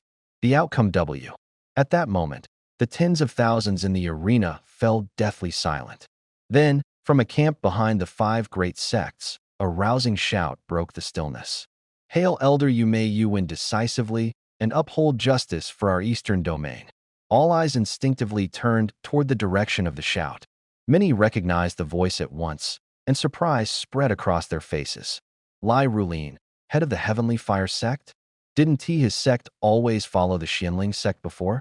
What is this about? Probably switching sides, abandoning the dark for the light. But isn't this a little too eager? No one said shameless outright, but the contempt on their faces made the meaning clear. Everyone could understand not wanting to go down with Xianling, but to stab them so openly in the back was a different matter. Under those looks, Lai Rulin's face flushed with awkwardness, but his eyes were rock steady. What did the Netherworld sect send them here for if not to give Xianling a public warning? If that hadn't been the plan, why would the Netherworld sect have singled them out with their limited strength? Sure enough, hearing his shout and the startled murmur around him, Yu Baihu's face brightened. At that, the previously hesitant Zixiao Pavilion and the Wang, Yan, and Lu clans stopped holding back. They began to ingratiate themselves, chiming in one after another. As the saying goes, The righteous gain many helpers while the unrighteous are left with few. Xianling is insatiable, we can't keep aiding its crimes. Indeed, thankfully, the Eastern Domain still has great figures like Elder Yu, the top cultivators of the realm, to back us lowly cultivators and seek justice for us. Otherwise, who knows when we ever get a chance to catch a glimpse of the Tao. Exactly. Xianling must be wiped out, or the Eastern Domain will never know peace. Their vitriol grew sharper with every line, until their words sounded like the gnashing of teeth, as if they bore a deep, personal hatred for the Xianling sect. The situation was crystal clear. Xianling sect was doomed to collapse sooner or later, no doubt about it. Since the bet was already placed, they might as well go all in. Only then could they seize what they truly wanted. A rich man could gamble away just 1% of his fortune. But the poor had no such luxury, they could only stake everything they had. At this moment, the disciples of Xianling's sect were burning with fury, provoked by their shameless words. Their faces flushed with rage, each one of them practically itching to tear those bastards apart. Shameless scoundrels, betraying your friends for favor and calling it honor. You 2 sects and 3 families, you'll all die in misery. Mark my words. Ancestor, give the order already. Wipe these dogs out first. Despicable backstabbers. Back then, where were your insults when they were groveling like dogs? It wasn't just the younger disciples, even senior elder Tang Feihu had to be held back by 4th senior sister, or he would have charged forward himself. Mou's eyes burned with fire. His face cold, he cast a calm glance at those families. His gaze as icy as if he were looking at corpses. These people, they wouldn't survive today, but not yet. Silence. No one moves without my command. Gu Jiannan was also holding back his fury, but still managed to shout out and stop the disciples who were about to charge forward. If a full-scale battle broke out now, Xianling's sect would be crushed without a doubt. The most effective move was for him to step forward and make an example of a few. Only in this way could Xianling's sect survive this crisis. Otherwise, even with the sacred artifact, the sect wouldn't withstand a united assault. Though the disciples were red-faced with rage, none dared defy Senior Elder Tang's command. They could only grit their teeth and endure. Seeing this, Yu Baihu could no longer contain himself. He burst into loud laughter, casting a mocking and contemptuous gaze toward Gu Jiannan and the others. 100 years ago, the 2 sects had never truly gone to war. But back then, the ghostly Shadow sect had been pushed all the way to their own sect's gates. At that time, Long Batian had taken every advantage of his superior strength, showing not a shred of mercy toward him. At a critical moment, he still lacked the resolve to fight the other to the death. So in terms of momentum, he was constantly overpowered by his opponent. In the end, it was only because the ancient sect elders personally stepped in that a real battle was avoided. A mighty cultivator at the late stage of Ascendant Realm, he had always enjoyed smooth sailing throughout his journey. Revered and worshipped by the common people. When had he ever suffered such humiliation before? Today was the day he would finally wash away that disgrace. Gu Jiannan, today I'll show you just how terrifying a true cultivator at the peak of the Ascendant Realm can be. One at the middle stage like you could never even imagine. Come forth and meet your end, ha ha ha. Yu Baihu laughed arrogantly. As soon as the words left his mouth, he had already appeared in the empty sky 10 miles away, one hand behind his back, the other pointing directly at Gu Jiannan. That air of invincibility, that domineering aura, left the onlookers stunned and awestruck. He really gets more outrageous with age. Gu Jiannan sighed lightly. Then, he took an ancient long sword with a green scabbard from Mou beside him, and soared into the sky. Seeing this, the entire scene fell into solemn silence. Challenging a late-stage Ascendant Realm powerhouse with only mid-stage cultivation? Such determination and courage were not common even among seasoned cultivators. This was a true life-or-death duel, not just a friendly martial exhibition. Reaching the mid-stage of the Ascendant Realm was no small feat. That was practically the pinnacle of the Eastern Domain, a being of noble status, with a promising path toward the Tao and a lifespan of thousands of years. The higher a cultivator ascended, the more they valued their life. Beyond the pursuit of eternal life, few things remained worth risking one's soul in battle. Yet today, Gu Jiannan had given them all a lesson. Dong Shoujua, Watching from afar, couldn't he help but sigh. Brother Gu's courage is beyond that of ordinary men. It's truly admirable. Mu Zikiu also murmured softly. A pity the outcome of today is already decided. Not only them, but all the disciples of Xianling's sect were expressions of sorrow and fury. The Supreme Elder, at the mid-stage of the Ascension realm, actually intends to sacrifice his own life to protect the final honor of Xianling's sect, even though he knows full well they're outmatched. It seems after today, the Xianling sect is destined to reach its end. But what can anyone do about it? Die to protect the sect. Fight to the death, never retreat. Someone shouted loudly. Hold the sect. Not one step backward. Wave after wave of furious roars shook the heavens, eventually merging into a single, unified tide of overwhelming momentum. All the disciples of Xianling's sect shouted until their voices turned hoarse, their blood boiling, their eyes filled with a murderous resolve to take their enemies down with them. A terrifying, heaven-shaking aura of slaughter surged from the direction of Xianling's sect, rising straight into the sky and churning the air above violently. The spectators all around were stunned, hearts filled with shock and fear. Xianling's sect's momentum today truly lived up to its past reputation, fierce and ruthless, truly the fiercest in the eastern region. Even the disciples and elders from the other 5 great sects were shaken and fearful watching this unfold. Thankfully, it wasn't an all-out melee otherwise. Even if they had the numbers, the 5 great sects would definitely suffer heavy losses. Just then, a bold and powerful roar echoed from afar. Fu Tianxiong of the Sword Sect has led the elders here for reinforcements. We arrived late, and bear the guilt, please, Xianling sect. Forgive our tardiness. Everyone turned their heads, and in the northeast, a group of 20 to 30 golden core cultivators was flying toward them at incredible speed. At the front was a middle-aged man with a towering, muscular build and a rough, rugged face, clearly a nascent soul cultivator. His long black robe gave him an even greater air of solemnity and authority. The moment this group appeared, the surrounding crowd erupted into loud murmurs. No way the Sword Sect actually chose this moment to come to Xianling's aid. Isn't this just asking to die? Yeah, Fu Tianxiong really is as reckless and impulsive as the rumors say. He's got passion, but clearly not much brains. Seriously, choosing this moment to throw his life away? What an idiot. Frankly, I actually admire them for having the guts to come here at a time like this. Let me ask all of you, who among you has that kind of courage? An old man sighed softly, and his words effectively silenced much of the surrounding mockery.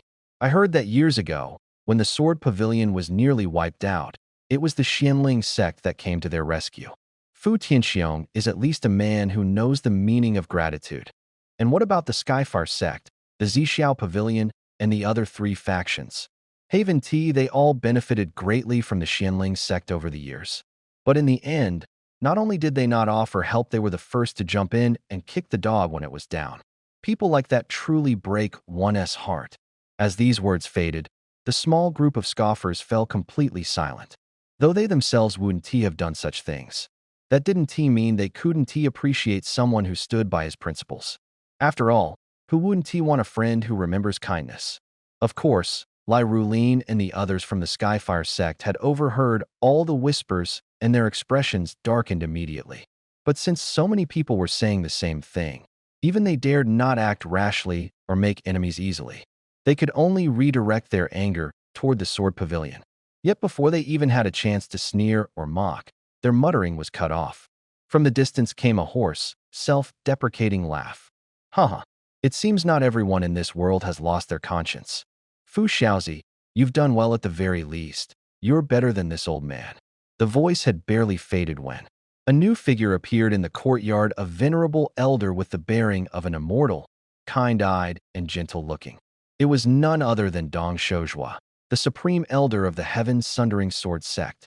Fu Tianxiong quickly stepped forward respectfully and bowed deeply, his expression grave. Senior Dong flatters me. The Xianling sect once saved my disciples. A person must know how to repay kindness, otherwise we are no better than dogs and pigs. As he spoke those words, Fu Tianxiong's large, ox-like eyes narrowed directly at the members of the Skyfire sect. His meaning as clear as if he had named them outright. The blatant accusation immediately enraged Lai Rulin and the others, their faces turning pale with fury. The Wang, Yan, and Lu families all present. The clan leader was also flushed with shame and indignation. Unable to contain himself any longer, he finally exploded in rage. Fu Tianxiong, you're throwing your life away and dragging the entire sect down with you. You're nothing but a fool beyond salvation. That's right, you're the sect leader, and yet instead of working for the good of the sect, you're chasing personal glory without a care for the sect's survival. How can someone like you even dare to mock us? Fu Tianxiong cast a cold, disdainful glance at them, his expression arrogant, and said with a sneer, "You pigs aren't even worth talking to me." Fu Tianxiong, are you really asking for death? His prideful gaze and contemptuous words ignited the fury and outrage of the Heaven Flame sect members all at once, their resentment reaching a boiling point. But before they could retaliate further, Gu Jiannan merely glanced at them calmly and said in a chilling tone, "Do you really think just because you found a new master, I can't cut you down anymore?" At Gu Jiannan's sudden warning, the group immediately felt a chill run through them. They shut their mouths, too frightened to utter another reckless word. Right now, the Xianling sect was ready to fight to the death. Provoking them further at this point would only invite swift retaliation. Even with the presence of the five great sects, there was no guarantee of safety. Only then did Dong Shoujua soar into the air and land before Gu Jiannan. He kowtowed deeply, filled with remorse, and said apologetically, "Brother Gu, we've known each other for many years. Today, as the Xianling sect faces disaster, I failed to step forward and help. I am deeply ashamed and filled with regret." Haha, Brother Dong, you flatter yourself. We both carry chains we cannot break, and I understand the bitterness in your heart better than anyone. There's no need for you to dwell on this. As long as they're not here to harm the Xianling sect, we can still be friends in the future. Brother Dong, you may step aside for now and watch me cut down these enemies. With a booming laugh, Gu Jiannan turned his head toward the direction of the Xianling sect and issued a command. "Yuyan, we have guests. Arrange for disciples to greet them. Do not be impolite." "Yes, master." Lu Yuyan respectfully acknowledged the order and personally strode toward the direction of the Yujian sect. Mou and the others followed closely behind.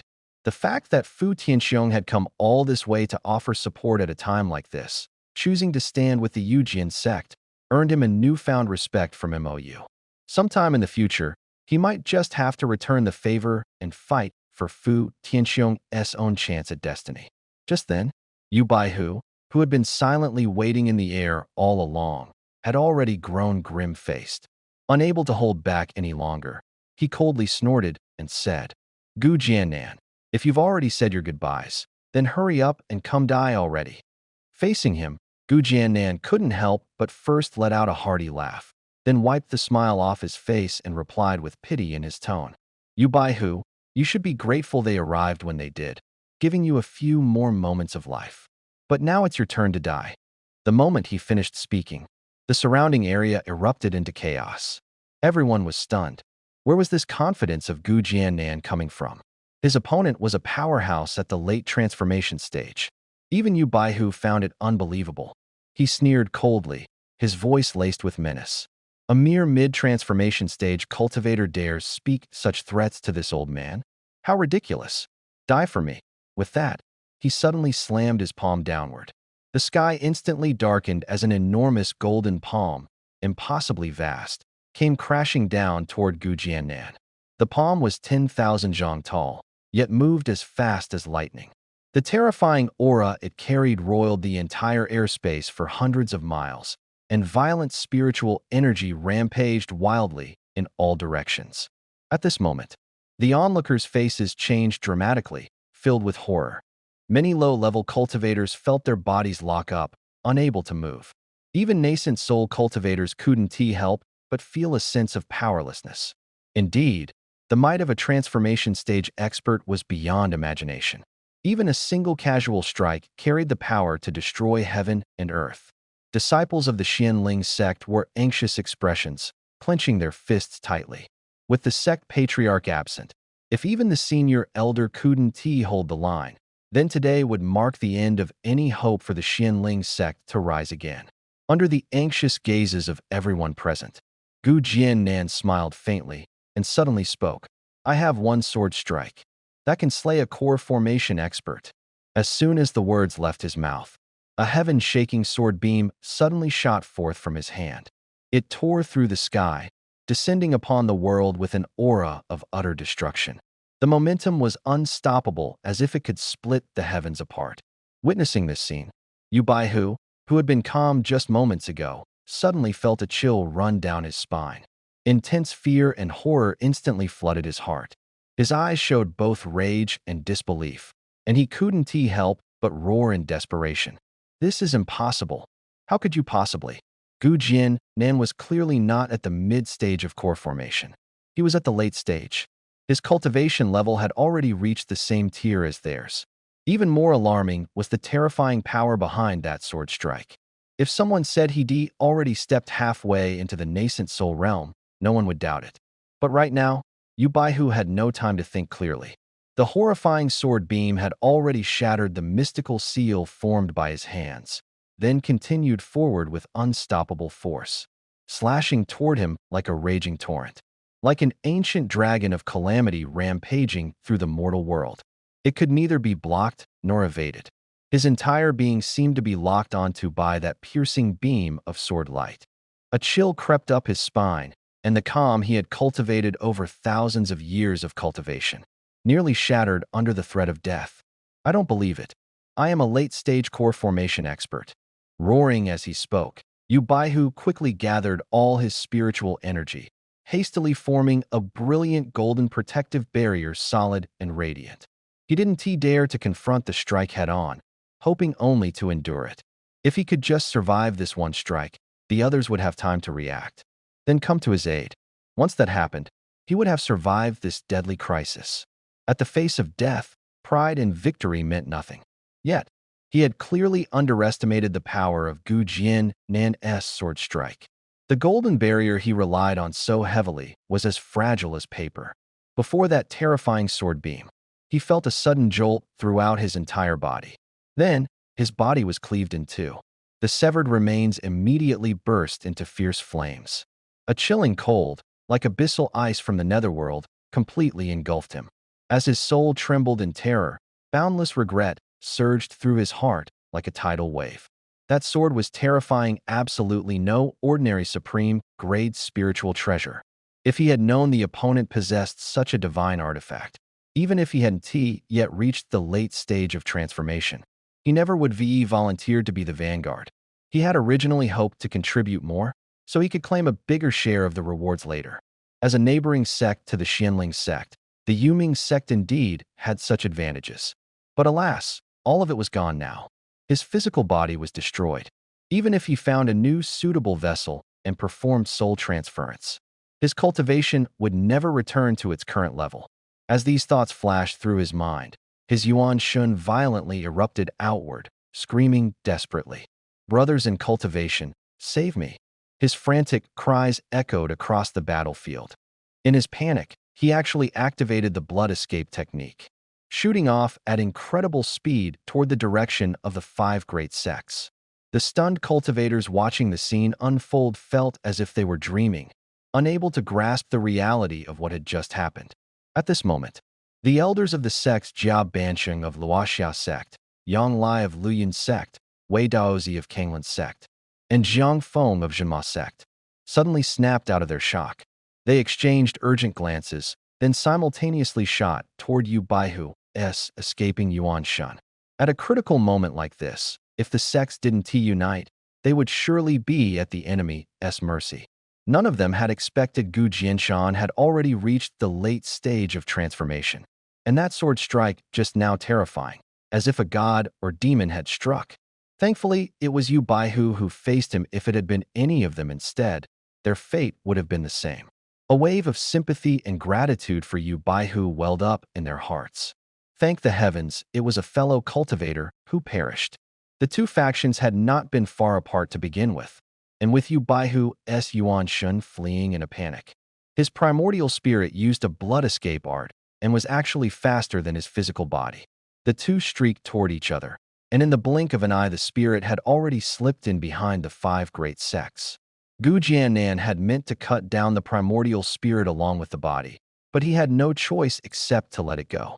He didn't take it to heart. Even if Yu Baihu found a suitable fleshly vessel, he'd never claw his way back to his current realm. We're talking at least 100 years just to start. In the end, Yu Baihu's primordial spirit was carefully sealed into a plain, ancient jade disc by the Nether Sect's supreme elder, Yu Buchuan. Yu kept his eyes nervously fixed on Gu Jiannan, clearly afraid he was going to keep pressing the kill. Right then, every disciple of the Nether sect sank into a wave of grief and unease. The sect ancestor cut down by a single sword? Fragile as a hatchling. If the other sect ancestors hadn't stepped in to shield him, even his primordial spirit might have been severed in one stroke, body gone, Tao extinguished. At the thought of that earth-shattering sword just now, fear surged back like the tide. After this battle, even if they wiped out the Xianling sect, the Nether sect still came out the loser. Fu Tianxiong and the elders standing beside the Xianling sect disciples only now snapped out of it. Senior Gu was actually late-stage deity transformation, and he took down Yu Baihu with a single sword? That meant Senior Gu was far more than just late-stage deity transformation. Who in the Eastern Domain could even stand against him?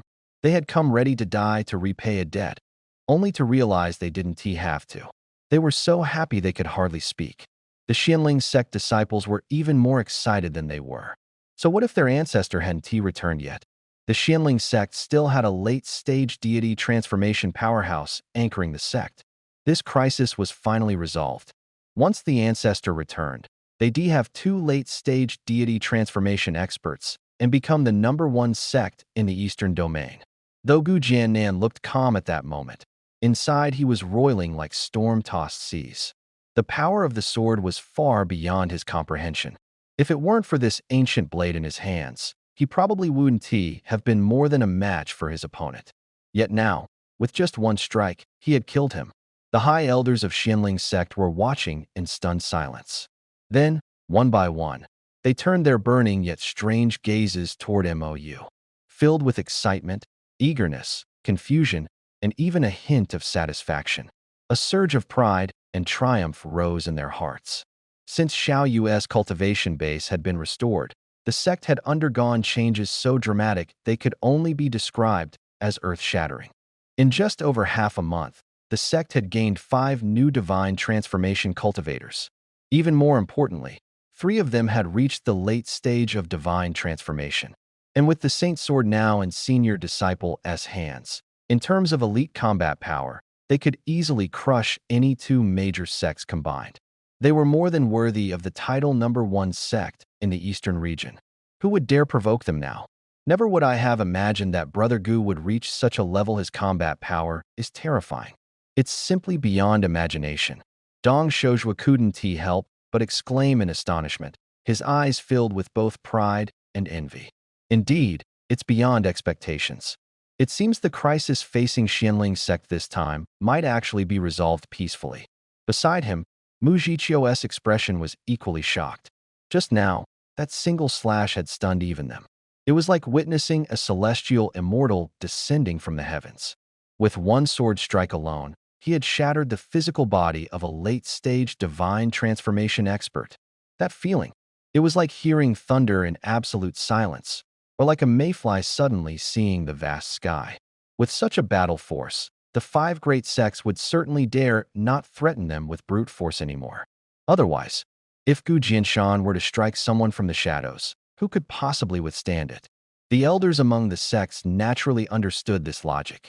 Precisely because they understood it so clearly, their hearts felt even heavier. Now, they had only 2 paths left. Either go all out in a desperate battle and try to band together to kill Gu Jianshan. The outcome was this. Should they fail, they would have to live every day under the shadow of death, unless they could stay together. Because whoever faced Gu Jiannan alone would end up like Yu Baihu. The second option was to seek reconciliation with the Xianling sect. But the problem now was, although they had 4 late-stage core formation experts, the initiative was shifting hands. How could they negotiate under these circumstances? At this point, Gu Jiannan was nearly unstoppable. Thankfully, He wasn't without weakness the Xianling sect. If it came to a real fight, they would suffer heavy losses, and the Xianling sect would have nearly been wiped out before. After thinking it through, Wei Daozi of the Kanglan sect now wore a complicated expression as he politely clasped his hands toward Gu Jiannan and said, "Congratulations, Taoist friend Gu, on reaching the late stage of core formation. Today's matter was merely a misunderstanding caused by the Yoming sect. That's why we joined forces and came here to seek answers. Since Taoist friend Gu has already clarified that your sect did not obtain the inheritance of the immortal of bliss, we naturally believe you. How about we end this matter here and now?" Gu Jiannan sneered. "Oh, so now you believe me?" "Of course. Now that Taoist friend Gu has reached the level of a late core formation expert, how could you possibly lower yourself to lie? Naturally, we believe you." Jiang Feng, the patriarch of the Jinma sect, said solemnly. The others nodded seriously as well, as if core formation experts never lied. As for the Yoming sect, their patriarch had already been crippled, and they were already the top enemy of the Xianling sect. Almost immediately, they were thrown under the bus like a scapegoat. Not enough. Gu Jiannan fixed his gaze on a certain direction in the crowd, his tone exuding an unyielding authority. "Taoist friend Gu, no matter how formidable your strength, don't push too hard. The five great sects are not afraid of you." Yang Lai, the patriarch of the Luyun sect, stared at the green sword in Gu Jiannan's hand. In Gu Jiannan's eyes flickered a mixture of greed and wariness. By their standards, it was obvious just now that earth-shaking sword strike had been largely due to the power of this ancient blade. Exactly. This sword was definitely no ordinary artifact. Gu Jiannan couldn't help but sneer and let out a mocking laugh. "Haha, are you afraid of me? Then come out and fight. Hasn't your Luyun sect always held a grudge against my Xianling sect? Fine. I'll give you this chance today. How about a life or death match? Let us settle this." Waidatzi from the Kanglan sect quickly stepped forward with a smile, trying to mediate. "Brother Gu, we're also one of the 8 great sects of the eastern region, and we always valued peace. Still, we admit we did come here rather aggressively this time. How about this, then? Why don't you tell us your terms first?" Yang Lai's expression darkened. He snorted coldly and turned his head away. "Challenge Gu Jiannan one-on-one.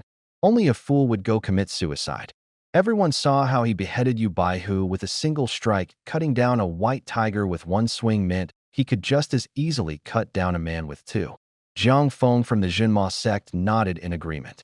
As for Jia Bansheng, the old patriarch of the Luoxia sect who looked like a Mithria Buddha, he naturally had no objection either.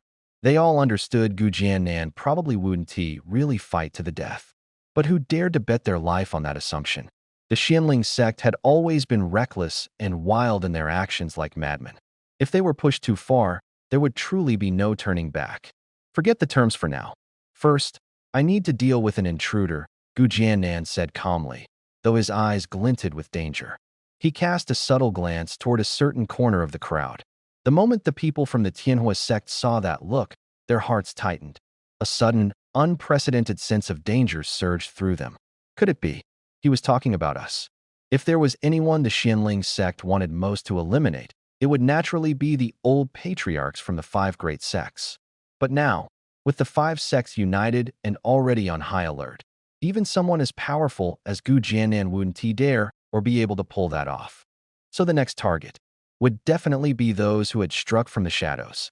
At the thought of it, cold sweat immediately broke out on the faces of the several sect leaders, who exchanged glances, their expressions panicking and filled with regret. If only they hadn't been so greedy back then, even if they had just ignored it like the Yin and Zhu families did. Things wouldn't have gotten this bad. Now they were left in such a vulnerable position. Chen Jie, standing beside the elders of the 5 great sects, instinctively shrank into the crowd. These maniacs from Xianling sect daring enough to strike even the patriarch of the Yoming sect. If they took a dislike to him, he'd be finished with just one slash of their sword. Wei Daozi and the others naturally understood whom Gu Jiannan wanted to kill. After exchanging a glance, they each subtly nodded almost imperceptibly. Haha, this is after all Xianling sect's internal matter naturally. We cannot interfere. Gu fellow cultivator, please do as you please. Lyraline finally couldn't hold it together anymore. With fear on his face, he stepped forward to stand before Yu Buchuan, the supreme elder of Yoming's sect, bowed deeply and tremblingly said, Senior Yu, Yoming's sect clearly promised to protect us, and we shouldn't be subject to threats from others. And we've always followed your instructions. Please, don't abandon us now. That's right, Senior Yu. Silence. What do you mean by following my orders? When exactly did I ever give you such instructions? If you keep talking nonsense, don't blame me for being ruthless. Yu Buchuan interrupted darkly, his face stormy, barely holding back the urge to strangle them and stuff a cloth in their mouths. Now their sect patriarch's physical body was shattered, while Xianling's sect had gained a new nascent soul late-stage powerhouse. What's worse, just over 2 months ago, Yoming's sect had gone to provoke Xianling, and even set up a Heaven's Chosen competition to be held in a year. With all the old grudges piling up among the 5 great sects, Yoming was now unquestionably the most dangerous. These matters pressed on his heart like a mountain, making his fear rise to the very edge of his throat. Who had the time to deal with those people from Tianhua's sect now? At this point, he secretly wished they'd just die already, to appease the fury of Xianling's sect. As soon as Yu Buchuan opened his mouth, Lai Rulin and the others turned ashen. They exchanged a glance, then, throwing away all pretense, went up to Gu Jiannan and dropped to their knees, pleading, Senior Gu Daoxing, we were truly muddle-headed back then. We only made such a huge mistake to preserve our sections. Please, Venerable Senior, give us another chance. Yes, from now on we'll take the Xianling sect as our leader and never offend again. It's true we were worried about our sect's survival and were forced to throw in with the netherworld. We had nowhere else to turn. They wept until their voices were hoarse, as if they'd been wronged beyond measure. But those around them only listened with open contempt. Spot trouble and you defect. Can't win and you come back to beg? That's shamelessness perfected. Huh, bastards. You just wanted to tag along behind them and scavenge some scraps. And now you've got the nerve to talk about being wronged? Wrong, my ass. Fu Tianxiong of the Yujin sect was the first to jump out and curse them out. This time, faced with his abuse, the few of them went silent like quails. Right now the Yujin sect was the Xianling sect's #1 lackey. As long as the Xianling sect stood, who would dare provoke them? That's the payoff for coming through in their darkest hour. The ones awaiting judgment naturally didn't dare talk back. Gu Jiannan listened quietly, then said coldly, I never said I was going to kill anyone, yet you're already jumping. But everyone knew exactly what those unspoken words were pointing at. The cultivation world had always been cruel. Even so, this punishment already counted as lenient. At least, Mou felt it wasn't enough. As for those small fry, he didn't give them much thought. After this, he needed to go into seclusion and break through. And the sect's priority now was to investigate the mastermind behind the setup, as well as any clues to Ancestor Long Patian's whereabouts. The 2 senior sisters they still couldn't reach made his heart tighten. Seeing the slight furrow of his brow, Lu Yuyan beside him couldn't help but ask softly, Xiaoyu, what's wrong? It's about the 2 senior sisters. I want to speak with Master about it afterward. Looking at Mou's earnestly serious face, Lu Yuyan couldn't shake the feeling that his excuse to have a detailed talk with her wasn't all that convincing. After all, the journey was long, and if they were in certain special secret realms, being out of contact was perfectly normal. This brat was probably just looking for an excuse to get close to her. Her cheeks flushed, she snuck him a subtle eye roll, then fell silent. She chose not to respond directly. Just then, a voice burst out across the arena, laden with grief, fury, and unwillingness. We already admitted we were wrong, what more do you want? He whipped his head around. A figure shot straight into the sky, then tore off into the distance at blistering speed. It was Lai Rulin, sect master of the Skyfire sect. At the same time, the patriarchs of the Wang, Yin, and Lu clans, along with the Purple Firmament Pavilion master, all bolted in different directions.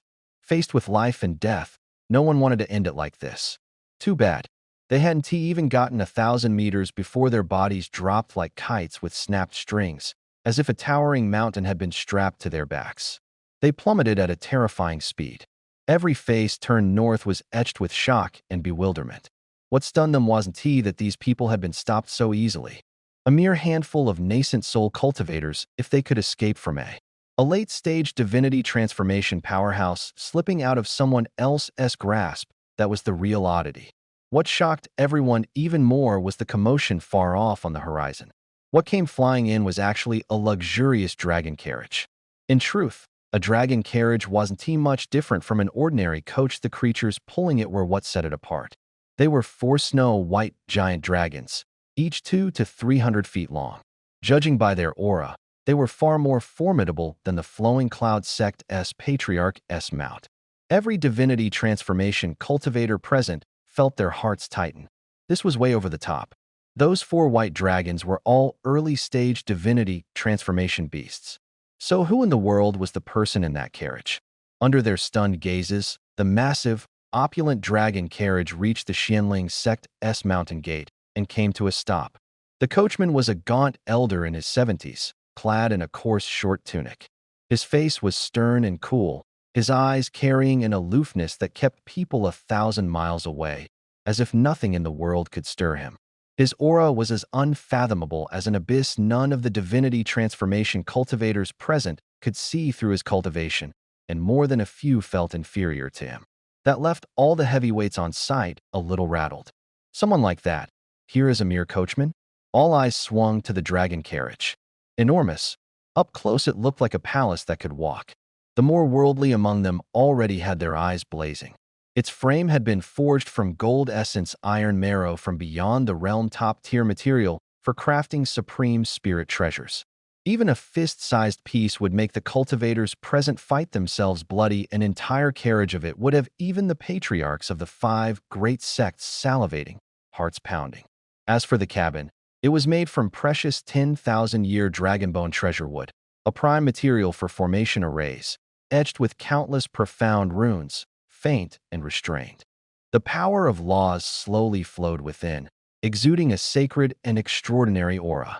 Even Gu Jiannan wore a look of astonishment on his face. Unless he drew out his colossal sword, the Great Spirit Blade, there was absolutely no hope of breaking through the carriage's protective formation. This was simply too extravagant. Forget about the 4 dragons, even this single carriage alone was beyond what many major sects could produce, even if they pooled their entire sect's resources. Who in the world could afford such a vehicle? Everyone, including MOU, was both shocked and curious. Just as everyone stood there stunned, a melodious and childish voice suddenly rang out clearly from inside the carriage. "Gu Grandpa, have we arrived already?" "Yes, 2nd Mississippi. We've arrived at the Xianling sect." The driver, who had previously worn a completely expressionless face, suddenly transformed into a warm and kind old man next door. The smile on his aged face bloomed as brightly as a chrysanthemum. MOU watched and couldn't help but feel speechless. That change in demeanor was just too fast. But what were they after by coming to the Xianling sect? Were they also here for the so-called inheritance? He couldn't help but frown slightly. When the representatives of the 5 great sects heard this, their eyes lit up with expectation. These newcomers clearly weren't ordinary people. The 2 elders, in particular, possessed unfathomable strength. If they truly came to cause trouble for the Xianling sect, that would be perfect. The Xianling sect's upper echelons, however, displayed a guarded expression. With the crisis nearly over, they certainly didn't want any new trouble at this moment. As for those few from the Skyfire sect, they had already been slaughtered on the spot by the hot-headed Tang Feihu. Not even their soul essences had managed to escape. At that moment, the curtain of the dragon-drawn carriage was lifted, revealing a small, jade-like pale hand. The curtain was pulled aside, and a petite figure quickly jumped down from the carriage. Yi Qingxian. She was a lovely girl of about 13 or 14, with pitch-black, piercing eyes full of spiritual energy. Her delicate face was small and doll-like, exquisitely beautiful. Beneath the white silk gown, her small frame was held perfectly straight. She stood graceful and slender, like a tender lotus just breaking the surface. A string of jade beads encircled her wrist, with a pink tassel hanging down. The beads added a touch of delicacy to her ethereal, spotless aura, giving her a sweet yet playful air. When she saw how many people were present, the little girl asked, face flushed at once, and she hurried to stand properly. A poised, elegant temperament seemed to wash over them, and her cheeks were rosy, utterly endearing. This winsome little girl, anyone who saw her at first glance, would feel an inexplicable fondness. So much so that the white-haired old matron who got off the carriage with her, and the four lovely maids, drew almost no attention, even though the old matroness' aura was no weaker than that of the old coachman, and all four maids possessed the strength of the nascent soul realm. Everyone's gaze still couldn't help but settle on the little girl. Mou was no exception. As for his second senior sister, Su Xiaoro, her eyes were already shining like lamps. He couldn't help but turn his head for a glance, and found that even his usually aloof master and first senior sister had their gazes soften a shade, which left him slightly stunned. This so-called Myriad Realm's sacred spirit physique truly appealed to young and old alike. A transparent panel hovered above the little girl's head. Name: Yi Qingxian, Child of Destiny. Age: 14. Realm: Late Qi Refining. Physique: Myriad Realm's sacred spirit physique, innately attuned to the Myriad Realms, protected by Heaven's providence, untouched by evil. Another child of destiny? Too bad she was so young. He subconsciously shook his head. This beauty in the making would surely grow into a nation-toppling enchantress. But right now he didn't harbor the slightest improper thought. Never mind the cultivation world, even in a mortal world like Blue Star. She was just a child. All the more so in cultivation circles where people in their hundreds are still considered young. He couldn't help but let out a soft chuckle. Now that he had the system, the moment he saw a girl blessed with heavenly fortune, his first instinct was to figure out how to win her over. Never mind the age difference, just by her aura alone, she was clearly the direct heir of some terrifying powerful cultivation clan. Even now, Xianling sect couldn't even afford that dragon-drawn carriage.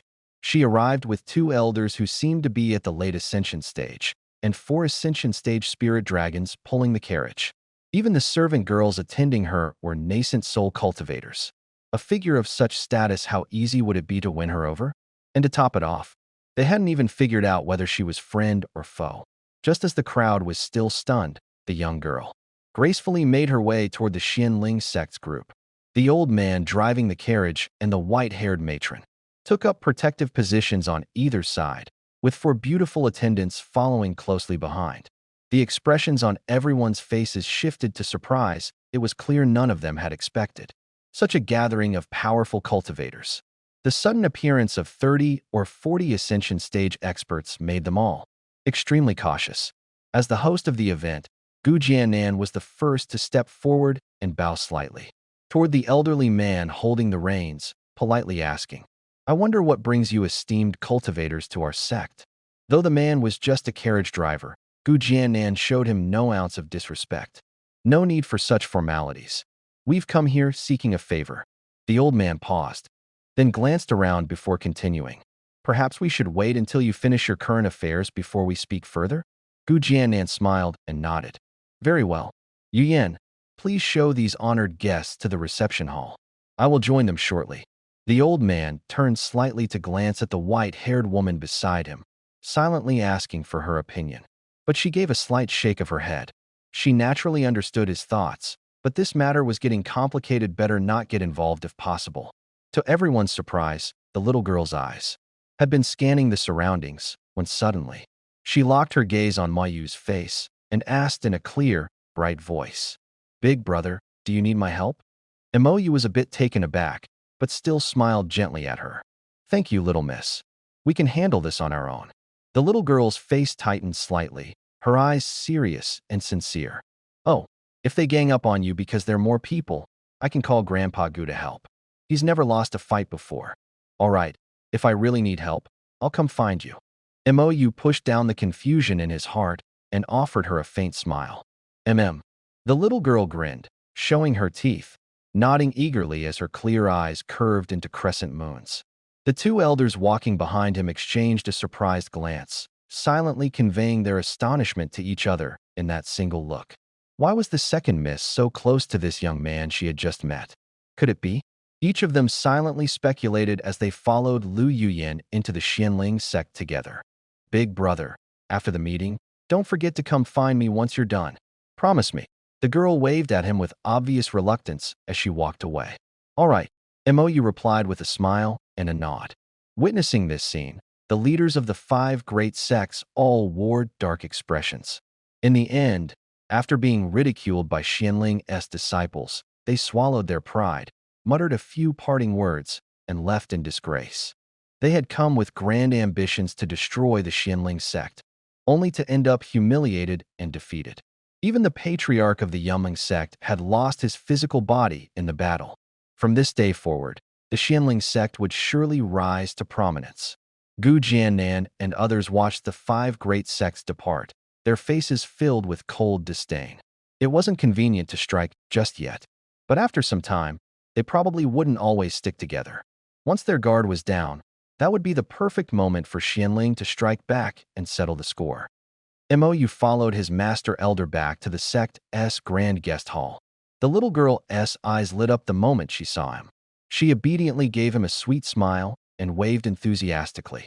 Maybe it was just his imagination, but Mou couldn't help but feel that there was a hint of carefulness and a touch of eagerness to please hidden in her smile. That only made him even more puzzled. The expression on the little girl's face left Mou momentarily stunned. The old man had indeed mentioned earlier that they came seeking help, but considering their background, it was hard to imagine what they could possibly ask for. Why would they come to the Xianling sect for assistance? And the little girl had come straight to him just now. Could it be that this matter had something to do with him after all? "Big brother, sit here." The girl pointed to a nearby seat, her face beaming with a bright smile. Seeing her innocent and pure smile, Mou decided to set his suspicions aside for now. He smiled gently and sat down beside her. After a few moments of polite small talk, the white-haired old woman turned to Mou warmly and said, "This is my young mistress, Miss Yi Qingxian. I am Xiang Lanji." Then she pointed toward the stoic old man standing nearby and chuckled. That old man with the permanent scowl, who looks like he's owed money by everyone his name, is Gu Dongzhou. His expression is indeed a bit harsh, and he may not be easy on the eyes, but he is a decent person nonetheless. Mou couldn't help but glance at the old man. His face was definitely colder than most, though calling him ugly would be a stretch. In fact, there was something noble and aloof about his calm, serious demeanor, as if he were a hermit cultivator who had long since detached from worldly matters. This junior, Mou, greets both seniors. Mou quickly bowed respectfully to the 2 elders. "Master Mou, you're too kind," the old man replied. Though the old man's face remained expressionless, his return bow was courteous. As for the white-haired old woman, she was much more warm and friendly, her smile growing even brighter. "My young mistress has always been pure-hearted and rather young, so if she has offended in any way, I hope Master Mou will be forgiving," she said. Mou politely shook his head and smiled. "Senior, you flatter me. Miss Yi's heart is filled with childlike innocence. How could such a soul ever be impolite?" "Haha, young Master Mou, I'm so relieved to hear you say that." The old woman laughed joyfully, clearly delighted by his compliment. The young girl turned her head to look over, her eyes sparkling brightly. Those sparkling eyes revealed a pair of slender, shapely legs. Her feet were elegantly pressed together. "Old Madam Xiang, I told you all along, big brother won't mind." Everyone exchanged polite greetings for a moment. Only then did Xiang Lanji get down to business. Her aged face darkened slightly as she sighed and said, "I won't hide anything from you all. The reason we've come today is because we have a favor to ask. I know it's rather sudden, but it truly concerns life and death. We simply couldn't afford to be more careful.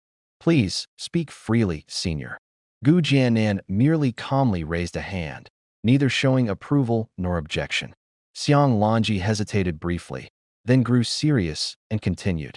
"We come from the Yi clan of the Divine Revelation continent. The Yi clan's legacy spans 1,000,000 years, and we do hold a certain reputation on the Divine Revelation continent." A ripple of surprise passed through the hearts of those present. No wonder they had arrived with such pomp and ceremony. They were actually an ancient cultivation family from the Divine Revelation continent. That explained everything. The Azure Cloud continent belonged to the vast and boundless Qingming realm, which governed 7 great continents. Divine Revelation, Everlight, Frostland, Plains, Temptation, Azure Cloud, and Windflow. Each continent was as vast as a world unto itself, separated by a strange and terrifying endless abyss known as the boundless sea of void.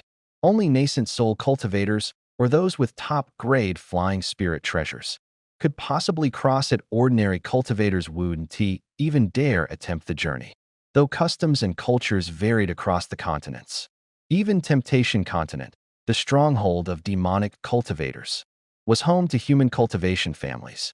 As for the Azure Cloud continent in the eastern region, it was vast and fertile, with a thriving cultivation civilization.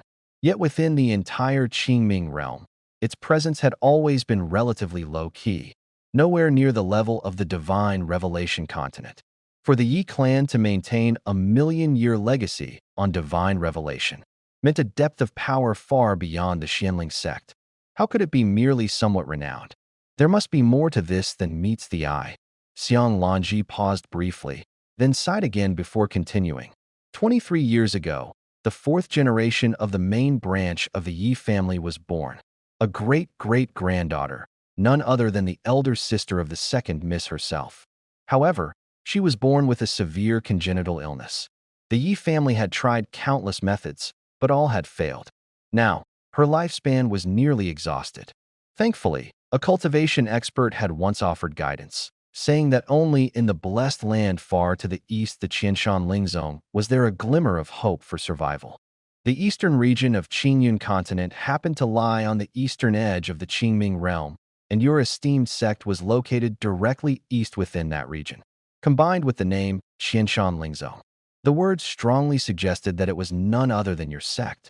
As soon as the words left his mouth, whether it was the white-haired old woman, the stoic-faced man, or the young beauty Yi Qingxian, they all turned their excited gazes toward Gu Jiannan, eyes filled with anticipation and tension. That's why we've come here today, the speaker continued. We hope to stay temporarily at your sect and search for that one last chance at life. Gu Jiannan couldn't help but fall into a brief contemplation. Although what the other party said might indeed be true, just recently news had spread about the inheritance of the celestial beauty of supreme bliss, and now someone shows up claiming they want to temporarily reside at Xianling sect to seek fortune. It's not just about staying, it's about seeking hidden opportunities. Who wouldn't get suspicious?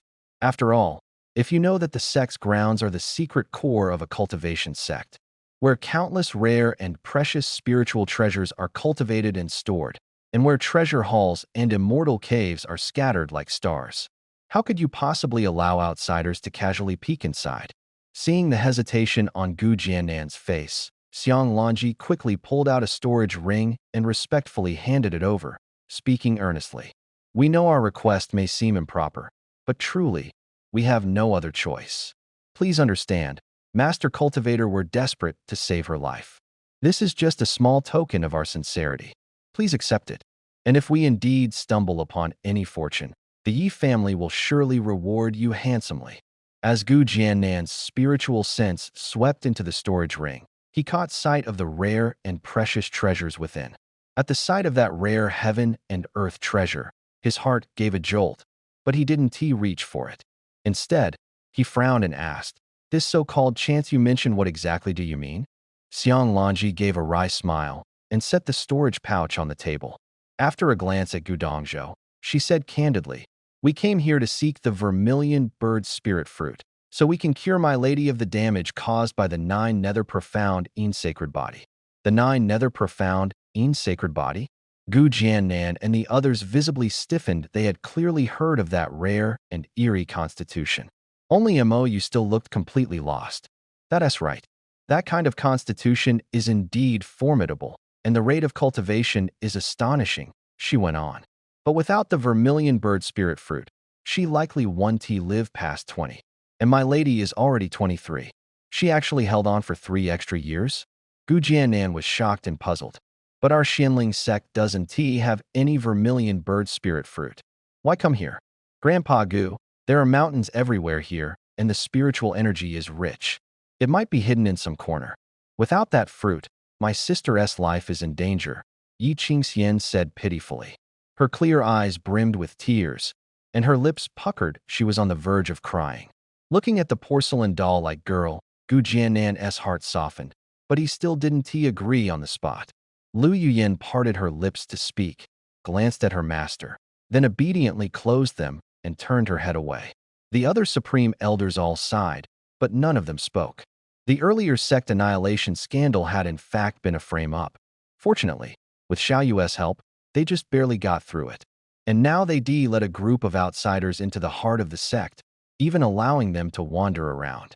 How could anyone feel at ease? Seeing they failed to find the old man, Yi Qingxian quickly turned to look at Mou. She didn't speak right away. Big, fat tears clung to her cheeks and then plopped down one after another. Her pitiful look made everyone present feel a stab of sympathy, especially the white-haired old woman. As for the poker-faced Gudongzhou, his features were full of distress. He walked over, ruffled the girl's hair, and said in a low, steady voice, "Second miss, don't cry. Maybe there isn't any so-called vermilion bird sacred spirit fruit here." That old Taoist was vague from the start. We've already run all over and found nothing. Sounds like a scam to me. No, it's here. I just feel there is something different about this place.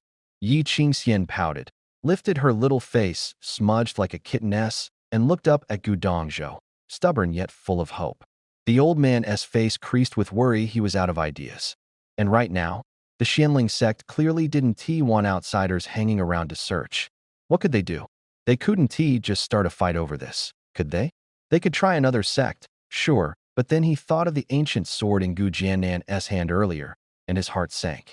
If he wasn't mistaken, that was very likely a sacred artifact. And the few people seated here each radiated a formidable presence. None of them looked easy to provoke.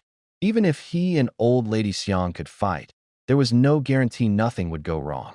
If the second miss got dragged into it, that would be a grave offense. While they were at their wits' end, Mou suddenly spoke up. "Patriarch, why don't we let them stay for now, call it a bit of good karma?" The Patriarch said, "Since that's the case, you may lodge in our sect for the time being. Just please don't wander into certain areas." Gu Jiannan, who'd been about to refuse, gave a nod this time, agreeing, and the others didn't object. For the Xianling sect to come back from the dead, who would thought such a thing could actually happen. All the upheaval had unexpectedly stemmed from Mou. In their eyes, he was the chosen one destined by fate. If that's the case, then naturally it made sense to follow his lead. Besides, Xianling sect was no longer what it used to be. At worst, they'd just be under someone's watchful eye. After all, this was the Yi family from the Divine Continent. Forming a good connection wasn't a bad idea. Soon, everyone found reasonable justifications in their minds. Right now, Xiang Lanji and Gu Dongzhou were still completely baffled. Although they could tell this young man was held in high esteem within the sect, they hadn't expected him to be respected that much. Just a single sentence from him had completely changed the elders' minds. Something that would have been absolutely impossible in any other sect or aristocratic family. "I offer the young mistress's deepest gratitude to young master Mou on her behalf," Gu Dongzhou said solemnly as he stood up, then respectfully bowed to Mou with clasped hands, his expression full of reverence and sincere thanks. For the first time, the usual poker face that rarely changed broke into a warm, genuine smile. Mou even sensed a hint of generosity and honesty in it. No matter whether this matter succeeds or not, the Yi family will forever owe young Master Mou and the Xianling sect a great favor. We will certainly find a way to repay it in the future. Xiang Lanji also stood up to bow, her eyes serious and respectful. As for Yi Qingxian, she was so delighted her lips parted slightly in surprise, her whole body practically leaping off the chair. She didn't even pause to wipe away her tears before rushing forward, elegantly bowing to Mou in excitement as she called out, "Thank you so much, big brother. As for my elder sister, once she finds out, she'll definitely be incredibly grateful to you too." Deep down, she had already felt that this handsome older brother would be her lucky charm on this journey. That feeling of mysterious closeness. Turns out she was right all along. The young girl beamed with innocent joy, her big eyes curving like crescent moons. Finally, the dragon-like beast pulling the carriage was placed near a lake, while the group temporarily stayed at the guest quarters on a hill overlooking the water. Though called lodging, None of them truly intended to settle in for the night. During this period, locating the vermilion bird spirit fruit must be our top priority. So as soon as they had settled in, he immediately began a thorough, inch-by-inch search across the mountains with the disciples of Xianling's sect who accompanied him. Even Yi Qingxian was running all over the place in the mountains with a little white monkey on her back. Mo Yu no longer paid attention to their movements. After returning to the main hall, he explained to his senior master and several elder uncles. The reason I allowed them to stay is because I can sense they have no ill intentions. Otherwise, I wouldn't have brought this child here. And another point, they come from the Divine Awakening continent, where our sect leader lost contact with us long ago. Master Gu Jiannan and the others immediately felt a tightening in their chests, their eyes lighting up with sudden understanding. It seems Mo Yu also suspects something happened to Senior Master. Everyone thought silently, their moods instantly turning heavy. The joy from recent achievements, their improved cultivation and repelling of enemies, dimmed significantly. Sigh, we elders get flustered over things that the younger generation handles with calm and clarity. Truly shameful. Tang Feihu turned slightly red in the face and pressed on. Xiaoyu, are you thinking of letting them help gather information? After all, that's their home turf. Qian Baichuan and the others nodded in agreement. This is indeed a good idea. Judging from the Yi family's influence, they're clearly no ordinary clan in Divine Awakening.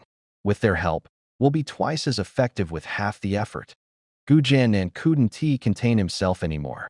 He stood up and began pacing back and forth in the hall. Senior Master has been out of contact for years, and now the sect's immediate crisis has passed. Third Junior Master and Xiaoyu have also re-established their foundations. If nothing else comes up in the next few days, I'll head to the Divine Awakening continent myself. Qian Baichuan quickly stood up, anxious. Big brother, the sect needs you here for stability and deterrence. Let me go instead. Enough arguing. I haven't left the sect in 100 years. Now that my cultivation has recovered, it's the perfect chance to go out and see the world for a bit. With that offhand remark from Sidu Xiaodian, the mission was handed to him. By now, everyone had stopped scrambling. When the time really comes to go to the divine realm to find your senior master, do you really think everything will go smoothly? But the third junior apprentice had secluded himself in cultivation for 100 years, and before that, he'd been constantly weighed down by the blow of his cultivation decline. It's probably good for him to go out and clear his mind. That would help him adjust his mindset and even aid in his future breakthrough. Back in the day, no one would have dared to even dream of stepping into the foundation reversion stage. But now with the breakthrough pill, as long as we gather enough and there's no blockage in his heart cultivation, it could very well become reality. The matter was temporarily put to rest, and the Ye family's gift was politely declined. Ma Yu shot a glance at his master, then stepped out and flew straight toward the back mountain. Since his constitution had recovered, he had returned to his own cave dwelling. Xuanling's sect was located in a vast mountain range stretching for hundreds of miles, with peaks rising one after another. Once a cultivator reaches the core formation stage, they can open up their own cave dwelling. As the sect leader's personal disciple, and also the youngest inter-sect elder in the sect, the peak where Mo Yu resided, Yayue Peak, ranked among the top 10 in both spiritual energy and scenery within Xuanling. His two senior female apprentices naturally each had their own cave dwellings too, but previously, they stayed more often at their master's place. Now, for convenience in cultivation, both had moved into Ma Yu's cave dwelling. Now, the only person living on the entire back mountain was Liu Yuyan.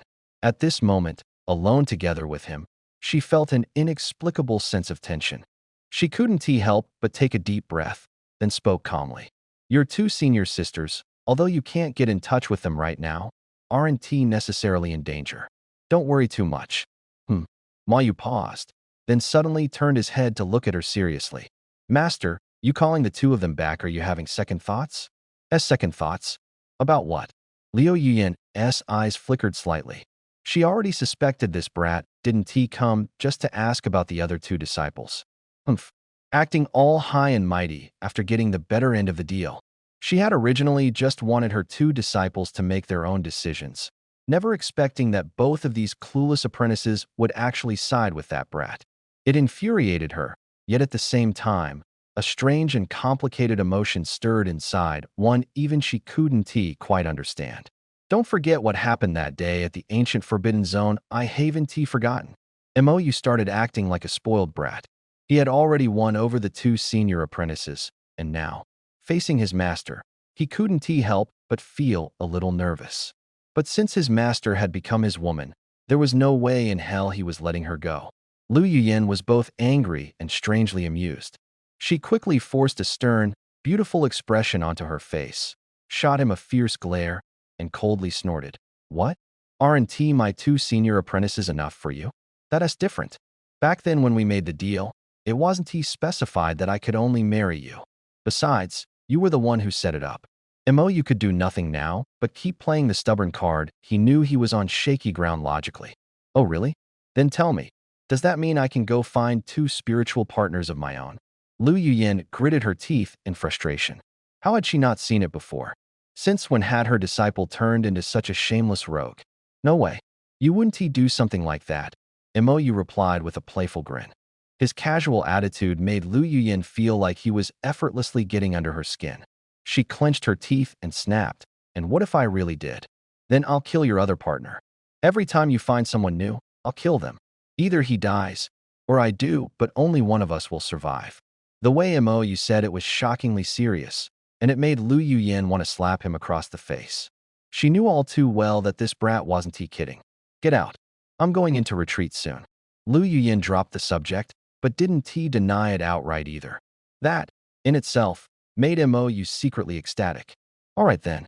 I'm about to break through to the ascendant core formation stage soon, master. Just wait for me. Mou took his leave with a smile and flew merrily toward his own cave dwelling. He felt he might break through in the next few days, so he had to seize the time. Training was absolutely essential. You little pervert. Lu Yuyin watched his receding figure, her gaze complex, her blushing cheeks flushed with shyness. Her beauty was so striking it sent a jolt through the heart. The five great sects pressured the Xianling sect, but not only did they fail to get what they wanted, they ended up with nothing. Yu Baihu, the patriarch of the Yuyin sect, had his physical body shattered in a single sword strike by Gu Jiannan. Once the news broke, it caused a massive uproar throughout the entire eastern region's cultivation world. No one had expected that the Xianling sect, which they had already written off as doomed to destruction, would stage such a shocking comeback, nearly blinding the eyes of the entire world with its brilliance. The sky over the eastern region is about to change. Bright Moon Kingdom, Spirit Mountain Prefecture. Zhu family estate. The clan head, Zhu Nengfei, and the elders sat around looking utterly dazed. They stared at each other in stunned silence, their faces etched with disbelief and shock. After a long pause, the wide-eyed elders finally snapped out of their trance. Then, they slapped their thighs in excitement. Thank the heavens our clan head is so wise and mighty, or we'd have ended up just like those other families. That's right. Originally, not offering support wasn't exactly a grave mistake, but it would have definitely upset the Xianling sect. But now, compared to those other clans, our decision not to stab them in the back actually makes us look rare and commendable. Haha, we really ought to thank them. If we seize this opportunity, the Zhu family is sure to rise another level. Zhu Ningfei swept his gaze around the room, his eyes gleaming with delight. Clenching his teeth, he declared, "It may be a bit late to declare our stance now, but better late than never. We absolutely cannot hesitate anymore. From now on, remember one thing. We are the blade in Xianling sect's hand. Wherever they point us, we cut." Yes, clan head. Zhu Ningfei didn't jump on the bandwagon out of pure concern. He feared being dragged down as a scapegoat by the furious Xianling sect. Although the Zhu family was a major cultivation clan in Lingshan Prefecture, compared to a powerhouse like the Xianling sect, they were practically as weak as ants. Even facing the five great sects, they had absolutely no ability to fight back ahem, although clearly now, it seems they were hiding their strength and keeping a low profile. Still, if even one of their elders showed up, the Zhu family could be wiped out. This was a situation entirely beyond their ability to interfere. That's why, after discussing with the Yin family, they decided not to support either side. At the time, it seemed like an extremely risky move. It didn't please either party actually, it ended up offending both. But looking back now, that decision was nothing short of brilliant. Compared to the Sword Pavilion sect, who bet everything on one side, the Zhu family's caution seemed miles apart, maybe even 3 or 5 times worse in hindsight. Thinking about this, Zhu Ningfei couldn't help but feel regret.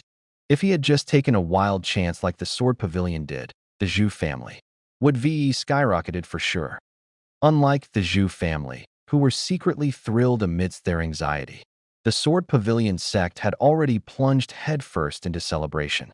As one of the major sects in the Bright Moon Kingdom, with the other 2 sects and 3 families expelled, the power vacuum left behind, along with vast resources like mines and medicinal fields, would surely transform the Sword Pavilion completely. Most importantly, they had now firmly latched onto the Xianling sect's coattails. From here on out, even if they wanted to expand further, other sects wouldn't dare to mess with them anymore. Because now, everyone in the world knew the Sword Pavilion was the Xianling sect's loyal little brother.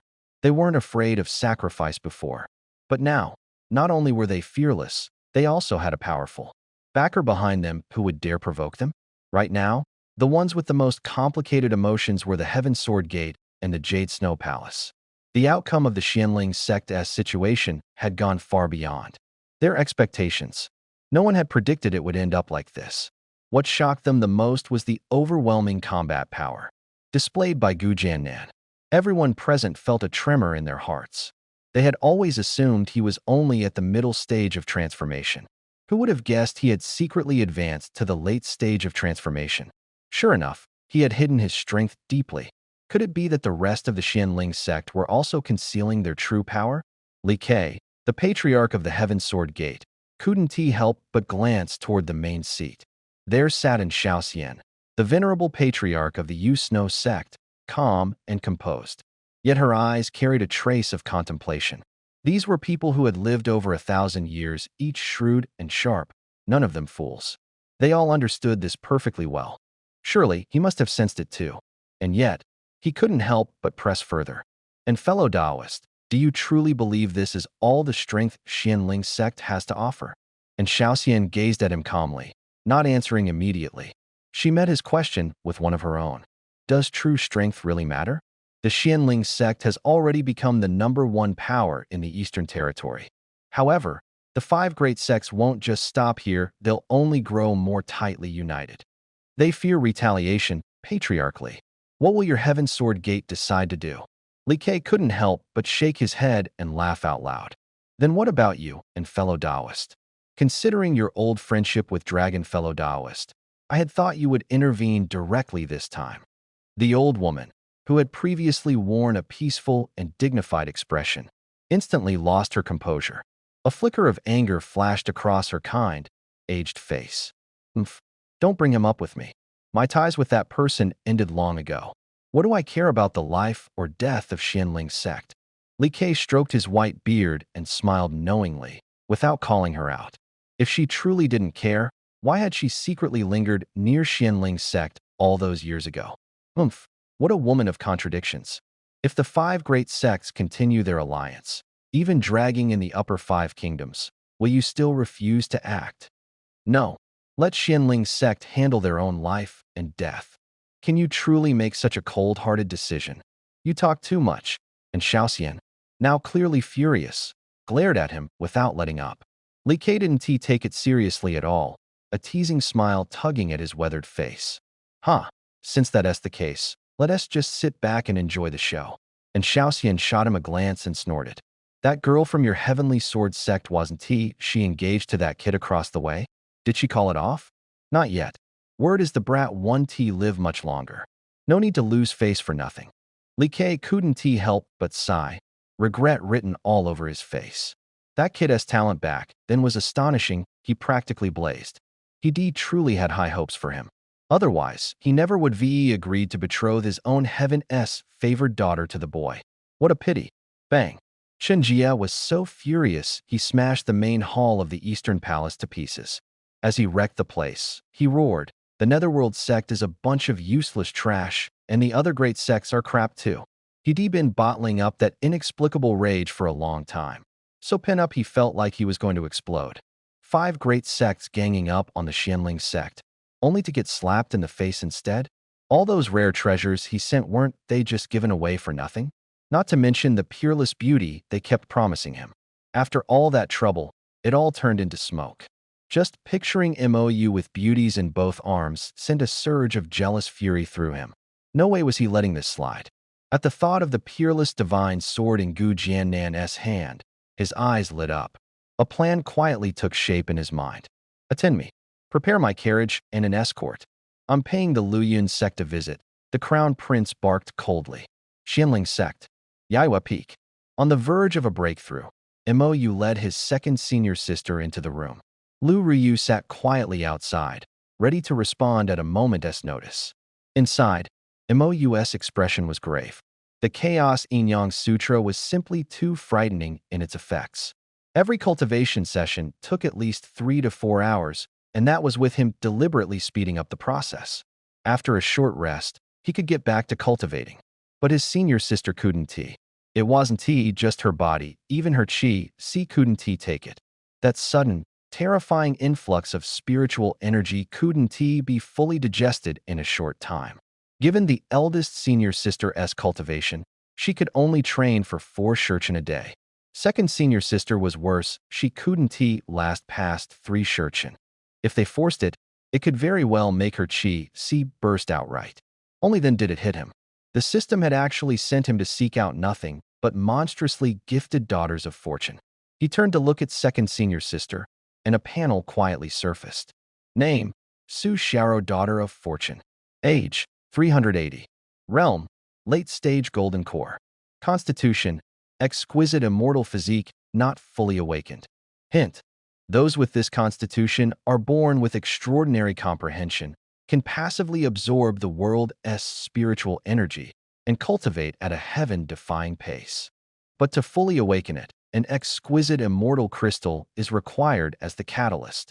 He couldn't help but let out a slight sigh. It wasn't that he didn't want to help second senior sister fully awaken, it's just that exquisite immortal crystals were absurdly expensive. A single piece cost 5 million luck points. If he didn't have that massive hole to plug every year, he would bought one without a second thought. For now, he could only grit his teeth and endure. Fortunately, it wasn't urgent. The Chaos Yin-Yang Sutra would help them just as much. When Mou cultivated for 1 shurch in 2 hours, he could gain 10 days' worth of cultivation, while they could only get half that.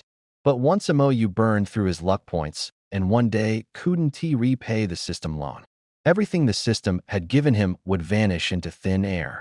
So unless absolutely necessary, he would never spend luck points recklessly, unless he could conquer another daughter of fortune in short order. The eldest senior sister was in much the same boat, though her innate glazed sacred body had fully awakened. Without saint-grade spirit crystals, her cultivation speed was still constrained. The so-called holy-grade spirit crystals are said to appear only sporadically, just a few pieces in a dangerous forbidden zone somewhere on the Allure continent. Even powerhouses at the late divine transformation stage treat them as treasures. That's because their spiritual aura actually hides a wisp of the law's primordial essence. To step into void refinement, a divine transformation cultivator must first comprehend the power of the laws, that's the key. Thus, while holy-grade spirit crystals are a bit easier to come by than exquisite immortal crystals, relying on them for long-term cultivation is still unrealistic. At least for now, the Xianling sect doesn't even have a single piece. Seeing her little junior brother staring at her, lost in thought, Su Xiao's cheeks burned scarlet, but she still spoke shyly. Little junior brother, shall we begin? All right. Mou didn't elaborate. Bang. The doors and windows snapped shut in an instant. Granny Xiang, do you think Big Brother Mou might be the divine son that divination spoke of? Yi Qinxian's wide, dark eyes were full of curiosity. This peak wasn't exactly a key location, so the Xianling sect disciples hadn't followed too closely. Xiang Lanji glanced at the treasure-hunting spirit ape sprinting ahead and couldn't help a wry chuckle as she said, "How could that be? He's just a foundation establishment cultivator, and a 300-year-old foundation establishment cultivator at that. With that kind of aptitude, he's probably just average." Yi Qinxian, a little unconvinced, said, just average? I think Big Brother Mo is definitely much stronger than you think. Haha, is that so? You're that confident in him? The old woman ruffled her hair fondly, her smile gentle. Yi Qingxian nodded solemnly and said, of course. If Big Brother Mo's talent were only average, why would those seniors value him like that? Xiang Lanji paused, pensive shadows crossing her time-worn eyes. She remembered the line the old Taoist divined after burning away his life to cast a forbidden technique. Unconsciously, she spoke it aloud. The spirit sect of the Thousand Mountains, a treasured land at the far eastern edge, perilous and forbidding. The child of all things, called the Divine Son. The words cut off right then and there. It wasn't he that she refused to say more. No one knew what came after. At the time, only a few great golden lines had floated in the night sky. The terrifyingly powerful old Taoist had already spat blood and collapsed into a faint. Even now, she still remembered the astonishment and shock on his face. In just one night, the old Taoist seemed to have aged several centuries. Xiang Lanji snapped out of it and hurried to warn her, voice stern. Second miss, revealing heaven's secrets carries grave karmic consequences. You absolutely must not tell him what you heard. Got it. Yi Qingxian listened, only half understanding. She hesitated, then nodded. Okay. The elder was still uneasy and gave a wry smile. Remember, learning certain things before their time may well be no blessing. Don't let good intentions backfire and end up hurting him. Granny Xiang, don't worry, I would never hurt Brother Mo. This time, Yi Qingxian's little face was deadly serious, her head bobbing up and down like a pecking chick. Xiang Lanji couldn't help feeling both exasperated and amused on the spot. Still, the second miss and that young man being tied by fate may not be a bad thing, she thought. At the very least, it let us stay here in the Xianling sect and search for that sliver of hope. We owe him, and that debt should be remembered. What remained now was to verify whether this was the place foretold in the divination. Thinking of the eldest miss, whose time was running out, her heart sank, heavy and aching. As for Yi Qingxian, her small face brimmed with anticipation. She believed she could find the vermilion bird's sacred spirit fruit for her sister. She would, absolutely. In the blink of an eye, more than 10 days had passed. By now, Xiang Lanji and her group had combed roughly 80% of the nearby mountain range. Even with spiritual senses as formidable as Xiang Lanji's and Gudong Zhou's, the strain showed fatigue had set in, let alone Yi Qingxian and the few maids under her command. They all looked worn out and haggard. Unfortunately, despite their efforts, they still came up empty-handed. Still, the group refused to give up, continuing their search patiently. Break! Mou roared in fury. His spiritual energy surged like a raging river, crashing violently toward a specific acupoint in his body. A terrifying, awe-inspiring aura churned and boiled around him. Today he was determined to break through and reach the late nascent soul stage no matter what. At that moment, his spiritual seat was like the ocean floor, during a volcanic eruption roiling and exploding with power. The terrifying force was over 10 times stronger than when he had advanced to mid-nascent soul stage a century ago, and it was still growing. Even he himself was momentarily stunned. He understood clearly that all of this was due to the cultivation technique he was practicing being completely different from before. That Tao Sutra he had bought with 100 billion in loan credits. Looking back now, every credit had been worth it. At this rate, once he succeeded in breaking through, he was confident he could, at the late nascent soul stage, stand head-to-head with a late core formation expert. Suppressing the excitement in his heart, he focused once more on circulating the technique, pouring all his strength into breaking through. Inside his Niwen palace, the infant within was becoming increasingly radiant and pure, shining like a miniature sun. Suddenly, the spiritual energy of Yaoyue Peak became restless and turbulent, but it was quickly suppressed by the formation array set up on the mountain, its fluctuations masked. No one in Xianling's sect noticed.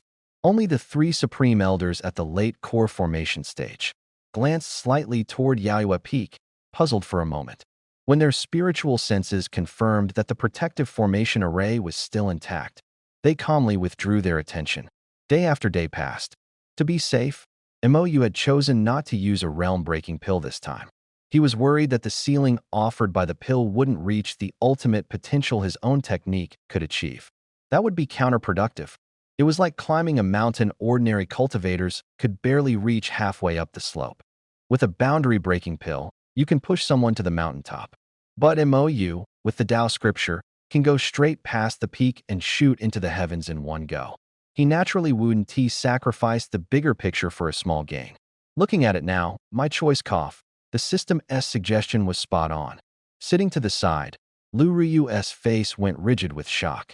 That terrifying power of laws was whirling rapidly around little junior brother. Behind him, a sacred, towering phantom slowly surfaced. Is that a golden body phantom? She couldn't help but gasp, horror flashing in her eyes. The so-called golden body phantom is a life-bound Tao art that cultivators only begin to temper after stepping into the deity transformation stage.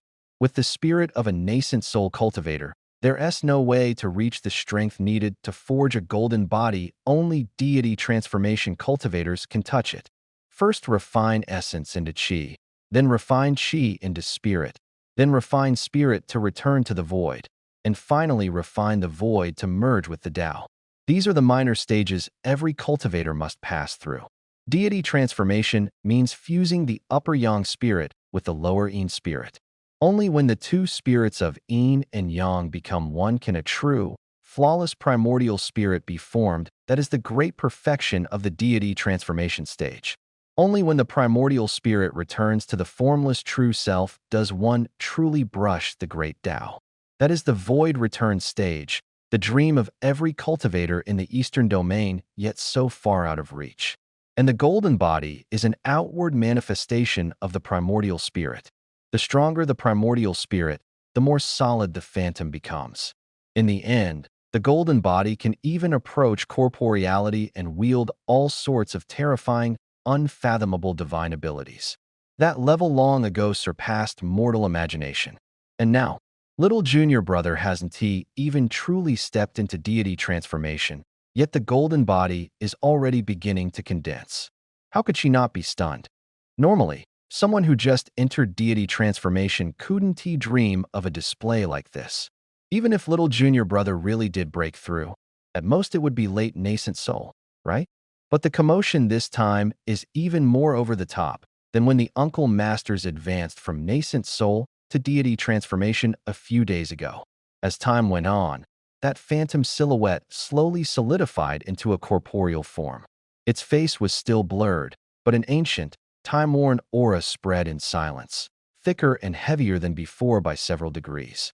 The spiritual energy for 1,000 miles around surged toward him like a dam bursting, and the radius kept expanding. By then, even the grand formation that concealed spiritual energy could no longer hide it.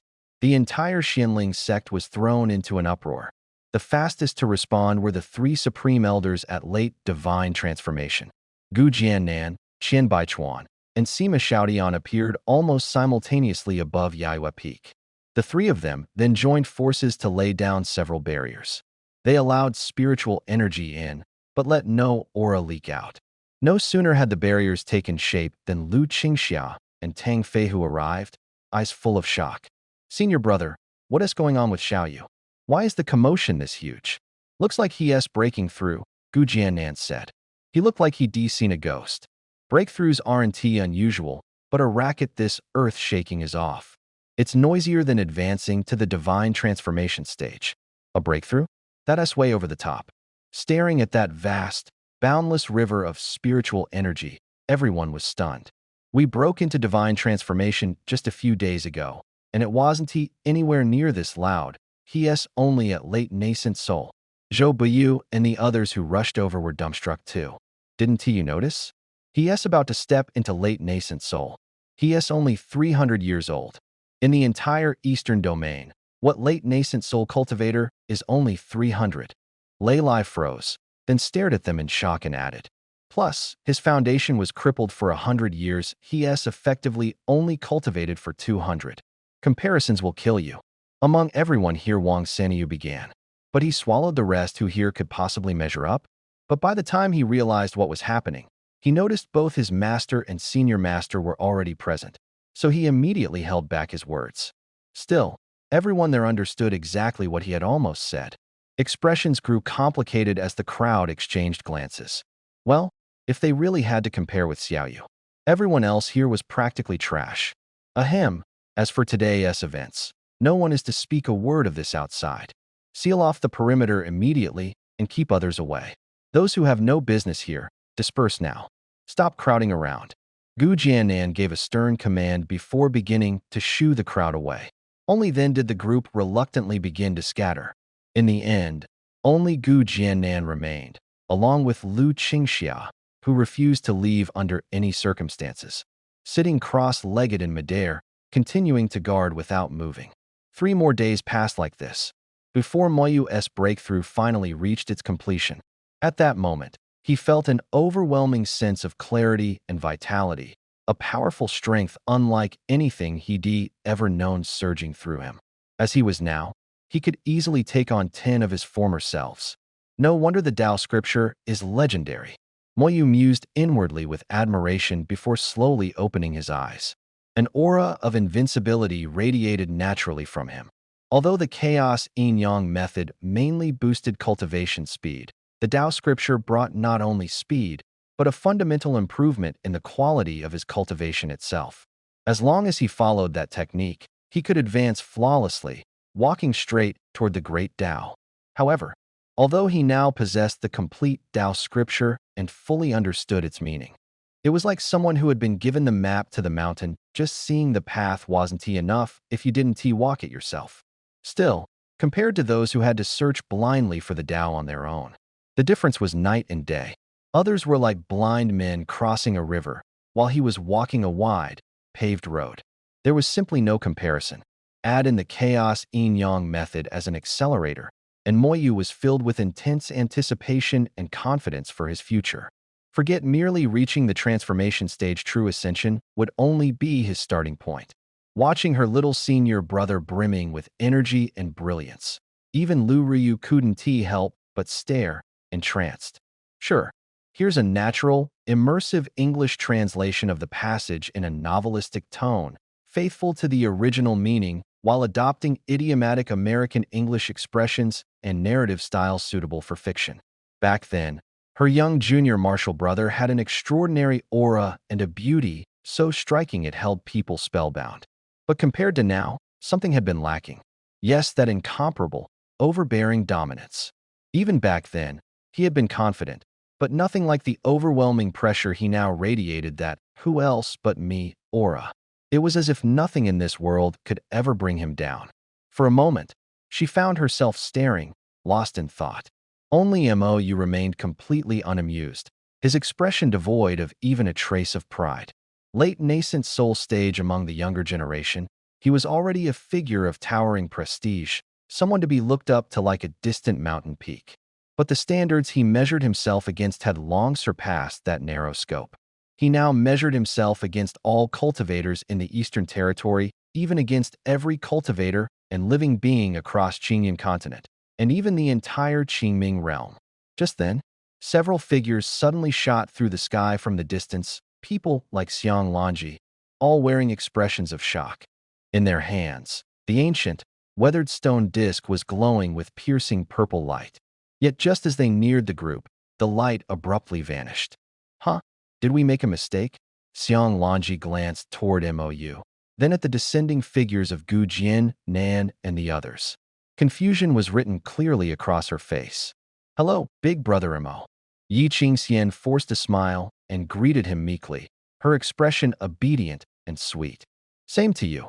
Moyu replied with a slight nod. Just by looking at her face, he could guess they must have found nothing of value lately.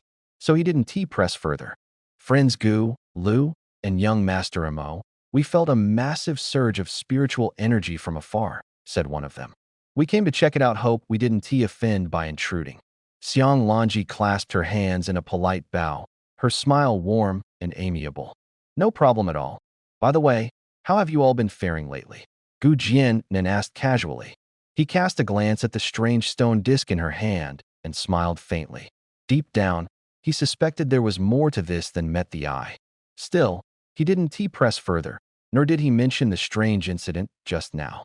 Let me know if you'd like me to continue translating the next part or adjust the tone further. Xiang Lanji, 2, tacitly dropped the subject, offering a wry smile as she said, "We've searched every corner within a 2,000-mile radius, yet we've found absolutely nothing.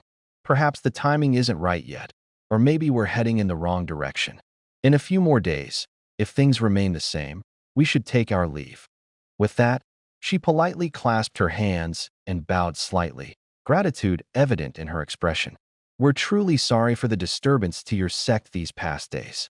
If we cross paths again in the future, you're all warmly welcome to visit the Yi family in Divine Revelation Continent. Senior Xiang, you're far too courteous. We'd be delighted to pay a visit if the chance arises." After a few more polite exchanges, Xiang Lanji and the others prepared to depart. But just then, Yi Qingshan suddenly turned her head, her dark eyes glimmering with anticipation as she looked at Mo. "Big brother Mo, would it be okay if I came to see you tonight for a little chat?" As if fearing rejection, she quickly added, "I won't take up much of your time. If you're busy, tomorrow works too." Mo was momentarily taken aback. Except for that very first time, recently he had been fully occupied with his cultivation breakthrough, and the two hadn't even crossed paths. Still, he was somewhat curious what could this young girl possibly want to talk to him about. So he readily nodded. "Of course. Then see you later, big brother Mo. Farewell, Elder Gu, Elder Lu, and the two beautiful senior ladies." The little lass smiled sweetly, waving goodbye to everyone. Her mood had clearly improved since just a moment ago. Gu Dongzhou, who had been wearing a stern expression, looked surprised, and Xiang Lanji, too, showed a trace of astonishment. The four maids, however, didn't seem particularly shocked. Clearly, they had already known about this. Still, the way they looked at Mo brimmed with curiosity and admiration. It wasn't often that someone managed to draw their second young mistress to approach so willingly. That said, he really was a striking and charismatic man. Rarely had they seen someone so pleasing to the eye. A true feast for the senses. Once she was far enough away, Mo finally turned respectfully to the two elders and bowed deeply, saying, "Master Ancestor, Senior Master Ancestor, do you want to stop by Xiaoyu's place for a bit?" Gu Jiannan and the other exchanged a glance, then nodded immediately. Sure, come on. Even if Xiaoyu hadn't invited them, they still needed to go over and get some answers. Right now, their curiosity was clawing at them like a cat's paw. Before they had even fully sat down, Lu Qingxia couldn't wait to blurt out, "Xiaoyu, did you break through?" Mo calmly nodded and replied, "Yes, I've reached the late stage of yuaning," even though they more or less expected it. Seeing his calm and composed expression still made Lu Qingxia sigh in exasperation. "Why does it feel like you've broken through, yet there's not even a hint of excitement on your face?" "That's right. A young man should have some energy." Gu Jiannan nodded in agreement as he stroked his white beard. Strange, weren't they acting more excited than the one who had just broken through? This kid, if he grows too serious too soon, that's not good either. Outsiders might think they were a bunch of bumpkins who've never seen anything. Mo was half amused, half annoyed as he said, "Master Ancestor, Senior Master Ancestor, I've only reached the late yuaning stage. I'm still far from the true Tao." His words left the two elders momentarily speechless. By that logic, weren't they only at the nascent soul stage? Then all the excitement and joy everyone had felt when they broke through their own cultivation barriers recently, was this kid secretly laughing at them? Still, isn't it a good thing for a disciple to be humble and low-key? Then why did they suddenly feel like scolding him out of nowhere? Even Lu Ruyu and Su Xiaoru felt the same way. Their little junior brother really deserved a punch. "What do you mean just reached late yuaning?" One of them was only at the early yuaning stage, and the other still stuck in the late golden core stage. How insignificant did that make them look? Gu Jiannan quickly changed the subject, saying, "Just broke through, so your cultivation base isn't solid yet. You should focus on stabilizing it." But as soon as he finished speaking, he suddenly froze. Given the commotion Mo had caused earlier, wasn't his cultivation base already solidified beyond belief? Who in the world at the late yuaning stage could cause that kind of disturbance? His presence was no weaker than that of a divine transformation cultivator. Sigh. This grand disciple is so formidable, it's a headache hard to even find something to say. Even a word of concern is hard to get out. Lu Qingxia was just as speechless, yet the relief and pride in her eyes couldn't be hidden, no matter how she tried. Couldn't be hidden at all. He is the Xianling sect's heaven's favored son. One day he spread his wings above the ninth heavens, shocking the entire eastern domain, maybe even shaking the whole Qingyun continent. Just as Gu Jiannan was wondering what to say, the transmission talisman on him suddenly quivered. He hurriedly pulled it out, and a rush of delight surged through him on the spot. But before long, that joy was quickly replaced by shock and worry. "Senior brother, what is it?" Lu Qingxian knit her brows, her expression grave. Mou and the others fixed burning gazes on their grandmaster, faces full of curiosity. By rights, the five great sects wouldn't dare so much as provoke the Xianling sect anymore. Other than them, who else could make grandmaster look like this? "It's senior uncle," he wrote back. Gu Jiannan's face grew solemn. He let out a long sigh, then said, "He says he hasn't reached the Dao integration stage yet. We must not go looking for him." "What? Wait, did senior uncle say where he is? Did he explain why we have to wait until he reaches Dao integration before we can see him?" Lu Qingxia's face went pale, her eyes full of old weariness and shock. "Dao integration? That realm is so far away. Right now, there isn't even a single void return cultivator in the entire eastern domain, let alone someone in Dao integration. If that is how it is, it's basically telling us not to seek him again in this lifetime." At this point, their greatest wish was only to step into the void return stage. Cultivation demands steady steps, one at a time. The last thing you want is to overreach. Otherwise, you're just asking for trouble, piling needless obsessions onto yourself that you'll never be able to fulfill. Nothing else. Senior uncle didn't say more. Gu Jiannan shut his eyes, grief written all over his face. The expressions of both women were equally grave. This matter had long since gone beyond their ability to handle. Only Mou wore a look of guilt, yet his eyes burned with an unusual determination. This is just the He Dao stage, right? Others might not be able to take that step, but he firmly believed he could do it himself. Back then, the patriarch had gone to the divine revelation continent in search of the origin of the Tao, all for his sake.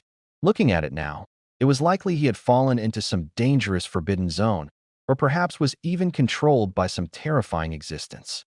Otherwise, how could he have remained silent for so long and today only sent back a single sentence? However, judging from the fact that the patriarch was still able to send a reply, the possibility of him being controlled seemed low. He calmly stared at the elders like his master and great master, his tone firm as he spoke. "Master, great master, don't worry. I will definitely reach the He Dao stage and bring the old man back." Lu Qingxia shook her head with a bitter smile. "How easy do you think it is to reach the He Dao stage? Ever since the Great Demon Extermination War, in the past 10,000 years alone, not a single Su practitioner has appeared in the eastern region. There have been countless prodigies who stunned the heavens, yet none succeeded." She stopped mid-sentence. Though Xiao Yu's talent was extraordinary, even monstrous among geniuses, they believed he might reach the Su stage. But the He Dao stage, speaking of it now, was simply too far-fetched. "Sigh, Xiao Yu, don't put too much pressure on yourself. Just cultivate well. As for your former great master's matter, we'll help with it." Gu Jiannan offered a few words of comfort, though deep down, he didn't really believe what Mou had said. Still, the young had aspirations, and he couldn't bear to dash their hopes. But the path of cultivation only grew more difficult the further one advanced. That was precisely why there were so many cultivators stuck at the early stages of transformation, and why only a handful ever reached the late transformation stage. That was the main reason. Even with Xiao Yu's boundary-breaking pill, they could barely dare to dream of reaching the Su stage. And beyond Su, the pill would be of no use at all. Even if it somehow still worked, you'd first have to reach the required level of cultivation, wouldn't you? During this accumulation phase, about 80% of cultivators will be weeded out. Faced with the two elders' doubts, Mou didn't argue then and there. He didn't want to explain much. Either he planned to let the facts do the talking when the time came. After the two elders departed, Mou, dead serious, drew senior sister into the room. "Senior sister, there is something I want to talk to you about." Lu Ryu's face flushed in an instant. So nervous, she didn't know what to do. Oh, okay, sure. By the time the sky darkened, MOU's conversation partner had already become Su Xiaoro. Her eyes were bright and lively, and bashful. She shot a shy look at MOU, who was brazenly sneaking glances at her, and chided playfully. Little junior brother, aren't you going out? Isn't that young lady coming to see you? No sooner had she finished than she turned back in a hurry to straighten the sheets. MOU felt his cheeks heat up, a faint blush rising. It was all because he'd been too absorbed in cultivation, he'd almost forgotten. By then, the moon was already hanging among the willow branches on the horizon. Meanwhile, in the reception hall, senior sister was chatting casually with Yi Qingxian, with her 4 beautiful maids standing outside the door. Greetings, young Master Mo. Seeing MOU, the 4 maids hurried to bow respectfully, not slighting him just because he was only at the foundation establishment stage. Ladies, there's no need for such formality. MOU returned the salute with a smile. Then he feigned composure and stepped into the hall, offering Yi Qingxian, who had risen, her eyes smiling an awkward grin. Sorry, once I get absorbed in cultivating, I almost forget the time. Second Miss Yi, please don't hold it against me. The young girl quickly shook her head. Ernest, not at all. It was Xiaoxian who disturbed brother Mo's cultivation. If anyone should be apologizing, it should be me. And also, brother Mo, from now on, could you call me Xiaoxian? Calling me second Miss Yi sounds too distant. She looked up at him expectantly, her delicate, rosy little face lit by the sparkle in her dark eyes. Okay, faced with this adorable girl, as delicate and pure as an angel, MOU really couldn't bring himself to turn her down. And honestly, this was barely even a big deal. So does that make us friends? The young girl wore a smile pure and ethereal, like a little goddess. Of course, as long as both sides agree, then you're friends. MOU nodded firmly. Looking at her, the second miss of the Yi family had clearly been raised under strict, overprotective care. She probably hadn't had many friends growing up. So innocent like a blank sheet of paper. At 14, back in his past life on Lanxing, kids were already flying off the handle. That age was often the start of nothing but headaches for parents. Then does that make us friends too, senior sister Lu? She asked, turning excitedly toward Lu Ruyu with hopeful eyes. Of course we are. Lu Ruyu, who had been quietly sitting aside, rarely smiled. But now she did, warmly and brightly. That's great. Back in the Divine Revelation continent, I didn't really have any friends. My father was always afraid I'd be corrupted by them. Her face lit up with joy and excitement. But the moment she mentioned her father, her expression instantly turned helpless and resentful. MOU didn't even need to look, he could already picture it. Her father was probably a total daddy-esque girl kind of guy, sheltering his precious daughter so tightly. Was it possible that even in the cultivation world, there were helicopter dads like that? Thinking back to his past life, MOU almost couldn't hold back a laugh. Big brother Mo, why are you smiling? Yi Qingxian, sitting beside him, tilted her head curiously. She looked both sweet and elegant, her fair, delicate cheeks almost glowing. Oh, nothing. Just remembering something from long ago. I miss my sister too. She always loved me the most, ever since I was little. But I couldn't do anything to help her. Qingxian's smile vanished instantly. She tightly twisted the hem of her dress, her dark eyes shimmering with unshed tears. That delicate little face was filled with guilt, helplessness, and worry. So fragile and pitiful it made one's heart ache. Big brother Mo, can I ask you something? The young girl pressed her lips together and turned her head, trying to lock eyes with him. Tears were already pooling at the corners of her eyes, silently slipping down her cheeks. Just tell me, she said. MOU couldn't help but feel a pang in his heart. He sighed and reached out to wipe her tears away. At that moment, she looked so much like his master and senior sister back in the day. He couldn't help but wonder had they felt just as helpless and desperate as she did now. Thinking that, he couldn't help but glance towards senior sister. Senior sister was looking at him too, her gaze calm and gentle. Yi Qingxian shyly wiped at the corners of her eyes and managed a weak smile. My mom said good-looking people never have bad luck. If you ever come across a vermilion bird sacred spirit fruit, could you get one for me? Don't worry, my family will cover the cost. You just have to buy it first. MOU stared at her, puzzled. How are you so sure I'll run into one? Yi Qingxian gently shook her head. I can't really explain it. I don't have any other friends, so I can only count on you guys. The confidence in her tone left Mo you momentarily stunned. That's how you use friends? Now that's a logic all its own. The girl looked a bit embarrassed and added in a low voice. Besides, since Madame Xiang brought us here, that means there's still hope. We might just be short on time. You live here, so if you keep an eye out now and then, maybe you'll run into one by chance. With that, the girl pulled out a drawing from a ring on her finger and handed it to Mou, her face full of expectation. This is a picture of the vermilion bird's sacred spirit fruit. Take it, Brother Mo. Mou could only accept it with a wry smile. Looks like she really came prepared. The drawing showed a small, lush tree about 2 feet tall, bearing a single fruit as red as fire reminiscent of a cherry tomato. After taking a good look, Mou passed the drawing to senior sister, then nodded slightly and said, "If I spot that fruit nearby, I'll definitely pick it for you and find a way to get it to you." "Me too." Lu Ryu nodded lightly. "Thank you, Brother Mo." "Thank you, Sister Lu." Yi Qingxian beamed, as if a little hope had come back to her. No sooner had she finished speaking than a crystalline, snow-white dagger, about a foot long and old-fashioned in design, appeared in her hand. She offered it to Mou with both hands, earnest and solemn. "Brother Mo, this was a birthday gift from my sister. I'm giving it to you now, please. You have to take it." Mou was taken aback. That dagger was actually a top-grade spirit treasure? A treasure of that caliber, and this little girl was just handing it over? Did she not understand?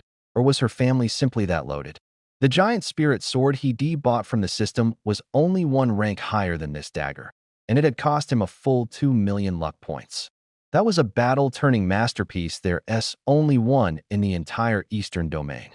The top-grade spirit treasure in this little girl's hand would be a sect-guarding relic in any of the 8 great sects. Some sects might not even have something like it.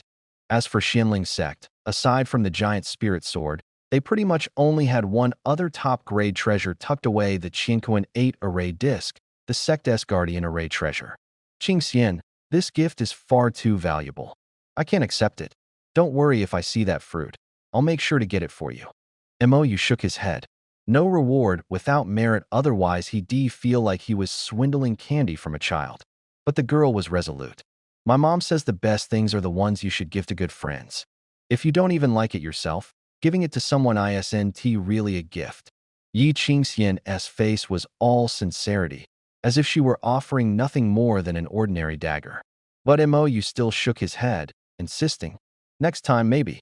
If I accept your gift now but can't give you anything in return, wouldn't that be embarrassing?" Yi Qingxian then turned her pleading gaze toward Lu Ryu. Lu Ryu also smiled gently and shook her head. "Big Brother Mo is right. Take the gift back." "Okay, fine." The young girl pouted, clearly unhappy, as she reluctantly handed over the dagger. Then she looked up at Mou and asked seriously, "Big Brother Mo, so if we meet again next time, you'll accept it, right?" More or less. "I'll prepare something in return then," Mou replied dismissively. What return gift? He had never even left Qingyun continent his entire life. It was nearly impossible for him to meet her again. He couldn't help sighing inwardly. He wasn't a saint, but he wasn't the kind of person who'd take advantage of others either. If he really accepted such a valuable gift from her, and then didn't help her find the vermilion bird holy fruit, he wouldn't even be able to hold his head up anymore. The problem was he actually did have that item. Of course, it was inside his system space, worth a staggering 3 million fortune points. Right now, he was barely scraping by with his fortune points. There was no way he could spend recklessly. His 2 senior female apprentices combined only earned 73,000 fortune points a year, yet every year they had to pay back 2 million points for their cultivation method loans. The previous 15 million fortune points he had accumulated, 2 million alone had been spent on buying the dueling sword. As for what was left, he didn't dare waste a single point. Besides, the sect elder was still waiting for him to rescue her. Breaking into the quasi-Dao stage wasn't easy, it might even require pouring more money into it. Therefore, he could only hope that this girl he had never met before would have some good luck. Mou glanced at the young girl, a hint of guilt in his eyes, feeling helpless and regretful inside. Yi Qingxian immediately smiled sweetly at him, a pure and innocent expression lighting up her face. Then, She took off the jade bracelet from her wrist and handed it to Lu Ruyu with hopeful eyes, saying, "Sister Lu, you'll accept this one this time, right?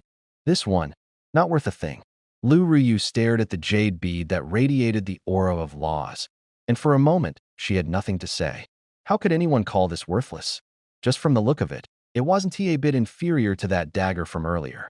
Mou had seen more treasures in the system than he could count. His eye for value was far sharper than Senior Sister S. One glance told him exactly what this was. Top grade without question. A top grade spirit treasure. And a rare defensive type at that. Out in the wild, you couldn't buy something like this even if you threw money at it.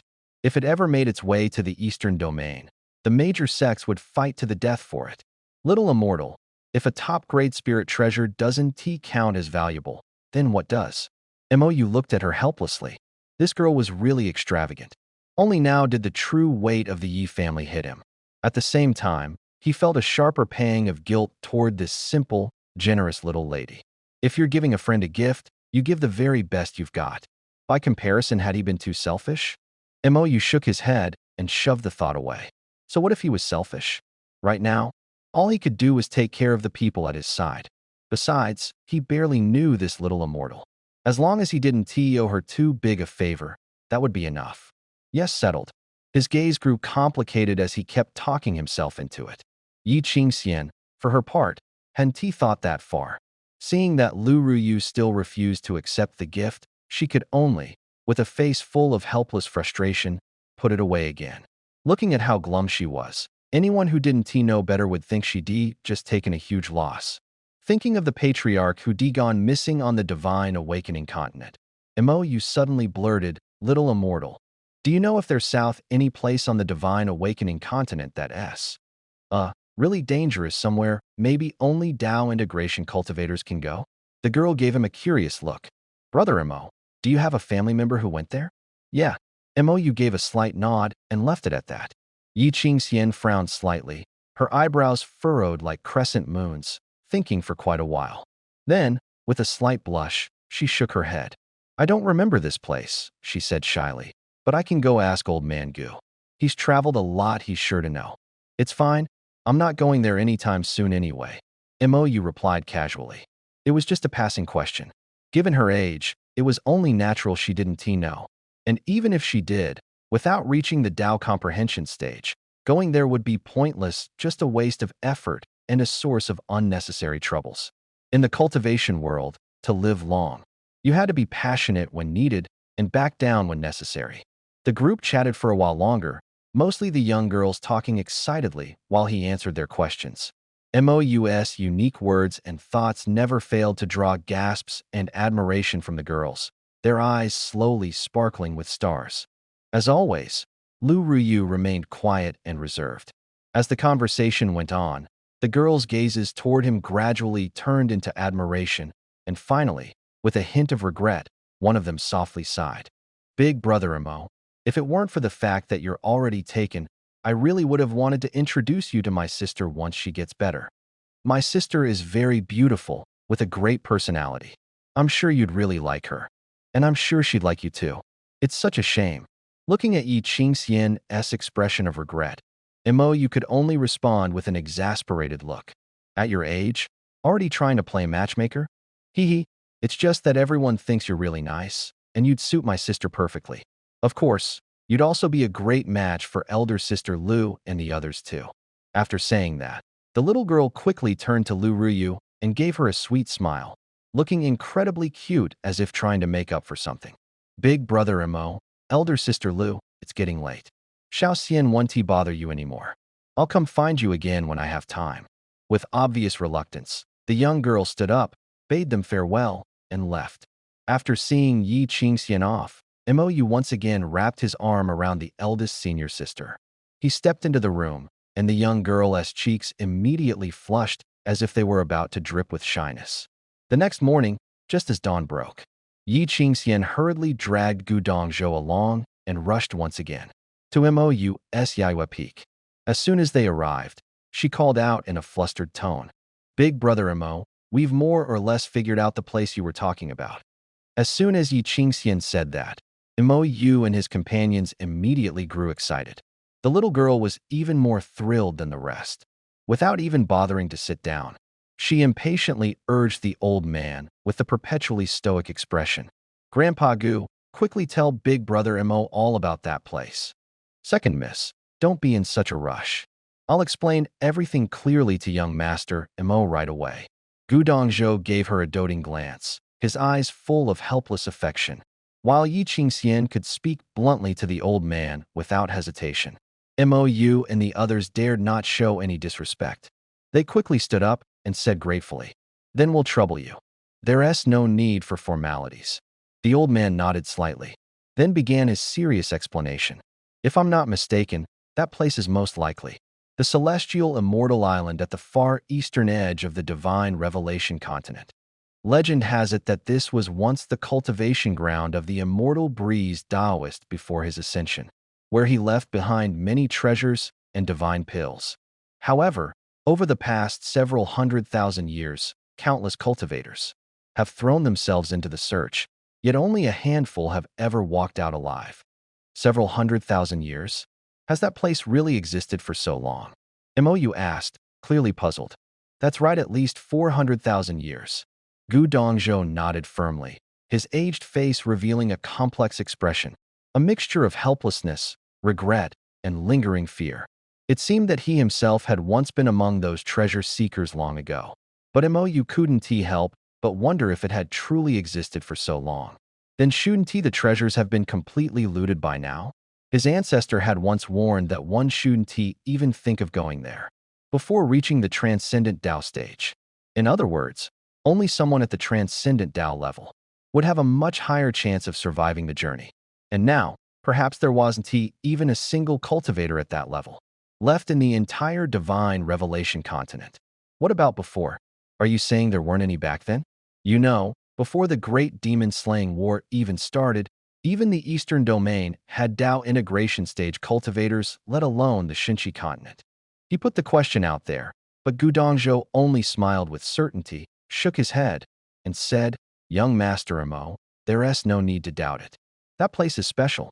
Unless your strength surpasses immortal Qing Feng in his prime otherwise, in your entire life, you only get one chance to step inside, and at most you can carry out a single treasure.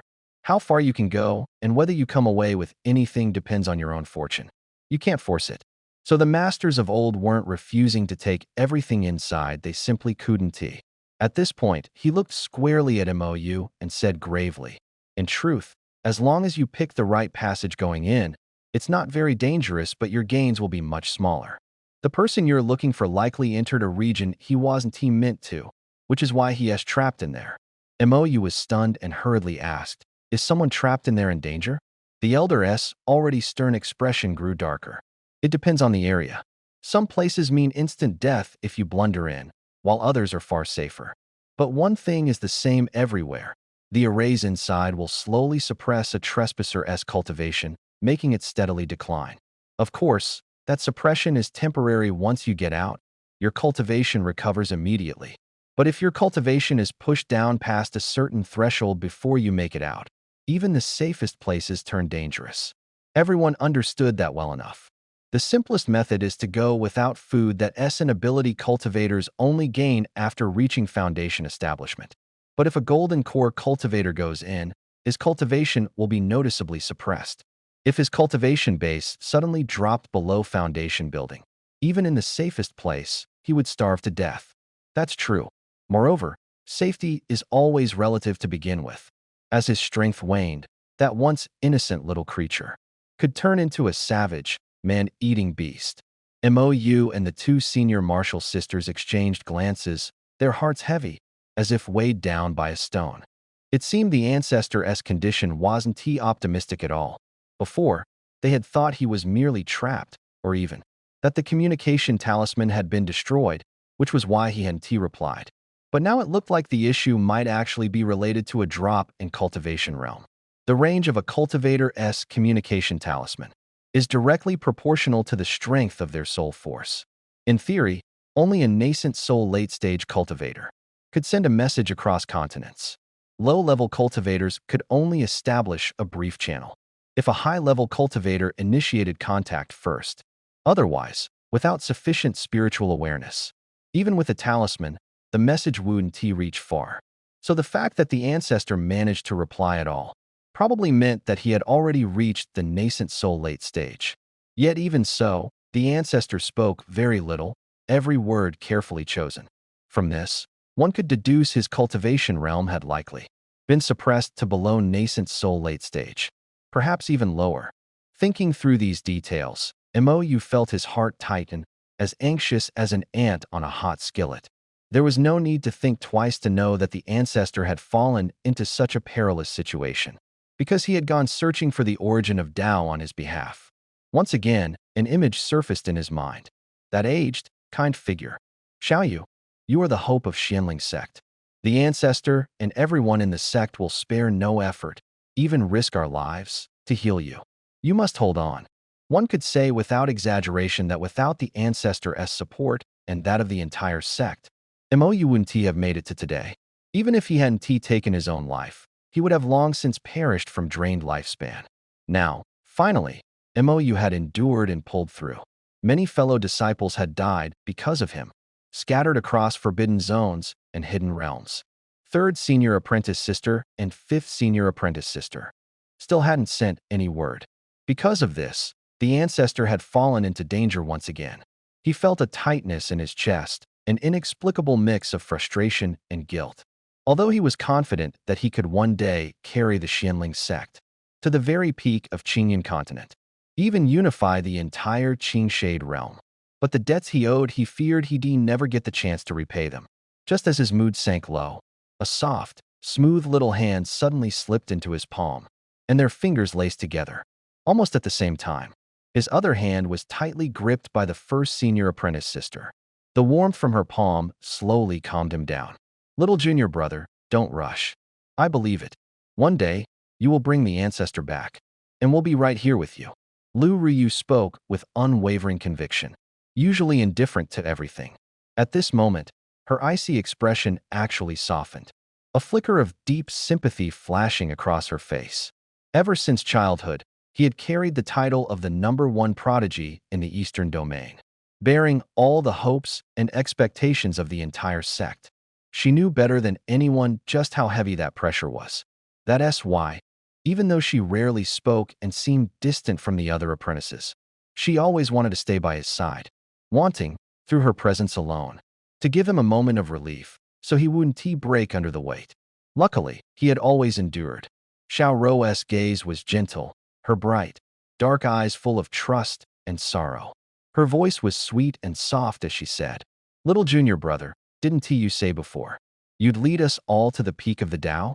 What is a mere core formation stage but a blink of an eye away? Once that time comes, we'll all go together and bring the ancestor back." All right, Mou pulled himself together, his eyes now filled with determination. Right now, acting all emotional and sentimental was pointless. He'd be better off using this time to cultivate. Brother Mou, I believe in you. I know you can do it. Yiqingxian kept her pretty face serious, her eyes filled with sincerity. Clearly, she truly believed what she said. But Gu Dongzhou standing beside her didn't share her optimism. Breaking through to the harmonization stage was no easy feat. Even in Divine Revelation continent, very few cultivators could reach that level. How much less likely was it in the small and remote eastern region? Still, he didn't voice his thoughts. Instead, he gave more details about the Heaven Immortal Island, and then politely took his leave along with Yiqingxian. 3 days later, Xiang Lanji led Yiqingxian and the others to officially arrive. After saying their goodbyes, they prepared to continue heading eastward. If they still couldn't find anything valuable, then they would have no choice but to return to the Divine Revelation continent. The group exchanged spiritual talismans and left their divine consciousness imprints on each as a way to stay in contact. Miss Yi was reluctant to part, but finally waved goodbye and left. Mou was just about to pull his senior apprentice sister to go train, when suddenly his master summoned him to the assembly hall using a divine voice transmission. When he arrived, he found that all the senior elders were already there. Gu Jiannan didn't even wait for him to ask questions before getting straight to the point. If you've got nothing important going on recently, go with me and your 4th junior patriarch on a trip to the Heaven Sword sect. Mou looked at him curiously. I don't have anything urgent going on, but why are we going to the Heaven Sword sect? To break off your engagement. Break off the engagement? At these words, Mou froze on the spot. Since when did he have an engagement? Master, what exactly is going on here? Mou looked at them all, completely bewildered. Gu Jianan hesitated for a moment before giving a bitter smile. 100 years ago, we made an engagement pact between you and Sidu Qingxian, the holy maiden of the Heaven Sword sect. That year, your talent was extraordinary beyond belief. We were worried other sects might have ill intentions. So we arranged this marriage alliance as a way to protect you. It was meant to be a safeguard for your safety. With your talent, they were more than willing to agree. It didn't take long for everyone to reach a consensus. Who could have guessed that barely 2 days after the engagement was settled, you got yourself into that mess? Gu Jianan shook his head with a sigh. At the time, neither side knew how serious your injuries were, so we all quietly agreed not to announce the engagement. Truthfully, everyone was just waiting if you recovered. The marriage would naturally proceed as planned. If not, people would just treat it as a joke. That's why this dragged on until now. Now that you've regained your cultivation base, though, the situation between you and your 2 senior sisters is right there in the open. The Heaven Sundering sect definitely won't approve anymore. You'd be better off ending the engagement early. It'll save everyone some face. Gu Jianan added bitterly. Thankfully, they don't know yet that you've already recovered. They'll probably breathe a sigh of relief. Master, then let us end it right away. Mou's expression darkened. Of course, this engagement had to be broken off. If they actually married into the other side, many of his actions would no longer be just personal matters. They'd directly involve the reputations of both sections. Put simply, if he wanted to settle down every blessed girl with divine fate, he'd have to consider how the Heaven Sundering sect would feel. How would it look if their holy maiden married him, and then he went around flirting with others?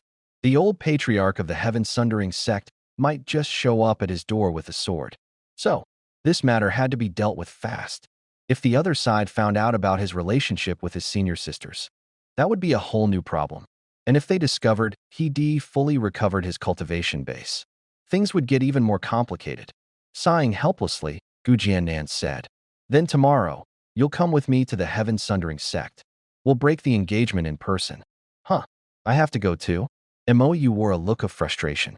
He was so busy cultivating. He really didn't want to go. Gu Jianan nodded firmly. Of course. After all, this is technically us breaking the agreement. As the one directly involved, you naturally need to. Come along. Fine. Mou could only nod helplessly. Back on inviting Moon Peak, he told his 2 senior sisters about it. After listening, their eyes turned subtly strange. Clearly, neither of them had expected their little junior to almost get scooped by someone else. Early the next morning, Mou boarded a flying spirit arc bound for the Heavenly Sword sect with his grandmaster and his 4th martial granduncle. Though both the Heavenly Sword sect and the Xianling sect were in the eastern domain, the distance between them ran to tens of millions of li. Even at the arc's speed, the trip would take a good 10 days. Besides the 3 of them, a dozen disciples came along on the massive arc, including Mou's 3 followers, who insisted on tagging along no matter how he tried to shoo them away. Mou had no choice but to let it go. There was the cold, aloof Yongmu, the low-key, taciturn Yin Wuji, and the loud, rough, and ready Qin Feixiong. Of the 3, 2 were tight-lipped, and the other was a bit slow on the uptake. The other disciples treated Mou with nothing but respect and admiration. Under gazes like that, he really couldn't just shoot the breeze with them. So, the trip turned monotonous. He spent it all cultivating. He didn't run into any hunted saintess who needed a hero to swoop in and save her, either. None of the cultivators they crossed paths with dared to provoke them. He knew why. A flying spirit arc this big was a symbol of power and backing in itself. It was like a supercar back on Blue Star. Most people would instinctively give it a wide berth. Small sects or rogue cultivators were so poor they had to ride their swords. In speed and comfort, there was no comparing that to a spirit arc. Luckily, days spent cultivating passed quickly. After 12 days in the air, the arc halted before a range of towering mountains wreathed in immortal mist. Within the range stood an especially grand, majestic peak, like a sword fallen from the heavens, driven straight into the earth. Countless sword-riding cultivators could be seen shuttling through it from time to time. Back and forth they walked, as if stepping into a celestial paradise, a sight so breathtaking it held one's gaze captive. A powerful, solemn, and sacred aura of a cultivator swept toward them. Ancestor, is this the Heaven Sword sect? Mou's expression carried a subtle curiosity. When it came to the beauty of a sect's grounds, the Heaven Sword sect surpassed the Xianling sect by a notch. Correct. Let's go in. Look, it seems someone has come to greet us. No sooner had Gu Jianan finished speaking than a group of formidable cultivators, led by several elder cultivators, swiftly flew toward them. Friends Gu and Lu, your esteemed presence here at the Heaven Sword sect truly honors us. Please, come in and be our honored guests. The two elders leading the group were both white-haired and bearded, with an ancient and weathered aura about them, their faces wearing warm smiles. Behind them followed a group of middle-aged cultivators, each exuding an awe-inspiring presence. Gu and Lu led Mou forward quickly, their expressions filled with nostalgia. It's been a century already. Elders Dong and Zhong, your brilliance has only deepened with time. Truly admirable. Friend Gu, you flatter us. When it comes to true charisma, who could rival the young lady from your sect? Huh? The elder at the front burst into laughter. He wore a long white robe, his demeanor refined and scholarly, his smile warm and gentle. A long silver beard resting on his chest, he looked like an immortal, transcendent, and serene. You all chat amongst yourselves. Can you leave me out of it for once? Lu Qingxia shot the old man a glare, clearly annoyed. The old man just laughed heartily, unfazed, the group clearly sharing a long-standing familiarity. Joking and chatting as they walked, they soon arrived at the Heaven Sword Sect's Grand Reception Hall. Gu Jianan and Lu Qingxia brought only Mou inside, while the other disciples were escorted elsewhere to be hosted by younger members of the Heaven Sword Sect. On the Heaven Sword Sect's side, besides the two elders, several inner sect elders were also present. Perhaps because of Mou's background, there was also a cold and proud young man seated among them. At that moment, he was staring at Mou with a look of surprise, his eyes betraying clear astonishment and disbelief. It was obvious. That number one prodigy from the eastern region a century ago, that heavenly chosen one, he had already recognized him. But instead of stepping forward to greet him, he turned his head away, his composed and aloof demeanor quickly returning. Mou merely smiled lightly, and didn't he take it to heart. The elders exchanged some casual greetings for a moment longer. Then finally, Gu Jianan put down his teacup and pointed. This is my disciple's disciple, Mou, he said to the white-robed elder with a faint smile, tinged with bitterness. The white-robed elder immediately wore an expression of shock. The tea in his cup almost spilled from his trembling hand. He stared at Mou for quite a while, and after a long pause, finally wore a complex expression, slowly murmuring with a sigh. Truly, a man of extraordinary bearing, peerless talent, a dragon among men. The words were spoken sincerely, but there was another sentence he held back a pity. In that instant, he more or less guessed the purpose of Gu Jianan's visit. Most likely, it had something to do with that old engagement from 100 years ago. Still, no one knew exactly what the other party was thinking this time. Upon hearing that this was Mou, everyone in the room turned their astonished gazes toward him, each wearing a different expression. As for this genius who once shook the entire eastern region, most of those present were naturally quite familiar with him. It wasn't he just because of his talent and fame, but also because he had nearly become the son-in-law of their own sect. That engagement had long been no secret among the upper echelons of Heaven Sword sect. Even the master and disciple Qing Xian herself had already known and agreed to it. But a century ago, a conspiracy caused this prodigy to fall from the heavens, turning the whole matter into something hushed and taboo. No one knew what he intended today. Was he here to fulfill that old engagement? Even though the Xianling sect was now at its peak, seeming to rise as the number one sect in the eastern region, the Mou of today was no longer the same as before. This old engagement now seemed quite awkward. Everyone's hearts were filled with complicated emotions, and a few even furrowed their brows. After some polite exchanges, Gu Jianan began introducing Mou to the group. The old man in the white robe was the former sect leader of the Heaven Sword sect, now the supreme elder, named Dong Shozhua. He was a powerhouse at the mid-transformation stage, and also the current sect leader master. Moyu pays respects to Elder Dong. Moyu said, quickly rising to bow respectfully. Please, sit down, sit down.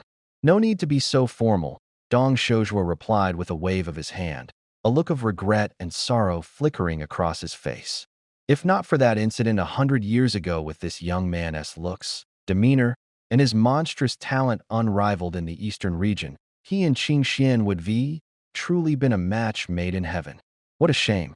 Gu Jianan continued with the introductions. The old man in the green robe sitting next to Dong Shozhua was his junior fellow disciple Zhong Wuji, another supreme elder of the Heaven Sword sect.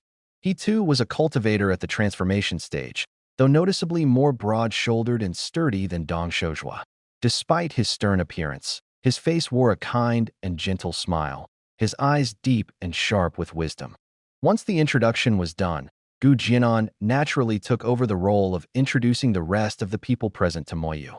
The other two supreme elders of the Heaven Sword sect were currently in seclusion, and the current sect leader, Wei Tianming, sat to the right of Gu Jianan. A middle-aged man with a stern face and dressed in a dark robe, he was cold and expressionless. He was also Dong Shozhua's eldest disciple and the master of the sect's holy maiden who was soon to be formally engaged to Moyu. Moyu had already noticed how, from the moment Wei Tianming first laid eyes on him, the man had kept his brows tightly furrowed, his gaze filled with displeasure. Moyu couldn't help but offer a bitter smile inwardly. Could he be worried I'm going to ask to move up the wedding date? Thankfully, the engagement had been called off. Otherwise, who knows how much more disdain he would have faced. Still, he could understand. After all, who would want their beloved disciple married off to a dying man? He bowed slightly once more. Junior Moyu greets, sect leader Wei. No need for such formalities, young Moyu. Wei Tianming barely acknowledged his bow, offering only a faint nod in return, polite yet distant. Moyu didn't take it personally. As for the others, they were inner sect elders from the Heaven Sundering Sword sect, and he respectfully bowed to each of them as well. After the rest had been introduced, a certain individual bearing an air of arrogance actually stood up on his own. Mu Chun of the Heaven Sundering Sword sect greets the senior cultivators of the Xianling sect, he said. As soon as he finished speaking, he gave Moyu a slight bow of his hands, his expression indifferent. He didn't utter another word. Then, with a restrained smile, he offered not even a hint of friendly conversation. Moyu simply gave a lazy nod in return. Frankly, he had never even heard of this name before. Back in the day, his attention had only been on the previous generation of prodigies. He didn't know much about the talents of his own generation. Master Dong Shozhua observed this and couldn't help but frown slightly. Certainly, Mu Chun was considered the second most outstanding talent among the younger generation in their sect. Reaching late golden core at 400 years old was indeed impressive enough to be called a genius. But with that kind of attitude, he probably wouldn't go far. As for the number one prodigy in Heaven's Sundering Sword sect, that was none other than Mou's fiancée. Situ Qingxian, 280 years old, was also a golden core late-stage genius. But she wasn't here today. As a junior, Mou naturally had no place to speak during such a gathering. That suited him just fine. He could simply sit back, drink tea, and enjoy some fruit. The cute little girl beside him, who had been assigned to serve his tea and water, couldn't help sneaking a few curious glances at him. She was only 12, and this was her very first time seeing someone enjoying themselves so openly at such a formal occasion. Sure enough, he asked the fiancé of elder sister Qingxian, truly one of a kind. After some more idle chatter, the conversation finally turned to serious matters. Dong Shozhua fixed them with a serious gaze and asked, "Esteemed cultivator friends, might I ask what brings you two to our Heaven Sundering Sword sect today?" Gu Jianan let out a soft sigh, gently placing his teacup down as he spoke with emotion. "That marriage pact we arranged for our juniors all those years ago, it's time we settled the matter. The sacred maiden of your sect possesses extraordinary talent and unmatched beauty. Both the elders, as well as Xiao Yu herself, are quite pleased. But it's a shame that my disciple grandson's injuries have yet to heal even after 100 years. I truly cannot bear to delay that girl any longer. After much consideration, I've come here today specifically to call off this engagement." As soon as these words left his mouth, the entire hall fell into immediate silence. Complex expressions appeared on everyone's faces. At first, they had assumed he had come to finalize the marriage. No one expected him to show up to break it off instead. How very proper of the Xianling sect. Dong Shojua couldn't help but smile bitterly. "Thank you for your kind thoughts. Might we ask for some time to discuss this matter before giving you an answer?" "Of course," Gu Jianan nodded slightly. Of course, this so-called discussion was nothing more than a way to preserve appearances.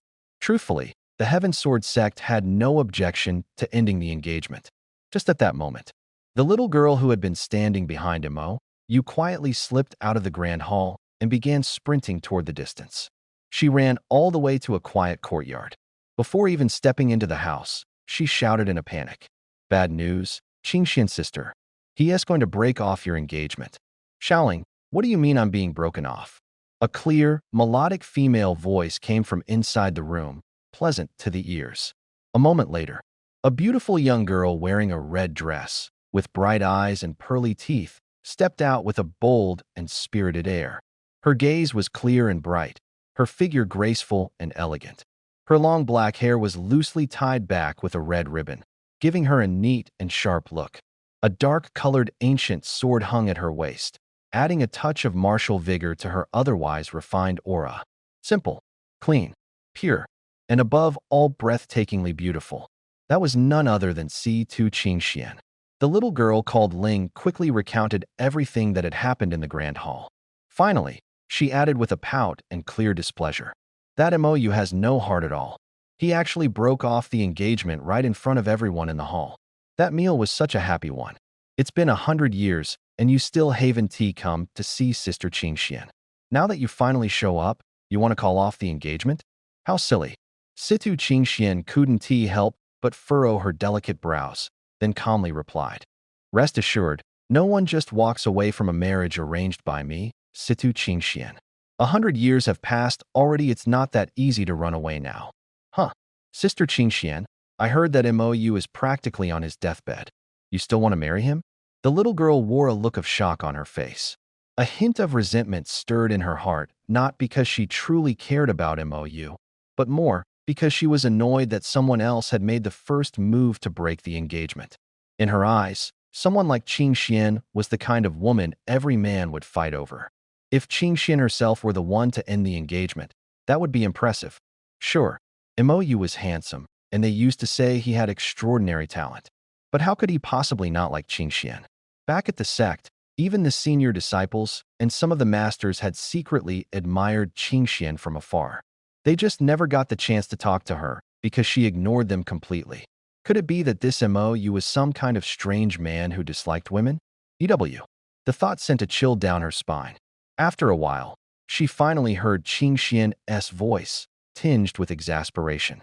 "Xiaoling, what are you thinking about now? You didn't even answer when I asked." The girl scratched her head awkwardly and gave a sheepish chuckle. "Nothing, Sister Qingxian. Well, I mean, do you think MOU might not like women?" Situ Qingxian was momentarily stunned by the question, then gave her a helpless look and warned, "From now on, stay far away from those senior disciples. Stop eavesdropping on their conversations, understand? Okay, but come on. Do you think MOU really doesn't like women? Otherwise, why would he want to break the engagement?"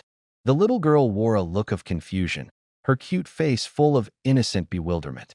Defeated by her, Situ Qingxian muttered in annoyance, "Then you go ask him yourself later." Sure, sure. But would Grandpa get angry? I'm afraid he'll scold me." The little girl's eyes lit up with excitement. "You go back and keep an eye on him. Just don't let anyone find out I sent you." Situ Qingxian didn't want to argue about this any further. "Got it. I'll make sure not to lose him." The little girl took off in a flash, disappearing in no time. Just like that, Situ Qingxian got rid of the girl. Biting her red lips, she paced back and forth in the courtyard, her stunning face showing a flicker of determination. He's already bound to me for 100 years and still dares to think about running away? If he's really beyond salvation, so be it. Fine. I, Situ Qingxian, will become his widow anyway. With that, she strode decisively toward the main hall. After Dong Shozhua and the others properly settled Gu Jiannan and his group, they returned to the main hall, their expressions complicated. Seeing Sidu Qingxian rush in, they weren't surprised at all. It was exactly what they'd expected. When Dong Shozhua's beloved granddaughter had left the hall earlier, everyone had already guessed she was off to deliver a message, which saved them the need for further explanations. Xiaoxian, you must have already heard about the annulment. Do you want to meet the boy in person? Dong Shozhua sighed with obvious regret. Situ Qingxian calmly looked at the elder, nodded slightly, and said, "Of course I want to see him, but I won't agree to the annulment. A virtuous woman serves only one man. We've had a marriage contract for 100 years. How can it just be broken off so easily? You don't want to call off the engagement?"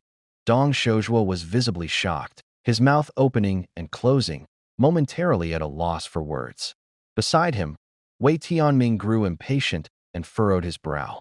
Qingxian, Yu not only hasn't fully recovered his foundation, but he's still stuck at the early foundation building stage. In other words, he hasn't made the slightest progress in cultivation over the past 100 years. He's practically useless now. With his current cultivation level, how many more years do you think he has left to live? Do you really plan to stay a widow for the rest of your life for him? Isn't that what I should do? Even Zhong Wuji, who had been silent all along, couldn't help but sigh and spoke gently. Xiaoxian, you're still so young. You have extraordinary talent, and you have thousands of years ahead of you. Don't let this hold you back. You were only engaged. There's no rule that says you must remain faithful to one man forever.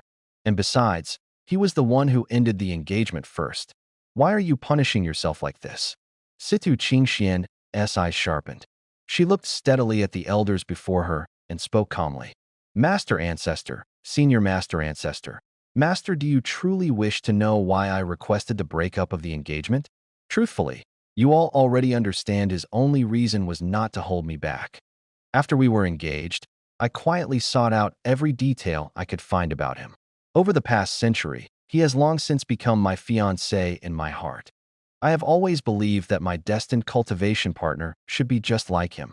If such a person no longer exists in this world, then what's wrong with walking the path of immortality alone? Her voice was calm, yet unwavering, her pure and breathtaking face filled with stubbornness and determination, as if a devoted disciple who had finally discovered her own Tao. As her master, Wei Tianming knew all too well the proud and aloof spirit hidden beneath her composed and obedient exterior. She cared little for worldly matters, never indulged in fashion or luxury, and rarely cared for others' opinions. But once she made up her mind, even he, her own teacher, could not sway her. Wei Tianming felt a throbbing headache coming on. No matter what, he couldn't just stand by and let his most gifted disciple throw herself into the fire. Even Dong Shozhua and Zhong Wuji shared the same thought. Even if she was destined to walk the path of cultivation alone in the future, there was no need to carry the title of Ma Yu's widow and cut off all her options permanently. Unfortunately, no matter how much they tried to reason with her, Situ Qingxian refused to budge. Eventually, the elders could only leave, resigned and helpless. But in their eyes, as long as the Xianling sect stood firm, this matter was far from over. Breaking off the engagement was something Situ Qingxian couldn't change, no matter how unwilling she felt inside. This wasn't a decision she could make alone. Half an hour later, a cute little maid, clearly unhappy, crept along quietly, eventually arriving at the courtyard where Mou lived. When Mou saw her, he paused in surprise, his face showing clear astonishment. He still remembered this little maid she used to bring him snacks before. He couldn't help but smile slightly and asked jokingly, "You here to bring me something to eat again?" The girl shot him a glare, huffed, and said with obvious irritation, "Oomph, all you ever think about is food. Sister Qingxian wants to see you. Hurry up and come with me." Mou was taken aback on the spot. He didn't need to ask who Sister Qingxian was. It had to be Situ Qingxian. But why would she want to see him now? Was she here just to scold him? Still puzzled, he decided to go and find out for himself. As Mou followed the little maid, Gu Jiannan and Lu Qingxia from the neighboring courtyard exchanged glances, both clearly confused. With their cultivation levels, they could naturally overhear the conversation. That's why they looked so shocked. They couldn't figure it out either. What could that girl possibly want meeting with Xiaoyu for?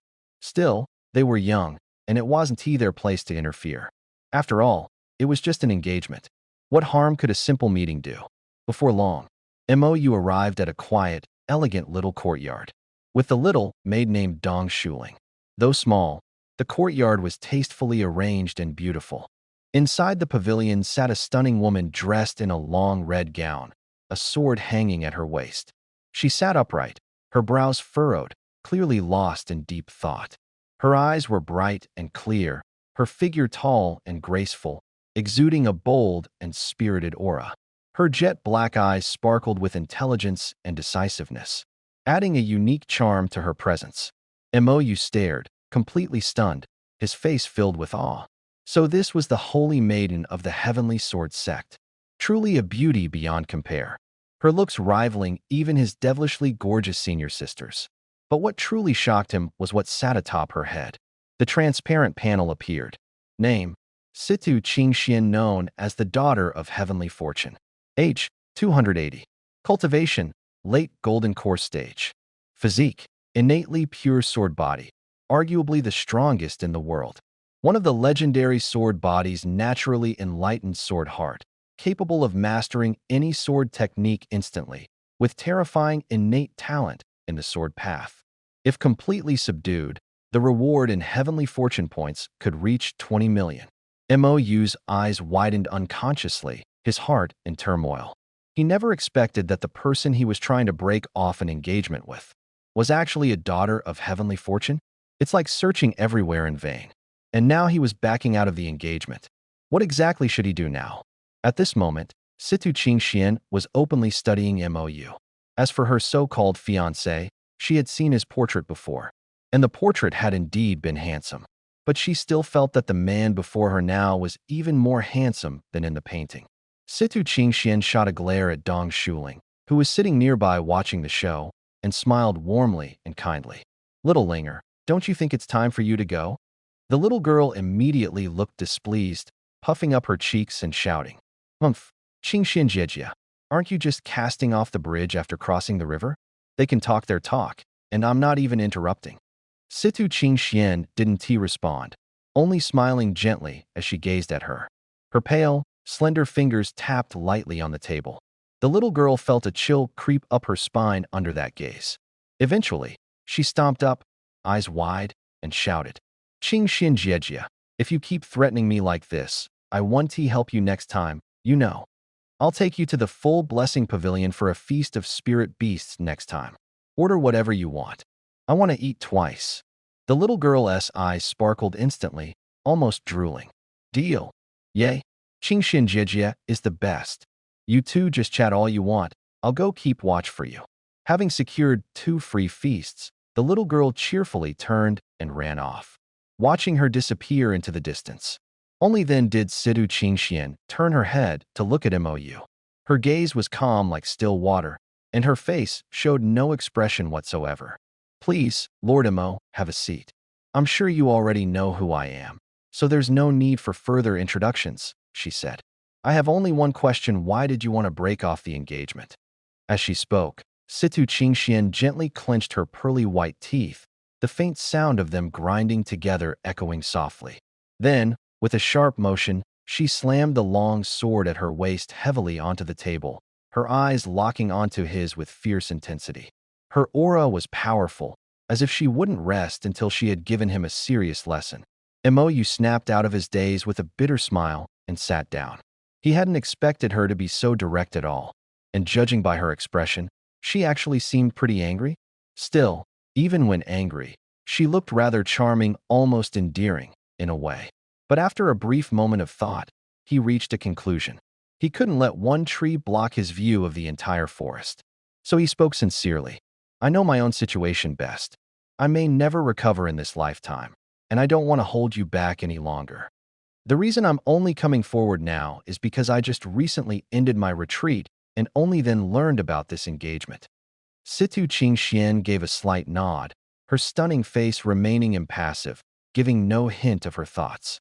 After a moment's pause, she fixed her clear, calm gaze on him and said evenly, "Regardless of the reason, The engagement was made a century ago. Now that you're breaking it, the responsibility still lies with you, doesn't it? Mou nodded helplessly and said, "Whatever demands you have, just name them. I'll agree to anything I can fulfill. Consider it a small compensation for having kept you waiting for 100 years. A gesture of goodwill, if you will." Her words were undeniably reasonable. He had no argument to offer. Then it settled. "I won't be calling off this engagement." She spoke as if it were the simplest thing in the world, but her eyes were filled with unshakable resolve. Mou was completely stunned. He stared at her, dumbfounded, unable to utter a single word. Before coming here, he had considered nearly every possibility, but never imagined she would refuse. He assumed she didn't understand his current situation, so he quickly began to explain. "Miss Situ, you probably don't know about my current circumstances yet." "No, I know everything." Situ Qingxian waved her hand, cutting him off, then continued. "Aren't you someone whose cultivation base was destroyed and still hasn't recovered, and your lifespan has also greatly shortened, right? I don't care. There's no one else in the eastern region I'm interested in anyway.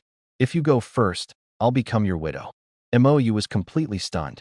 Even in his current state, he was still this desirable? That just didn't make sense. This world is vast. Besides Qingyan continent, there are other continents too. I believe there must be other monstrous geniuses out there, even more extraordinary than me. Mou continued, trying hard to reason with her. "You're still so young. Already at late golden core stage, your future achievements will definitely be extraordinary. Do you really want to spend the rest of your life alone? When you grow old, you'll definitely regret today's decision." Situ Qingxian looked at him with a strange expression in her eyes. Finally, unable to hold back her curiosity, she quietly asked, "Is it because you don't like women?" Mou immediately felt both embarrassed and angry, unable to help but loudly protest. "How could that be? I'm perfectly normal, okay? I just don't want to hold you back." What kind of person was she, suspecting his sexuality like that? If it weren't for the inappropriateness of the situation, he'd really like to prove to her just how powerful he could be. Once he did, she wouldn't dare to challenge him like that ever again. "Then why are you so determined to break off the engagement? Is it because I'm not pretty enough?" Situ Qingxian slightly furrowed her brows. "Of course you're beautiful, you're like a celestial fairy. But that's not the point. It's not about looks, it's just that I can't." "Then you definitely don't like women." "Sure. Here's a natural, contextually appropriate English translation of the passage, tailored to fit a novel setting and using American-style English expression." A flicker of delight flashed in Situ Qingxian's eyes, but she quickly masked it, maintaining an outwardly calm and emotionless expression. Backed into a corner, Mou gritted his teeth and finally confessed. "I'll just say it straight. I've always been a bit of a flirt, never been the type to settle down with just one Dao companion. But considering the friendship between our sects, if I actually married you, I wouldn't be able to see other women anymore. That's why I want to call off the engagement. Now you get it, right?" Situ Qingxian couldn't help but stand up and slowly circle around him, her gaze filled with confusion as she said, "You're barely at foundation building, and if you can't recover your cultivation, you probably don't have many years left. So how exactly do you plan to chase after so many women? Based on your reputation, Mou, you're not the kind to go after just any woman. I've never heard of you messing around like this before. So is this just some excuse you made up to break off the engagement?" Her eyes were sharp and certain. Then, with a calm face, she simply nodded and added with a light smile, "Don't worry, as long as any women you do take are about your level and talent and looks close enough to me, I won't interfere. But absolutely no bringing anyone home. I won't have that kind of embarrassment." Inside, she couldn't help but smirk. Such a transparent lie. Did he really think she was some innocent, clueless girl? How ridiculous. Truth be told, Mou was actually a little tempted. What a kind and understanding girl. And not to mention a chosen one with heavenly fate. As for the restrictions, the women he was after were all chosen by fate, 2 women with looks and talent comparable to hers. There wouldn't be much of a problem at all. But what about the Heaven Sword sect? He'd already made it clear he wanted out of the engagement. Now, suddenly changing his mind, would the old man from Heaven Sword sect agree? And what about sect leader Wei? He'd been practically itching to get rid of him. This was going to be a tough one. Let me know if you'd like this adjusted for a specific tone, e.g., more dramatic, romantic, or action-oriented, or if you need more sections translated. Seeing the hesitation on his face, Situ Qingxian immediately caught on. You're worried my master's elders won't agree, aren't you? You couldn't help but nod. Situ Qingxuan's lips curled slightly, instantly flashing that breathtaking smile, so beautiful it made one's heart skip a beat. You couldn't stop himself from praising how stunning she looked. So stunning that he almost wanted to reach out and touch her, secretly wondering whether her heartbeat matched his own racing pace.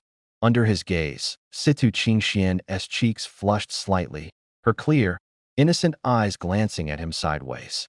Don't worry. As long as you hold your ground and don't back out of the engagement, I'll make sure everything works out. I'll convince them. You go back first. Wait for my word. Oh, okay. You mumbled in agreement with a dazed nod. He really couldn't figure it out. Why was she doing this? They hadn't even managed to break off the engagement, and now it felt like they were about to elope instead. And worse, was it going to turn into a fight over her with her own family? As soon as Mou returned to his courtyard, Gu Jiannan summoned him. Waiting there with him was Lu Qingxia. The two elders looked at him with concern and asked gently, Xiaoyu, what did that girl want with you? Yeah, she didn't cause you any trouble, did she? In their eyes, someone had finally come after such a long wait, and it was clearly about breaking the engagement. If the girl had some complaints, they could understand. But if she went too far, that was absolutely unacceptable. After all, on the surface, Xinling's sect might seem to have the moral high ground, but Heaven Sword Gate had already made secret preparations just in case. Neither side could really point fingers. Didn't they see how relieved everyone looked the moment they heard about the engagement being called off? Their inner thoughts were obvious. How delighted they must have felt. Who knew how they'd react if they found out Xiao Yu's cultivation base had already been restored long ago? Mou's expression turned slightly odd as he shook his head and said, It's nothing. She just wanted to talk about the engagement cancellation. Lu Qingxia's face darkened instantly, letting out a cold snort. So, she already came here to call off the engagement herself, so why is she still in such a rush? Could it be that they're getting impatient? That apprentice of Dong Shouzhua, what an undisciplined brat. Gu Jiannan also frowned. Did she say anything offensive? If she dares to cause trouble, I'll personally go find Master Dong and have words with him. She didn't really say anything too harsh, but, she said, she's not willing to break off the engagement. Mou looked awkward under the strange expressions of the two elders as he continued. She also said she's going to convince the elders of her sect. As long as we firmly refuse to break the engagement, that's fine. What? She's not willing to break it off. The two elders were instantly stunned. Lu Qingxiao was immediately shocked beyond belief. She never expected this outcome. She would have never guessed this in a million years. She could have smashed her own head open thinking, and still wouldn't have figured it out. How could this be? A once-in-a-generation genius, clinging desperately to this engagement? If Mou hadn't been injured back then, maybe it would make sense. But now, with things as they are, that logic just doesn't hold up. What could she possibly want? They hadn't even met before, let alone formed any kind of emotional bond. Mou's recovery was supposed to be a secret within the sect, and there was absolutely no way she could know about it. Gu Jiannan stood there, stunned, exchanging glances with Lu Qingxiao for a long moment before shaking his head in bewilderment and bitterly chuckling. What on earth is this girl thinking? Why in the world would she refuse to break off the engagement? Suddenly snapping back to reality, Lu Qingxia asked, Wait, Mou, what do you mean by this? You're not willing to break it off either. Mou scratched his head awkwardly, forcing a smile as he said, Fourth senior auntie, I already promised her. Lu Qingxia's eyes immediately widened. Promised her? That won't do at all, Mou. We can't deceive that girl like this. Just moments ago, she thought the girl was trying to pressure Mou to break the engagement, which made her feel rather uneasy inside. But now it seemed this girl was both genuine and had great judgment. She couldn't bear the thought of involving her own junior in deceiving someone else. Xiaoyu, if we do this, won't it be lying to her? What if she finds out about your situation later? Not to mention the fact that you've already restored your core cultivation base. How could she even agree? Even if she were willing, the Heaven Sundering sect would never approve. Although Gu Jiannan didn't speak, Mo could tell from his expression that he was thinking the same thing. He couldn't help but let out a bitter smile. Grandmaster, he asked, do you really think I'm the kind of person who would do something like this? Oh, good, Gu Jiannan sighed in relief. Otherwise I'd be too embarrassed to face her elders again. After a pause, he added with concern, but then what exactly did you tell her? You didn't mention restoring your core foundation, did you? He had every reason to worry. Even though the rumors spread by the blissful immortalists seemed to have quieted down for now, things had only gotten worse after Mo suddenly broke through to the late ascendant stage and the appearance of the Ji sword. People were probably more convinced than ever of the rumor. They had considered all this before, but at the time, it had been a choice between two bad options. This was simply the lesser evil. If Mo hadn't revealed his strength and intimidated the five great sects back then, who knew what would happen to the Xianling sect? So until the situation was completely under control, they truly couldn't afford to expose Mo's condition to the public, especially not to the heaven-sundering sect. Just 3 days after the engagement, they were already ambushed and targeted for assassination. Who could say for sure there wasn't a traitor within the heaven-sundering sect? It was better to be cautious for now. Mo looked awkwardly at the two elders and mumbled, I told her that I could never be with just one cultivation partner in this life, and she agreed. And that as long as my talent and cultivation potential didn't fall below hers, she wouldn't interfere. Gu Jiannan and Lu Qingxiao exchanged glances, both wearing strange expressions. They felt like they just couldn't keep up with the younger generation anymore. 3 wives and 4 concubines might be common these days, but this was just too much. A daughter of heaven like her willing to share a husband with others? That's truly a rare sight. Indeed, extremely rare. After all, not everyone is as doting and indulgent towards Xiao Yu as Ryu and Xiaoru are. Gu Jiannan frowned and stood up, nearly yanking out several strands of his white beard in frustration. Xiao Yu, if you and that girl genuinely have feelings for each other, and your senior sisters don't object either, then Master won't go around breaking up a loving couple. But if you don't clearly explain your current situation, how can the Heaven Sword sect possibly agree?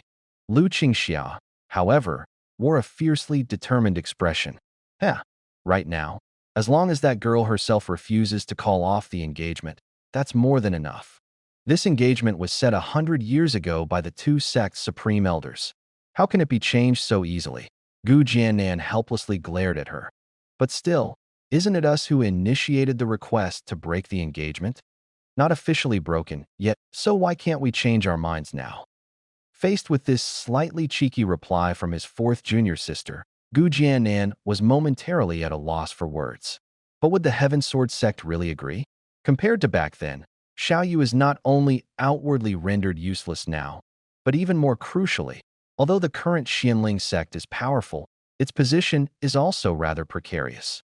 Surrounded on all sides by watchful, hostile eyes, and hidden enemies. If the Heaven Sword sect were to ally with us through marriage, the pressure and risks they'd bear would be enormous. And aside from gaining another strong ally, there's practically little actual benefit. The key point is they're doing just fine as they are. They don't really need any new allies. Especially not one like Xianling sect, which might bring trouble along with it. Gu Jiannan thought deeply for a while, then suddenly turned his gaze toward his junior sister and said slowly, Dong Shoujua, hasn't he been stuck at the mid-transformation stage for quite some time now?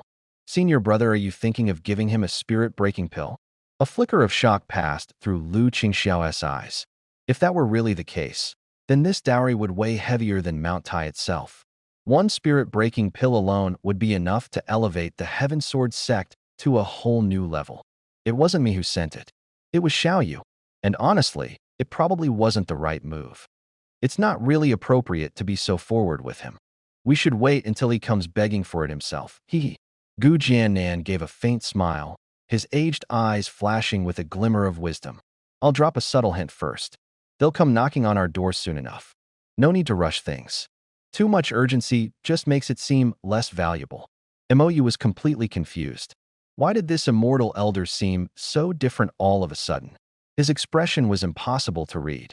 Almost like an old fox, sly and cunning. Still, Mo felt more confident now. Once he handled Sidu Qingxian, his luck points would be much more plentiful.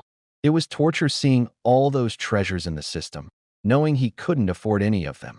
Who could possibly understand that kind of awkward struggle? Brother, why don't we go find that old man Dong for a cup of tea now? Back when the Xianling sect was in danger, he just stood by and watched. Real heartless. Lu Qingxia stood up and started walking outside. Though she said it like that, she didn't really take it to heart. If she were in his position, she probably would have done the same thing. Everyone had their own attachments and responsibilities. How could anyone truly act on impulse all the time? Gu Jiannan hurried after her with a helpless smile. Mou, with nothing better to do, ran into Yang Mu and his two companions who also seemed bored out of their minds. They were just about to head over to the Tianjin sect for a casual stroll. When Morchan approached with several young cultivators, his expression cold and calculating. Brother Mo, heading out for a walk? Why don't I, your humble junior, show you around a bit? Morchan forced a fake smile as he spoke. Seeing that strained grin, Mo almost felt embarrassed for him. He couldn't help but ask curiously, "You clearly don't want to smile. Why bother faking it?" "Huh? What do you mean by that, Brother Mo?" Morchan's face tightened, and a flicker of irritation flashed in his eyes. "Never mind. We can handle ourselves. You go do your thing." Mo decided not to bother with him anymore. Though he wasn't sure where Morchan's hostility had come from, it was clear the guy couldn't even hide his hatred properly. Cut the crap. He didn't have the time or patience to go play house like some kid with them. With that, he didn't spare the man another glance and led the three of them forward. Mu Chan's face darkened the forced smile he squeezed out vanished without a trace. After hesitating for a beat, he led a few people to block Mou's path and said through gritted teeth, "I heard you're here this time to annul your betrothal with the Saintess? Sure, you're not worthy of junior sister Qingxian. Breaking off the engagement was only a matter of time. But it shouldn't be you who brings it up first. What does that do to the Heavenly Sword Sect's face?" Mou almost laughed from sheer anger. He gave him a cool glance and said impatiently, "And what are you going to do about it?" Mu Chen flushed scarlet, feeling gravely insulted. He couldn't help but grind out a low growl. "Mou, it's not like the old days anymore. Don't go thinking you're still the Eastern Region's #1 prodigy. What gives you the right to talk to me so arrogantly?" The people beside him wore looks of anger and defiance as well. But just as they were about to chime in, three cold, furious shouts cut them off. "Who the hell do you think you are? You think you're fit to talk to my young master like that? Pathetic clown. If you're not convinced, step up and fight. You got a death wish?" Chun Feixiong's words were crude, every line merciless, as blunt as ever. Yang Mu, by contrast, was even more aloof and wild. Before the words had even faded, the three of them stepped forward a few paces in unison, staring coldly at the group across from them.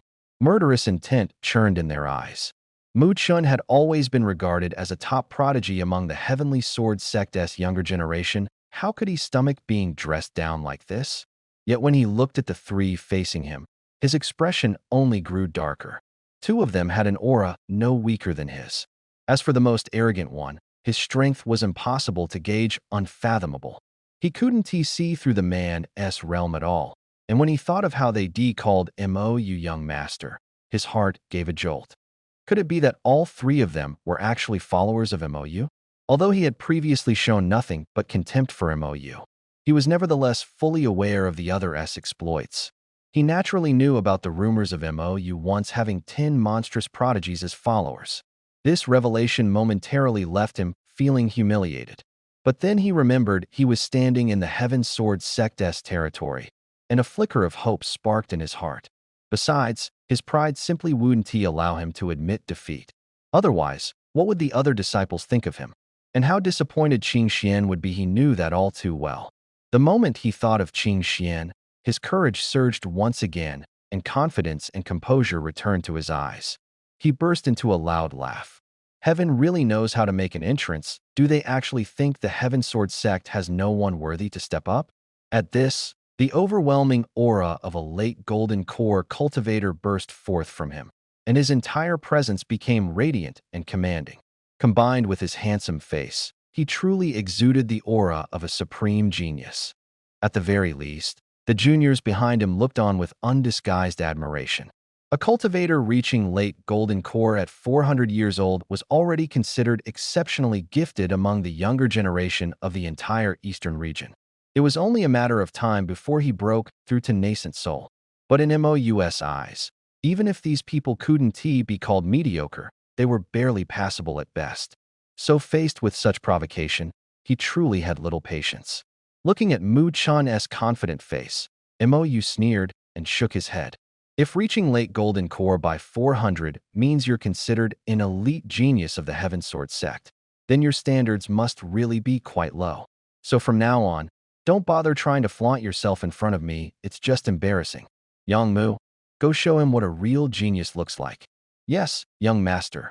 Yang Mu replied respectfully, then leapt into the air above the open space nearby.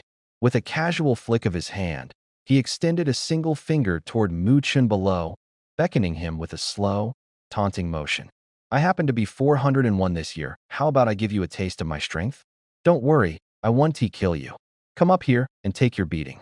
He's just 1 year older than me, and yet he dares to leave me with only one hand. He actually had the nerve to step forward and get himself beaten up? What the hell do you mean by this? This is an outrageous humiliation. Mukin felt like all the blood in his body was rushing to his head in a frenzy, his eyes swelling with rage, bloodshot, and burning. He panted heavily, glaring at Yang Mu with savage eyes, then roared furiously. Fine, fine, fine. Today, I, Mukin, will make you understand those born as prodigies of Heaven Sword sect are not meant to be humiliated by the likes of you. The moment he finished speaking, he charged forward.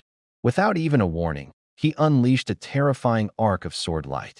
This strike was no joke, it was a true sword technique, powered by a mid-grade spiritual artifact, which amplified the user's strength by as much as 30%.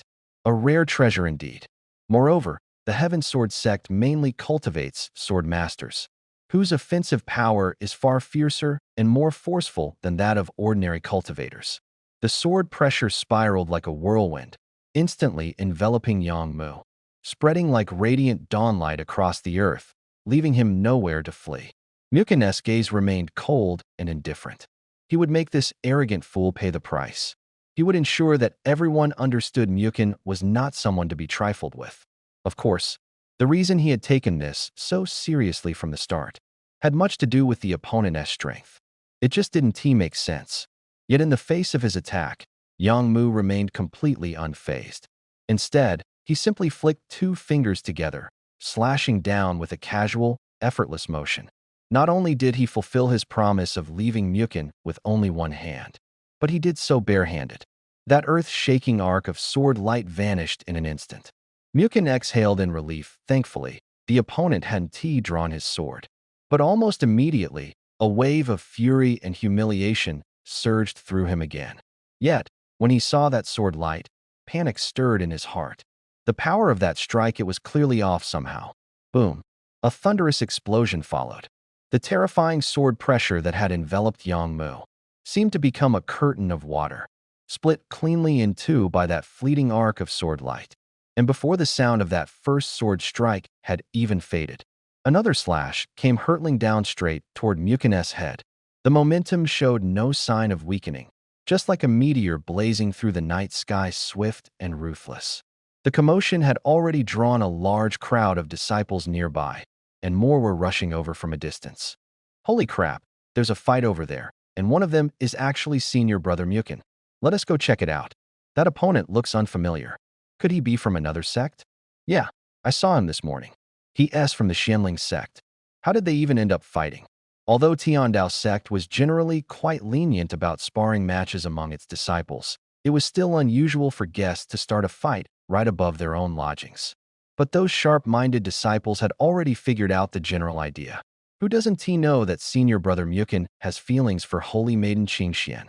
Now that someone from Xianling suddenly shows up to call off the engagement, he must be here to defend her honor.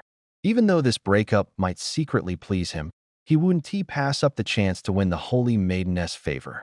Many disciples shot envious, even jealous glances his way, sighing softly. Sigh, how come I didn't get a chance like this? Right?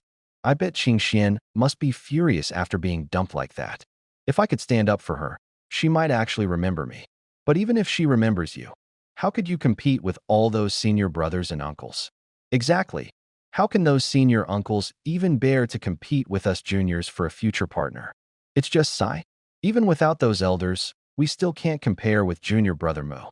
This last comment quickly snapped the dreamers back to the harsh reality. When it came to talent and looks, Mukin truly was the most worthy match for the holy maiden among the younger generation. We're just no match for him. Holy hell, that was brutal. As the battered figure was sliced through the air for hundreds of meters, the crowd stood there with mouths agape, eyes wide with shock. The second-ranked genius among the younger generation of Heaven Sword sect had just been knocked out like this? Blown away by a single sword strike? That's way too exaggerated, right? Could that young man actually be a nascent soul cultivator? At that thought, the onlookers all froze in shock. Just then, someone finally recognized Yang Mu's face and gasped in surprise. This person, he's a follower of MOU. I heard with my own ears today when I greeted them, he called him Young Master MOU. No way. MOU's a broken man now. How could he still have a follower at the nascent soul stage? And one so young. Everyone exchanged glances, their faces filled with barely concealed disbelief. Then, almost instinctively, they turned their gazes toward the tall, upright figures standing below the battlefield, their expressions complex. A fallen genius, one who had already lost everything yet still managed to have such an extraordinary young talent, who followed him without hesitation. What kind of charm did he possess? Those who knew people began to ask around about the group that had arrived with Mu Chun. Once they learned the full story, everyone couldn't help but feel uneasy. You're kidding, right? They came here to pick a fight with MOU, but he didn't even bother to acknowledge them. Oh well, that is pretty embarrassing. Those who usually disliked Mu Chun's arrogant, holier-than-thou attitude almost burst out laughing on the spot. But out of respect for being from the same sect, they held it in. Just then, Mu Chun, who refused to admit defeat, was once again sent plummeting from the sky by Yang Mu's sword.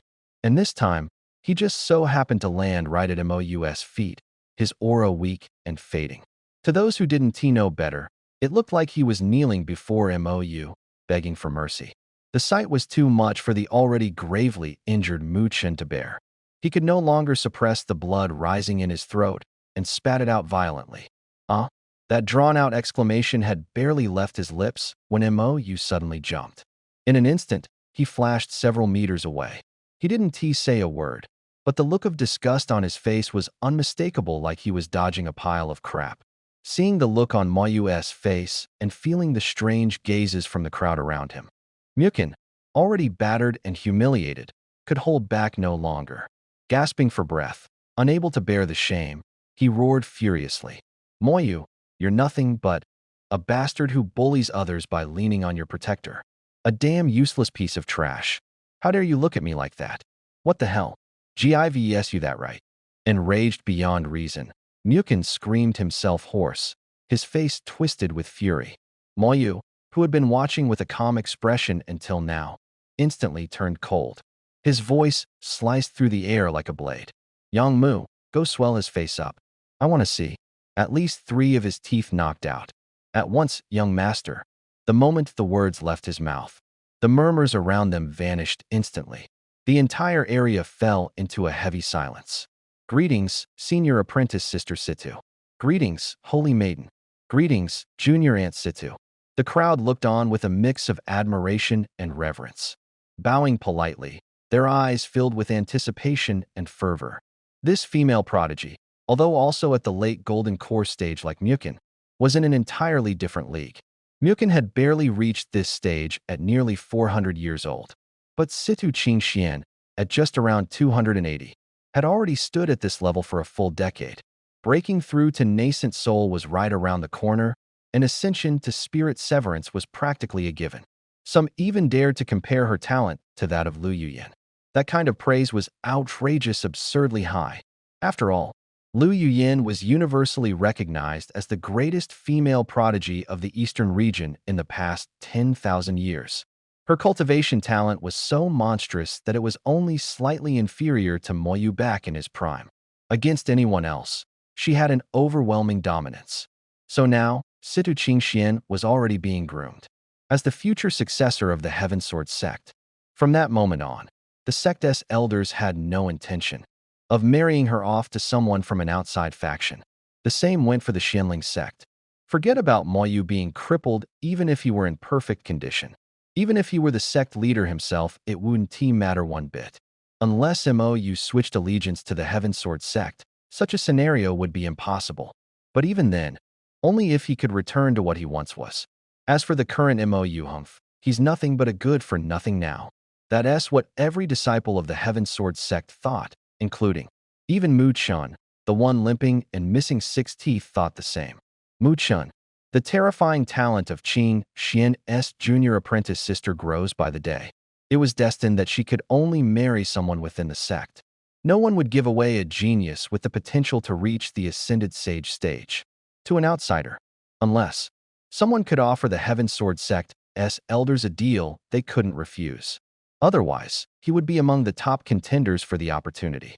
The reason he was only one of the top candidates was because some shameless elder uncles were also competing with the younger generation. Absolutely disgraceful, totally lacking in martial integrity. Mu Chun instinctively clenched his teeth, only to immediately wince in white-faced pain and twitching agony. Mou is my fiancé. Anyone who has a problem with that can send me a challenge letter. Let us settle it on the training ground, face to face. As soon as Situ Qing Xian spoke, every Heaven Sword sect disciple was left utterly stunned, each of their eyes filled with disbelief and shock.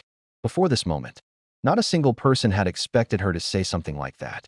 Even Mo hadn't anticipated that his so-called temporary fiancé would act so decisively and straightforwardly.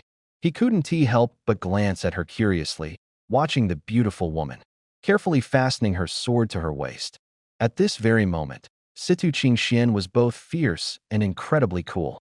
Mu Chun, too, had been completely taken aback at first, then his expression turned to pain. Even when he'd been punched out 6 teeth earlier, he hadn't felt this kind of pain. Before long, the pain on his face quickly transformed into rage and resentment. His entire body trembled violently, his face twisted with fury, veins popping out, before finally erupting into a wild, furious roar. Junior apprentice Sister Qingxian, why? He's nothing but a cripple now. Why would you still choose him? Why not choose me instead? I'm not worse than him now. This wasn't just Mu Chun's question alone. Every Heaven Sword sect disciple present shared the same doubt in their hearts. In the past, Mou had been like an unscalable mountain in everyone's eyes. The old Mou was someone others could only gaze up to like a towering peak. But now, he was nothing more than a pile of cow dung. What the hell gave him the right? Was it just because he was good-looking? Looks were trivial for a man, especially in the cultivation world. Only talent and strength truly gave a man the right to stand tall and speak proudly. Could the Holy Maiden really be that naive and clueless? Situ Qingxian cast a calm glance at Mu Chun, then said seriously, "In my eyes, you don't outshine him in the least." These words pierced like a dagger to the heart, instantly shattering Mu Chun's last shred of pride. His face turned ashen, like a corpse. The disciples of Heaven Sword sect watching the scene felt as though they had each been stabbed in the chest, their hearts bleeding with pain. It hurt so bad. It wasn't just the disciples, several elders also felt a sharp pang in their chests. Especially when they saw Mou's bright, beaming face, everyone clenched their teeth in fury. It's all that damn scoundrel's fault he's stolen our Holy Maiden's heart. Luckily, his arrogance just now will only make an already unlikely marriage alliance even more impossible. This matter isn't something the Holy Maiden alone can decide. As several elderly figures flew toward them from the horizon, all the members of Heaven Sword sect except for a few female disciples burst into cold, mocking laughter, their hatred united. Heaven Sword sect dares to act so high-handed and domineering every day. Now that the Grand Elders have arrived, I'd love to see how that bastard explains himself. Even the most arrogant rogue will eventually face divine punishment. Exactly. The Holy Maiden is too innocent and easy to deceive, but our sect's Grand Elders won't fall for tricks from the likes of him. Situ Qingxian's eyes turned icy. She turned sharply and strode toward the disciples who had shouted the loudest. But Mou reached out, gently blocking her path. He smiled slightly, and shook his head. It doesn't matter. Just ignore their petty words. Truthfully, he didn't want to see her clash with her fellow sect members. Besides, the thought of letting a woman charge ahead and fight his battles while he stood behind and watched like a spectator was simply not something he could bring himself to do. If he were to go head-to-head with every disciple in the Heaven Sword sect, wouldn't that just be asking for trouble? It would be wiser to leave matters like this to the sect's higher-ups. C2 Qingxian stared at his calm, faint smile, her eyes filled with confusion. Then she looked directly at him, watching as he held her hand without letting go. She didn't say a word, just quietly gazed at him. Mou smiled slightly, gently releasing her hand. His expression remained serene, offering no explanation whatsoever. Some things were simply beyond explanation. She furrowed her brows again, glancing at him a few times. Seeing that he still showed no reaction, Qingxian couldn't help but grow suspicious, murmuring softly to herself. Could it be that he really meant nothing by it? Even though there was an engagement between them, unless officially approved by the elders, she naturally couldn't get too close to him. Even if she wasn't bound by convention, as a young lady, she still had her dignity and self-respect to uphold, especially in front of everyone's watchful eyes. Yet just now, the scene had already shocked everyone around them. At first, people had assumed the Holy Maiden would scold that flirtatious young man. But instead, it had turned into a moment of exchanging glances and silent understanding. It was simply hard to believe. The ones hit the hardest were none other than Mu Chun and the other men who pursued the Holy Maiden. They felt like the sky had fallen. The flawless Holy Maiden they idolized had actually allowed that shameless rogue to hold her hand through some despicable trick? Even more absurd, she didn't even seem angry. Even Wei Tianming's gaze had changed. He had just arrived, and what he saw was Qingxian and that kid holding hands. What in the world was going on? He had merely disapproved of the engagement, but had the girl really rebelled so fiercely? Wei Tianming was both furious and helpless. Disciple greets the sect leader and the elders. The sight of the sect leader himself being drawn into the scene was enough to stir the Heaven Sword sect disciples' emotions. The looks they cast toward Mou instantly turned complex, his face brimming with smug satisfaction and excitement over the misfortune of others. A flicker of hope once again flashed in Mu Chen's eyes. Who the Holy Maiden ultimately marries isn't entirely her own decision. What truly matters is the final word from her sect. Wei Tianming's expression darkened. Before coming here, he had already learned the general situation in advance. To be honest, he was both furious and deeply resentful inside. A guest from another sect actually comes to visit and ends up beating the host half to death? What's worse, the outcome had already been decided, yet he still clung to it like a dog with a bone, even knocking out 6 of our sect's most promising geniuses' teeth. Absolutely arrogant, brazen, and utterly disrespectful. Regardless of the reason, he was going to demand an explanation. Otherwise, where would the Heavenly Sword sect's dignity stand? He believed that even if elders from the Xianling sect arrived later, they wouldn't have much to say. Yet, recalling the excited and thrilled expressions on his master and senior master when he had visited them earlier, he couldn't help but feel even more puzzled. What exactly had those 2 elders from Xianling said to his master to make him lose his composure like this? Disciple greets master. Sima Qingxian bowed respectfully. This finally eased Wei Tianming's doubts slightly. He frowned, glared at her coldly with obvious displeasure. He had intended to act indifferent and ignore her completely, but still subconsciously gave a slight nod. Coming back to his senses, he angrily turned his gaze toward Mou, letting out a sharp, cold snort. As for this matter, you owe me a proper explanation. Sima Qingxian hurriedly bowed and tried to explain. Master, it was Mu Chun who came looking for trouble with Mou first. And then everything happened. I'm asking him, not you. Step aside for now. I'll deal with your part later. Seeing his own disciple still defending Mou at a time like this, Wei Tianming felt a sharp pang in his chest. It felt just like when a dutiful, obedient daughter you'd raised for years was suddenly snatched away by some delinquent youth. That sense of frustration and heartache. What bitter taste could compare? Who could possibly understand this pain? Qingxian, don't worry. I'll make things clear to Sect Master Wei. Mou smiled and gave Situ Qingxian a small shake of his head. A subtle emotion flickered through Situ Qingxian's beautiful eyes, and then she nodded lightly.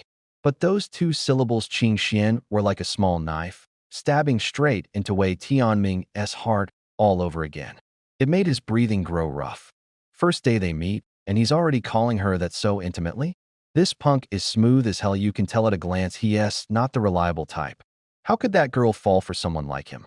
He still forced down the urge to curse the kid out, deciding privately that he had to teach him a lesson today, no matter what. Mou had no idea about any of that. What he did know was that from the moment they met, Sect Master Wei clearly didn't like him. As for why, no guessing needed. The precious little swan he personally raised was about to marry a good-for-nothing waiting to die. And the worst part? His little swan wouldn't listen and insisted on marrying that loser. If he were in the man's shoes, he'd be seething too, maybe even worse. So yeah, he could understand. But understanding didn't mean agreement. Me? I've got a cheat code and freakish talent. I'm destined to be a big deal. This is a guaranteed hard carry. How many guys out there could possibly be a better match for Situ Qingxian than me? Mou grinned to himself. He didn't exaggerate, he just laid out the basics.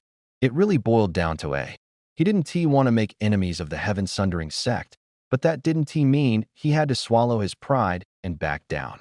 Whoever offends me, I'll make sure they suffer even more. That's only fair, right? But was it really that simple? Wei Tianming's expression darkened. Although he still thought Mou acted recklessly and had shown the heaven-sundering sect no respect whatsoever, in the end, it was their side that had thrown the first punch. What else could he say? If this had been any other sect, he wouldn't have felt the need to be so reasonable. But this was the Xianling sect. They were the ones who always acted unreasonable toward others. When had anyone ever dared to take advantage of them? Besides, the Xianling sect was at its peak, now growing stronger and more powerful by the day. Mu Chun wore a grim expression, stammering as he spoke. The general outline is as I said. Truth is, I originally just wanted to get to know Mou better, so I invited him along for a walk. But he was too arrogant, completely looking down on our heaven-sundering sect disciples. I got provoked into acting impulsively and challenged him to a martial debate. But he actually sent one of his nascent soul disciples to fight in his place. After I lost, I angrily blurted out a few words in frustration. Those words angered Mou again, and he immediately ordered his nascent soul disciple to brutally attack my disciple who had already finished the debate. In the end, I lost 6 teeth. He was so arrogant and domineering, showing absolutely no regard for the heaven-sundering sect. Mu Chun had originally wanted to exaggerate the story even more, but with so many people around and standing directly in front of the sect leader, he didn't dare lie outright. So he carefully avoided the worst parts and only told a carefully edited version of events. He kept emphasizing over and over that the opponent was a nascent soul cultivator and constantly compared things back to the heaven-sundering sect, trying to paint Mou as an outright enemy of the sect. If you listened only to his words, you'd believe Mou was a tyrannical, unreasonable bully who didn't know the meaning of respect. And though he himself had lost, well, it was to a nascent soul expert, after all. As for the innocent bystanders dragged into the mess, not a word about them. Instead, he twisted the story to make it sound like Mou had ganged up on him with superior strength. After hearing it all, Mou couldn't help but admire Mu Chen's skill. Sure enough, it wasn't all that impressive. At most, it was just a local faction. Once they left the village, they'd probably get beaten to death. Surely Wei Tianming, the head of a sect, wasn't so lacking in judgment as to not see that? But Mou still underestimated the hatred Wei Tianming bore him. After hearing what Mu Chen said, Wei Tianming actually pretended to be confused. He ignored all context and treated it as nothing more than a routine discussion, coldly snorting. No matter how this began, you chose to settle it through a debate of martial cultivation philosophy. Since the outcome has already been decided, why did you still order your men to attack? Is this the way of the Xianling sect? You were once considered a brilliant talent of your generation. Now that you've won with the help of your followers, why keep pressing the matter? Aren't you ashamed? Mou couldn't help but admire the sheer audacity of these old foxes. He had no interest in dragging things out further and simply asked, "Then, sect leader Wei, what do you intend to do?" Wei Tianming hesitated. This matter was indeed a bit tricky. If he punished them too lightly, it wouldn't he restore the Tianjin sect's dignity. Too harshly, and others wouldn't he accept it. He couldn't he afford to go too far. Otherwise, if Gu Jiannan stepped in, even he himself would end up humiliated. Just then, an elder standing beside him suddenly spoke up with a smile. Master, I think there's no need to make this so complicated. Since Mu Chun lost 6 teeth after the incident, then let the attacker lose 6 teeth in return. That should suffice. He spoke casually enough. After all, even though Mou had become practically useless, he was still the direct disciple of Lu Yuyan, the sect leader of Xianling sect, and held a noble status. Punishing him directly was unlikely to be feasible, especially with his master's master nearly invincible in the eastern regions currently residing in the sect. If things came to a head, the consequences would be hard to contain. But punishing one of Mou's followers? After all, that man was the one who actually committed the assault. That should be acceptable, right? Isn't Mou trying to marry our holy maiden? He wouldn't dare refuse such a small favor, would he? That way everyone has a way to save face. Isn't that the best of both worlds? Wei Tianming fell silent for a long moment, which counted as tacit agreement. Thank you, Sect Master and Elder Wu, for speaking up for your disciple. I'll take care of it myself later, Mu Chun said through gritted teeth, bowing his head in salute. Though a trace of resentment lingered, he could see the sect master wasn't planning to directly pin the blame on Mou, so he didn't dare press it further. Besides, striking Yang Mu was really an attack on Mou's honor. At least it let him blow off some steam. He shot Mou a vicious glare, then turned to Yang Mu, his eyes alight with the thrill of revenge. But when he saw how calm Mou and Yang Mu looked, he couldn't help muttering annoyedly under his breath. Playing so calm. Just wait and see how I'll teach you a lesson.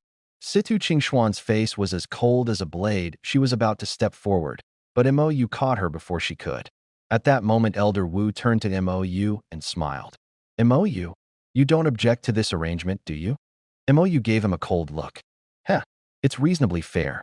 Let that Mu fellow take his words back with his own fists. Elder Wu rubbed his white beard, beaming. That's more like it. Better to settle grudges than make enemies, ahem. Mu Chun, don't go too far, keep it in hand. When Mu Chun heard Mou agree out loud, he finally breathed a sigh of relief. He'd really feared things would turn into an all-out clash. Now it was his turn to step forward, and a sneer crept across his mouth. The Heavenly Sword sect disciples cheered, their faces wearing the smug smiles of victors. But the next moment, one sentence from Mou silenced the whole crowd. Yang Mu, go all out. That's the greatest respect you can show an opponent. Don't underestimate Brother Mu again. Yes, young master. Yang Mu nodded quietly, unsurprised. Yin Wuji and Chun Feixiong both wore looks of complete satisfaction. Sure enough, that ridiculous look showed on his face. But Wei Tianming's expression had already gone dark.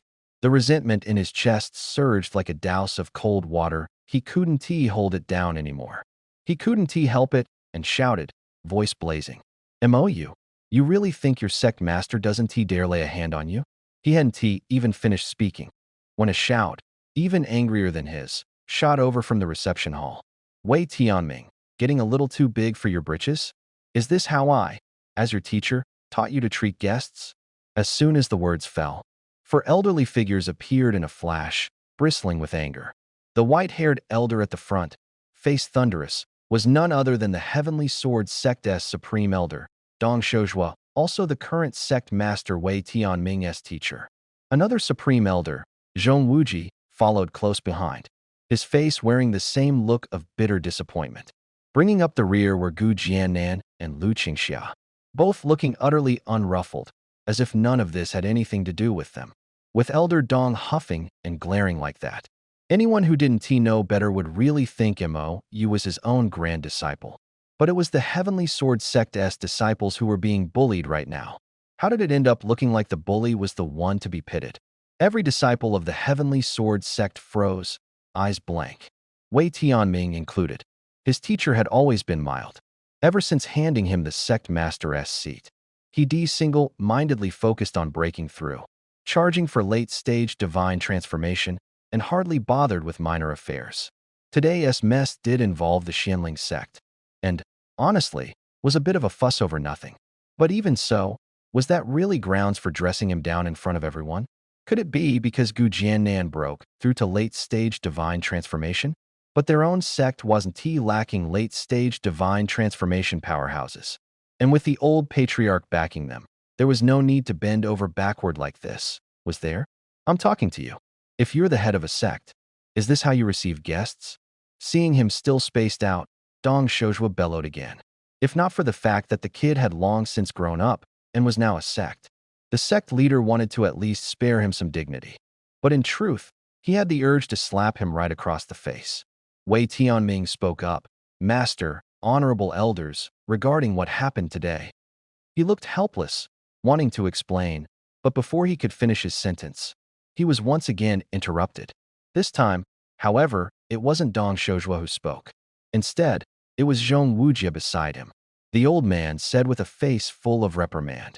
Tianming, regardless of how things started, disputes among juniors should never be a reason for you, a senior, to step in personally.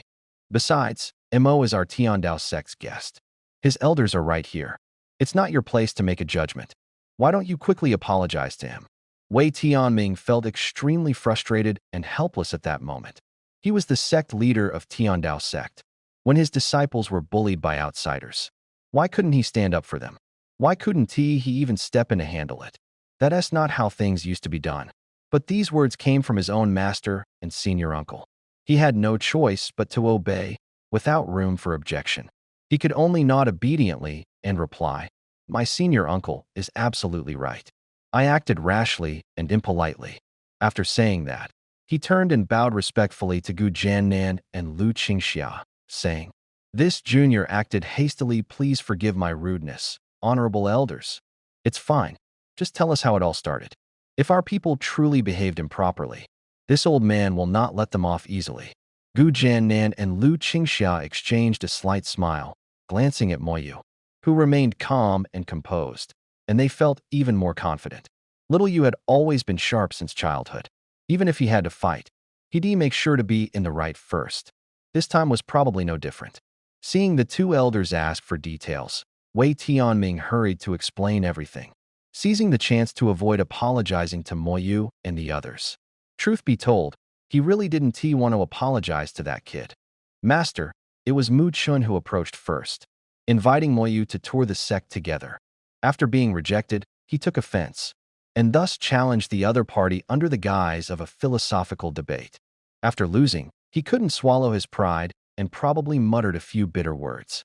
In response, Mou ordered his men to knock out a few of that guy's teeth. This time, the version he told was basically just Mou's side of the story. He wasn't stupid, right? Could he tell that Mu Chin's words were laced with personal motives? Choosing not to dig deeper was one thing, but he couldn't possibly use this matter to fool his master. Even if he wanted to be evasive, he couldn't get away with it in front of his master.